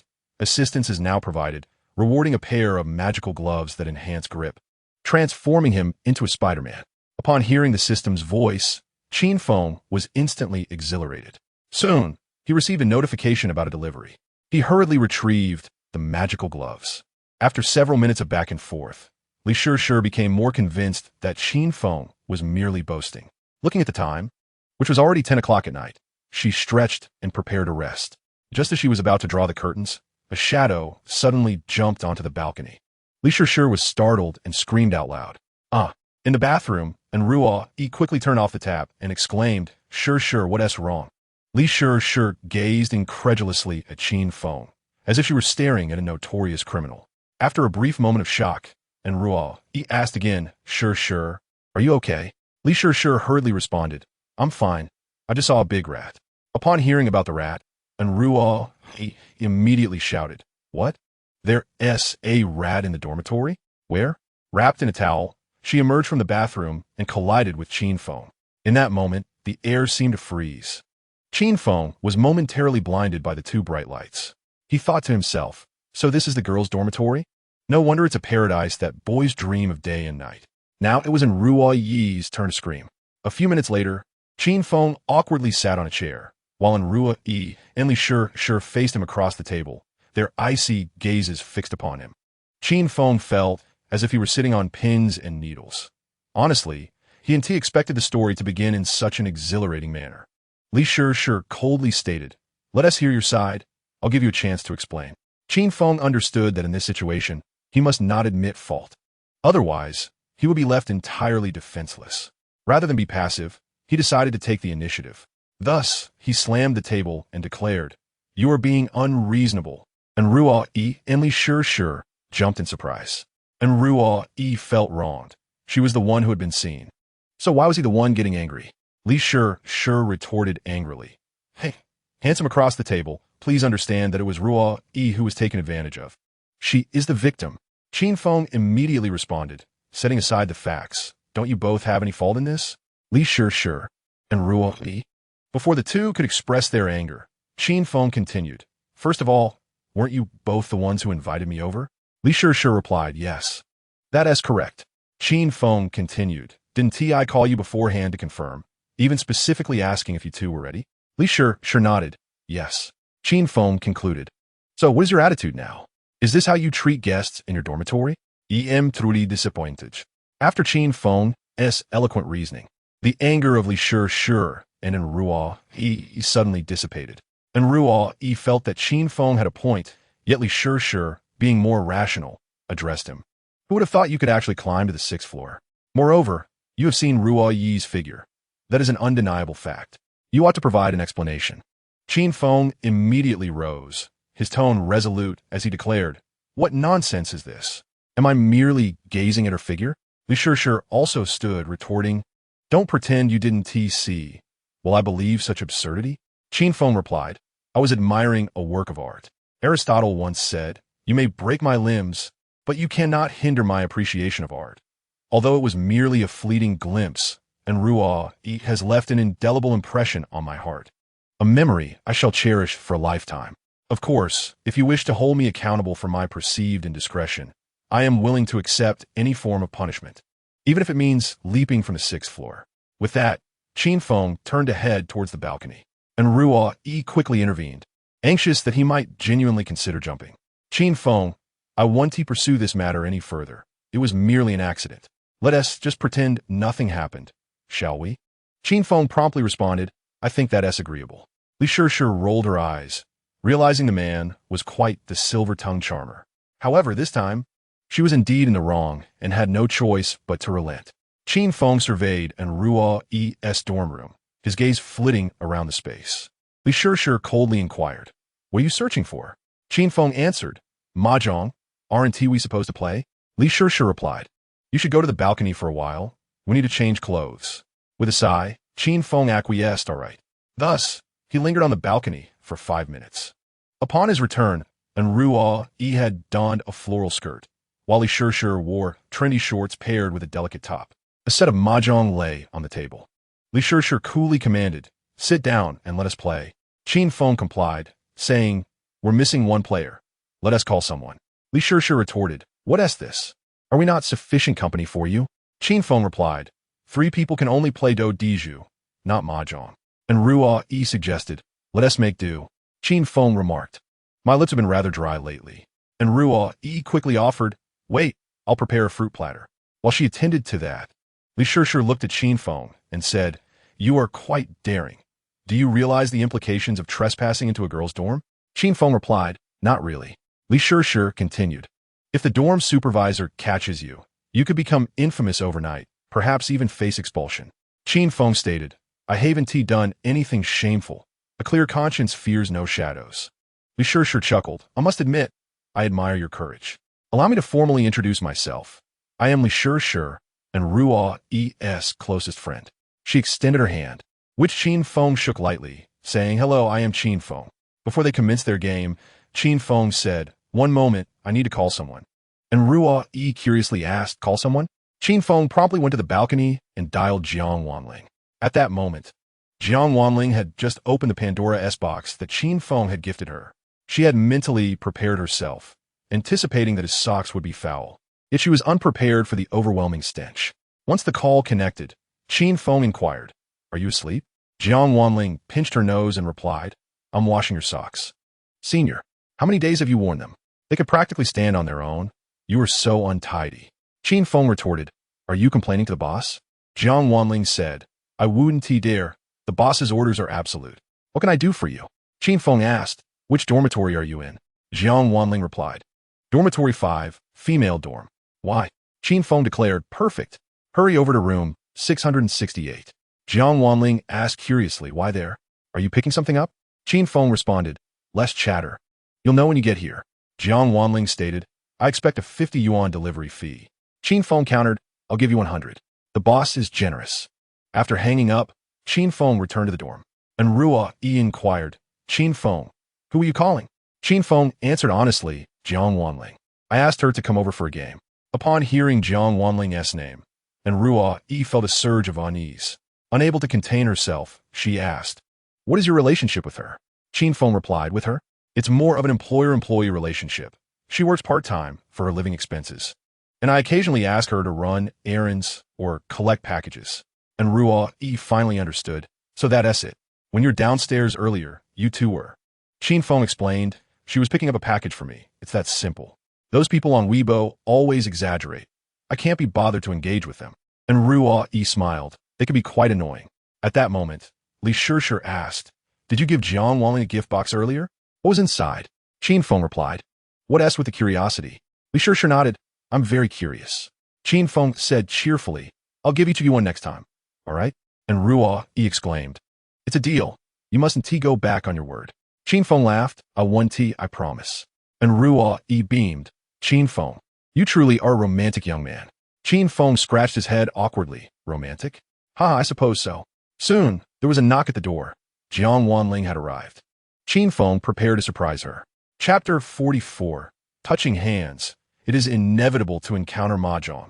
With a fluttering heart, Jiangwan knocked on the door, not expecting that the first person she would see was Qin Feng. "Boss."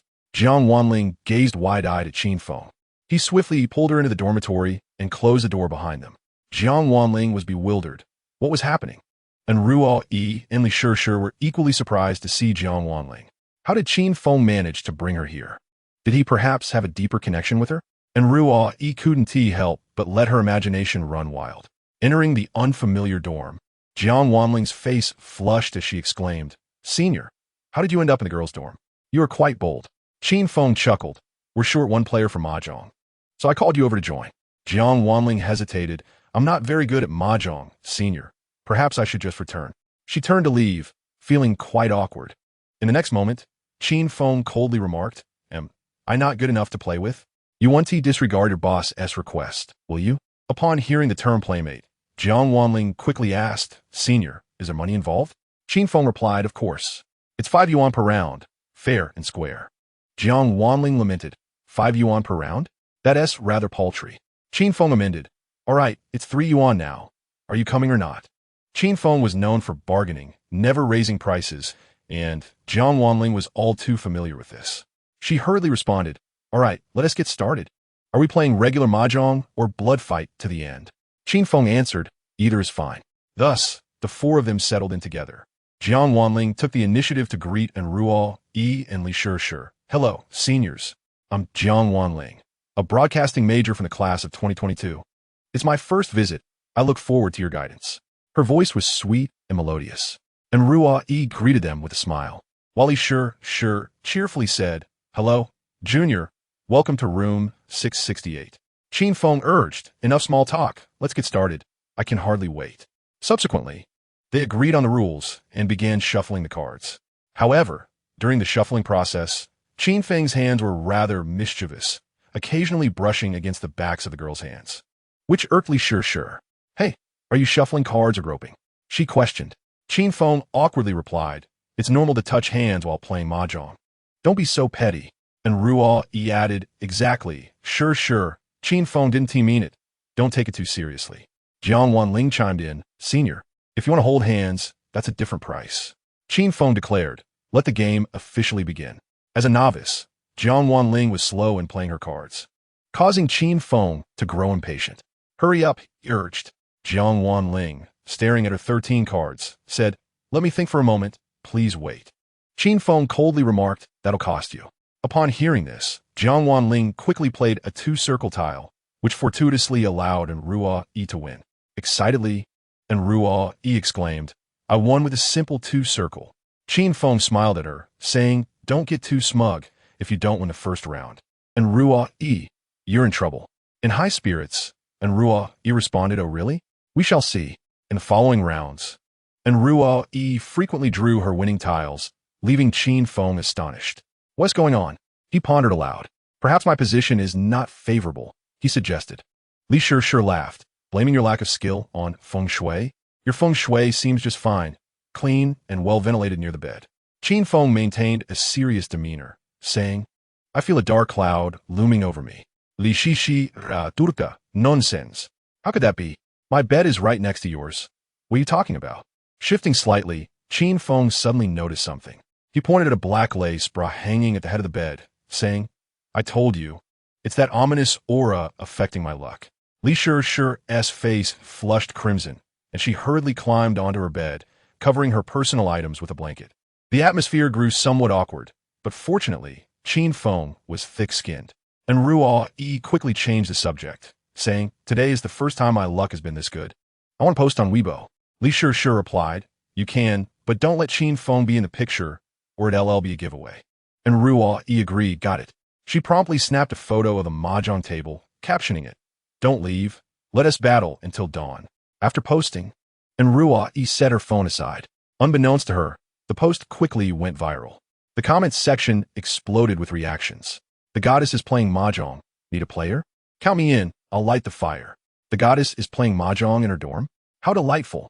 Wait, why is there a man's hand in the photo? Observant netizens discovered that Qin Feng's hand had inadvertently made it into the shot when Ruo Yi took the picture. The onlookers were astounded. Wait, did Qin Feng enter the girls' dorm? What a creep, playing mahjong with a goddess. This is intolerable. Is there any brother willing to team up and catch him? The comment section was filled with frantic admirers. Of course, there were also some of Qin Feng's loyal fans spamming envy emojis. Wow, the legendary 3-daughter teaching her son. Even if they lose, they're not in a hurry, as expected of the Grandmaster, directly invading the enemy's base. I would like to call Qin Feng a forever god. Unaware of the chaos on Weibo, Qin Feng continued playing mahjong. During the shuffling, he remained unabashed, persistently brushing against the girl's hands. Qin Feng mused, playing mahjong by hand is far more enjoyable than with a machine. Jiang Wanling awkwardly said, Senior, please stop. I've run out hand cream. This remark made Qin Feng's face flush. He considered himself thick-skinned, yet he was unexpectedly flustered by the young girl. He wanted to defend himself, but felt somewhat powerless. Jiang Wanling continued teasing, Senior, what if you play all night and leave no fingerprints on the mahjong? That would be embarrassing. Qin Feng shot her a glare, saying, can you just be quiet? Li Shi chuckled, replying to Jiang Wanling, well done, Junior. Qin Feng could only resort to humor to ease the awkwardness. Touching hands is inevitable. It's hard not to brush the mahjong, he said. The three girls wore expressions of confusion. The game continued, but luck seemed to have abandoned Qin Feng, and Ruo Yi and Li Shi alternated winning hands, as if they had conspired together. Frustrated, Qin Feng asked, "Why are you two always winning?" Li Shi smiled. "It's a combination of luck and skill, young man. You are still too inexperienced to play with us." Unwilling to accept defeat, Qin Feng motioned to Jiangnan, saying, "Come outside with me for a moment." Following him to the balcony, they whispered, and Ruo Yi curiously asked Li Shi, "What are they up to?" Li Shi replied with a smile, "They must be plotting something. Don't worry, against absolute skill, any tricks are futile." And Ruo Yi cheerfully said, "My luck is indeed fantastic today." On the balcony, Qin Feng said to Jiangnan, "Can you be clever and pass me 2 cards?" Jiangnan awkwardly replied, "Senior, isn't that cheating?" Qin Feng coldly stated, "That's not cheating, it's called cooperation. Can't we have some synergy?" Jiangnan shook her head. "No, I must adhere to my principles and boundaries." Qin Feng immediately countered, "If we cooperate well, I'll add 50 to each round." Jiangnan quickly changed her tune. "No problem, Senior. How would you like me to cooperate? Should I give you a signal?" Qin Feng shook his head. "No, signals are too obvious. Let us coordinate under the table." Jiangnan asked in disbelief. "Under the table? How do we coordinate that? Crawl underneath?" Qin Feng replied, "No need. I'll communicate with you using foot signals." Jiangnan found this unbelievable and laughed. "Senior, you can even communicate with your feet. That's impressive." Thus, Qin Feng and Jiangnan returned to their seats. Li Shi quietly asked, "How did the discussion go?" Qin Feng feigned nonchalance, saying, "Discussion? We didn't discuss anything. Come on, let us continue." A new round began, and in Ruo Yi's luck remained formidable. She was soon on the brink of winning again. Qin Feng needed just one more tile to listen. He was desperately hoping for a 2-circle tile. When it was Jiangnan turn to play, she hesitated and suddenly exclaimed. And Ruo Yi asked with concern, "Junior, what is wrong?" Jiangnan blushed and stammered, "In nothing." Unbeknownst to them, at some point, Qin Feng's foot had reached out under the table.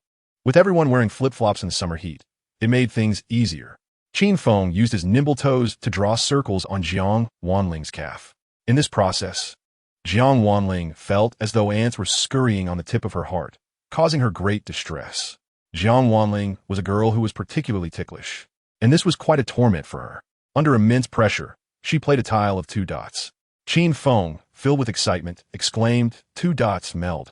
He then winked at Jiangnan, as if to say, "Well done." However, to Qin Feng's utter astonishment, the tile of 2 dots turned out to be a cannon card. And Ruai chuckled and said, "Sorry, Qin Feng, I win." Qin Feng was taken aback and asked, "You won with 2 dots?" And Ruai nodded, confirming, "Indeed I did." Qin Feng lamented his misfortune, sighing and shaking his head. "Alas, it seems the god of mahjong has not favored me tonight." At that moment, the Shi chimed in, "We're just playing without any stakes. It's rather dull." Upon hearing this, Qin Feng smiled and asked, "What? Do you want to play for real?" Li Shiqi replied, "I think we should. Otherwise, it lacks excitement." Qin Feng agreed. "All right, how shall we play? For money?" Li Shi pondered for a moment and said, "Playing for money could affect our friendship. Let me think about what we could wager instead." Qin Feng chuckled, "When playing mahjong with me, it's not about what you want, but what I have." Li Shi playfully inquired, "And what do you have?" Qin Feng stood tall, speaking with conviction. "Aside from my good looks, I possess nothing." Upon hearing this, a flock of crows seemed to fly over the 668 dormitory. Jiangnan could not help but comment, "Senior, when it comes to awkwardness, you truly excel." Qin Feng's face flushed. Did he say something amiss? Although the average male could be quite disagreeable for some reason, and Ruai viewed Qin Feng through a lens of admiration, finding him exceptionally humorous. Just as they were discussing ways to enhance the excitement of their mahjong game, a sudden knocking echoed from outside the door. "Knock, knock, knock." Qin Feng's heart leaped. Who could it be? Chapter 45. Do not make a sound, did you hear? As someone knocked on the dormitory door, Qin Feng's heart raced. Despite having faced countless daunting situations, he felt an unusual tension in this moment. And Ruai anxiously speculated. Could it be Yinzi and her friend returning? Li Shi called out, "Who is knocking?" Room inspection came the voice of the dormitory supervisor from outside, sending shivers down the spines of the group. Qin Feng hastily prepared to make a run for it, and Ruoyi, however, grasped his arm and said, "Qin Feng, we're on the 6th floor, what are you thinking?" Qin Feng replied, "I'll slide down the pipe." And Ruoyi exclaimed, "Are you insane? What if you slip and fall?" At that moment, the knocking grew more insistent, the supervisor's voice demanding, "Open the door." In a moment of crisis, Li Shishir urged, "Hide in the wardrobe, quickly." Thus, Qin Feng, a grown man, was unceremoniously shoved into the girl's wardrobe. Inside, it was dark and fragrant, and Ruoyi opened the door, and the furious dormitory supervisor stormed in. The supervisor was a middle-aged woman, stout and quick-tempered. "What are you all dawdling about?" she barked, and Ruoyi, flustered, explained, "We were just playing mahjong. Sorry, Annie." The supervisor glanced at the mahjong tiles on the table and coldly remarked, "Is this a place for playing mahjong?" And Ruoyi quickly apologized, "I'm sorry, Auntie. We won to do it again. We'll put the mahjong away right now." The supervisor, still fuming, moved toward the balcony as if searching for something, and Ruoyi's heart raced, and she timidly inquired, "Annie, what are you looking for?" The supervisor responded, "We received reports of a pervert sneaking into the girls' dormitory. Have you seen anything?" And Ruoyi was taken aback. "Reports? Who reported it?" The supervisor shot a sharp glare at Ruoyi, demanding, "So you have indeed seen this pervert? Where is he?" And Ruoyi was momentarily speechless. In this critical moment, Li Shishir calmly interjected, "Annie, how could a pervert possibly be in our dormitory? We're just 3 girls bored playing mahjong. Judging by your tone, it sounds as if we're harboring a criminal. If you don't believe us, feel free to search our dorm. After all, it's not that large. Where could a pervert possibly hide?" Upon hearing this, the supervisor's tone softened slightly. "I'm just looking out for your safety." The 3 girls took turns trying to negotiate with the supervisor, while Qin Feng remained silent in the dark wardrobe, perplexed as to why he had been reported and by whom. He took out his phone and scrolled through Weibo, suddenly realizing the situation. Qin Feng thought to himself, "How careless of me." And Ruoyi's Weibo post had garnered hundreds of comments. Each person had transformed into a detective, deducing from a mere photo of a hand that Qin Feng was indeed in Ruoyi's dormitory. The comments were quite sensational. "Such a pervert must be severely punished. I've reported it to the dormitory supervisor. I believe that, at this moment, the pervert is being brought to justice. Let us celebrate. Tomorrow, scoundrel Qin Feng will be expelled from school. Hurry, I can hardly wait. Where's the paparazzi? Any first-person perspective photos?" Upon reading these comments, a cold smirk graced Qin Feng's lips. These individuals were truly meddlesome. Given this situation, Qin Feng resolved to fight back. He quietly opened a crack in the wardrobe and snapped a blurry photo with his phone. He then posted on Weibo, captioning it, "I'm in a very narrow space, and I seem to be lost." As soon as the post was made, the onlookers erupted in excitement. "Wow, this rascal is hiding in a wardrobe. How despicable. Report him again." Seeing him revel in this situation makes my teeth grind in frustration. Meanwhile, some of Qin Feng's loyal fans raised their flags in support. "Brother Feng is amazing. You did what I wished to do, but dared not. The goddess's wardrobe. Oh, just thinking about it is thrilling. Don't worry, Brother Feng. If anything happens, we'll back you up." In the girls' dormitory, the supervisor lectured in Ruoyi and her friends for nearly 10 minutes. Qin Feng felt as if his legs were going numb. Just as he was about to give in, the supervisor finally departed. "Turn off the lights and go to sleep. No more playing, understood?" she said coldly. And Ruoyi replied, "Okay, Annie, we'll turn off the lights and rest right away." The irate supervisor finally left the scene. The 3 girls exhaled in relief. And Ruoyi hastily opened the wardrobe and anxiously said, "Qin Feng, you can come out now. The auntie is gone." Qin Feng awkwardly replied, "My legs are numb. Lend me a hand." And Ruoyi and Jiangnan each grabbed one of his arms and pulled him out of the wardrobe. In the process, Qin Feng inadvertently emerged with a personal item. A silk ribbon hung around his neck. Li Shishir's new seamless underwear. Upon seeing this, Li Shishir's face turned crimson as she quickly snatched the little fabric from around Qin Feng's neck.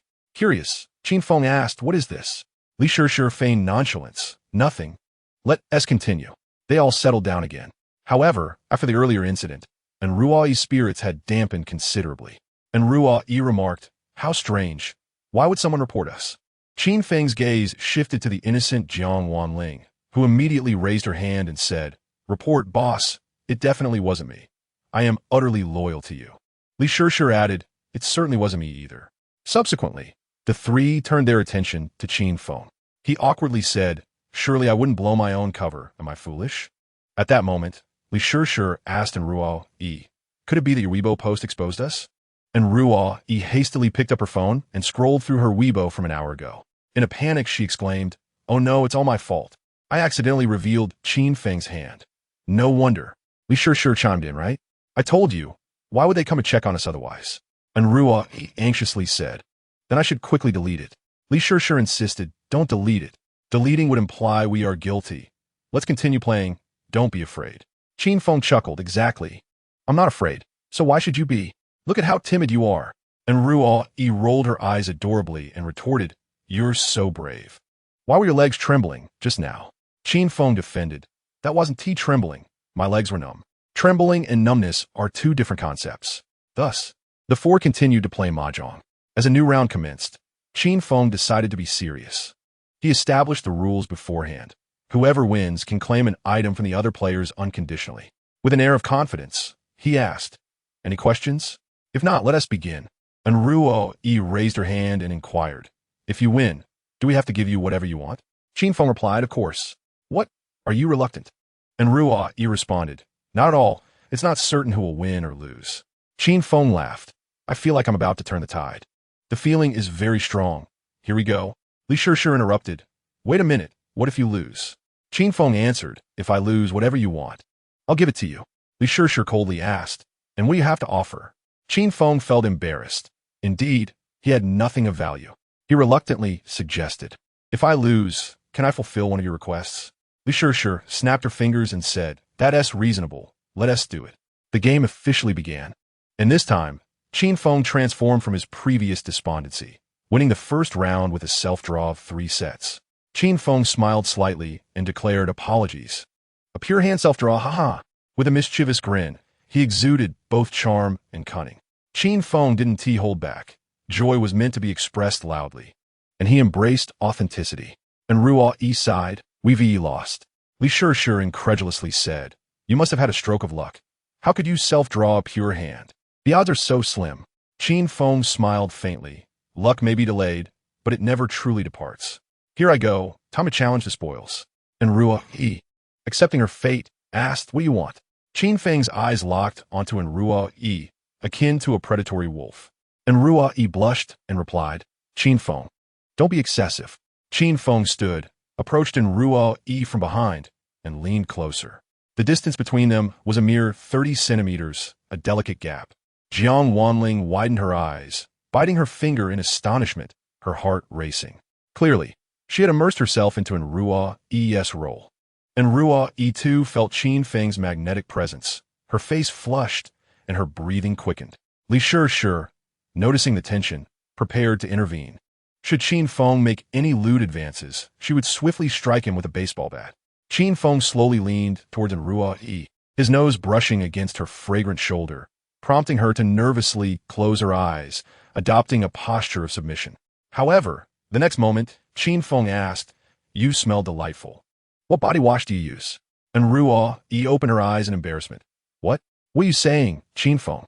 He promptly went to the bathroom, retrieved a large bottle of body wash, and said, this one, it will be my prize for this round. Enruo Yi sighed in relief, thinking, so he just wanted body wash. He nearly scared me to death. Li Shishir set down the bat, laughing, all right, let us continue.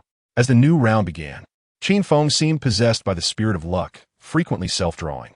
Apologies, a set of 7 pairs self-draw. Sorry, a pair of pungs self-draw. Ah, luck is too good, another pure hand. Finally, Qin Feng achieved a rare and powerful hand, the 13 orphans, completely overwhelming the trio. The probability of drawing such a hand is merely 0.0043. Li Shishir exclaimed in shock, you self-drew this? It can't be real. Enruo Yi was astounded. I've never seen anyone self-draw 13 orphans before. Qin Feng, you're incredible. Jiangnan admired. Senior, are you gambling with your lifespan?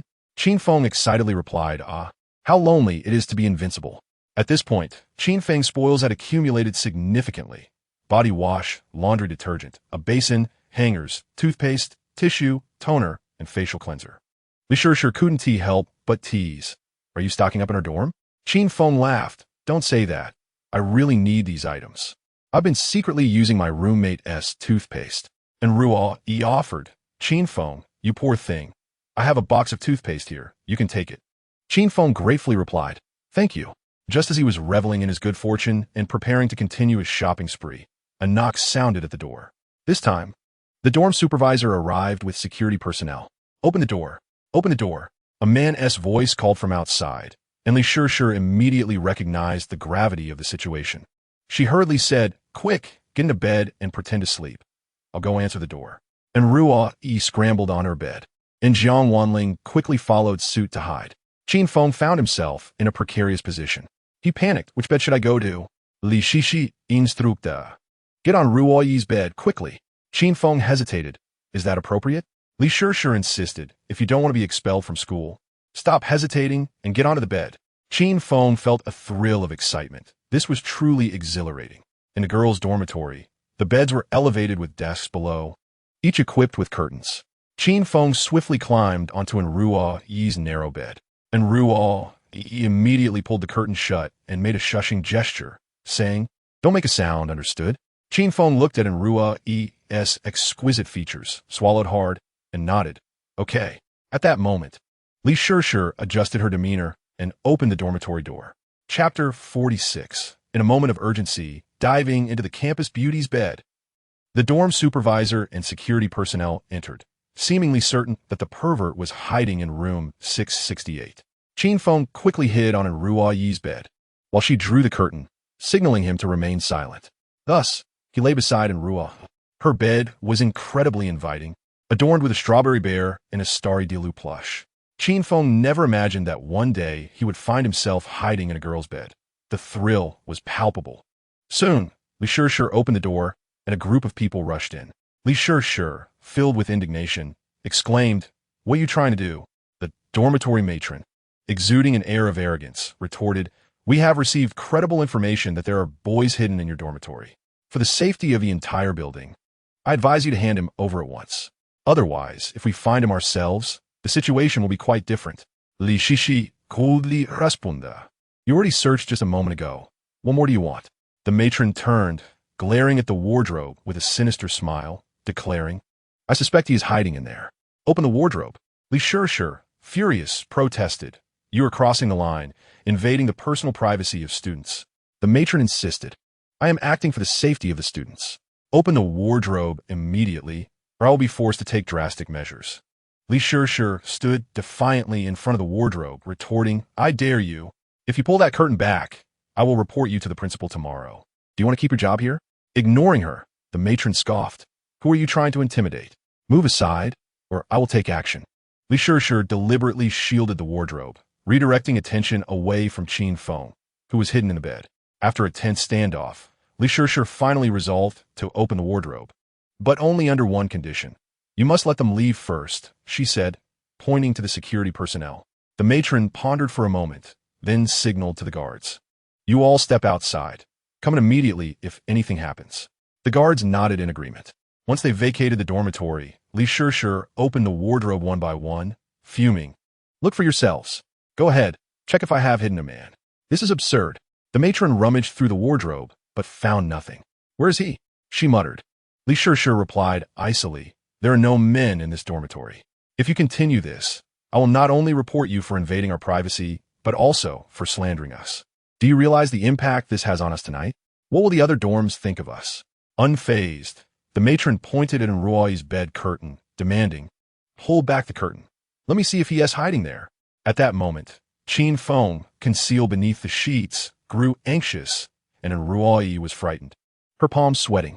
Quickly, and Ruo lifted the blanket, covering Qin Feng entirely. What a stroke of luck for Qin Feng, who found himself nestled in the bed of the campus belle. Not to mention, the warmth and softness of her blankets were delightful. With the bed only 1.5 meters wide, there was hardly any space between them, leading to an intimate proximity. However, Ruo was too preoccupied and only hoped Qin Feng wouldn't notice. Stay close to me and don't make a sound, she whispered. Qin Feng held his breath and nodded. Outside the curtain, Li Shishir exclaimed, Don't go too far. My roommate is already asleep. The matron coldly retorted. I know that pervert is hiding in the bed. Pull back the curtain now. Li Shishir resolutely defended the curtain, declaring, no way. If you dare pull it back, I will ensure you are out of here by tomorrow. Li Shishir was genuinely furious now, which only further incited the hefty matron's ire. With a sneer, the matron asserted, you have quite the mouth, little girl. I will pull that curtain back today. In a moment of desperation, and Ruai voluntarily drew back the curtain, feigning sleep as she rubbed her eyes. Sure, what is happening? She said. Auntie, I'm feeling unwell, so I went to bed. What's wrong? The matron glanced at the bed but saw no sign of Qin Feng. Feeling somewhat guilty, her expression turned disappointed as she said, never mind, go back to sleep. Just pull back the other curtains. Li Shishir proceeded to pull back every curtain, finding not a trace of a man. The matron, now thoroughly deflated, had lost her earlier bravado. Li Shishir, hands on her hips, asked, are you satisfied now? Where else do you want to check? The bathroom, perhaps? Come on, I'll take you there. What a disturbance at this hour. The matron searched the entire dormitory, but found no trace of the alleged pervert. Finally, her face turned pale. All right, you all should get some rest. I am only looking out for your safety, she declared. Li Shishir responded sarcastically. Thank you so much. Please, do take your leave. Qin Feng, hidden under the blanket, felt he might suffocate from holding his breath. Just as the crisis seemed to pass, he suddenly felt an itch on his nose, as a stray hair had inadvertently drifted across it. Unable to contain himself, he sneezed. This sneeze prompted the matron to return with renewed determination. Come on, pull back the curtain again quickly, she ordered, her eyes wide with fury. Li Shishir, at her wit's end, dialed her father, feigning tears. Dad, I'm being bullied at school, she sobbed.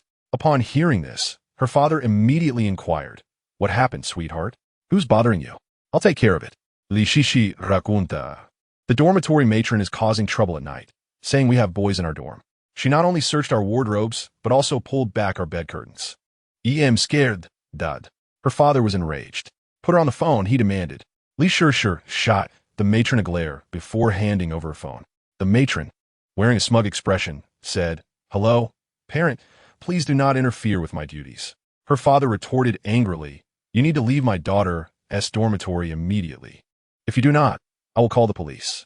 As a dormitory supervisor, you have the right to check, but you cannot invade the privacy of students. The matron responded, if you want to call the police, that's even better. They can arrest the pervert. Her father coldly replied, I believe you are the true pervert. If you persist in this nonsense, I will ensure you are out of a job by tomorrow. Perhaps intimidated by Li Shishir's father's authoritative presence, the matron returned the phone to Li Shishir, coldly warning, you better not give me any reason to catch you out of line, or you will all suffer the consequences. Li Shishir scoffed, just leave, I don't want to see you again.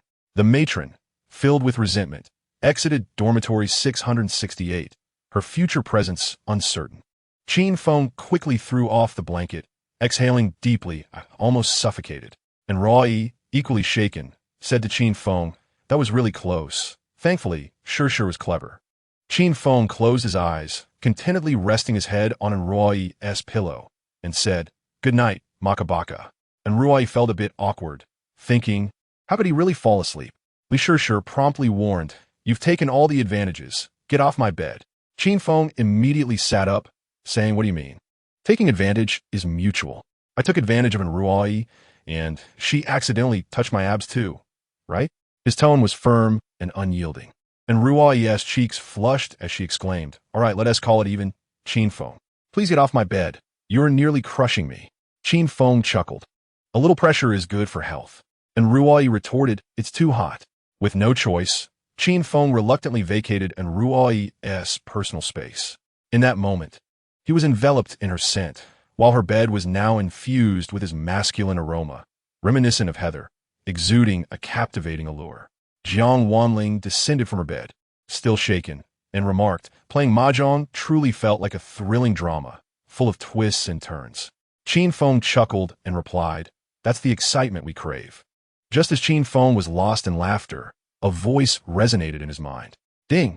The achievement for signing in at the girls' dormitory has been completed. Rewards will be distributed promptly at 6 in the morning. Congratulations, host. Qin Feng was taken aback, pondering, wasn't I supposed to sign in all night? The system clarified, Given the host's current complex circumstances, the difficulty of the signing task has been reduced, yet the rewards will still be issued, as usual. Qin Feng felt a surge of excitement. He couldn't help but admire how user-friendly the system was. Li Shih, observing Qin Feng's silly grin, couldn't help but inquire, "What are you grinning about? Come on, let's continue." Regaining his composure, Qin Feng cheerfully declared, "No more playing. I'm leaving."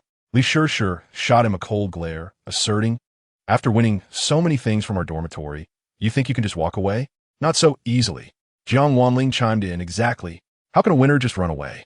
Senior, you must battle until dawn." Qin Feng shot a glare at Jiang Wanling, retorting, "Are you hoping to earn more playtime fees?" With a haughty demeanor, Jiang Wanling replied, "What kind of talk is that, senior? Am I that money-minded?" Qin Feng awkwardly said, "Isn't that the case?" To which Jiang Wanling countered, "Not at all. I'm just happy. It's been ages since I've felt this joyful, playing mahjong and earning a little cash." Qin Feng laughed, "You're celebrating too early. Farewell, everyone. I'm heading home." He found a large garbage bag and began collecting his spoils. Li Shih extended her long leg, blocking Qin Feng's path. "Sit down and behave. If you leave, you're not a man," she said coldly. Qin Feng responded with a grin. "Real men know when to retreat. From this day forth, I shall be known as the Mahjong King. My legend will echo through the ages, ha ha." The three girls formed a blockade in front of him. Unaware that Qin Feng had no intention of using the front door, donning her Spider-Man gloves, he prepared to slide down the wall's pipes. This sent the three girls into a panic, and Ruoyi grasped Qin Feng's arm urgently, exclaiming, "Qin Feng, what are you doing? You can't be reckless."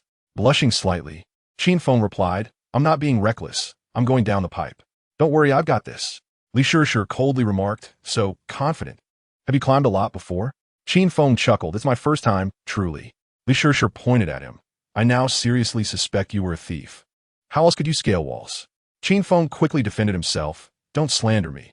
I'm no thief." "Then what are you?" Li Shih probed. "I'm a bandit." "A notorious one," Qin Feng retorted. "I'd say you're more like a flower thief," she shot back, not wanting to bicker with Li Shih, who resembled a thorny rose. Qin Feng found her antagonism irritating. He then wrenched free from Ruoyi's grasp and performed a flip over the balcony railing. This sight terrified Ruoyi. If Qin Feng slipped, the entire dormitory would be in trouble. Li Shih abandoned her playful demeanor, using her strength to grab Qin Feng's arm, insisting, "Get back up. We're not playing mahjong anymore. Tomorrow, we'll figure out how to send you home." Furrowing his brow, Qin Feng asked, "Tomorrow? How do you plan to do that? Dress me in women's clothing?" "No way, absolutely not." Li Shih urged, "Come back. It's too dangerous out there." Qin Feng countered, "You holding my hand is what's dangerous." Unyielding, Li Shih refused to let go, regardless of Qin Feng's threats. Left with no choice, he decided to resort to words. He bit down on Li Shih's fair arm, causing her to gasp in shock and release her grip. "Are you a dog or something?" she exclaimed. Qin Feng joked, "I was a lovesick fool before, but now I'm a warrior. Farewell, friends. I had a splendid time tonight.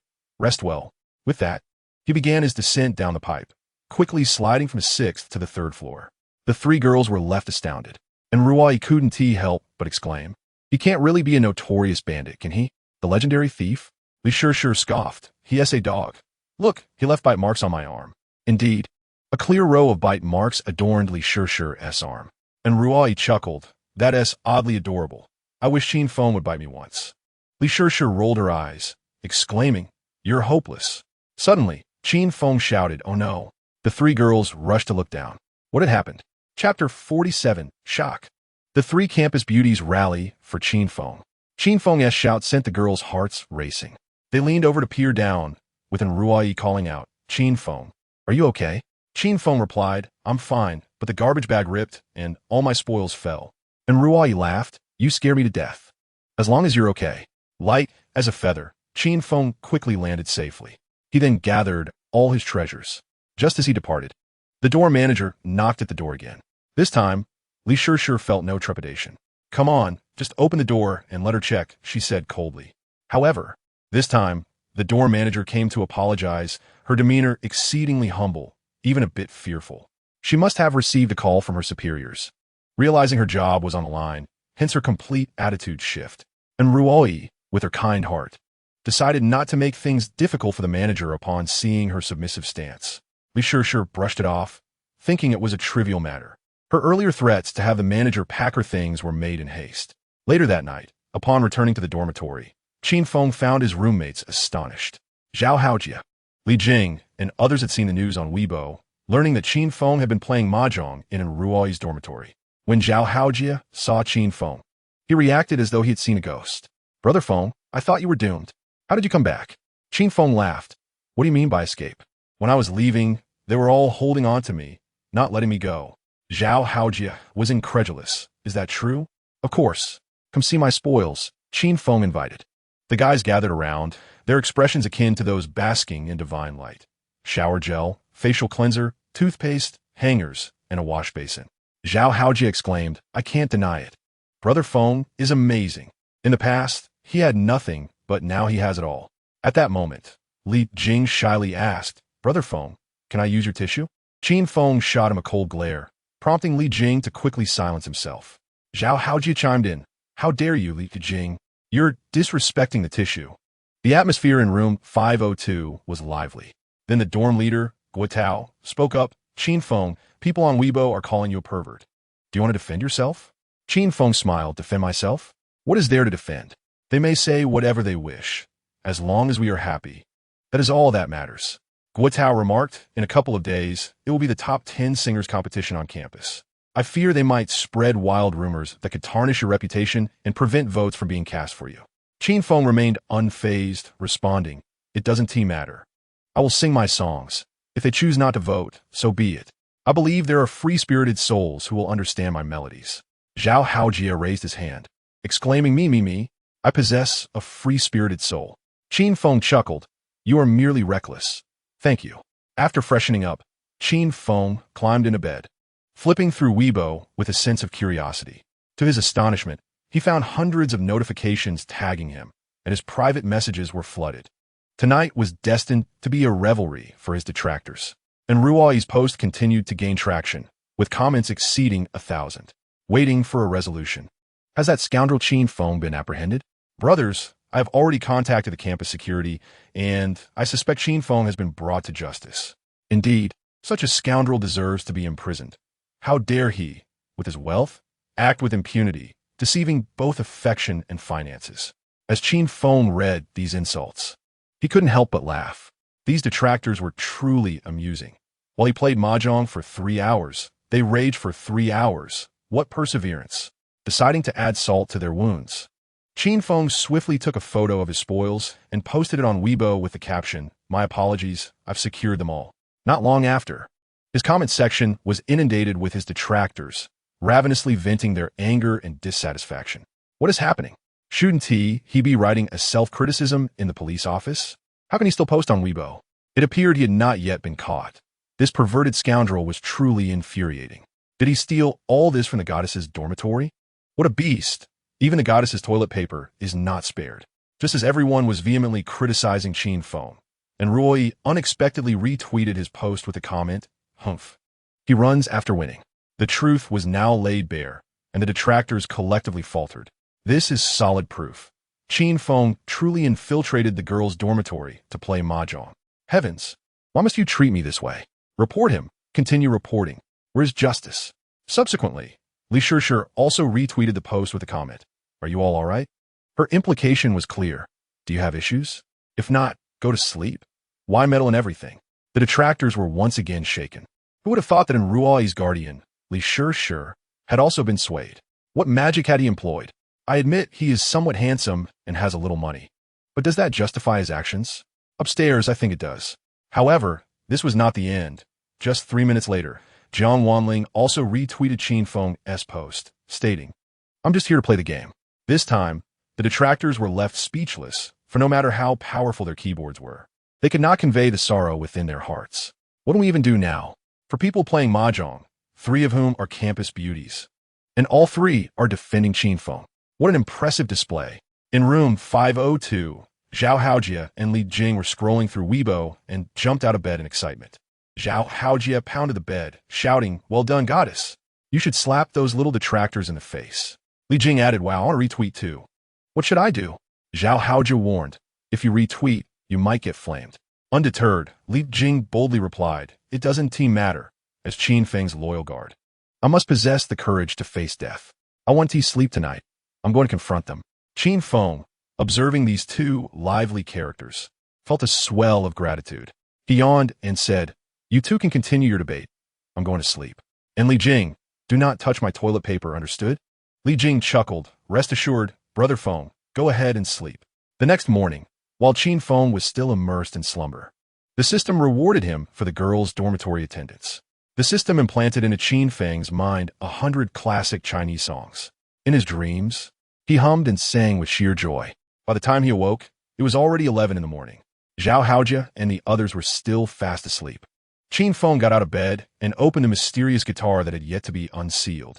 At that moment, he felt a surge of musical energy coursing through him, yearning to be unleashed. Chapter 48. Campus Top 10 Singers Preliminary Round. Qin Feng takes the stage. Qin Feng retrieved the mysterious guitar awarded by the system. The moment he touched the guitar, it felt as though he were caressing the delicate face of a maiden. This guitar was simply exquisite, as the heartfelt progenitor of song. How could Qin Feng not know how to play? He immediately strummed the strings and began to sing a classic Cantonese song, Half Moon Serenade. His voice, rich with magnetism, coupled with a night of practice in his dreams, allowed him to master this talent with precision. His rendition of Half Moon Serenade roused everyone in the dormitory. Zhao Haojia, still half asleep, murmured, "Brother Feng, are you practicing? It sounds wonderful." Li Jing exclaimed in disbelief. "Brother Feng can play the guitar? This is astonishing." Qin Feng took a sip of water to clear his throat and declared, "Let us go. It's time for the preliminaries." With that, he set off without even washing up, exuding confidence. Zhao Haojia and Li Jing were left in a daze. "Brother Feng, wait for me. Let me put on some pants." The preliminary round of the Campus Top 10 Singers competition was held at the entrance of the cafeteria, with judges comprised of student council members. Given that it was a preliminary round, this was entirely expected. Qin Feng, guitar slung over his shoulder, made his way to the venue, planning to grab lunch along the way. The midday sun blazed down, with temperatures soaring above 30 degrees. The campus was filled with refreshing short skirts. One could not deny the joys of university life. Along the way, many recognized Qin Feng and veered away. He could easily guess that these were the detractors from Weibo. Online, they wielded their vitriol, but in reality, most were meek. Some girls whispered behind his back, "I heard he sneaked into the girls' dorm last night. How terrifying. What a pervert. Yes, I'm genuinely worried he might invade our dorm and do something inappropriate. How disgusting and vile. How did such a lecherous man emerge from Binhai Academy?" Qin Feng could not be bothered to engage with them. However, Zhao Haojia and Li Jing could not tolerate it. They ran up to the group of girls, with Zhao Haojia coldly stating, "You are far too narcissistic. A woman like you is beneath my notice. Why would Brother Feng enter your dormitory?" Li Jing added loudly, "Exactly. Your makeup makes you look like a ghost. You're too ugly to realize it." Zhao Haojia and Li Jing launched a fierce counterattack, leaving the three gossiping girls blushing. "Who are you to criticize us three beauties?" The leader of the group retorted angrily. Zhao Haojia replied, "I'm the loyal guard of the heartfelt progenitor. If you speak out of turn, I must teach you a lesson." Li Jing chimed in, "Right? If no one offends me, I shall not offend anyone. But if you do, I will retaliate." The woman scoffed, "Humph, the master hasn't said anything. Yet his dog is barking. You two are quite loyal, aren't you?" Zhao Haojia and Li Jing were nearly driven to despair by the foul-mouthed woman before them. Dealing with such a woman through force was certainly futile. Her tongue was as hard and foul as a stone in a cesspit. Guo attempted to step in and pull Zhao Haojia and Li Jing away, but Qin Feng smiled and said, "Allow me." As Qin Feng approached, the three women exchanged glances, as if to say, "Look, the scoundrel has arrived." Qin Feng addressed Zhao Haojia, "What are you doing? How can you be rough with a beautiful woman?" Zhao Haojia, astonished, replied, "Beautiful? Brother Feng, are you seeing things in the bright midday sun?" Qin Feng coldly retorted, "Shut your mouth and come here." Reluctantly, Zhao Haojia and Li Jing returned. With a gentlemanly demeanor, Qin Feng approached the three women and apologized. "My two friends were overly impulsive and spoke out of turn. I sincerely apologize." The first fairy arrogantly remarked, "Just two sycophants. I don't wish to stoop to their level. You, however, possess proper etiquette." Qin Feng suggested, "You three haven't eaten yet, have you?" How about I treat you to a meal as an apology? Would that be acceptable? Upon hearing this, the three fairies instantly brightened with excitement. The first fairy eagerly asked, "Great, where shall we eat?" Qin Feng replied, "Let us keep it simple. Shall we go to Lanhua Bay?" The first fairy's eyes widened in disbelief. Lanhua Bay? The most luxurious Western restaurant by the seaside? The one that requires formal attire to enter? The second fairy exclaimed, "My goodness, am I dreaming? I never expected to dine at Lanhua Bay in my lifetime." The third added, "A meal there must cost over 10,000. Qin Feng casually remarked, "It's just pocket change, but there is one issue." In unison, the three asked, "What issue?" Qin Feng continued, "My sports car can only accommodate one passenger in the front seat. So, which one of you will take that spot?" This question left the three fairies momentarily stumped. Instantly, they began to vie for the front seat, their vanity on full display. The first fairy declared, "I'll sit in the front. They could take a taxi."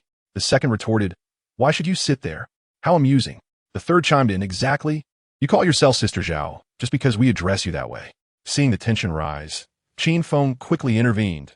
"Ladies, you are all beautiful, but my front seat can only accommodate the most beautiful. Who among you is the fairest?"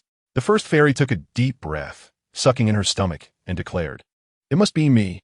My hourglass figure is perfect for evening gowns, unlike the two of them, who are rather unremarkable." This incited the second and third fairies' wrath. The second exclaimed, "Just because you have a good figure?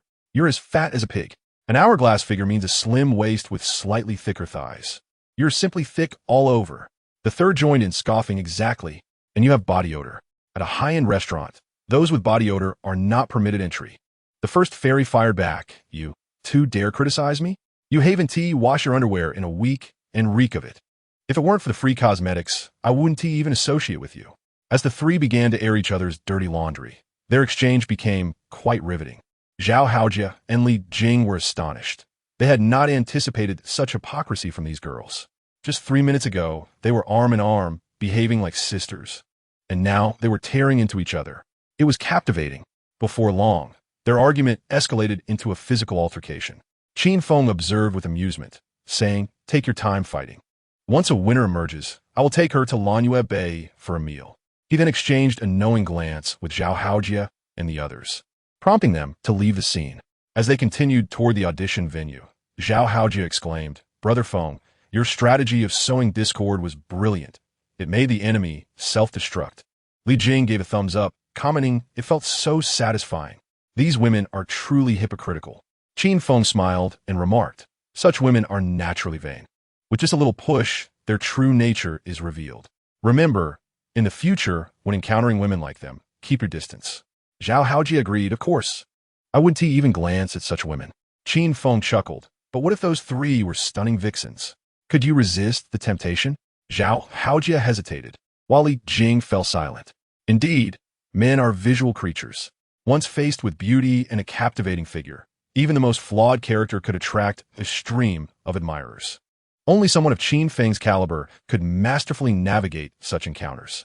In contrast, Zhao Haojia and Li Jing, as novices in the realm of romantic pursuits, would be easy prey. Noticing their troubled expressions, Qin Feng laughed. "Take your time to practice. You have a long way to go. Next time, if you encounter a beautiful girl, let me know first, and I'll help you discern whether she is a heartbreaker." Zhao Haojia responded excitedly, "Absolutely, Brother Feng." Li Jing expressed his gratitude, saying, "Brother Feng, you are truly kind. I'm moved to tears." Before long, they arrived at the entrance of the cafeteria, where the audition venue was already bustling with people. A temporary stage had been set up at the entrance, and contestants were lined up, showcasing everyone's enthusiasm for the event. Participants had varying levels of talent, with some singing off-key, yet boldly taking the microphone to showcase their vocal skills. Unable to resist, Qin Feng turned to Li Jing. "Hey, why don't you sing a song?" Li Jing quickly replied, "I think I'll pass. While others sing for money, I might be singing for my life."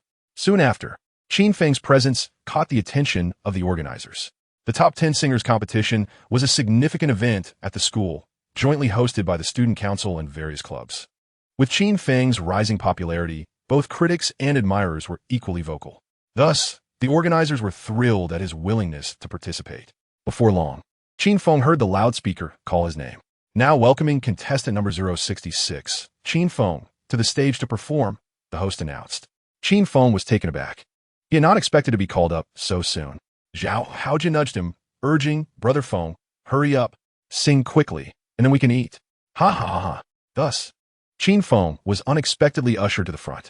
Dressed in a white tank top and flip-flops, with his guitar slung over his back, he stepped onto the stage, igniting a frenzy among the audience. Wow, is this the scoundrel who sneaked into the girls' dormitory last night? A model for our generation. Entering and exiting the girls' dormitory as if it were his own home, even swiping the goddess's toilet paper. Thanks to him, the girls' dormitory is now installing security windows. Ha ha, this is hilarious. Indeed, it was one thing to install them on the first 3 floors, but now even the 6th floor was being fortified. One must admit, Qin Feng made a significant contribution to the cause of theft prevention and safety. Just for that, I support him. Go Qin Feng. While the campus bell is away, I confess my love for you, as well as for your Ferrari. The audience, both male and female, buzzed with excitement, creating a lively atmosphere. After a brief introduction, Qin Feng prepared to perform. What song should he sing? His mind was flooded with numerous Mandarin gold hits, any of which would be a crowd pleaser. Yet, he found himself grappling with a case of indecision. The judges below prompted, all right, you may begin your performance now. In Qin Feng's mind, a flurry of songs flashed by. Far too many to choose from. While he momentarily lost his focus, the onlookers below rolled their eyes in disbelief. Could it be that he was incapable despite the guitar slung over his shoulder, merely putting on a show? Perhaps it was just nerves. Perfectly normal, really. Let me be the first to laugh, haha. Come on, brothers, it's just stage fright. Is it necessary to mock someone else? Truly, haha. Quickly, someone record his awkwardness and upload it to Weibo. Hurry, let us tag the campus beauty. Everyone was eager to witness Qin Feng's potential mishap. However, they were likely to be disappointed, as Qin Feng had already decided on his song. Chapter 49, a rendition of You, My Deskmate, moving the entire audience.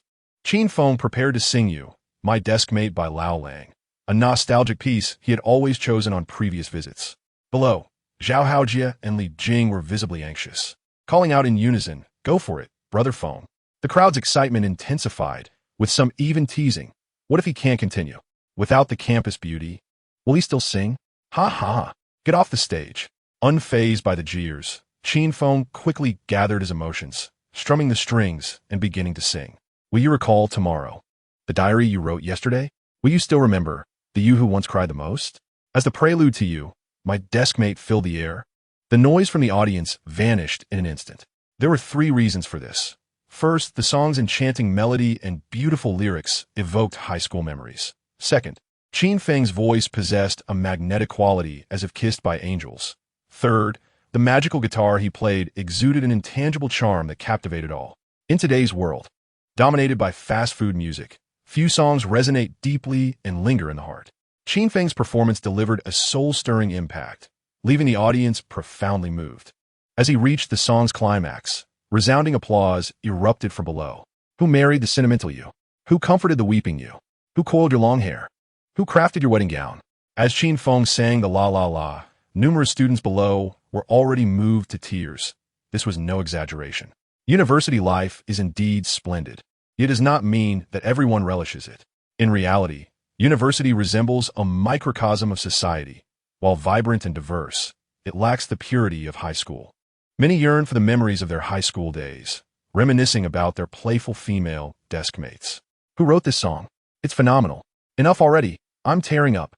I must reach out to my high school deskmate immediately. I can hardly contain myself. I despise those who deliberately seek to evoke emotion. Yet today, I simply cannot hold back my tears. Qin Feng himself was taken aback by the emotional response his song elicited from so many. Surely, this was somewhat exaggerated? At that moment, a system notification chimed. Host, the magical guitar possesses an emotional resonance, so do not be overly surprised. Qin Feng understood, thinking, so it's all thanks to this magical guitar. The system added, no, the magical guitar is merely an auxiliary tool. It is your singing that truly shines. Qin Feng relished these words. The system certainly knew how to flatter him. After completing You, My Deskmate, the audience erupted into enthusiastic applause. What a slap in the face. Who would have thought he possessed such talent? This was far beyond the preliminary rounds. It felt more enjoyable than last year's finals. This year's top 10 campus singer competition had become intriguing, especially with last year's most handsome heartthrob, Li Tao, returning to campus tomorrow. Li Tao, the previous champion?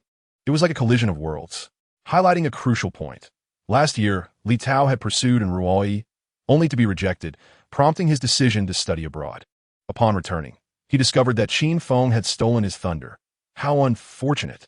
As expected, Qin Feng smoothly passed the preliminary round, and in 3 days, he would compete against the 30 advancing singers. After finishing his song, Qin Feng slung the guitar back over his shoulder, looking exceptionally dashing. A man's aura is crucial. Who wouldn't be captivated by Qin Feng's presence? He headed to the cafeteria with his roommates. Meanwhile, his singing video was being uploaded to the campus confession wall, Weibo, and various online forums. Students on campus fervently shared and commented. On the confession wall, some even submitted real-name confessions. "This song is incredible. My ears are in bliss," declared Chen Mingyao from the broadcasting and hosting program. "I want you to be my boyfriend. If you refuse, that's fine.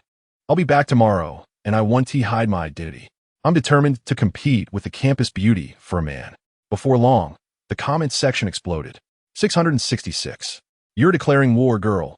I support you." 999. "If your confession succeeds, let me know. I'll chip in for the celebration. Haha. Is Qin Feng here? If so, give a shout. Don't keep the girl waiting." Suddenly, the confession wall was ablaze with fervent declarations. Zhu Xiaoxiao from the Foreign Languages Department confessed to Qin Feng, inviting him to dinner, stating, "Don't underestimate me. I'll pay." Li Jiasin from the Performing Arts Department declared, "I want you to be my boyfriend. Just so you know, I have a great figure and will listen to you." Zhao Rurin from Economics confessed, "I want to be your girlfriend. Whether in black or white stockings or in an Audi, you can choose. Just let me be your girlfriend." Goodness, the confession wall was becoming increasingly competitive, highlighting the fierce spirit of rivalry among the girls. The comment section turned into a grand display of affection, with each confessing girl showcasing her beautiful photos. Haters were once again left bewildered. Oh heavens, why do you all like him more the more he messes around? How can we pure-hearted warriors survive? Where's Qin Feng? Come out and respond. Leaving these girls hanging is unacceptable. Hold on, bro. I think I just saw my girlfriend confessing. Wow, dude, you're so green. Oh no. I'm unfortunate. In the span of one meal, Qin Feng found himself featured on the confession wall by dozens of girls. Truly unbelievable. Meanwhile, in Ruoyi's dormitory, she had just woken up and finished her morning routine. Last night, she had a heart-to-heart with her best friend, Li Shishir, talking late into the night, which led her to sleep in. However, this late sleep caused her to miss the opportunity to witness Qin Feng's preliminary performance live. By the time Ruoyi realized something was amiss, it was already too late. Looking at the confession wall on Weibo, filled with real-name confessions, she was utterly stunned. What is going on? Why are so many people confessing to Qin Feng? And Ruoyi exclaimed in shock. Li Shishir quickly grabbed her phone, hastily opening the video filmed by a passerby. "After watching you, my deskmate," she was left in awe. "Is that Qin Feng?" Li Shichi Guspat. "Of course it is. Just look at his hairstyle. No one else carries themselves like that." And Ruoyi responded. After listening to the song again, Li Shishir couldn't help but praise. "This song is simply remarkable. You can tell he is a man with stories. Logically, he shouldn't have so many at just a sophomore level." And Ruoyi admired. "But the way he sings this song is so heartfelt. It's truly beautiful." Li Shishir smiled and asked, "So what now? Do you still think about your high school male deskmate?" And Ruoyi replied, "Stop joking. My deskmates throughout high school were all girls." Li Shishir then came across various confession posts from girls in different majors. "Wow, they are really competitive. I can't believe someone would confess and offer to pay for 3 years of phone bills. Hilarious," Li Shishir said with a laugh. And Ruoyi, feeling immense pressure, anxiously remarked, "Oh no, I shouldn't have slept in. I missed the audition for Qin Feng. If only I had been there." Li Shishi Siga. "That's just fate. You never sleep in, but last night you stayed up chatting with me. Now look at the mess." And Ruoyi asked, "What should we do now?" Suddenly, there are so many competitors. Li Shishir replied, "If they can go for it, why can't you? Anyone can talk big, if it comes to it. I can make some sacrifices." And Ruoyi inquired, "What do you mean?" Li Shishir playfully suggested, "You should confess too, saying you'll give your best friend a treat for your happiness. It's no trouble for me." And Ruoyi realized Li Shishir was joking and quickly responded, "Oh, come on, Shishir. Don't tease me." And Ruoyi grew increasingly gloomy, feeling truly upset. Seeing her distressed expression, Li Shishir comforted her. Don't be sad. This is just the audition. There's still the finals. We can support you then. Wouldn't that be better? And Ruai asked, what if Qin Feng gets taken by someone else? Li Shishir smiled and replied, remember, if he can be easily taken, then he's not a gem. This is just a test for him. And Ruai nodded, all right. So what should we do now? Li Shishir said, of course we should go eat. Maybe we'll run into him at the cafeteria. And Ruai exclaimed, what are we waiting for? Let us hurry up. Quickly changing her clothes, she dragged her friend toward the cafeteria. The sun was blazing, and the temperature soared to 35 degrees. Li Shishir wore hot shorts, her long, beautiful legs exposed to the sun. There's no denying that girls with great figures can flaunt them. And Ruai also wore a short skirt. Her figure was comparable to Li Shishir's, perhaps even more exaggerated. Along the way, and Ruai kept urging her to hurry. Li Shishir remarked, slow down. With that big cup, aren't you tired running? And Ruai rolled her eyes at her friend's teasing. I'm not tired at all. Hurry up, or Qin Feng will finish his lunch. The two girls rushed to the cafeteria, but found it empty. Qin Feng had already finished and licked his plate clean. After lunch, instead of returning to the dorm, Qin Feng took his 3 roommates to the campus swimming pool to cool off. Summer arrived, and swimming was indeed a delightful experience. However, Li Jing and Zhao Haojia couldn't swim at all. At the entrance of the swimming pool, Zhao Haojia awkwardly said, Bro Feng, I can't swim. I only know how to drink water. Li Jing added, Bro Feng, why don't you go alone? I want to go back to the dorm and lie down. Qin Feng replied, lying in the dorm won't help you get a girlfriend. Li Jing and Zhao Haojia shook their heads. Qin Feng continued, the pool is filled with girls in bikinis. What if someone approaches you? What if someone wants to add you on WeChat? Isn't that destiny? Zhao Haojia and Li Jing's eyes lit up. Thus, they entered the swimming pool. None of them had brought swim trunks, so they all bought new ones on the spot. Once they changed into their swimsuits, the differences were evident. Zhao Haojia exclaimed, wow, Bro Feng, where did those abs come from? Qin Feng replied, I've always had them. What's wrong? Zhao Haojia was shocked. After all those beers we drank, you secretly developed abs? 6-pack abs? Qin Feng laughed. Life is about movement. Get moving, young man. Eagerly, Qin Feng headed to the swimming area. Here, there were no old men or women, just youthful, attractive girls in swimsuits. Aside from their looks, the girls had impressive figures. Qin Feng couldn't resist diving right in, relishing the cool water. At that moment, the girls in the pool turned their gazes toward him. Qin Feng thought, they must be captivated by my charm. Oh, this beauty is hard to handle. However, the next second, a pool attendant shouted at him, what do you think you're doing? Why are you in the girls' pool? Qin Feng felt embarrassed, utterly confused as he asked, girls' pool? Aren't swimming pools unisex? The attendant scolded, of course they're divided. The boys' pool is over there. Get out, or I'll report you for harassment. Qin Feng's face flushed with embarrassment. He quickly climbed out of the pool and apologized. Sorry, I didn't know the rules. The attendant glanced at his physique and coldly said, I'll let you off this time, but don't let it happen again. Qin Feng smiled. All right, thank you, Mayam. Just as he was about to change locations, a voice suddenly called out, Senior, what a coincidence. We meet again. Qin Feng turned to see Jiang Wanling in an orange short-sleeve shirt. Qin Feng smiled and asked, You're here to swim too? Hianban Ling explained. No, I'm a part-time lifeguard. Qin Feng was surprised. A part-time lifeguard? You? Jiang Wanling smiled. Yes, why? I have a certification. I'm officially on duty. Qin Feng was astonished and then asked, Have you ever saved anyone? Jiang Wanling shook her head repeatedly. No. Qin Feng felt awkward. Then this job seems quite easy. Jiang Wanling leaned in and said, Senior, have you got your eye on any girls? Let me know, and I'll help you get their WeChat. Qin Feng chuckled. For free? Jiang Wanling replied, $10 each. Isn't the bargain? Qin Feng said, Forget it, it's not necessary. I'd rather buy 2 grilled sausages for that. Turning away, he headed to the boys' pool. Jiang Wanling followed closely, saying, Senior, I can also teach swimming. A regular lesson is $50, but for our relationship, I'll give you a discount. How about that? Qin Feng laughed. I've been swimming in rivers since I was a kid. I don't need your lessons. Jiang Wanling smiled. I teach proper techniques. Upon hearing techniques, Qin Feng's mind wandered. Could you demonstrate the proper technique first? He asked. Jiang Wanling replied, Of course. Come with me. Thus, Qin Feng returned to the girls' pool area to watch Jiang Wanling demonstrate the standard swimming technique. This scene was captured by someone with ulterior motives and quickly spread online. In an instant, Qin Feng found himself at the center of attention again. Chapter 50. Swimming Lessons. One dares to teach. One dares to learn. Jiang Wanling temporarily removed her lifeguard shirt and jumped into the pool to demonstrate swimming skills. So white. Don't misunderstand. Qin Feng was referring to her skin. As Jiang Wanling demonstrated and explained, this is backstroke. First, you need to learn how to breathe. She went on to explain many techniques. Astonishingly, she knew quite a lot, proving that her skills were indeed valuable. Qin Feng stood at the edge, smiling. I want to learn dog paddle. Do you know how? Jiang Wanling was taken aback. Dog paddle? Are you sure? Qin Feng nodded emphatically, absolutely sure. Jiang Wanling hesitated for a moment, but ultimately decided to demonstrate the dog paddle for Qin Feng.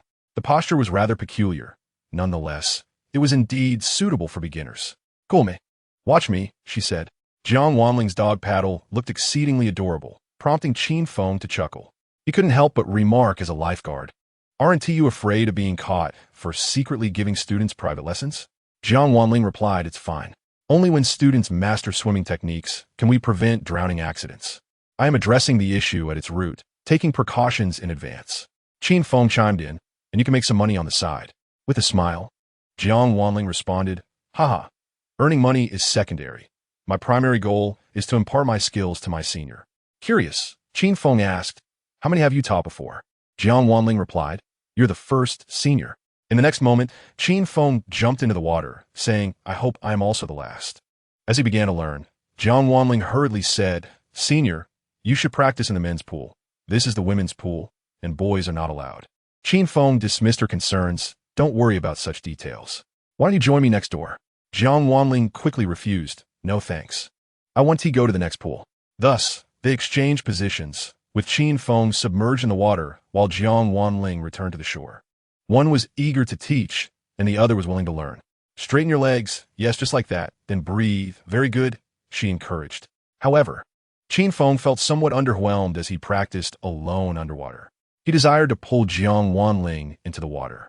So, Qin Feng put on an act, suddenly contorting his face in pain and exclaiming, "Oh no, my leg is cramping. What should I do now?" Jiang Wanling promptly advised, "Adjust your breathing. Don't panic. If you cramp underwater, you must... What must I do?" Qin Feng interrupted. "You must come to the surface immediately," she answered. Qin Feng was taken aback. It was such a trivial piece of advice. "I'll help you up, senior. Come on, take a breather." Jiang Wanling extended her hand. In the next moment, Qin Feng grasped her delicate, silky hand and abruptly yanked her into the water. Caught off guard, Jiang Wanling scolded playfully, "Senior, you're so mischievous." The two engaged in a playful splashing war, which drew the attention of onlookers who looked on with disdain. Many began to take candid shots and upload them to Weibo. The Weibo post read, "Shocking. The scoundrel Qin Feng invades the women's pool and engages in inappropriate activities with the campus beauty, Jiang Wanling." Within minutes, the post went viral. Critics felt invigorated. Anyone going to stop this pervert? He trespassed into the girls' dorm last night and now jumps into the girls' pool. This is outrageous. Does he not care for school rules at all? How shameless. P.S. even flirting with Jiang Wanling. What a beast. Despite the campus beauty protecting him, he is so fickle. Does he think of himself as some ancient prince, wanting it all? The comments were filled with vitriol directed at Qin Feng. Meanwhile, in the school cafeteria, Ruoyi and Li Shishir were having lunch. Although they hadn't spotted Qin Feng, they still needed to eat. And Ruoyi, usually not one to use her phone while eating, made an exception this time. "I'll check Weibo. Perhaps I can find a clue about Qin Feng." She chuckled. Li Shishir sighed. "You become quite obsessed. I truly wonder what kind of spell Qin Feng has cast on you." Just then, Ruoyi exclaimed, Sure, look. Qin Feng is at the swimming pool." She had stumbled upon a video of Qin Feng swimming, and her smile faded instantly. Li Shishir took the phone and watched the video. "So, he went swimming," she remarked. And Ruoyi asked anxiously, "Should we go?" Li Shishir replied, "Hold on. Let me watch again." In the video, Qin Feng and Jiang Wanling were merely playing in the water, appearing somewhat intimate, yet certainly not as sordid as the comment suggested. Li Shishir inquired, "Ruoyi, what do you think of the situation?" And Ruoyi replied, "I don't know." Seeing her friend distressed, Li Shishir quickly reassured her, "Don't panic. Videos can be misleading. Seeing is believing. Let us go over there now." And Ruoyi nodded, and they hurriedly made their way to the swimming pool. At that moment, Qin Feng was enjoying himself immensely. Unfortunately, as the crowd grew, more people began pointing and whispering about him. This guy is something else. He dares to enter the women's pool without fear of being reported to the school? Reporting is nothing. He wasn't afraid when he broke into the girls' dorm last night. Another added, "What a pervert. Where's the pool manager? Why isn't anyone doing anything? If they don't act soon, I might have to step in." Amidst the commotion, the pool manager finally arrived. She was an older lady who had just reprimanded Qin Feng, only to find him jumping into the women's pool again. In the pool, Jiang Wanling exclaimed, "It's over, senior. You're going to get caught. Hurry up." Qin Feng remained unfazed, "With you as my lifeguard. What do I have to fear? You're responsible for rescuing me." Jiang Wanling awkwardly replied, "I'm here to save those who are drowning, you know?" Qin Feng laughed. "It's all the same. You have to protect me." Jiang Wanling and Qin Feng hurriedly made it to the shore, but alas, it was too late. The manager was glaring at Qin Feng with fury. Nearby men quickly fanned the flames. "Ma'am, he is utterly outrageous, jumping into the women's pool without regard for you. Indeed, he not only disrespects you, but also tramples on school regulations. I propose reporting him to the school for a formal reprimand. I think expulsion is more fitting. We cannot allow such a troublemaker to remain." In the crowd, Zhao Haojia and Li Jing looked at Qin Feng with admiration, as if to say, "Brother Feng is truly impressive." The manager asked coldly, "Do you have anything to explain?" Unfazed, Qin Feng confidently answered, "Ma'am, we were just rehearsing." The manager frowned. "Rehearsing what?" Qin Feng replied, "Underwater rescue. Nowadays, many university students can swim. If an unexpected situation arises, such as someone accidentally falling into the water, what should we do? I was simulating an emergency underwater rescue training with a lifeguard, hoping to educate our classmates on how to respond if someone were to drown." One must admit, Qin Feng's quick thinking was impressive. Jiang Wanling promptly added, "Yes, ma'am, we were just practicing a rescue simulation underwater. I initially wanted to practice in the men's pool, but there were too many people, so I let him come here. I hope you can forgive us this once. Please, ma'am." The manager coldly asked, "Is what you're saying true?" Qin Feng replied with conviction, "Absolutely. If I am lying, may my roommate remain single for 3 years." At this, Li Jing and Zhao Haojia widened their eyes in shock. They thought, "Wait, how we get dragged into this?" Meanwhile, many boys began to murmur, "Ma'am, don't believe him. He is clearly lying." "Exactly, ma'am. He is just being a rogue, pretending to rehearse. It's utter nonsense. I suggest you take him straight to the security office." The manager cast another glance at Qin Feng before ultimately choosing to believe him. The aunt remarked, "All right, let us witness the results of your rehearsal. If it meets everyone's satisfaction, I shall let you off the hook." Qin Feng nodded and replied, "Sure, no problem. May we have a moment to prepare?" "Certainly," he added. Qin Feng then pulled Jiang Wanling aside for a brief discussion. Nervously, Jiang Wanling inquired, "Senior, how shall we perform later?" Qin Feng, with a smile, responded, "You have your certification, right? I will portray the drowning victim, and you will act as the lifeguard. Let us coordinate our efforts, shall we?" Jiang Wanling agreed, "All right, no problem." Qin Feng further asked, "I weigh 75 kilograms. You should be able to lift me, correct?" With confidence, Jiang Wanling assured him, "Rest assured, senior, I am a professional. During my exams, I managed to drag a 100-kilogram dummy." Qin Feng replied, "Good." A few minutes later, the duo arrived at the deep water area to commence their demonstration.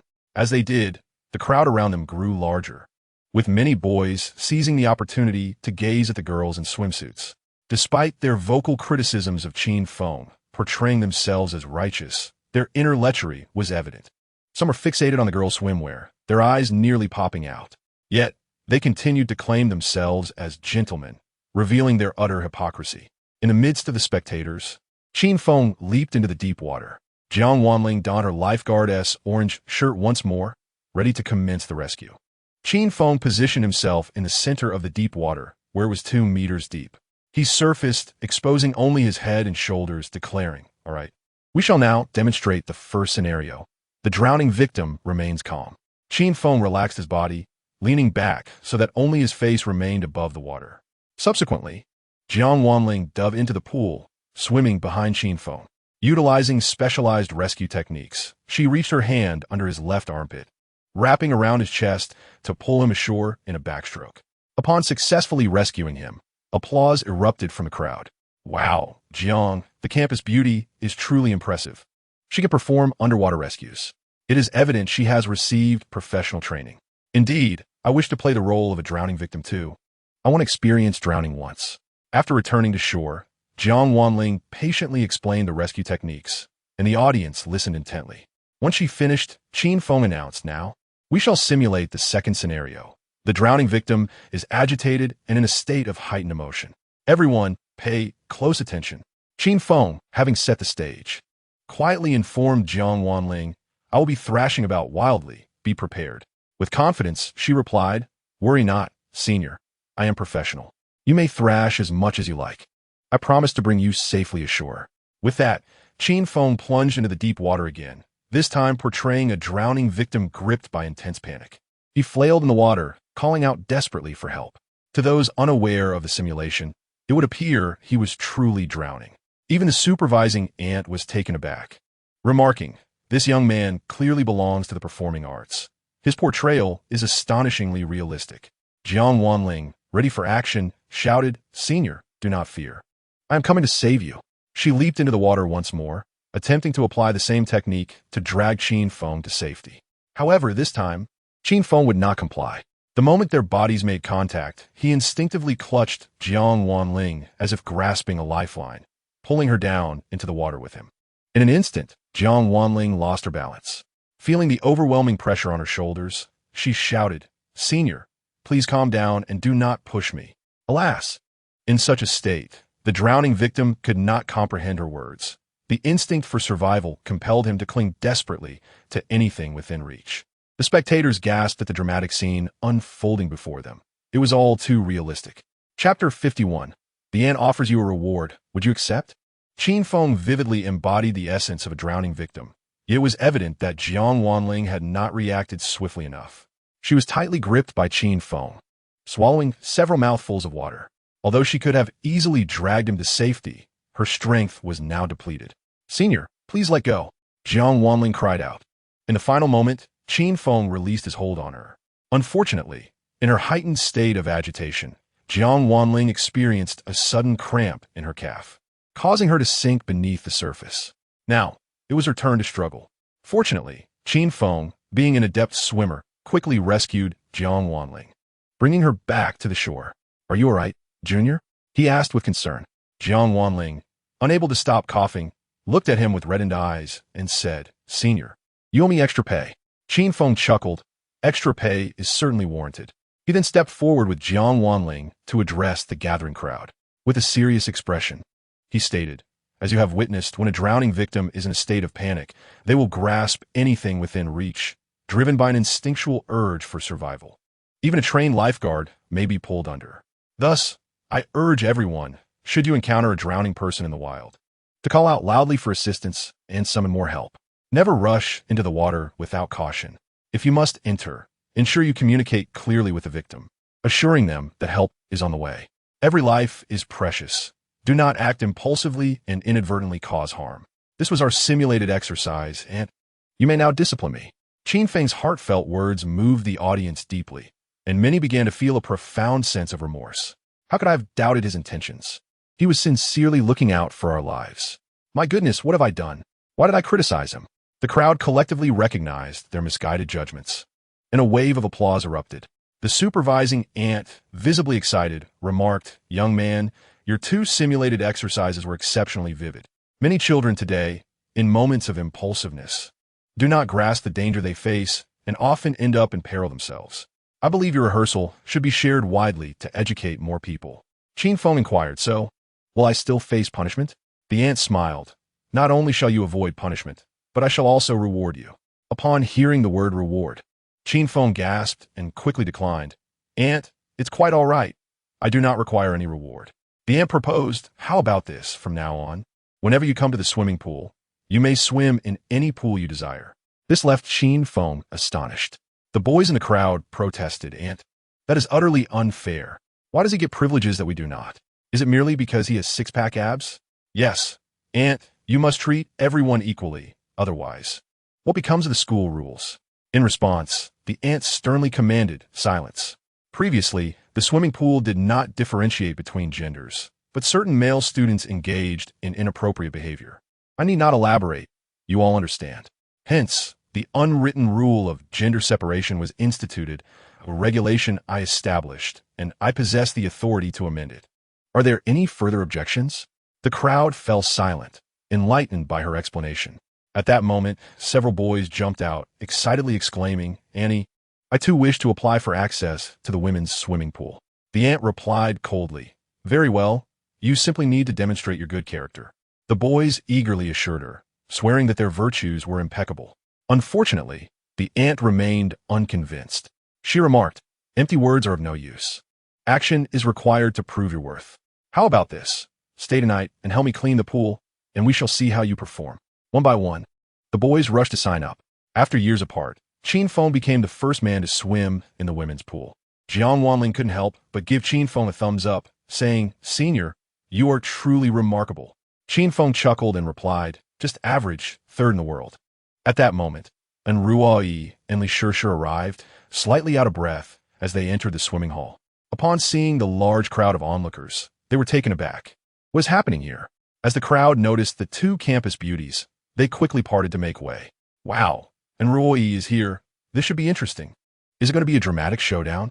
I love it. Why does it always have to be one against many? Is anyone going to put this scoundrel in his place?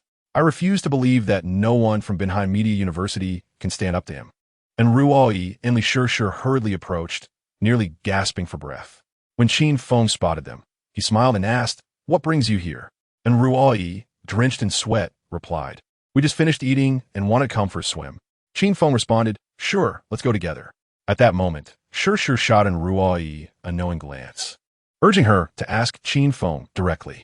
Gathering her courage, and Ruoyi said, "Qin Feng, can I speak to you privately for a moment?" Qin Feng agreed, of course. Let us head to the lounge area. Under the watchful eyes of many, Qin Feng and Ruoyi walked side by side. Numerous gossip photographers captured the moment, eagerly sharing the images online. With too much time on their hands, they delighted in prying into the lives of others, which brought them immense joy. Upon reaching the lounge, Qin Feng inquired, "Did the dormitory supervisor bother you again last night?" And Ruoyi replied, "She came, but she was here to apologize." Qin Feng chuckled, "Well, as long as she didn't cause you any trouble, that's what matters." And Ruoyi continued, "Not really, but today the supervisor informed us that our entire building will be installing security windows, so you might not be able to come to our dorm for mahjong anymore." Qin Feng shrugged, "That's fine. We could just go to the mahjong hall instead." He took a seat, removing his swim cap, causing droplets of water to cascade from his damp hair. And Ruoyi gazed at him, her cheeks flushing, her heart racing. After all, how could she not be affected by Qin Feng's six-pack abs? When it comes to attraction, the scales are balanced between genders. It's just that men's desires are often overt, while women's tend to be concealed. And Ruoyi stared intently at Qin Feng, appearing focused but internally distracted. Qin Feng called her name twice before she snapped back to reality. She hurriedly asked, "Qin Feng, what were you all doing just now? Why were so many people gathered around?" Qin Feng explained, "We were conducting a safety drill." Curious. And Ruoyi asked, "A safety drill? For what?" Qin Feng replied, "It was about how to rescue drowning individuals." And Ruoyi sighed in disappointment. "I missed it again." Qin Feng chuckled, "Why do you say again?" And Ruoyi quickly clarified, "Because I missed the auditions. You should have told me beforehand that you were participating in the top 10 singers contest on campus. I would have come to cheer you on." Qin Feng reassured her, "It was just the auditions. There will be a final. Can you come and cheer for me then?" And Ruoyi smiled brightly, "Absolutely. I will definitely be there." After chatting for 5 minutes, and Ruoyi's heart felt unburdened and any misunderstandings dissipated. Indeed, as Shishir had said, it is essential to ask questions face-to-face to avoid miscommunication. Qin Feng smiled, "Come on, let us go swimming." And Ruoyi quickly replied, "I didn't bring my swimsuit. Wait for me for 10 minutes. I'll rush back to the dorm." Qin Feng reassured her, "No rush." And Ruoyi insisted, "You're not in a hurry, but I am. I'm going now, bye." Thus, and Ruoyi hurriedly pulled her friend back to the dorm. Under the midday sun, with temperatures soaring to 35 or 36 degrees Celsius, Li Shishir was on the verge of heat stroke. She exclaimed, "Slow down, I can barely keep up." And Ruoyi responded, "I feel so energized." Li Shishir retorted, "That's an illusion. The euphoric feeling of infatuation is clouding your mind. Right now, you feel empowered, but by tonight, you'll be utterly drained." And Ruoyi laughed, "No way. You're just trying to scare me." Li Sure teased. We'll see. When you're lying in bed tonight, thinking about your crush, you'll know what it feels like being poisoned. And Ruai asked, Sure. How do you know so much? Do you have a crush on someone too? Li Shishi rubya. No. I just read romance novels where the naive female leads are like that, always preoccupied with love. And Ruai inquired, what do you mean? Li Sure laughed. They're always the ones chasing after guys. And Ruai playfully chided, Sure. Are you implying that about me? Don't run away. The two of them playfully chased each other back to the dorm to grab their swimsuits. And Ruai chose a white one-piece swimsuit, modest yet flattering, presenting her figure beautifully. Li Sure initially intended to wear a black bikini, the three-piece kind. However, and Ruai quickly stopped her, saying, Sure, don't wear a bikini. Li Shishi Gastunat. What's wrong with wearing a bikini to swim? And Ruai explained, there will be many boys at the swimming hall. They'll definitely point and talk about you, which won't reflect well. Li Sure laughed. I could care less about them. They only gossip behind others' backs. And Ruai urged, I don't want to hear them say anything vulgar. It pains me to think of them talking about you. Li Sure conceded, all right then, I'll change into something more conservative. Is that okay? And Ruai beamed, yes, that is perfect. However, as Li Sure searched through her options, she struggled to find a modest swimsuit. In the end, Ruai lent her another one piece, saying, Sure, wear mine. Our figures are quite similar. Suddenly, Li Sure had a realization. She looked at Ruai and said, Ruai, you just hit me. The reason you don't want me to wear a bikini is that you're afraid Qin Feng will peek. Oh, you little schemer. And Ruai quickly defended herself. Sure. How could you think that of me? I'm upset. Though she protested verbally, the smile on her face betrayed her true feelings. Li Sure assured her, don't worry. I want to compete for your man. I'll only help you win over Qin Feng and find her happiness. And Ruai was touched. What about you after helping me find happiness?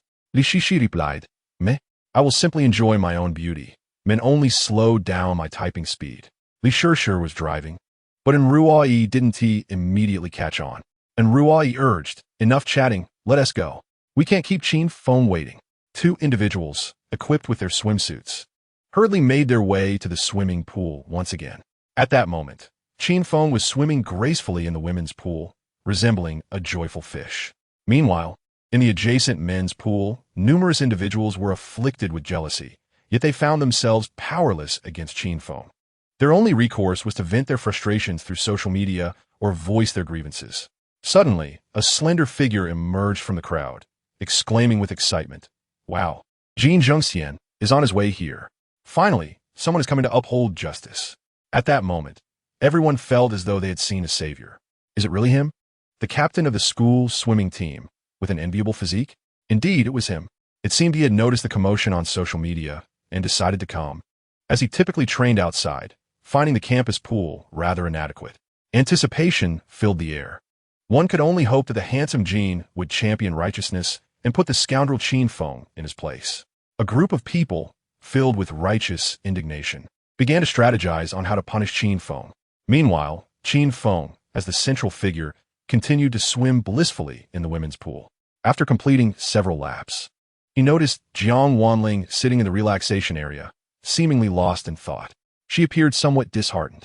Qin Feng pondered, could it be due to the earlier practice? He promptly emerged from the water, approached her, and inquired, Hey, what are you thinking about? Jiang Wanling snapped back to reality and replied, Nothing, senior. Qin Feng continued, Is it because of the practice that you seem unhappy? If so, I apologize. I might have been a bit rough. Did I hurt you? I can help alleviate it. Jiang Wanling chuckled. I'm not a child. I don't need your help. It's just that my calf feels a bit uncomfortable. Qin Feng furrowed his brow and asked, Your calf? Jiang Wanling nodded. Yes, it feels weak, and I cramp as soon as I hit the water. Qin Feng immediately said, Come on, stretch out your leg. I'll help you massage it. Chapter 52. The first swim with the campus bell. Jiang Wanling's calf cramping had Qin Feng eager to showcase his skills. With a mischievous grin, he prepared to assist, but Jiang Wanling retracted her leg. Cautiously, she said, Senior, you seem a bit weird. Qin Feng exaggeratedly replied, What do you mean? I just want to help you, and you misunderstand me. Alas, it's difficult to be a good person these days. With a look of disappointment, he turned away. Jiang Wanling quickly called him back. Senior, I was just joking. Please help me. It hurts when I move. Qin Feng coolly responded, Sorry. You have missed your chance for a free massage. If you want my help now, their essay fee. Jiang Wanling awkwardly replied, come on, senior. I'm just a poor student with no money. Qin Feng smirked, no money? You could. Jiang Wanling interjected. Are you seriously only interested in my looks? My soul is so intriguing, and you only care about my body. Don't boys only care about girls' appearances and figures? Qin Feng retorted, of course. If not for the face or legs, what else is there to admire? The internal organs? Jiang Wanling laughed. Senior, your abs look pretty good. Can I touch them? Qin Feng countered. Then may I touch yours? Jiang Wanling immediately responded. No way. Qin Feng chuckled. Sister, you are quite the hypocrite. The two exchanged playful banter, resembling siblings. As they chatted, Jiang Wanling's calf suddenly cramped again. In pain, she exclaimed, Senior, help me. It's cramping again. Qin Feng looked at her, finding the situation oddly amusing. He laughed. Wow, your little toe is adorable. It can even make a peace sign. Jiang Wanling, anxious, insisted, because it's cramping. Please, help me, senior. With no other option, Qin Feng began to assist. Using his skilled hands, he pressed on the sole of her foot, and Jiang Wanling found relief. This is your request, Qin Feng remarked. Jiang Wanling replied, it really hurts. When Qin Feng eased his grip, her calf cramped again, but with a firm press, he was able to restore her comfort. Now, Qin Feng began to play around, alternating between pressing and releasing, as if engaging in a playful rhythm. Jiang Wanling lamented, stop playing, senior. Qin Feng chuckled. This is so much fun. Jiang Wanling pouted, your enjoyment comes at my expense. Seeing her pitiful expression, Qin Feng ceased his teasing. After continuing to apply pressure for a while, he finally massaged her calf muscles. During the process, Jiang Wanling bit her lip to keep from making a sound, but ultimately, she couldn't hold back. Stop, senior, she said, clenching her fists. Qin Feng coldly replied, you're not allowed to cry out. He massaged for about 3 minutes.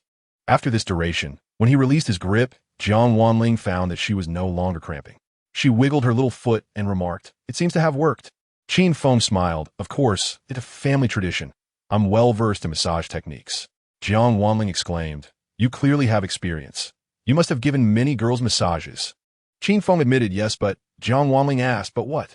Qin Feng continued, your feet are the prettiest I've ever touched, like a jelly. Jiang Wanling laughed. What a strange comparison. Qin Feng replied earnestly, promise me you won't wear high heels in the future. Jiang Wanling questioned why. Qin Feng answered, because I don't want those lovely feet to become unpleasant. Jiang Wanling playfully kicked him, please just move away. Qin Feng stood up, ready to swim again. Before long, and Ruoyi and Li Shishir returned. The boys in the adjacent men's pool erupted with excitement. Wow, a rare sight. The 3 campus beauties are gathered at the swimming pool. With such figures, who wouldn't be captivated? Qin Feng, the scoundrel, truly deserved his fate. Hang on, brothers, just a little longer. Reliable sources say Jin Zhengxian will arrive in 3 minutes. When Qin Feng laid eyes on a Ruoyi and Li Shishir, he couldn't help but recall a saying. When you gaze into the abyss gazes back into you. And Ruoyi donned a white one-piece swimsuit, exuding a pure and clean allure, while Li Shishir wore a black swimsuit, evoking a desire for discovery. Faced with such formidable opponents, only someone like Qin Feng could withstand the pressure. Most would surrender immediately. And Ruoyi smiled and said, Qin Feng, sorry to keep you waiting. Qin Feng complimented, you look great. And Ruoyi blushed and replied, thank you. Li Shishir, crossing her arms, teased, is that all? In Binhai Media University, few girls have a figure that can rival Ruoyi's. Qin Feng shrugged, it doesn't matter to me.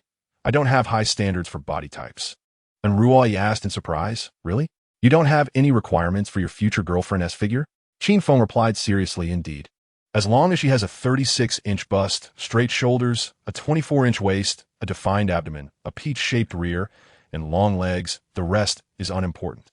And Ruoyi found herself at a loss. Was that truly a low standard? Li Shishir laughed. No worries. All your criteria apply to our Ruoyi. And Ruoyi shyly protested. Sure. Keep it down. Li Shishir boldly responded. We have the confidence to be boastful. Why should we be modest? Continuing the conversation, and Ruoyi swiftly diverted the topic, saying, Qin Feng, I missed your audition this morning and didn't get to hear you sing. Could you please sing us a piece? Qin Feng shook his head and replied no. And Ruoyi inquired, why not? Qin Feng leaped into the pool and stated, because the swimming pool is not a place for singing. and Ruoyi and Li Shishir promptly followed him into the water, while Jiang Wanling remained on the shore, resting due to her calves not being fully recovered. On this refreshing summer day, swimming was utterly delightful, and Qin Feng could easily swim here all day long. However, he kept to himself, neglecting Ruoyi. And Ruoyi turned to her friend and said, Shishir, why is Qin Feng ignoring us? Li Shishir sighed. I told you, wearing bikinis would be better. Men are visual creatures. And clearly, our attire is not catching his attention. And Ruoyi's expression turned melancholic as she asked, Really? Should we go back and change? Li Shishir replied, Forget it. Since he is ignoring us, we should do the same. Why should we make the first move? Let us be aloof. And Ruoyi nodded in agreement, though her eyes still searched for Qin Feng. Where has Qin Feng gone? She wondered aloud. In a moment of distraction, Qin Feng had disappeared beneath the surface of the pool. Li Shishir suggested, Maybe he went to the resting area. Just then, and Ruoyi felt a sudden bump against her backside. She exclaimed, Who touched my butt? Shishir, was that you? Li Shishir looked bewildered. The two glanced down and were astonished to find Qin Feng swimming just below them. Li Shishir promptly yanked him out of the water, fuming, You, Qin Feng, sneaking around under the water to take advantage of girls. Qin Feng appeared confused and asked, What are you talking about? I was just swimming normally. Li Shishir coldly retorted, Are you sure it was normal? You just rear-ended someone. Qin Feng was taken aback. Did I really rear-end? My apologies. Visibility underwater is poor. It was unintentional. At that moment, Jiang Wanling, resting on the shore, chuckled and said, Senior, there's no need for explanations. I saw it clearly. You were aiming for Senior's backside. Upon hearing this, Qin Feng was instantly flustered, and Ruoyi felt her cheeks flush, unsure how to face him. Li Shishir mocked, Thank goodness for the junior surveillance. Otherwise, it would have been hard to explain. Now, let us discuss compensation. This clearly constitutes an accident, or rather, a hit and run. Think about how you will make amends. Qin Feng awkwardly said, If compensation is necessary, I'm open to it, but shouldn't I first check the condition of my vehicle? Li Shishir splashed cold water on him, saying, You still want to check the vehicle? You've got some nerve.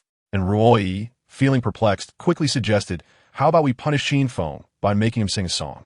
Would that be all right? Li Shishir agreed. I think that's a good idea. Jiang Wanling excitedly chimed in, Yes, yes. Qin Feng sighed, All right, after swimming, I will sing a song, but without a guitar, it won't be as effective. The others nodded in agreement. Then, Qin Feng resumed his underwater exploration, and Ruoyi remarked, I didn't expect Qin Feng to enjoy diving. He is quite impressive. Li Shishir rolled her eyes. Of course, the underwater scenery is splendid. And Ruoyi queried, Scenery? What scenery? Li Shishir sighed, Oh, you're still too naive. After several more minutes, Qin Feng decided to take a break and hydrate. At that moment, a prominent figure entered the swimming pool, none other than Jiangnan, the captain of the school's swimming team, rumored to be of mixed heritage and strikingly handsome. His arrival sent the girls into a frenzy. They adored athletic types, especially swimmers, all boasting six-pack abs that made hearts flutter. Not only did the girls swoon, but the boys also became restless, as if their leader had just arrived. In the resting area, Qin Feng sat with the three girls, exchanging life stories and aspirations, thoroughly enjoying himself. Just then, Zhao Haojie and Li Jing rushed in. Zhao exclaimed, Brother Feng, bad news, someone is here to challenge you. Qin Feng, puzzled, asked, Challenge me? I haven't done anything wrong. Why would I be challenged? Zhao elaborated, Captain Jin Zhongxian of the swimming team wants to issue you a challenge. Brother Feng, should we make a run for it? Qin Feng countered, Why would I run? What is his level? Zhao replied, He has won a grand slam in swimming competitions. Qin Feng was astonished. Oh, he is quite skilled. Does he want to race me? Zhao confirmed, Absolutely. He has brought his gear just to take you down. Qin Feng smiled slightly, saying, No need to panic. Go gather more information. Zhao replied, All right, Brother Feng. And Ruoyi, hearing the name Jin Zhongxian, felt it resonated with her. She turned to Li Shishir and asked, Shishir, didn't Jin Zhongxian pursue you before? Li Shishir awkwardly nodded, Yes, for a while, but I turned him down. Jiang Wanling curiously asked, Senior, why did you refuse? Was it his character? Li Shishir responded, I didn't get to know his character, but mainly because he is mixed. And I'm not in a mixed race, guys, so I declined. This reasoning was indeed unique. Li Shishir hurriedly said, Let us get moving before he comes over to cause trouble. Otherwise, we might not be able to leave later. Qin Feng chuckled, Leave? Why? Li Shishir bluntly stated, I'm afraid you'll get beaten. Qin Feng, feeling embarrassed, replied. In my principle, a man can lose but cannot be cowardly. Since the enemy has drawn their sword, how can I be a deserter? Then, turning to Jiang Wanling, he said, Junior, please fetch me that Italian cannon. Jiang Wanling asked in surprise, what cannon? Qin Feng corrected himself. Haha, I meant to say, bring me a bottle of Maidong. Jiang Wanling sighed in relief. Senior, I'll treat you to Maidong to cheer you on. Soon, Jin Zhengxian approached, flanked by a group that resembled his entourage. The show was about to begin. Chapter 53. Elite? I'll take on Elite. Jin Zhengxian strode into the resting area with authority, and upon seeing this mixed-race individual, Qin Feng had to admit he was indeed handsome. Before Qin Feng could utter a word, one of Jin Zhengxian's lackeys jumped in, loudly proclaiming, Qin Feng, our Captain Jin challenges you. Are you brave enough to accept? Qin Feng rose, smiling as he asked, which one of you is Captain Jin? Jin Zhengxian coldly replied, Hello, I'm Jin Zhengxian. I heard you are Shu's friend and wish to spar with you. Qin Feng quizzed Spa. Are you looking to fight me? Jin Zhengxian stated, Fighting is the act of barbarians. Let us engage in a swimming match. Are you interested? Qin Feng shook his head. Not interested. I prefer swimming with friends I know. This remark drew a chorus of boos from the crowd. Are you scared? Coward. They jeered. He.S. definitely backing down, with the campus beauty and Ruoi by his side. He.S. a disgrace. How could someone like him win her heart? It's baffling. Such a person, relying only on words, can hardly be called a man. The boos continued, yet Qin Feng remained unfazed. They were merely a group of clowns. At that moment, Jin Zhengxian approached Shu, his voice smooth and magnetic, saying, Shu, long time no see. The indifferent response from Shu was merely a curt Jin Zhengxian inquired, May I have a moment to speak with you privately? To which Li Shu coldly replied, There's no need. I have already drawn a line between us. Jin Zhengxian insisted, But I still have feelings for you. Li Shu, with a sense of resignation, retorted, What do you like about me? I can change, you know? Please stop this relentless pursuit. Jin Zhengxian, undeterred, stirred the emotions of the onlookers. Who would have thought Captain Jin is such a sycophant? One exclaimed, What do you mean? It's only the unattractive ones who are called sycophants. The handsome ones are simply seen as passionate. Another chimed in, Captain Jin and Li Shu seem like a perfect match. Why does she prefer to associate with a scoundrel? It's truly baffling. Today, Jin Zhengxian was embodying the role of a lovesick admirer, entirely unconcerned with his pride. Li Shu, visibly irritated, stood up and addressed Qin Feng. Let us leave. I don't wish to be in the presence of this rogue. In the next moment, Jin Zhengxian loudly proclaimed, You would rather choose this coward than be with me. Wouldn't you? His derogatory comment about Qin Feng stung sharply, and Ruoi, incensed, was the first to defend Qin Feng, saying, Excuse me, you should be more respectful. How can you judge someone so harshly and with such vile terms? Li Shu also coldly warned, Jin Zhengxian, if you continue this foolishness, do not expect me to treat you kindly. Jin Zhengxian retaliated. Have I said anything wrong? What right does a coward, who only exploits the women's swimming pool, have to call himself a man? The crowd erupted in agreement. Finally, someone had exposed the scoundrel's true nature. We support Captain Jin. Scoundrels must face justice. They cheered. Facing the ridicule, Qin Feng slowly responded, All right, if you claim I am a coward, let this coward engage with you in a few rounds. What do you propose? Jin Zhengxian, glaring at Qin Feng, sneered. So you are finally willing to accept the challenge? Qin Feng replied, Your blade is already at my chest. If I do not accept, would that not make me the coward? Jin Zhengxian nodded. You possess a degree of self-awareness. Allow me to teach you a lesson today, coward. Qin Feng smiled. What if you lose to me later? Jin Zhengxian scoffed. I could never lose. Qin Feng remarked, I know you are elite, but I specialize in defeating elites. The tension escalated. The crowd was fervent. Jin Zhengxian glared and declared, If I lose to you, I will accept any consequence. Qin Feng agreed. Very well. It's a deal.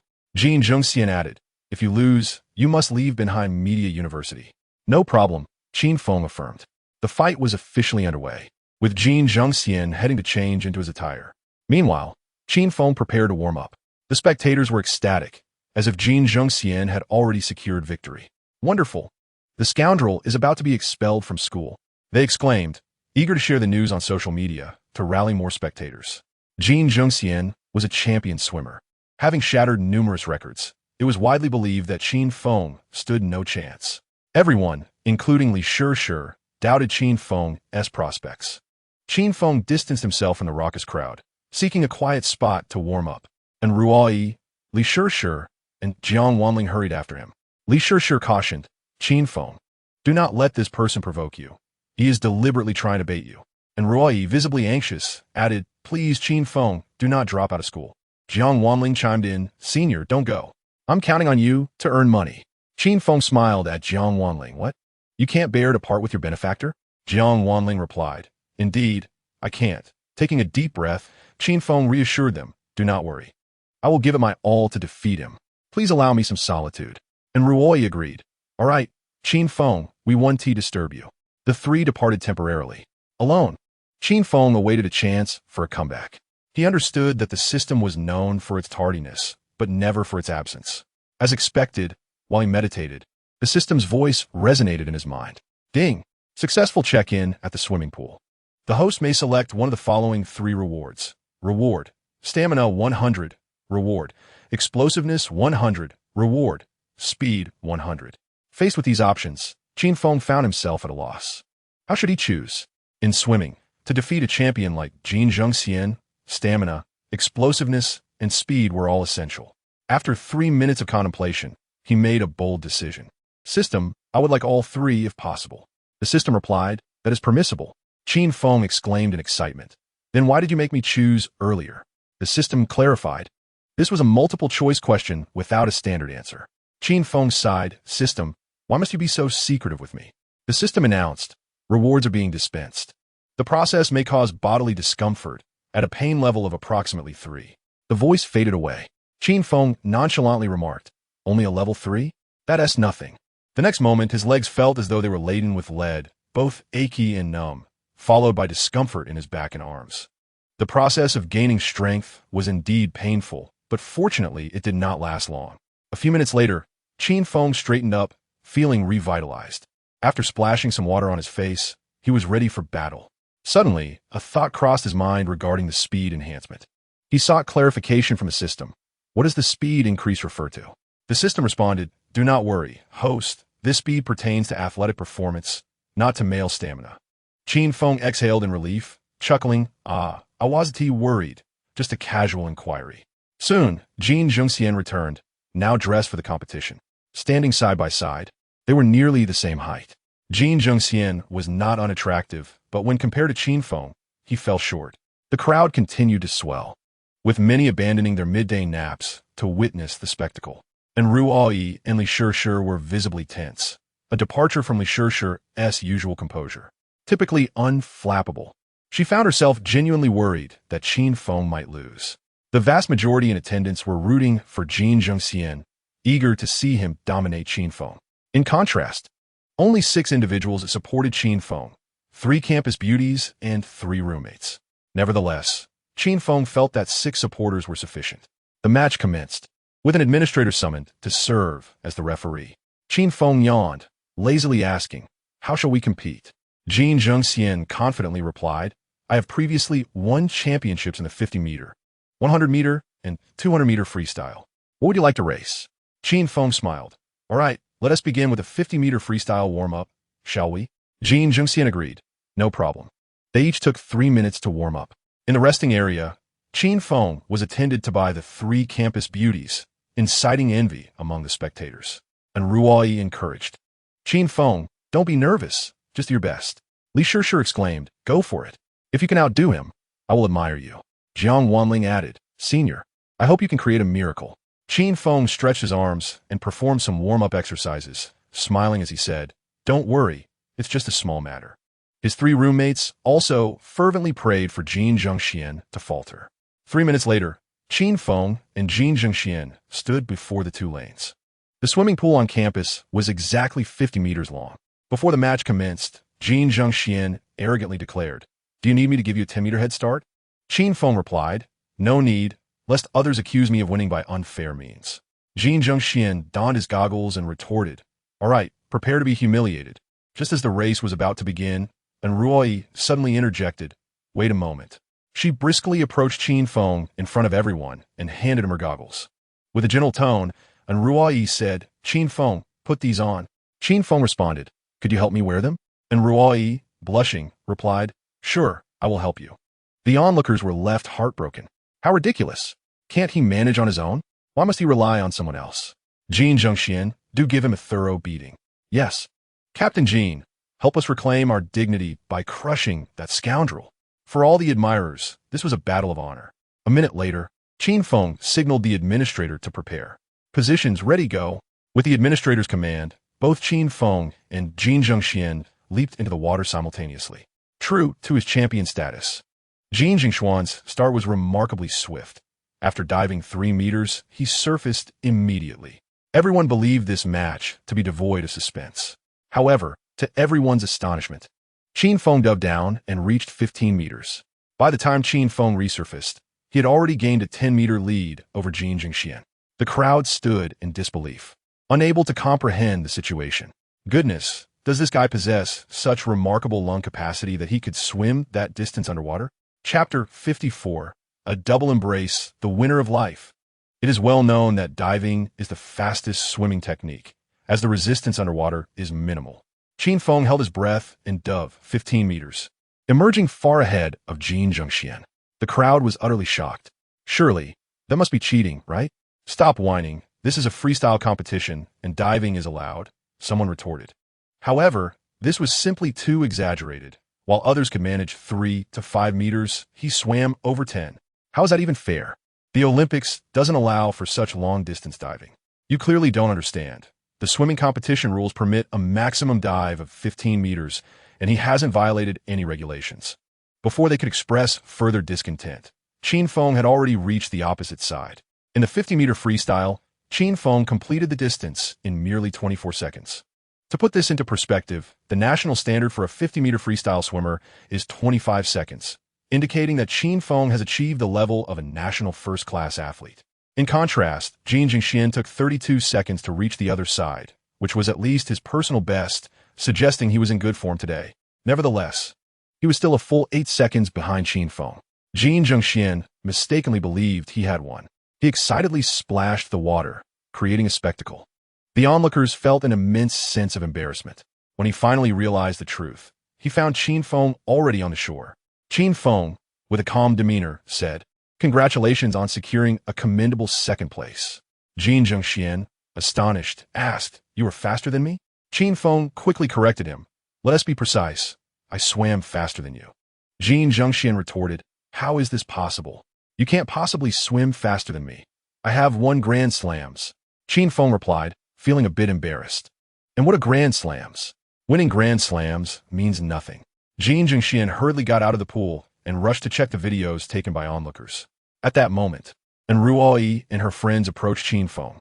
And Ruoyi, in disbelief, exclaimed, "Qin Feng, your freestyle is incredible." Li Shishir couldn't help but praise him, saying, "You're impressive. You must be hiding the fact that you're a national first-class athlete." Qin Feng humbly replied, "Oh no, I'm just an amateur. I've loved swimming since I was a child, often catching fish in the river." This statement left everyone in shock. Can an amateur truly outperform a professional? They thought. What show off? I could just strangle him. They mused. For someone to boast with that level of skill, could you swim 50 meters in 24 seconds? Our school record is only 32 seconds. One must admit, he is indeed a formidable scoundrel. With the outcome determined, Qin Feng prepared to settle the score with Jin Zhengxian. However, Jin Zhengxian wore an indignant expression. He glared at Qin Feng and coldly stated, "That doesn't T count." Qin Feng chuckled, "What? It doesn't T count? Why?" Jin Zhengxian bluntly asserted, "You violated the rules." Qin Feng frowned and asked, "Violated? How so?" Jin Zhengxian claimed, "Your dive exceeded 15 meters. And according to the swimming competition rules, your time is invalid." He declared, and others chimed in with their dissent. Winning through deceit is not true skill. Just hiding underwater. You're nothing but a coward. Have the guts to compete fairly. It seemed absurd. Qin Feng had clearly not exceeded 15 meters, yet they insisted on twisting the truth. Indeed, in the world of haters, vision is a rarity. Li Shishir, witnessing Jin Zhengxuan's shamelessness, felt a surge of anger. "Jin Zhengxian, are you even a man? Can you not accept defeat?" I truly look down upon you. Jiang Wanling raised her hand, stating, I have video evidence. The senior's dive definitely did not exceed 15 meters. And Ruai added, we all clearly saw it. Why are you being dishonest? Zhao Haojie and Li Jing, among others, were equally agitated. Zhao Haojie even vouched for Qin Feng's integrity, asserting he absolutely did not violate any rules. Unfortunately, Jin Zhengxian remained obstinate, defiantly challenging, dare to race me again? Qin Feng replied with a smile. All right, let me ensure your defeat is well-deserved. Jin Zhengxian continued, this time, let us compete in the 1,500-meter freestyle. The crowd gasped in astonishment. Would Captain Jin finally show his true prowess? A 1,500-meter race is impossible for anyone without specialized training. Look, this scoundrel will likely exhaust himself in the pool. Go for it, Captain Jin, annihilate him. The 1,500 meters meant swimming back and forth in the pool 15 times. Qin Feng did not immediately agree, but instead fell into contemplation. Seeing this, Li Shishir stepped forward and angrily declared, Jin Zhengxian, don't go too far. Qin Feng is just an amateur. You competing with him in a 1,500-meter race. Do you even have the right?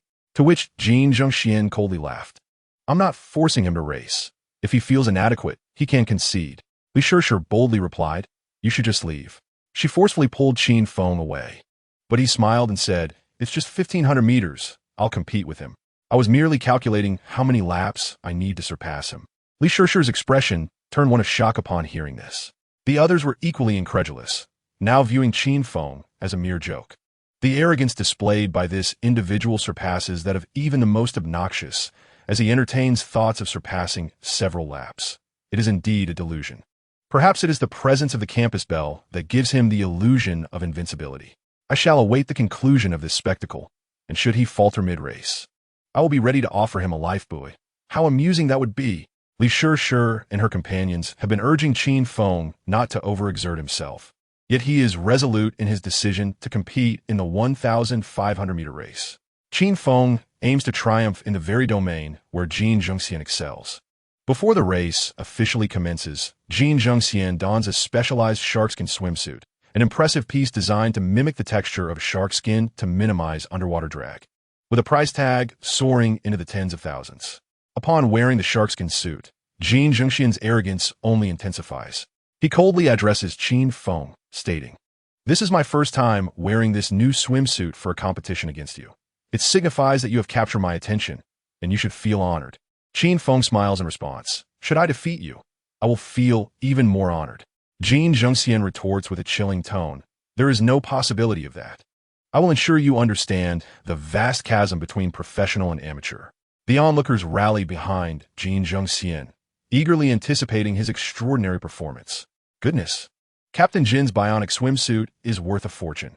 That single outfit costs several tens of thousands. Several tens of thousands? You are mistaken.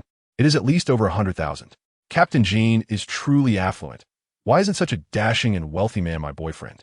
Soon, the administrator signals the start of the race. Qin Feng and Jin Zhengxian engage in their ultimate contest. With the advantage of superior equipment, Jin Zhengxian swiftly takes the lead. The atmosphere is electrified with cheers akin to a roaring ocean, as nearly everyone supports Jin Zhengxian. The voices of Ruai and her friends are quickly drowned out by the crowd. In a moment of desperation, Jiang Wanling produces a lifeguard's megaphone and cranks up the volume. Come on, senior. This megaphone proves effective, allowing Qin Feng to hear her clearly even underwater.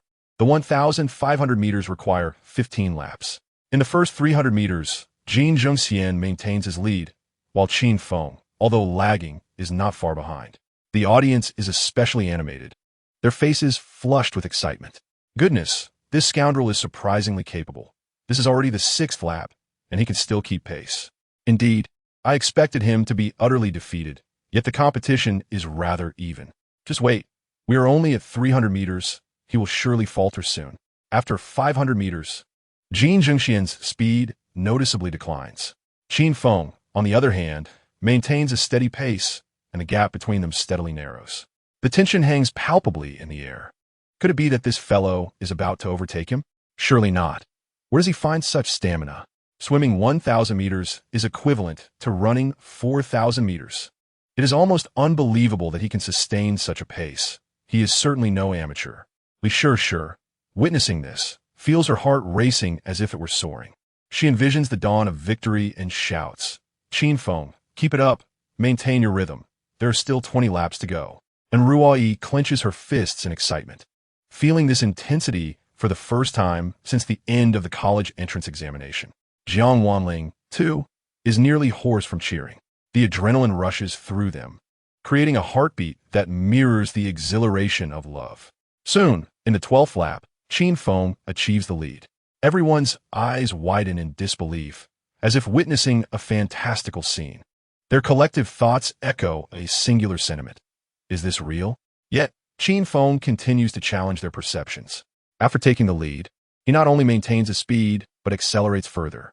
In the blink of an eye, he leaves Jin Zhengxian far behind.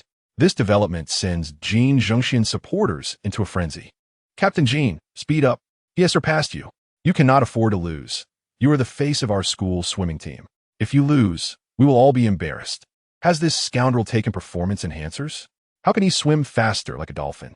During the middle phase of the race, those supporters continue to rally behind Jin Zhengxian. But as they enter the latter half, their enthusiasm wanes. The reason is simple. Qin Feng has now lapped Jin Zhengxian twice. If the 50-meter freestyle was a stroke of luck for Qin Feng, then now, through sheer performance, he has delivered a resounding slap to the faces of his detractors. This is incredible. This is undoubtedly the level of a national athlete. Why had I never heard of such a figure before? It is over. There's no catching up now. I had hoped that Captain Jin could avenge us, but it seems he, too, is destined to fail. There is nothing to be done. Qin Feng is simply too formidable. In the final lap, only the voices of Li Sure and her friends can be heard echoing within the swimming facility. And Ruoyi exclaims, "Go, Qin Feng, there's only one lap left." Li Sure adds excitedly, "Accelerate, sprint." Jiang Wanling calls out, "Can you go any faster?" The three campus bells urging Qin Feng to sprint creates an electrifying atmosphere. The once boisterous critics have fallen silent, their heads hung low, with some even leaving the venue early. What a disgrace. It is utterly humiliating. Ultimately, Qin Feng triumphs over Jin Zhengxian with a time of precisely 15 minutes. As he emerges from the water and removes his goggles, he exudes an aura of coolness. Li Sure and Ruoyi embrace each other in joyous exclamation. "We won. We won." Qin Feng's extraordinary performance silences all of his critics, and Ruoyi and Li Sure can hardly contain their excitement, stumbling over their words in front of Qin Feng. "You are incredible, Qin Feng. You cannot fathom how extraordinary your performance was." Indeed, Qin Feng, I have never witnessed someone accelerate in the latter half of a 1,500-meter freestyle. My goodness. Seeing their excitement, Qin Feng smiles and says, "All right, come here for a hug." In the next moment, he embraces both of them, solidifying his status as a winner in life. Chapter 55, Crisis, the arrival of the most powerful campus heartthrob. Qin Feng's embrace of the two top campus belles leaves countless onlookers feeling a pang of envy. In broad daylight, what a spectacle. Where are the security guards? Why are they not intervening? Even the security guards are envious. I am exhausted. To watch my goddess leap into another man's arms while I stand powerless is more painful than death itself. Qin Feng held in Ruoyi and Li Sure for over 10 seconds. Li Sure soon regained her composure, just as she intended to push Qin Feng away. He suddenly buckled at the knees. Li Sure and Ruoyi hurriedly supported him, and Ruoyi, concerned, asked Qin Feng what is wrong. Qin Feng grinned and replied, "My legs are weak. Just let me rest for a moment." The two girls assisted Qin Feng to the resting area, where Jiang Wanling quickly handed him a bottle of energy drink. In a hoarse voice, she said, "Senior, here, an energy drink." Curiously, Qin Feng asked, "What happened to your voice?" Jiang Wanling awkwardly responded, "I lost my voice from shouting." Ha ha ha.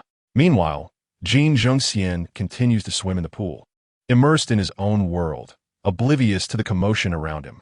His attitude towards the competition is commendable. The crowd begins to cheer for Jin Zhengxian once more. "Come on, Captain Jin, only 2 laps remain." Indeed, although he lost the match, our support for you remains unwavering. Undoubtedly, you surpassed that scoundrel who shamelessly embraces 2 beauties. 5 minutes have passed, and Jin Zhengxian finally completed the 1,500-meter freestyle with a time of 30 minutes. While this achievement is commendable for him, It pales in comparison to Qin Feng's astonishing 15-minute performance, which would undoubtedly astonish even at an international level. Moreover, Qin Feng donned a pair of substandard swim trunks, merely 10 yuan each. Had he worn a speed suit, he would surely have shattered the 15-minute mark. Upon finishing his challenge, Jin Zhengxian raised his arms in triumph, splashing the water in his customary celebratory manner, reminiscent of his fluid movements during the 50-meter freestyle. Qin Feng chose not to interrupt his moment of joy. After Jin Zhengxian emerged from the water, he strode directly towards Qin Feng and remarked, "You probably couldn't keep up, but it's no shame to lose to me. Starting tomorrow, I don't want to see you on campus. Stay as far away as possible." The harshness of his words echoed, and his followers echoed his humiliation. Li Shishir was left speechless by this arrogant individual. Just as she was about to confront him, one of Jin Zhengxian's subordinates approached and whispered in his ear.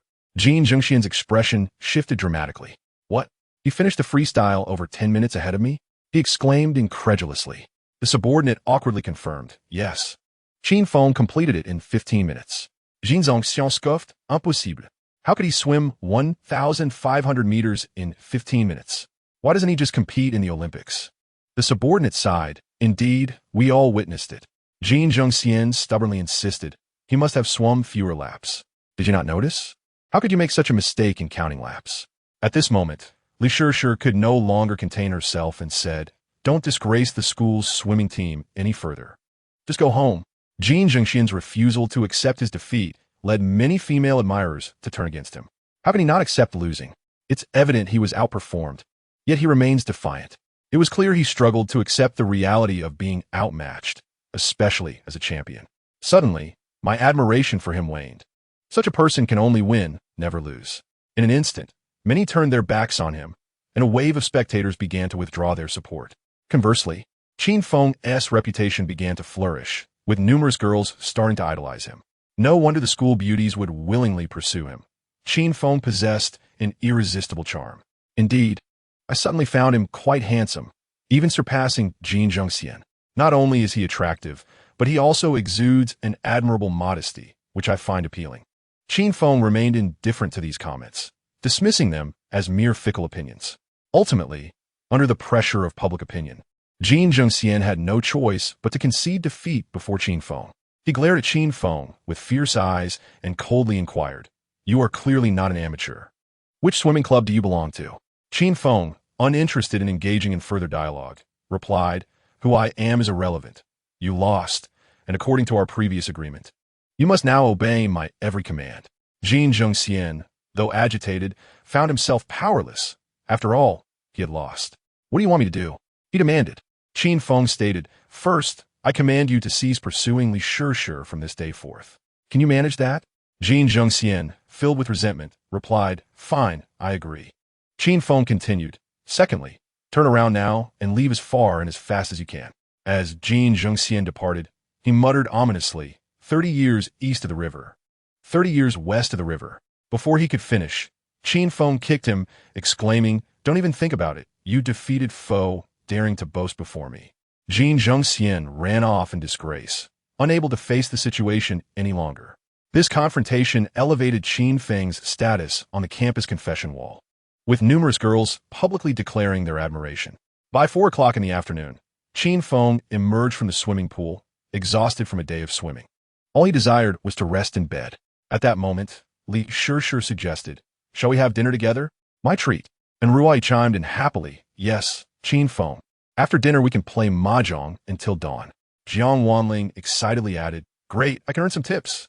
With such enthusiastic invitations from the 3 school beauties, it was hard for any young man to decline.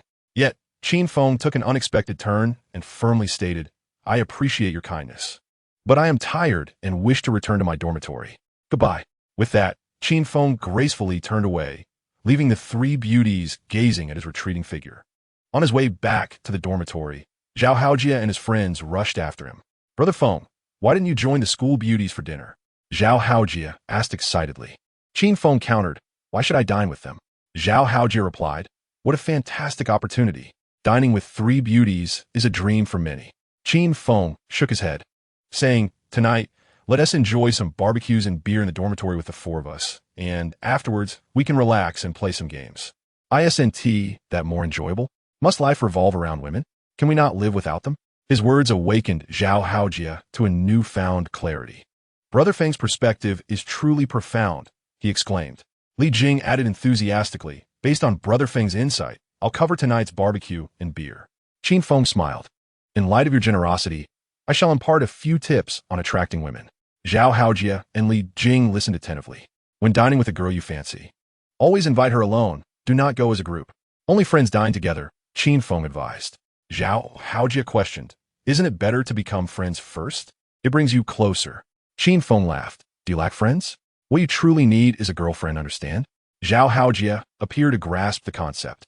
Qin Feng added, remember, if a girl suggests starting as friends, block her immediately. I have plenty of friends. Why would I need another?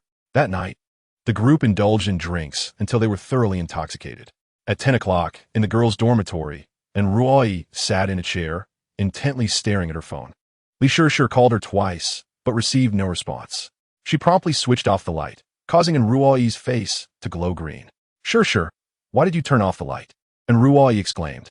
Li Shishir chuckled. What, did your stocks plummet? Why is your phone screen glowing green?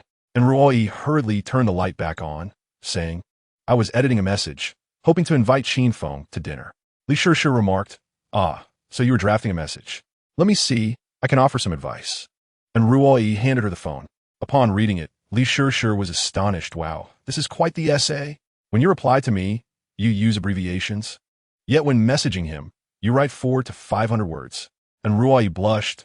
I was worried about not expressing myself clearly, so I wrote a bit more. Li Shishir, still astonished, continued to read the message aloud. Qin Feng, after we finished our lobster meal last time, there was still a movie we didn't watch. Can we arrange to see a film together tomorrow night? Before Li Shishir could finish reading, and Ruoyi snatched the phone back. And Ruoyi said, don't read it out loud. Li Shishir chuckled and replied, Ruoyi, your approach to pursuing boys is misguided. They don't appreciate girls who are too proactive or overly innocent. And Ruoyi lamented. Then what should I do? Li Shishir advised, apart from appearance and physique, the most crucial aspect for a girl is to be interesting. And Ruoyi inquired, do you mean I should be funnier? Li Shishir clarified, being interesting and being funny are two different matters.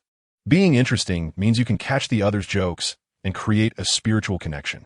And Ruoyi grew increasingly fascinated by the conversation and quickly said, sure, I find your perspective quite sensible. How can I become more interesting? Shishir responded, as a girl, you must have a balance. If I were a boy, I would certainly hope my girlfriend is pure and elegant in public, yet playful and intimate in private. Upon hearing this, and Ruoyi exclaimed, sure, your thoughts are rather perilous. I must distance myself from you. Li Shishir immediately drew the bed curtains and declared, come on, let's watch a movie to enrich your knowledge and make you more interesting. And Ruoyi asked what movie? Li Shishir replied, there are numerous film genres, including mountaineering, tutoring, and plumbing. Which one would you like to see? And Ruoyi awkwardly responded, what are these options? Just pick any. Li Shishir mischievously grinned. All right, but don't regret it afterward. It turned out that some romantic films were not only favored by boys, but also enjoyed by certain girls. Tonight, Weibo was particularly lively as Qin Feng's swimming video was being shared wildly. The comment section was filled with envious remarks. And even a swimming club coach extended an invitation for Qin Feng to join. Who could possibly put him in check? Perhaps only that man could rival him. Help! Please appear quickly. I'm truly on the verge of breaking down. The comment section was buzzing with mentions of a certain individual, the former campus heartthrob, Li Tao. Li Tao was quite a remarkable figure, having once been the unparalleled presence at Binheim Media University, known as the strongest campus heartthrob. After experiencing heartbreak, Li Tao chose to study abroad for a year, and by now, his return was imminent. Finally, amidst the calls for his return, Li Tao updated his social media account. He released a new single titled I'm Back. This ignited a fervor among the male students across the university once more. Chapter 56. The preliminary round begins. A formal clash with the campus star after a year of silence. Li Tao had pursued further studies, and now his Weibo profile identified him as a singer and artist. It was evident that he had been scouted by a major company, and his path to stardom looked promising. For students at the Media University, being signed by a big company was a dream come true. Many were waiting for such an opportunity. Li Tao's new single quickly garnered frenzied shares from alumni. His Weibo comments section exploded with fans flooding in. Was the young masterly about to rise to fame? It was impressive. Which company had signed him? He was on the cusp of becoming a major star, and many envied him. Reflecting on a year prior, when Li Tao had professed his feelings with flowers only to be ruthlessly rejected by Ruoi, it was likely that she was now regretting her decision. And Ruoi, are you there? The man you discarded is making a comeback. Many tagged Ruoi, urging her to respond. However, Ruoi was currently preoccupied, educating herself on gender knowledge. In the next 2 days, Qin Feng did not meet with Ruoi, and she resisted the urge to date, enduring considerable agony, especially after watching a romantic film. Finally, Wednesday evening arrived, signaling the commencement of the university's top 10 singers preliminary round. The competition was held at the Student Activity Center, and by 6 o'clock, the venue was packed with students eager to watch. With Qin Feng's participation, the event was particularly lively. Most attendees were there to witness Qin Feng's misfortune, while a few were there to support him. Among those few were 3 stunning campus beauties. Ruoi donned a light green short dress, perfectly embodying the refreshing essence of summer and youthful charm. Surrounding girls cast envious glances her way. She is so fair. I envy her flawless skin. Not only is she fair, but she is also beautiful, and her figure is impeccable. It's so unfair. Her legs are slender and graceful. Mine are stout and robust. Enough of this. I need to consider leg slimming treatments. It was clear that the campus beauty was there to cheer for Qin Feng. One could easily guess where the scoundrel was. How dare he keep the beauty waiting? Ruoi took a front row seat, and soon her friend Li Shishir arrived. Li Shishir was a complete vixen that night, her sexy backless outfit likely only manageable by someone of her stunning caliber. Li Shishir brought 2 cups of fruit tea and settled next to Ruoi, stating, "It's so hot today, I'm going to melt." And Ruoi responded, "Calm your mind. Tranquility brings coolness." Li Shishir laughed. "Oh, are you calm? I doubt it. Let me feel your heartbeat." And Ruoi blushed. "Stop it, Shishir. There are so many people." Li Shishir dismissed her concerns. What is there to fear? If anyone dares to speak ill, I'll handle them. Just as they were joking, the crowd suddenly roared with excitement. Could it be that Qin Feng had arrived? And Ruoi quickly stood up and peered into the distance. The audience was electrified, as if it were New Year's Eve. "Oh my, it's Li Tao." He is back, and he is even more handsome than before. He is a true heartthrob. Why would the young master show up? With his caliber, he should be a judge. The rivalry was palpable, and a spectacle was about to unfold. Upon realizing it was Li Tao, and Ruoi's expression fell. Why him? Li Shishir sipped her fruit tea, gossiping. "Wow, your rumored boyfriend is back. Aren't you going to say hello?" And Ruoi shot her a glare. "Shut up. Those rumors were fabricated by them. I have no boyfriend, and I feel nothing for him." Li Shishir replied, "Exactly. If there is no spark, there is no spark, I understand." Li Tao made a strong entrance, determined to win and Ruoi back. This time, however, he altered his strategy. He no longer intended to shamelessly confess, but instead aimed to win her affection through his talents.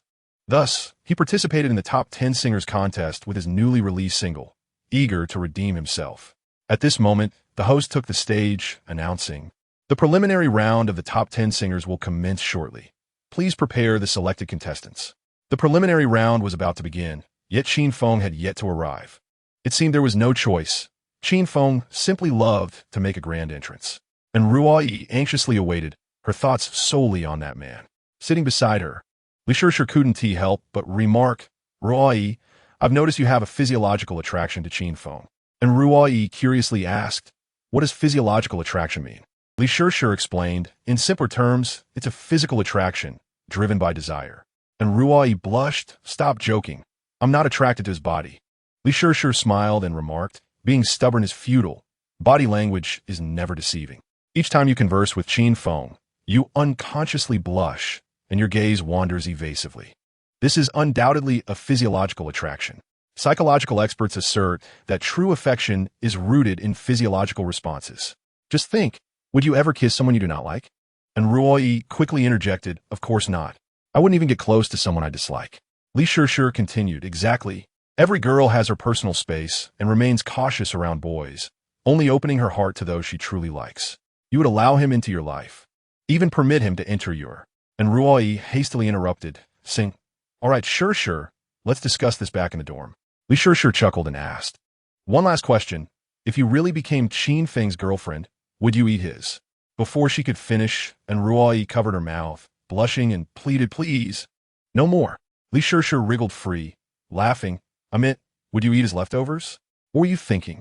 And Ruai sighed in relief. "You startled me. I thought you meant something else." Li Shishir teased. "What else could that be?" And Ruai's face turned crimson as she replied, Shishir, you're insufferable." Li Shishir went on.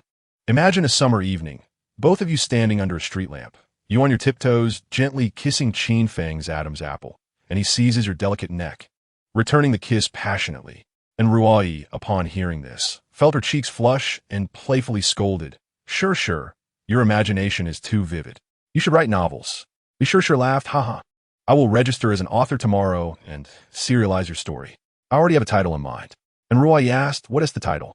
Li Shishir replied, "It will be called The Making of a Campus Beauty's Girlfriend." The two were deeply engrossed in their conversation, and the sole topic was Qin Feng. Meanwhile, Qin Feng was on his way with his roommates. Their conversation was rather lofty. Zhao Haojia asserted, "I believe artificial intelligence will inevitably replace humans. Carbon-based life forms are merely stepping stones for silicon-based life." Li Jing disagreed. "I cannot concur. I think spaghetti must always be combined with number 42 concrete." Qin Feng interjected, "I need to relieve myself." Indeed, for boys, it seems that aside from thinking about women, they are preoccupied with their bodily needs. At 8 o'clock, the preliminary round of the top 10 singers officially commenced, and Qin Feng arrived right on time. The contestants were busily preparing their accompaniments backstage. While Qin Feng appeared utterly bewildered, the crowd was overwhelming, a sea of faces. Just then, Jiang Wanling appeared behind him, clad in playful overalls and a baseball cap. "Senior, you're here," she exclaimed cheerfully. Qin Feng jumped in surprise and responded, "How do you always sneak up on me?" Jiang Wanling smiled. "I call it being lively and spirited. Here, SA name tag for you. You're number 10 and will perform 10th. Did you bring your accompaniment? I can record it for you in advance." Qin Feng, bewildered, asked, "Where did you get this name tag?" Jiang Wanling explained, "I'm a part-time service staff. It costs 80 for the event." Qin Feng chuckled, "It's all thanks to you. I shall call you the strongest." Jiang Wanling continued, "Would you like me to provide water service? Or perhaps towel waving service?" Qin Feng inquired, "Towel waving?" Jiang Wanling clarified, "It means cheering and waving a towel for you from the sidelines." Qin Feng laughed, "Is that professional?" Jiang Wanling confidently replied, "Of course, acting is my specialty." Qin Feng teased, "Your future husband will surely be very fortunate." Jiang Wanling looked puzzled and asked, "My husband? Why?" Qin Feng replied, "Because you're such a good actress, haha." Jiang Wanling didn't catch his drift, still too innocent for such banter. Soon, under Jiang Wanling's guidance, Qin Feng prepared backstage. He had not brought an accompaniment, as he intended to perform a guitar rendition. Backstage, Qin Feng encountered other contestants, who seemed to harbor considerable animosity towards him. Casting disdainful glances, Qin Feng paid them no mind. As the preliminary round began, the first contestant took the stage to perform We All Learn to Meow.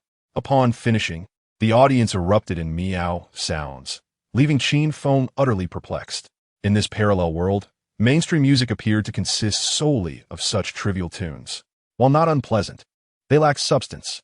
This kind of music is easily forgettable after a time. In today's music scene, memorable hits are a rarity. Meanwhile, and Ruai and Li Shishir anxiously awaited Qin Feng's turn. Li Shishir reassured, "Don't worry. I heard from a junior that Qin Feng is number 10. And Ruai, trying to sound nonchalant, replied, "I'm not anxious. I believe he is the best." The first few contestants delivered unremarkable performances, and the judges' critiques were equally lackluster. Soon, the sixth contestant took the stage, igniting a fervor in the crowd. Indeed, the sixth contestant was Li Tao, who had gained some fame in the entertainment industry, even impressing the judges. Upon his arrival, he did not immediately sing, but posed dramatically. Li Shishir remarked, "What is this? He is not even an idol yet, and he is already acting all high and mighty." And Ruai commented, "I felt he was insincere, which is why I rejected him outright." Li Shishir added, "Let us see what he can actually sing." Chapter 57, Fairy Tale Strikes, a tear-jerking anthem. Li Tao was last year's champion of the top 10 singers competition, having successfully signed with a record company after his hit song, Clear Wind, Bright Moon. Thus, he had a certain talent for singing. Otherwise, he would have garnered so many fans. Today, he presented an original piece titled Thin Horse, a sorrowful love song. As the prelude began, the boisterous audience fell silent. All eyes fixated on Li Tao. Tall and slender, he appeared quite delicate, a trait that enamored countless girls. Li Shishir, however, was not fond of such slender men and felt indifferent towards Li Tao. And Ruoyi shared similar sentiments. As the prelude faded, Li Tao commenced his performance. I am a thin horse traversing the desert, dried and weary, seeking to alleviate my loneliness. I yearn for the bright stars in the sky to grant me hope to live anew. The audience was moved to tears, while Li Shishir remained unimpressed. After the performance, she turned to Ruoyi and complained, "Was that song even good?" And Ruoyi awkwardly replied, "I can't appreciate it. What about you?"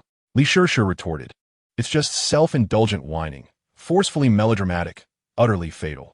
To be honest, the song isn't remarkable at all." However, the audience erupted in thunderous applause, acknowledging the song's artistry, which surpassed mainstream music by leaps and bounds. No wonder Li, the young master, has matured after experiencing the trials of love. Indeed, the brooding male idol was captivating. One could not help but fall for him. Such vocal prowess would suffice even for the judges' standards. Last year, he claimed the title of the top 10 singers on campus, and it seems he is poised to repeat that triumph this year. Though Qin Feng possesses some talent, he pales in comparison to Li Tao. After Li Tao concluded his performance, he spoke with a resonant voice, stating, "This song is dedicated to reminiscing about the somber moments of the past year. Friends, I have returned." The audience erupted in cheers, a cacophony of excitement filling the air. The judges, all esteemed music faculty, expressed their admiration for Li Tao. Each of the 5 judges took 5 minutes to provide feedback, underscoring their appreciation for him. When one judge inquired, "Is this song an original composition?" Li Tao replied, "Yes. It is an original single, soon to be released across all platforms." The judge praised, "Well done. The lyrics are beautifully crafted, and the melody is enchanting. Compared to last year, your progress is remarkable. Keep up the good work." Li Tao nodded appreciatively, saying, "Thank you, teacher." The subsequent judges echoed similar sentiments, with some even inquiring about his record label. One judge asked, "Li Tao, I heard you have signed with a record company?" Li Tao responded, "Yes, teacher. I have signed with Yudong Music Company and have become a singer. In the future, I hope to carve out my own niche in the Chinese music scene." The judge gave him a thumbs up, saying, "Excellent. Youth is the time to take risks. I wish you a smooth journey to stardom." Thus, Li Tao monopolized the stage for over half an hour. Meanwhile, Qin Feng waited backstage, growing increasingly impatient. What was taking so long? The other contestants also felt disheartened, understanding that with Li Tao in the competition, they were merely vying for second place. Finally, after all the judges had given their feedback, Li Tao took the microphone and fixed his gaze on the front row, wherein Ruoyi sat, as if preparing to profess his feelings. The audience buzzed with anticipation. Cameras were ready. Could it be that young Master Li was about to rekindle a romance with the campus belle? Oh, how I wish I could encounter such a passionate man. They should get together already. I fervently wish for this, as I cannot bear for Qin Feng to have any advantage. And Ruoyi felt utterly embarrassed. She truly did not wish to respond to Li Tao. Li Shishir watched Li Tao coldly, eager to see what sweet nothings this seemingly delicate boy would utter. After a brief moment of eye contact, Li Tao spoke with heartfelt sincerity. "Today, as I return, I am filled with emotion. Here, I wish to convey that there is always someone who emerges from the sea of people, bringing storms with them, someone you cannot avoid, and when they leave, they disrupt the seasons, leaving you with a lingering illness." Upon finishing this declaration, the audience erupted once more. My goodness, young Master Li is truly eloquent. Did Ruoyi not feel even the slightest stir of emotion? Indeed, if I were in her position, I would have cried. Li Tao's devotion is palpable. After his heartfelt words, Li Tao stepped off the stage, believing he had successfully crafted his perfect image and that everything else would naturally fall into place. Unbeknownst to him, and Ruoyi felt that no matter how beautiful the words, if they did not come from someone she harbored feelings for, they would only backfire. She was troubled, worried about Qin Feng. Noticing her discontent, Li Shishir asked, "What is wrong, Ruoyi? Are you feeling something?" And Ruoyi replied, "Not at all. I'm just concerned that Qin Feng might feel pressured." Li Shishir responded, "Perhaps he can create a miracle, just like in a swimming competition, right?" And Ruoyi nodded, "Yes, that's right." The following contestants sang with distracted minds, some even forgetting their lyrics. The judges shook their heads in disapproval. It was inevitable. Everyone felt that Li Tao was simply too formidable, and the contestants that followed him were demoralized, with some even opting to forfeit. Finally, it was Qin Feng's turn to take the stage, guitar in hand. As soon as he appeared, the audience greeted him with loud boos. This guy had guts. Knowing that Li Tao was competing, he still dared to sing. His audacity was commendable, but if he was going to step on stage, he should not blame me for being harsh. Despite his capabilities, the question remained, how could he possibly compare to young Master Li, who had already signed with a record label? Dream on. I refused to believe it. The more the audience doubted him, the more exhilarated Qin Feng became. As he took the stage, and Roy finally perked up. Qin Feng, go for it. You're the best. She cheered, with Li Sure chiming in. Show them your true strength and slap their faces. Jiang Wanling waved her towel enthusiastically, full of spirit. The 3 campus flowers rallied behind Qin Feng, causing the audience's animosity towards him to swell. Even neutral spectators quickly transformed into detractors, and the boos grew louder. Facing the crowd's jeers, Qin Feng merely smiled and then closed his eyes, placing his hand to his ear as if to say, I can't hear you over the noise. This gesture only fueled the audience's anger. What is he pretending? This scoundrel truly deserves a beating. Count me in. After he finishes singing, we should confront him. The atmosphere was chaotic, making it nearly impossible for Qin Feng to sing. At a crucial moment, the judges intervened, signaling for silence. Then, a male judge addressed Qin Feng. All right, let us not waste everyone's time. What song will you be performing? Qin Feng replied, Fairy Tale. Indeed, Qin Feng intended to sing Fairy Tale. There was no particular reason. He simply wanted to sing it. In this parallel world, the song Fairy Tale did not exist. The audience assumed he was joking. Was he foolish enough to think he could sing that? What could possibly be compelling about a song about Little Red Riding Hood and the Big Bad Wolf? It was utterly nonsensical, treating the audience like fools. The male judge's expression soured as he remarked, Student, please take this competition seriously. I will ask you once more, what song do you wish to perform? Qin Feng reiterated, Teacher, the song I wish to sing is called Fairy Tale. The male judge replied coldly, Fine, sing it. Just make sure to finish quickly and not waste time. Qin Feng took offense at this remark and asked, Teacher, a contestant just took half an hour, and no one said anything. Why is it different for me? The judge chuckled. Do you wish to compete with Li Tao? If you can reach his level. Not only half an hour, but you could take an hour. The judge's laughter only heightened the students' excitement. No way, no way. Did they really think Qin Feng could compare to Li Tao? What does he have? Friends, please refrain from hurling insults. Maintain some decorum. But I can unleash my discontent because I have none. Ha ha. Qin Feng was taken aback by the judge's remarks. Li Sure, seated below, was incensed and exclaimed, What kind of unprofessional judge is this? And Ruoyi was equally upset. This was simply disrespectful. Qin Feng stood on stage, feeling somewhat awkward. The male judge continued, So, are you ready to sing now? Shall we move on to the next contestant? Qin Feng responded with a smile. Since I'm here, I might as well sing a bit. Undeterred by the judge's cold demeanor, Qin Feng was determined to showcase his true talent. Qin Feng began to strum his guitar, playing Fairy Tale. The moment the guitar resonated, the clamor of the crowd was instantly subdued. This is the enchanting quality of this instrument, capable of eradicating surrounding noise. Everyone fell silent, their expressions blank as they listened intently to Qin Feng's melodic strain. Several judges were momentarily taken aback. The prelude held a certain intrigue. Once the prelude concluded, Qin Feng officially commenced his performance. I have forgotten how long it has been since I last heard you tell me your favorite story. I pondered for a long time, growing anxious. Did I err once again? You cried and told me that fairy tales are mere fabrications, that I could never be your prince. Perhaps you do not understand. Ever since you professed your love for me, my sky has been illuminated with stars. Qin Feng delivered an emotive rendition of Fairy Tale, devoid of ostentatious lyrics or catchy melodies, yet rich in the purest longing and yearning for love. The audience, previously filled with scoffers, now stood with mouths agape, unable to comprehend that such a poignant song had emanated from Qin Feng. Li Tao's gaze fixated on the stage. Despite Qin Feng's mediocre singing skills, he exuded an undeniable sense of pressure. Before long, the song reached its crescendo. Qin Feng sang with fervor, raising his voice as he played. I will transform into the angel you adore from fairy tales, spreading my arms to become wings that protect you. You must believe. Believe that we will share a happy ending, just like in fairy tales. In the audience, and Ruai recorded the performance, tears welling in her eyes for reasons she could not fathom. It must be said, this song was truly heart-wrenching. Li Shishir, known for her stoic demeanor, felt her eyes sting with unshed tears upon hearing the melody. Indeed, while the guitar possessed an extraordinary charm, the true essence lay in Qin Feng's heartfelt delivery. 3 minutes later, as Qin Feng concluded Fairy Tale, the earlier laughter and jeers had vanished, replaced by a subdued murmur of emotion. Next came the judges' evaluation and scoring segment.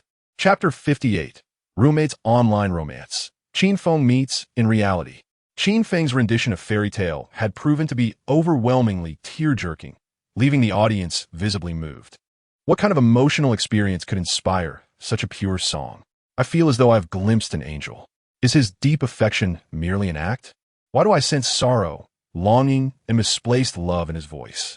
One might argue that Qin Feng's character is lacking, yet this song is undeniably flawless, potentially rivaling Li Tao's work. Could it be that Fairy Tale surpasses Li Tao's Thin Horse in terms of auditory pleasure? The crowd buzzed with opinions, torn between rationality and emotion. While reason urged them to reject the cad, their hearts could not deny their fondness for the song. The 5 judges, hearing such a splendid piece for the first time, were effusive in their praise. Compared to Li Tao, Qin Feng's song, while lacking in ornate lyrics or vocal acrobatics, encapsulated the very essence of music, emotion, which is the most profound force that touches the heart. The earlier male judge found himself in an awkward position. He had not anticipated that Qin Feng could produce music of such caliber. It was simply astonishing. The male judge forced a smile and inquired, "Is this song your original work?" Qin Feng candidly replied, "No." At this revelation, the audience erupted in boos. I knew it. How could a scoundrel compose such a heartfelt song? It's merely a cover, deceiving my tears, manipulating my emotions. How vile. The male judge, upon learning that the song was not original, smirked subtly. He continued, "Can you tell us where you first heard this song?" "From an artistic perspective, its craftsmanship is quite high." Qin Feng responded frankly, "This song comes from another world. I learned it in a hazy dream." This statement left the audience perplexed. Wasn't that just another way of saying it was original? His evasiveness was infuriating, yet one couldn't help but admire his talent. The male judge appeared resigned to the situation. In the midst of the awkward atmosphere, Qin Feng took the initiative to ask, "Sir, you mentioned artistry. Could you elaborate on that? Where does the artistic merit of my song lie? I tend to sing based on feeling, without much thought." The male judge stammered, "This song? How should I put it? Let me think for a moment. I'll first invite Teacher Li to share her thoughts." Teacher Li took the microphone and said, "I can't pinpoint exactly what makes it good, but it simply is good. I give full marks." The other judges quickly followed suit, presenting perfect scores. In an instant, the audience erupted in disbelief. To sing a casual song and receive full marks was utterly unfair. "Stop complaining. He sings beautifully, and I support him." This was merely the preliminary round. The finals awaited, where Li Tao would undoubtedly unleash his best work, and Qin Feng would likely be overshadowed. Ultimately, Qin Feng advanced to the finals with a perfect score, marking the preliminary round with 2 full scores, one from Qin Feng and the other from Li Tao. On the surface, their abilities appeared comparable, yet anyone with a discerning ear would recognize that Qin Feng's talent far surpassed that of Li Tao. After the preliminary round, the top 10 singers on campus had been determined. This Saturday, the battle for the title of Campus King would commence, where Li Tao and Qin Feng would engage in a fierce contest. The audience eagerly anticipated the event, hoping that Li Tao might redeem the honor of their fellow male compatriots. Following the conclusion of the competition, the crowd dispersed. The 3 campus beauties hurried to Qin Feng's side, each showering him with admiration. Indeed, in university, a singing male is a significant advantage. And Ruai exclaimed, "Qin Feng, your performance was truly magnificent. It was ethereal." Li Shishir remarked, "There were no techniques involved, only raw emotion." Jiang Wanling inquired, "Senior, may I ask, is a girl in Fairy Tale your first love? Is she the same person from Classmate You?" One must admit, Jiang Wanling's question was quite incisive. Qin Feng shot her a glare and replied, "You have too many questions." Jiang Wanling laughed, "Just being curious. Let us chat." And Ruai blushed and added, "Qin Feng, I too wish to know who that girl is. Qin Feng chuckled. That's my private matter. I cannot disclose it unless you share your own secrets in exchange. Jiang Wanling playfully retorted, Oh, senior, your thinking is too narrow. Do you not trust us? We can keep a secret. Qin Feng responded, perhaps another time. Let's sit down together and discuss. The three beauties were visibly disappointed. Then, Qin Feng continued, However, I am grateful for your support. In fact, this song fairy tale was sung for one of you three. Upon hearing this, the three girls exchanged incredulous glances, asking in unison, Who is it? Qin Feng smiled and replied, You'll have to guess. Qin Feng posed a question and then departed, leaving the three prominent school beauties in utter disarray. The trio began to spiral into a whirlpool of thoughts, losing their appetite for dinner. This spectacle incited the surrounding admirers, who ground their teeth in frustration. In this era, droughts kill crops and floods drown hopes. Why do the school beauties gravitate towards scoundrels? We, the honest ones, are undeniably exceptional. Is there a chance that if we approach them, we too might succeed? Emotional scholars assert that the more beautiful a woman, the easier she is to pursue. Her beauty intimidates potential suitors, rendering them hesitant to approach. It makes sense, brother. Go ahead and give it a try. We will cheer you on. Thus, spurred on by the group, a rather naive and robust lad was pushed forward. Summoning all his courage, he approached Li Shishir and said, Excuse me, beautiful. May I interrupt you for a moment? Li Shishir coldly replied, You're not interrupting at all. Thank you. Dejected, the boy, filled with fervor upon arrival, left in shame. It became evident that one could not wholly trust the words of emotional experts. That evening, Qin Feng indulged in a bit of alcohol in the dormitory as everyone celebrated his advancement in the singing competition. Zhao Haojie, tipsy, proclaimed, Brother Feng, let me congratulate you in advance on your impending victory in the top 10 singers competition. Qin Feng, munching on peanuts, replied, I haven't even competed yet, and you're already offering congratulations? You have such faith in me. Zhao Haojie affirmed, Of course. What caliber is Li Tao? Can he compare to you? Li Jing Akua. Exactly. Brother Feng is a deity in my eyes. Qin Feng raised his glass and declared, Come, let us toast. Tonight, we drink until we are inebriated. Truth be told, drinking with college roommates is far more enjoyable. Once you enter society, drinking becomes an exercise in navigating social intricacies. Zhao Haojie's drinking capacity was limited, so when they raised their glasses, his always contained a remnant. Observing this, Qin Feng slammed the table and exclaimed, Are you raising fish? Finish your drink. Zhao Haojie, slightly inebriated, replied, Brother Feng, do not rush. I will punish myself with 3 shots later. I have something to confess. Qin Feng inquired, What is it? Zhao Haojie, covering his head, felt embarrassed. Qin Feng, noticing, stood and shouted, You wouldn't be tying bandages on my bed, would you? You truly are a beast. Zhao Haojie quickly responded, Brother Feng, I swear I didn't. At most, it was on Xiao Li's bed. Li Jing. Subsequently, Zhao Haojie confessed, Brother Feng, here's the thing. I have been in an online romance with a girl, and we have been chatting quite well. Qin Feng sat back down, chuckling, So it's an online romance. What is the matter?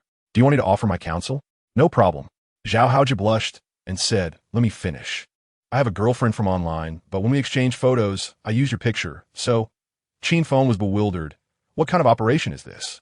Before he could respond, Zhao Haojie down a shot and continued, Brother Feng, I realize I have infringed upon your likeness rights. It was my mistake.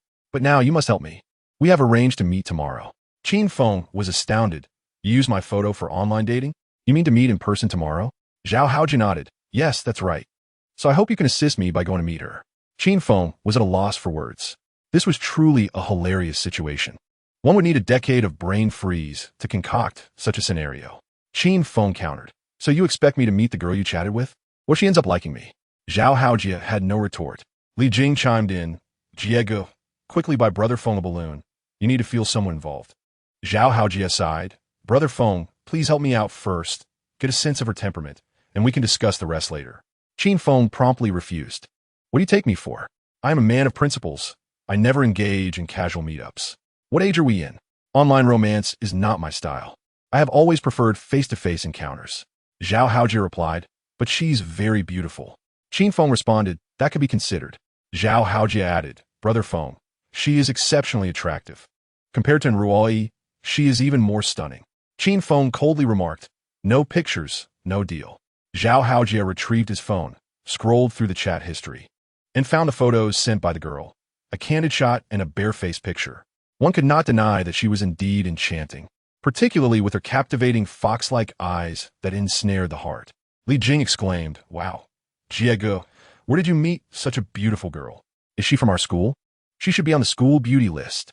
Zhao Haojie replied, "She is the popular flower of the neighboring college, the school beauty Sun Yan." Upon hearing the name, Sun Yan, Qin Feng felt a spark of interest. All things revive, memories linger. That name is rather poetic. Zhao Haojie earnestly pleaded, "Brother Feng, I beg you, help a brother out just this once, and meet her to see how she measures up in reality." Seeing Zhao Haojie's sincerity, Qin Feng agreed to assist him. "All right, I will take a look tomorrow." Zhao Haojie cautioned, "Brother Feng, make sure to drive your Ferrari, as I promised her I would pick her up in it." Qin Feng replied, "The Binhai Drama Academy and Binhai Media University are merely a street apart. Hence they are referred to as brother institutions." Late at night, in the female dormitory of the Binhai Drama Academy, Sun Yan was painting her toenails. Dressed in shorts and a sleep shirt, her long, fair legs were on display, resembling a piece of exquisite art. Beside her, her roommate pleaded, "Susu, please, just meet him once and see if he is truly a scoundrel." It was evident that the school beauty, Sun Yan, faced a dilemma similar to Qin Feng's. Her photos had also been utilized in an online romance. Thus, two seemingly unrelated individuals were on the verge of meeting in real life.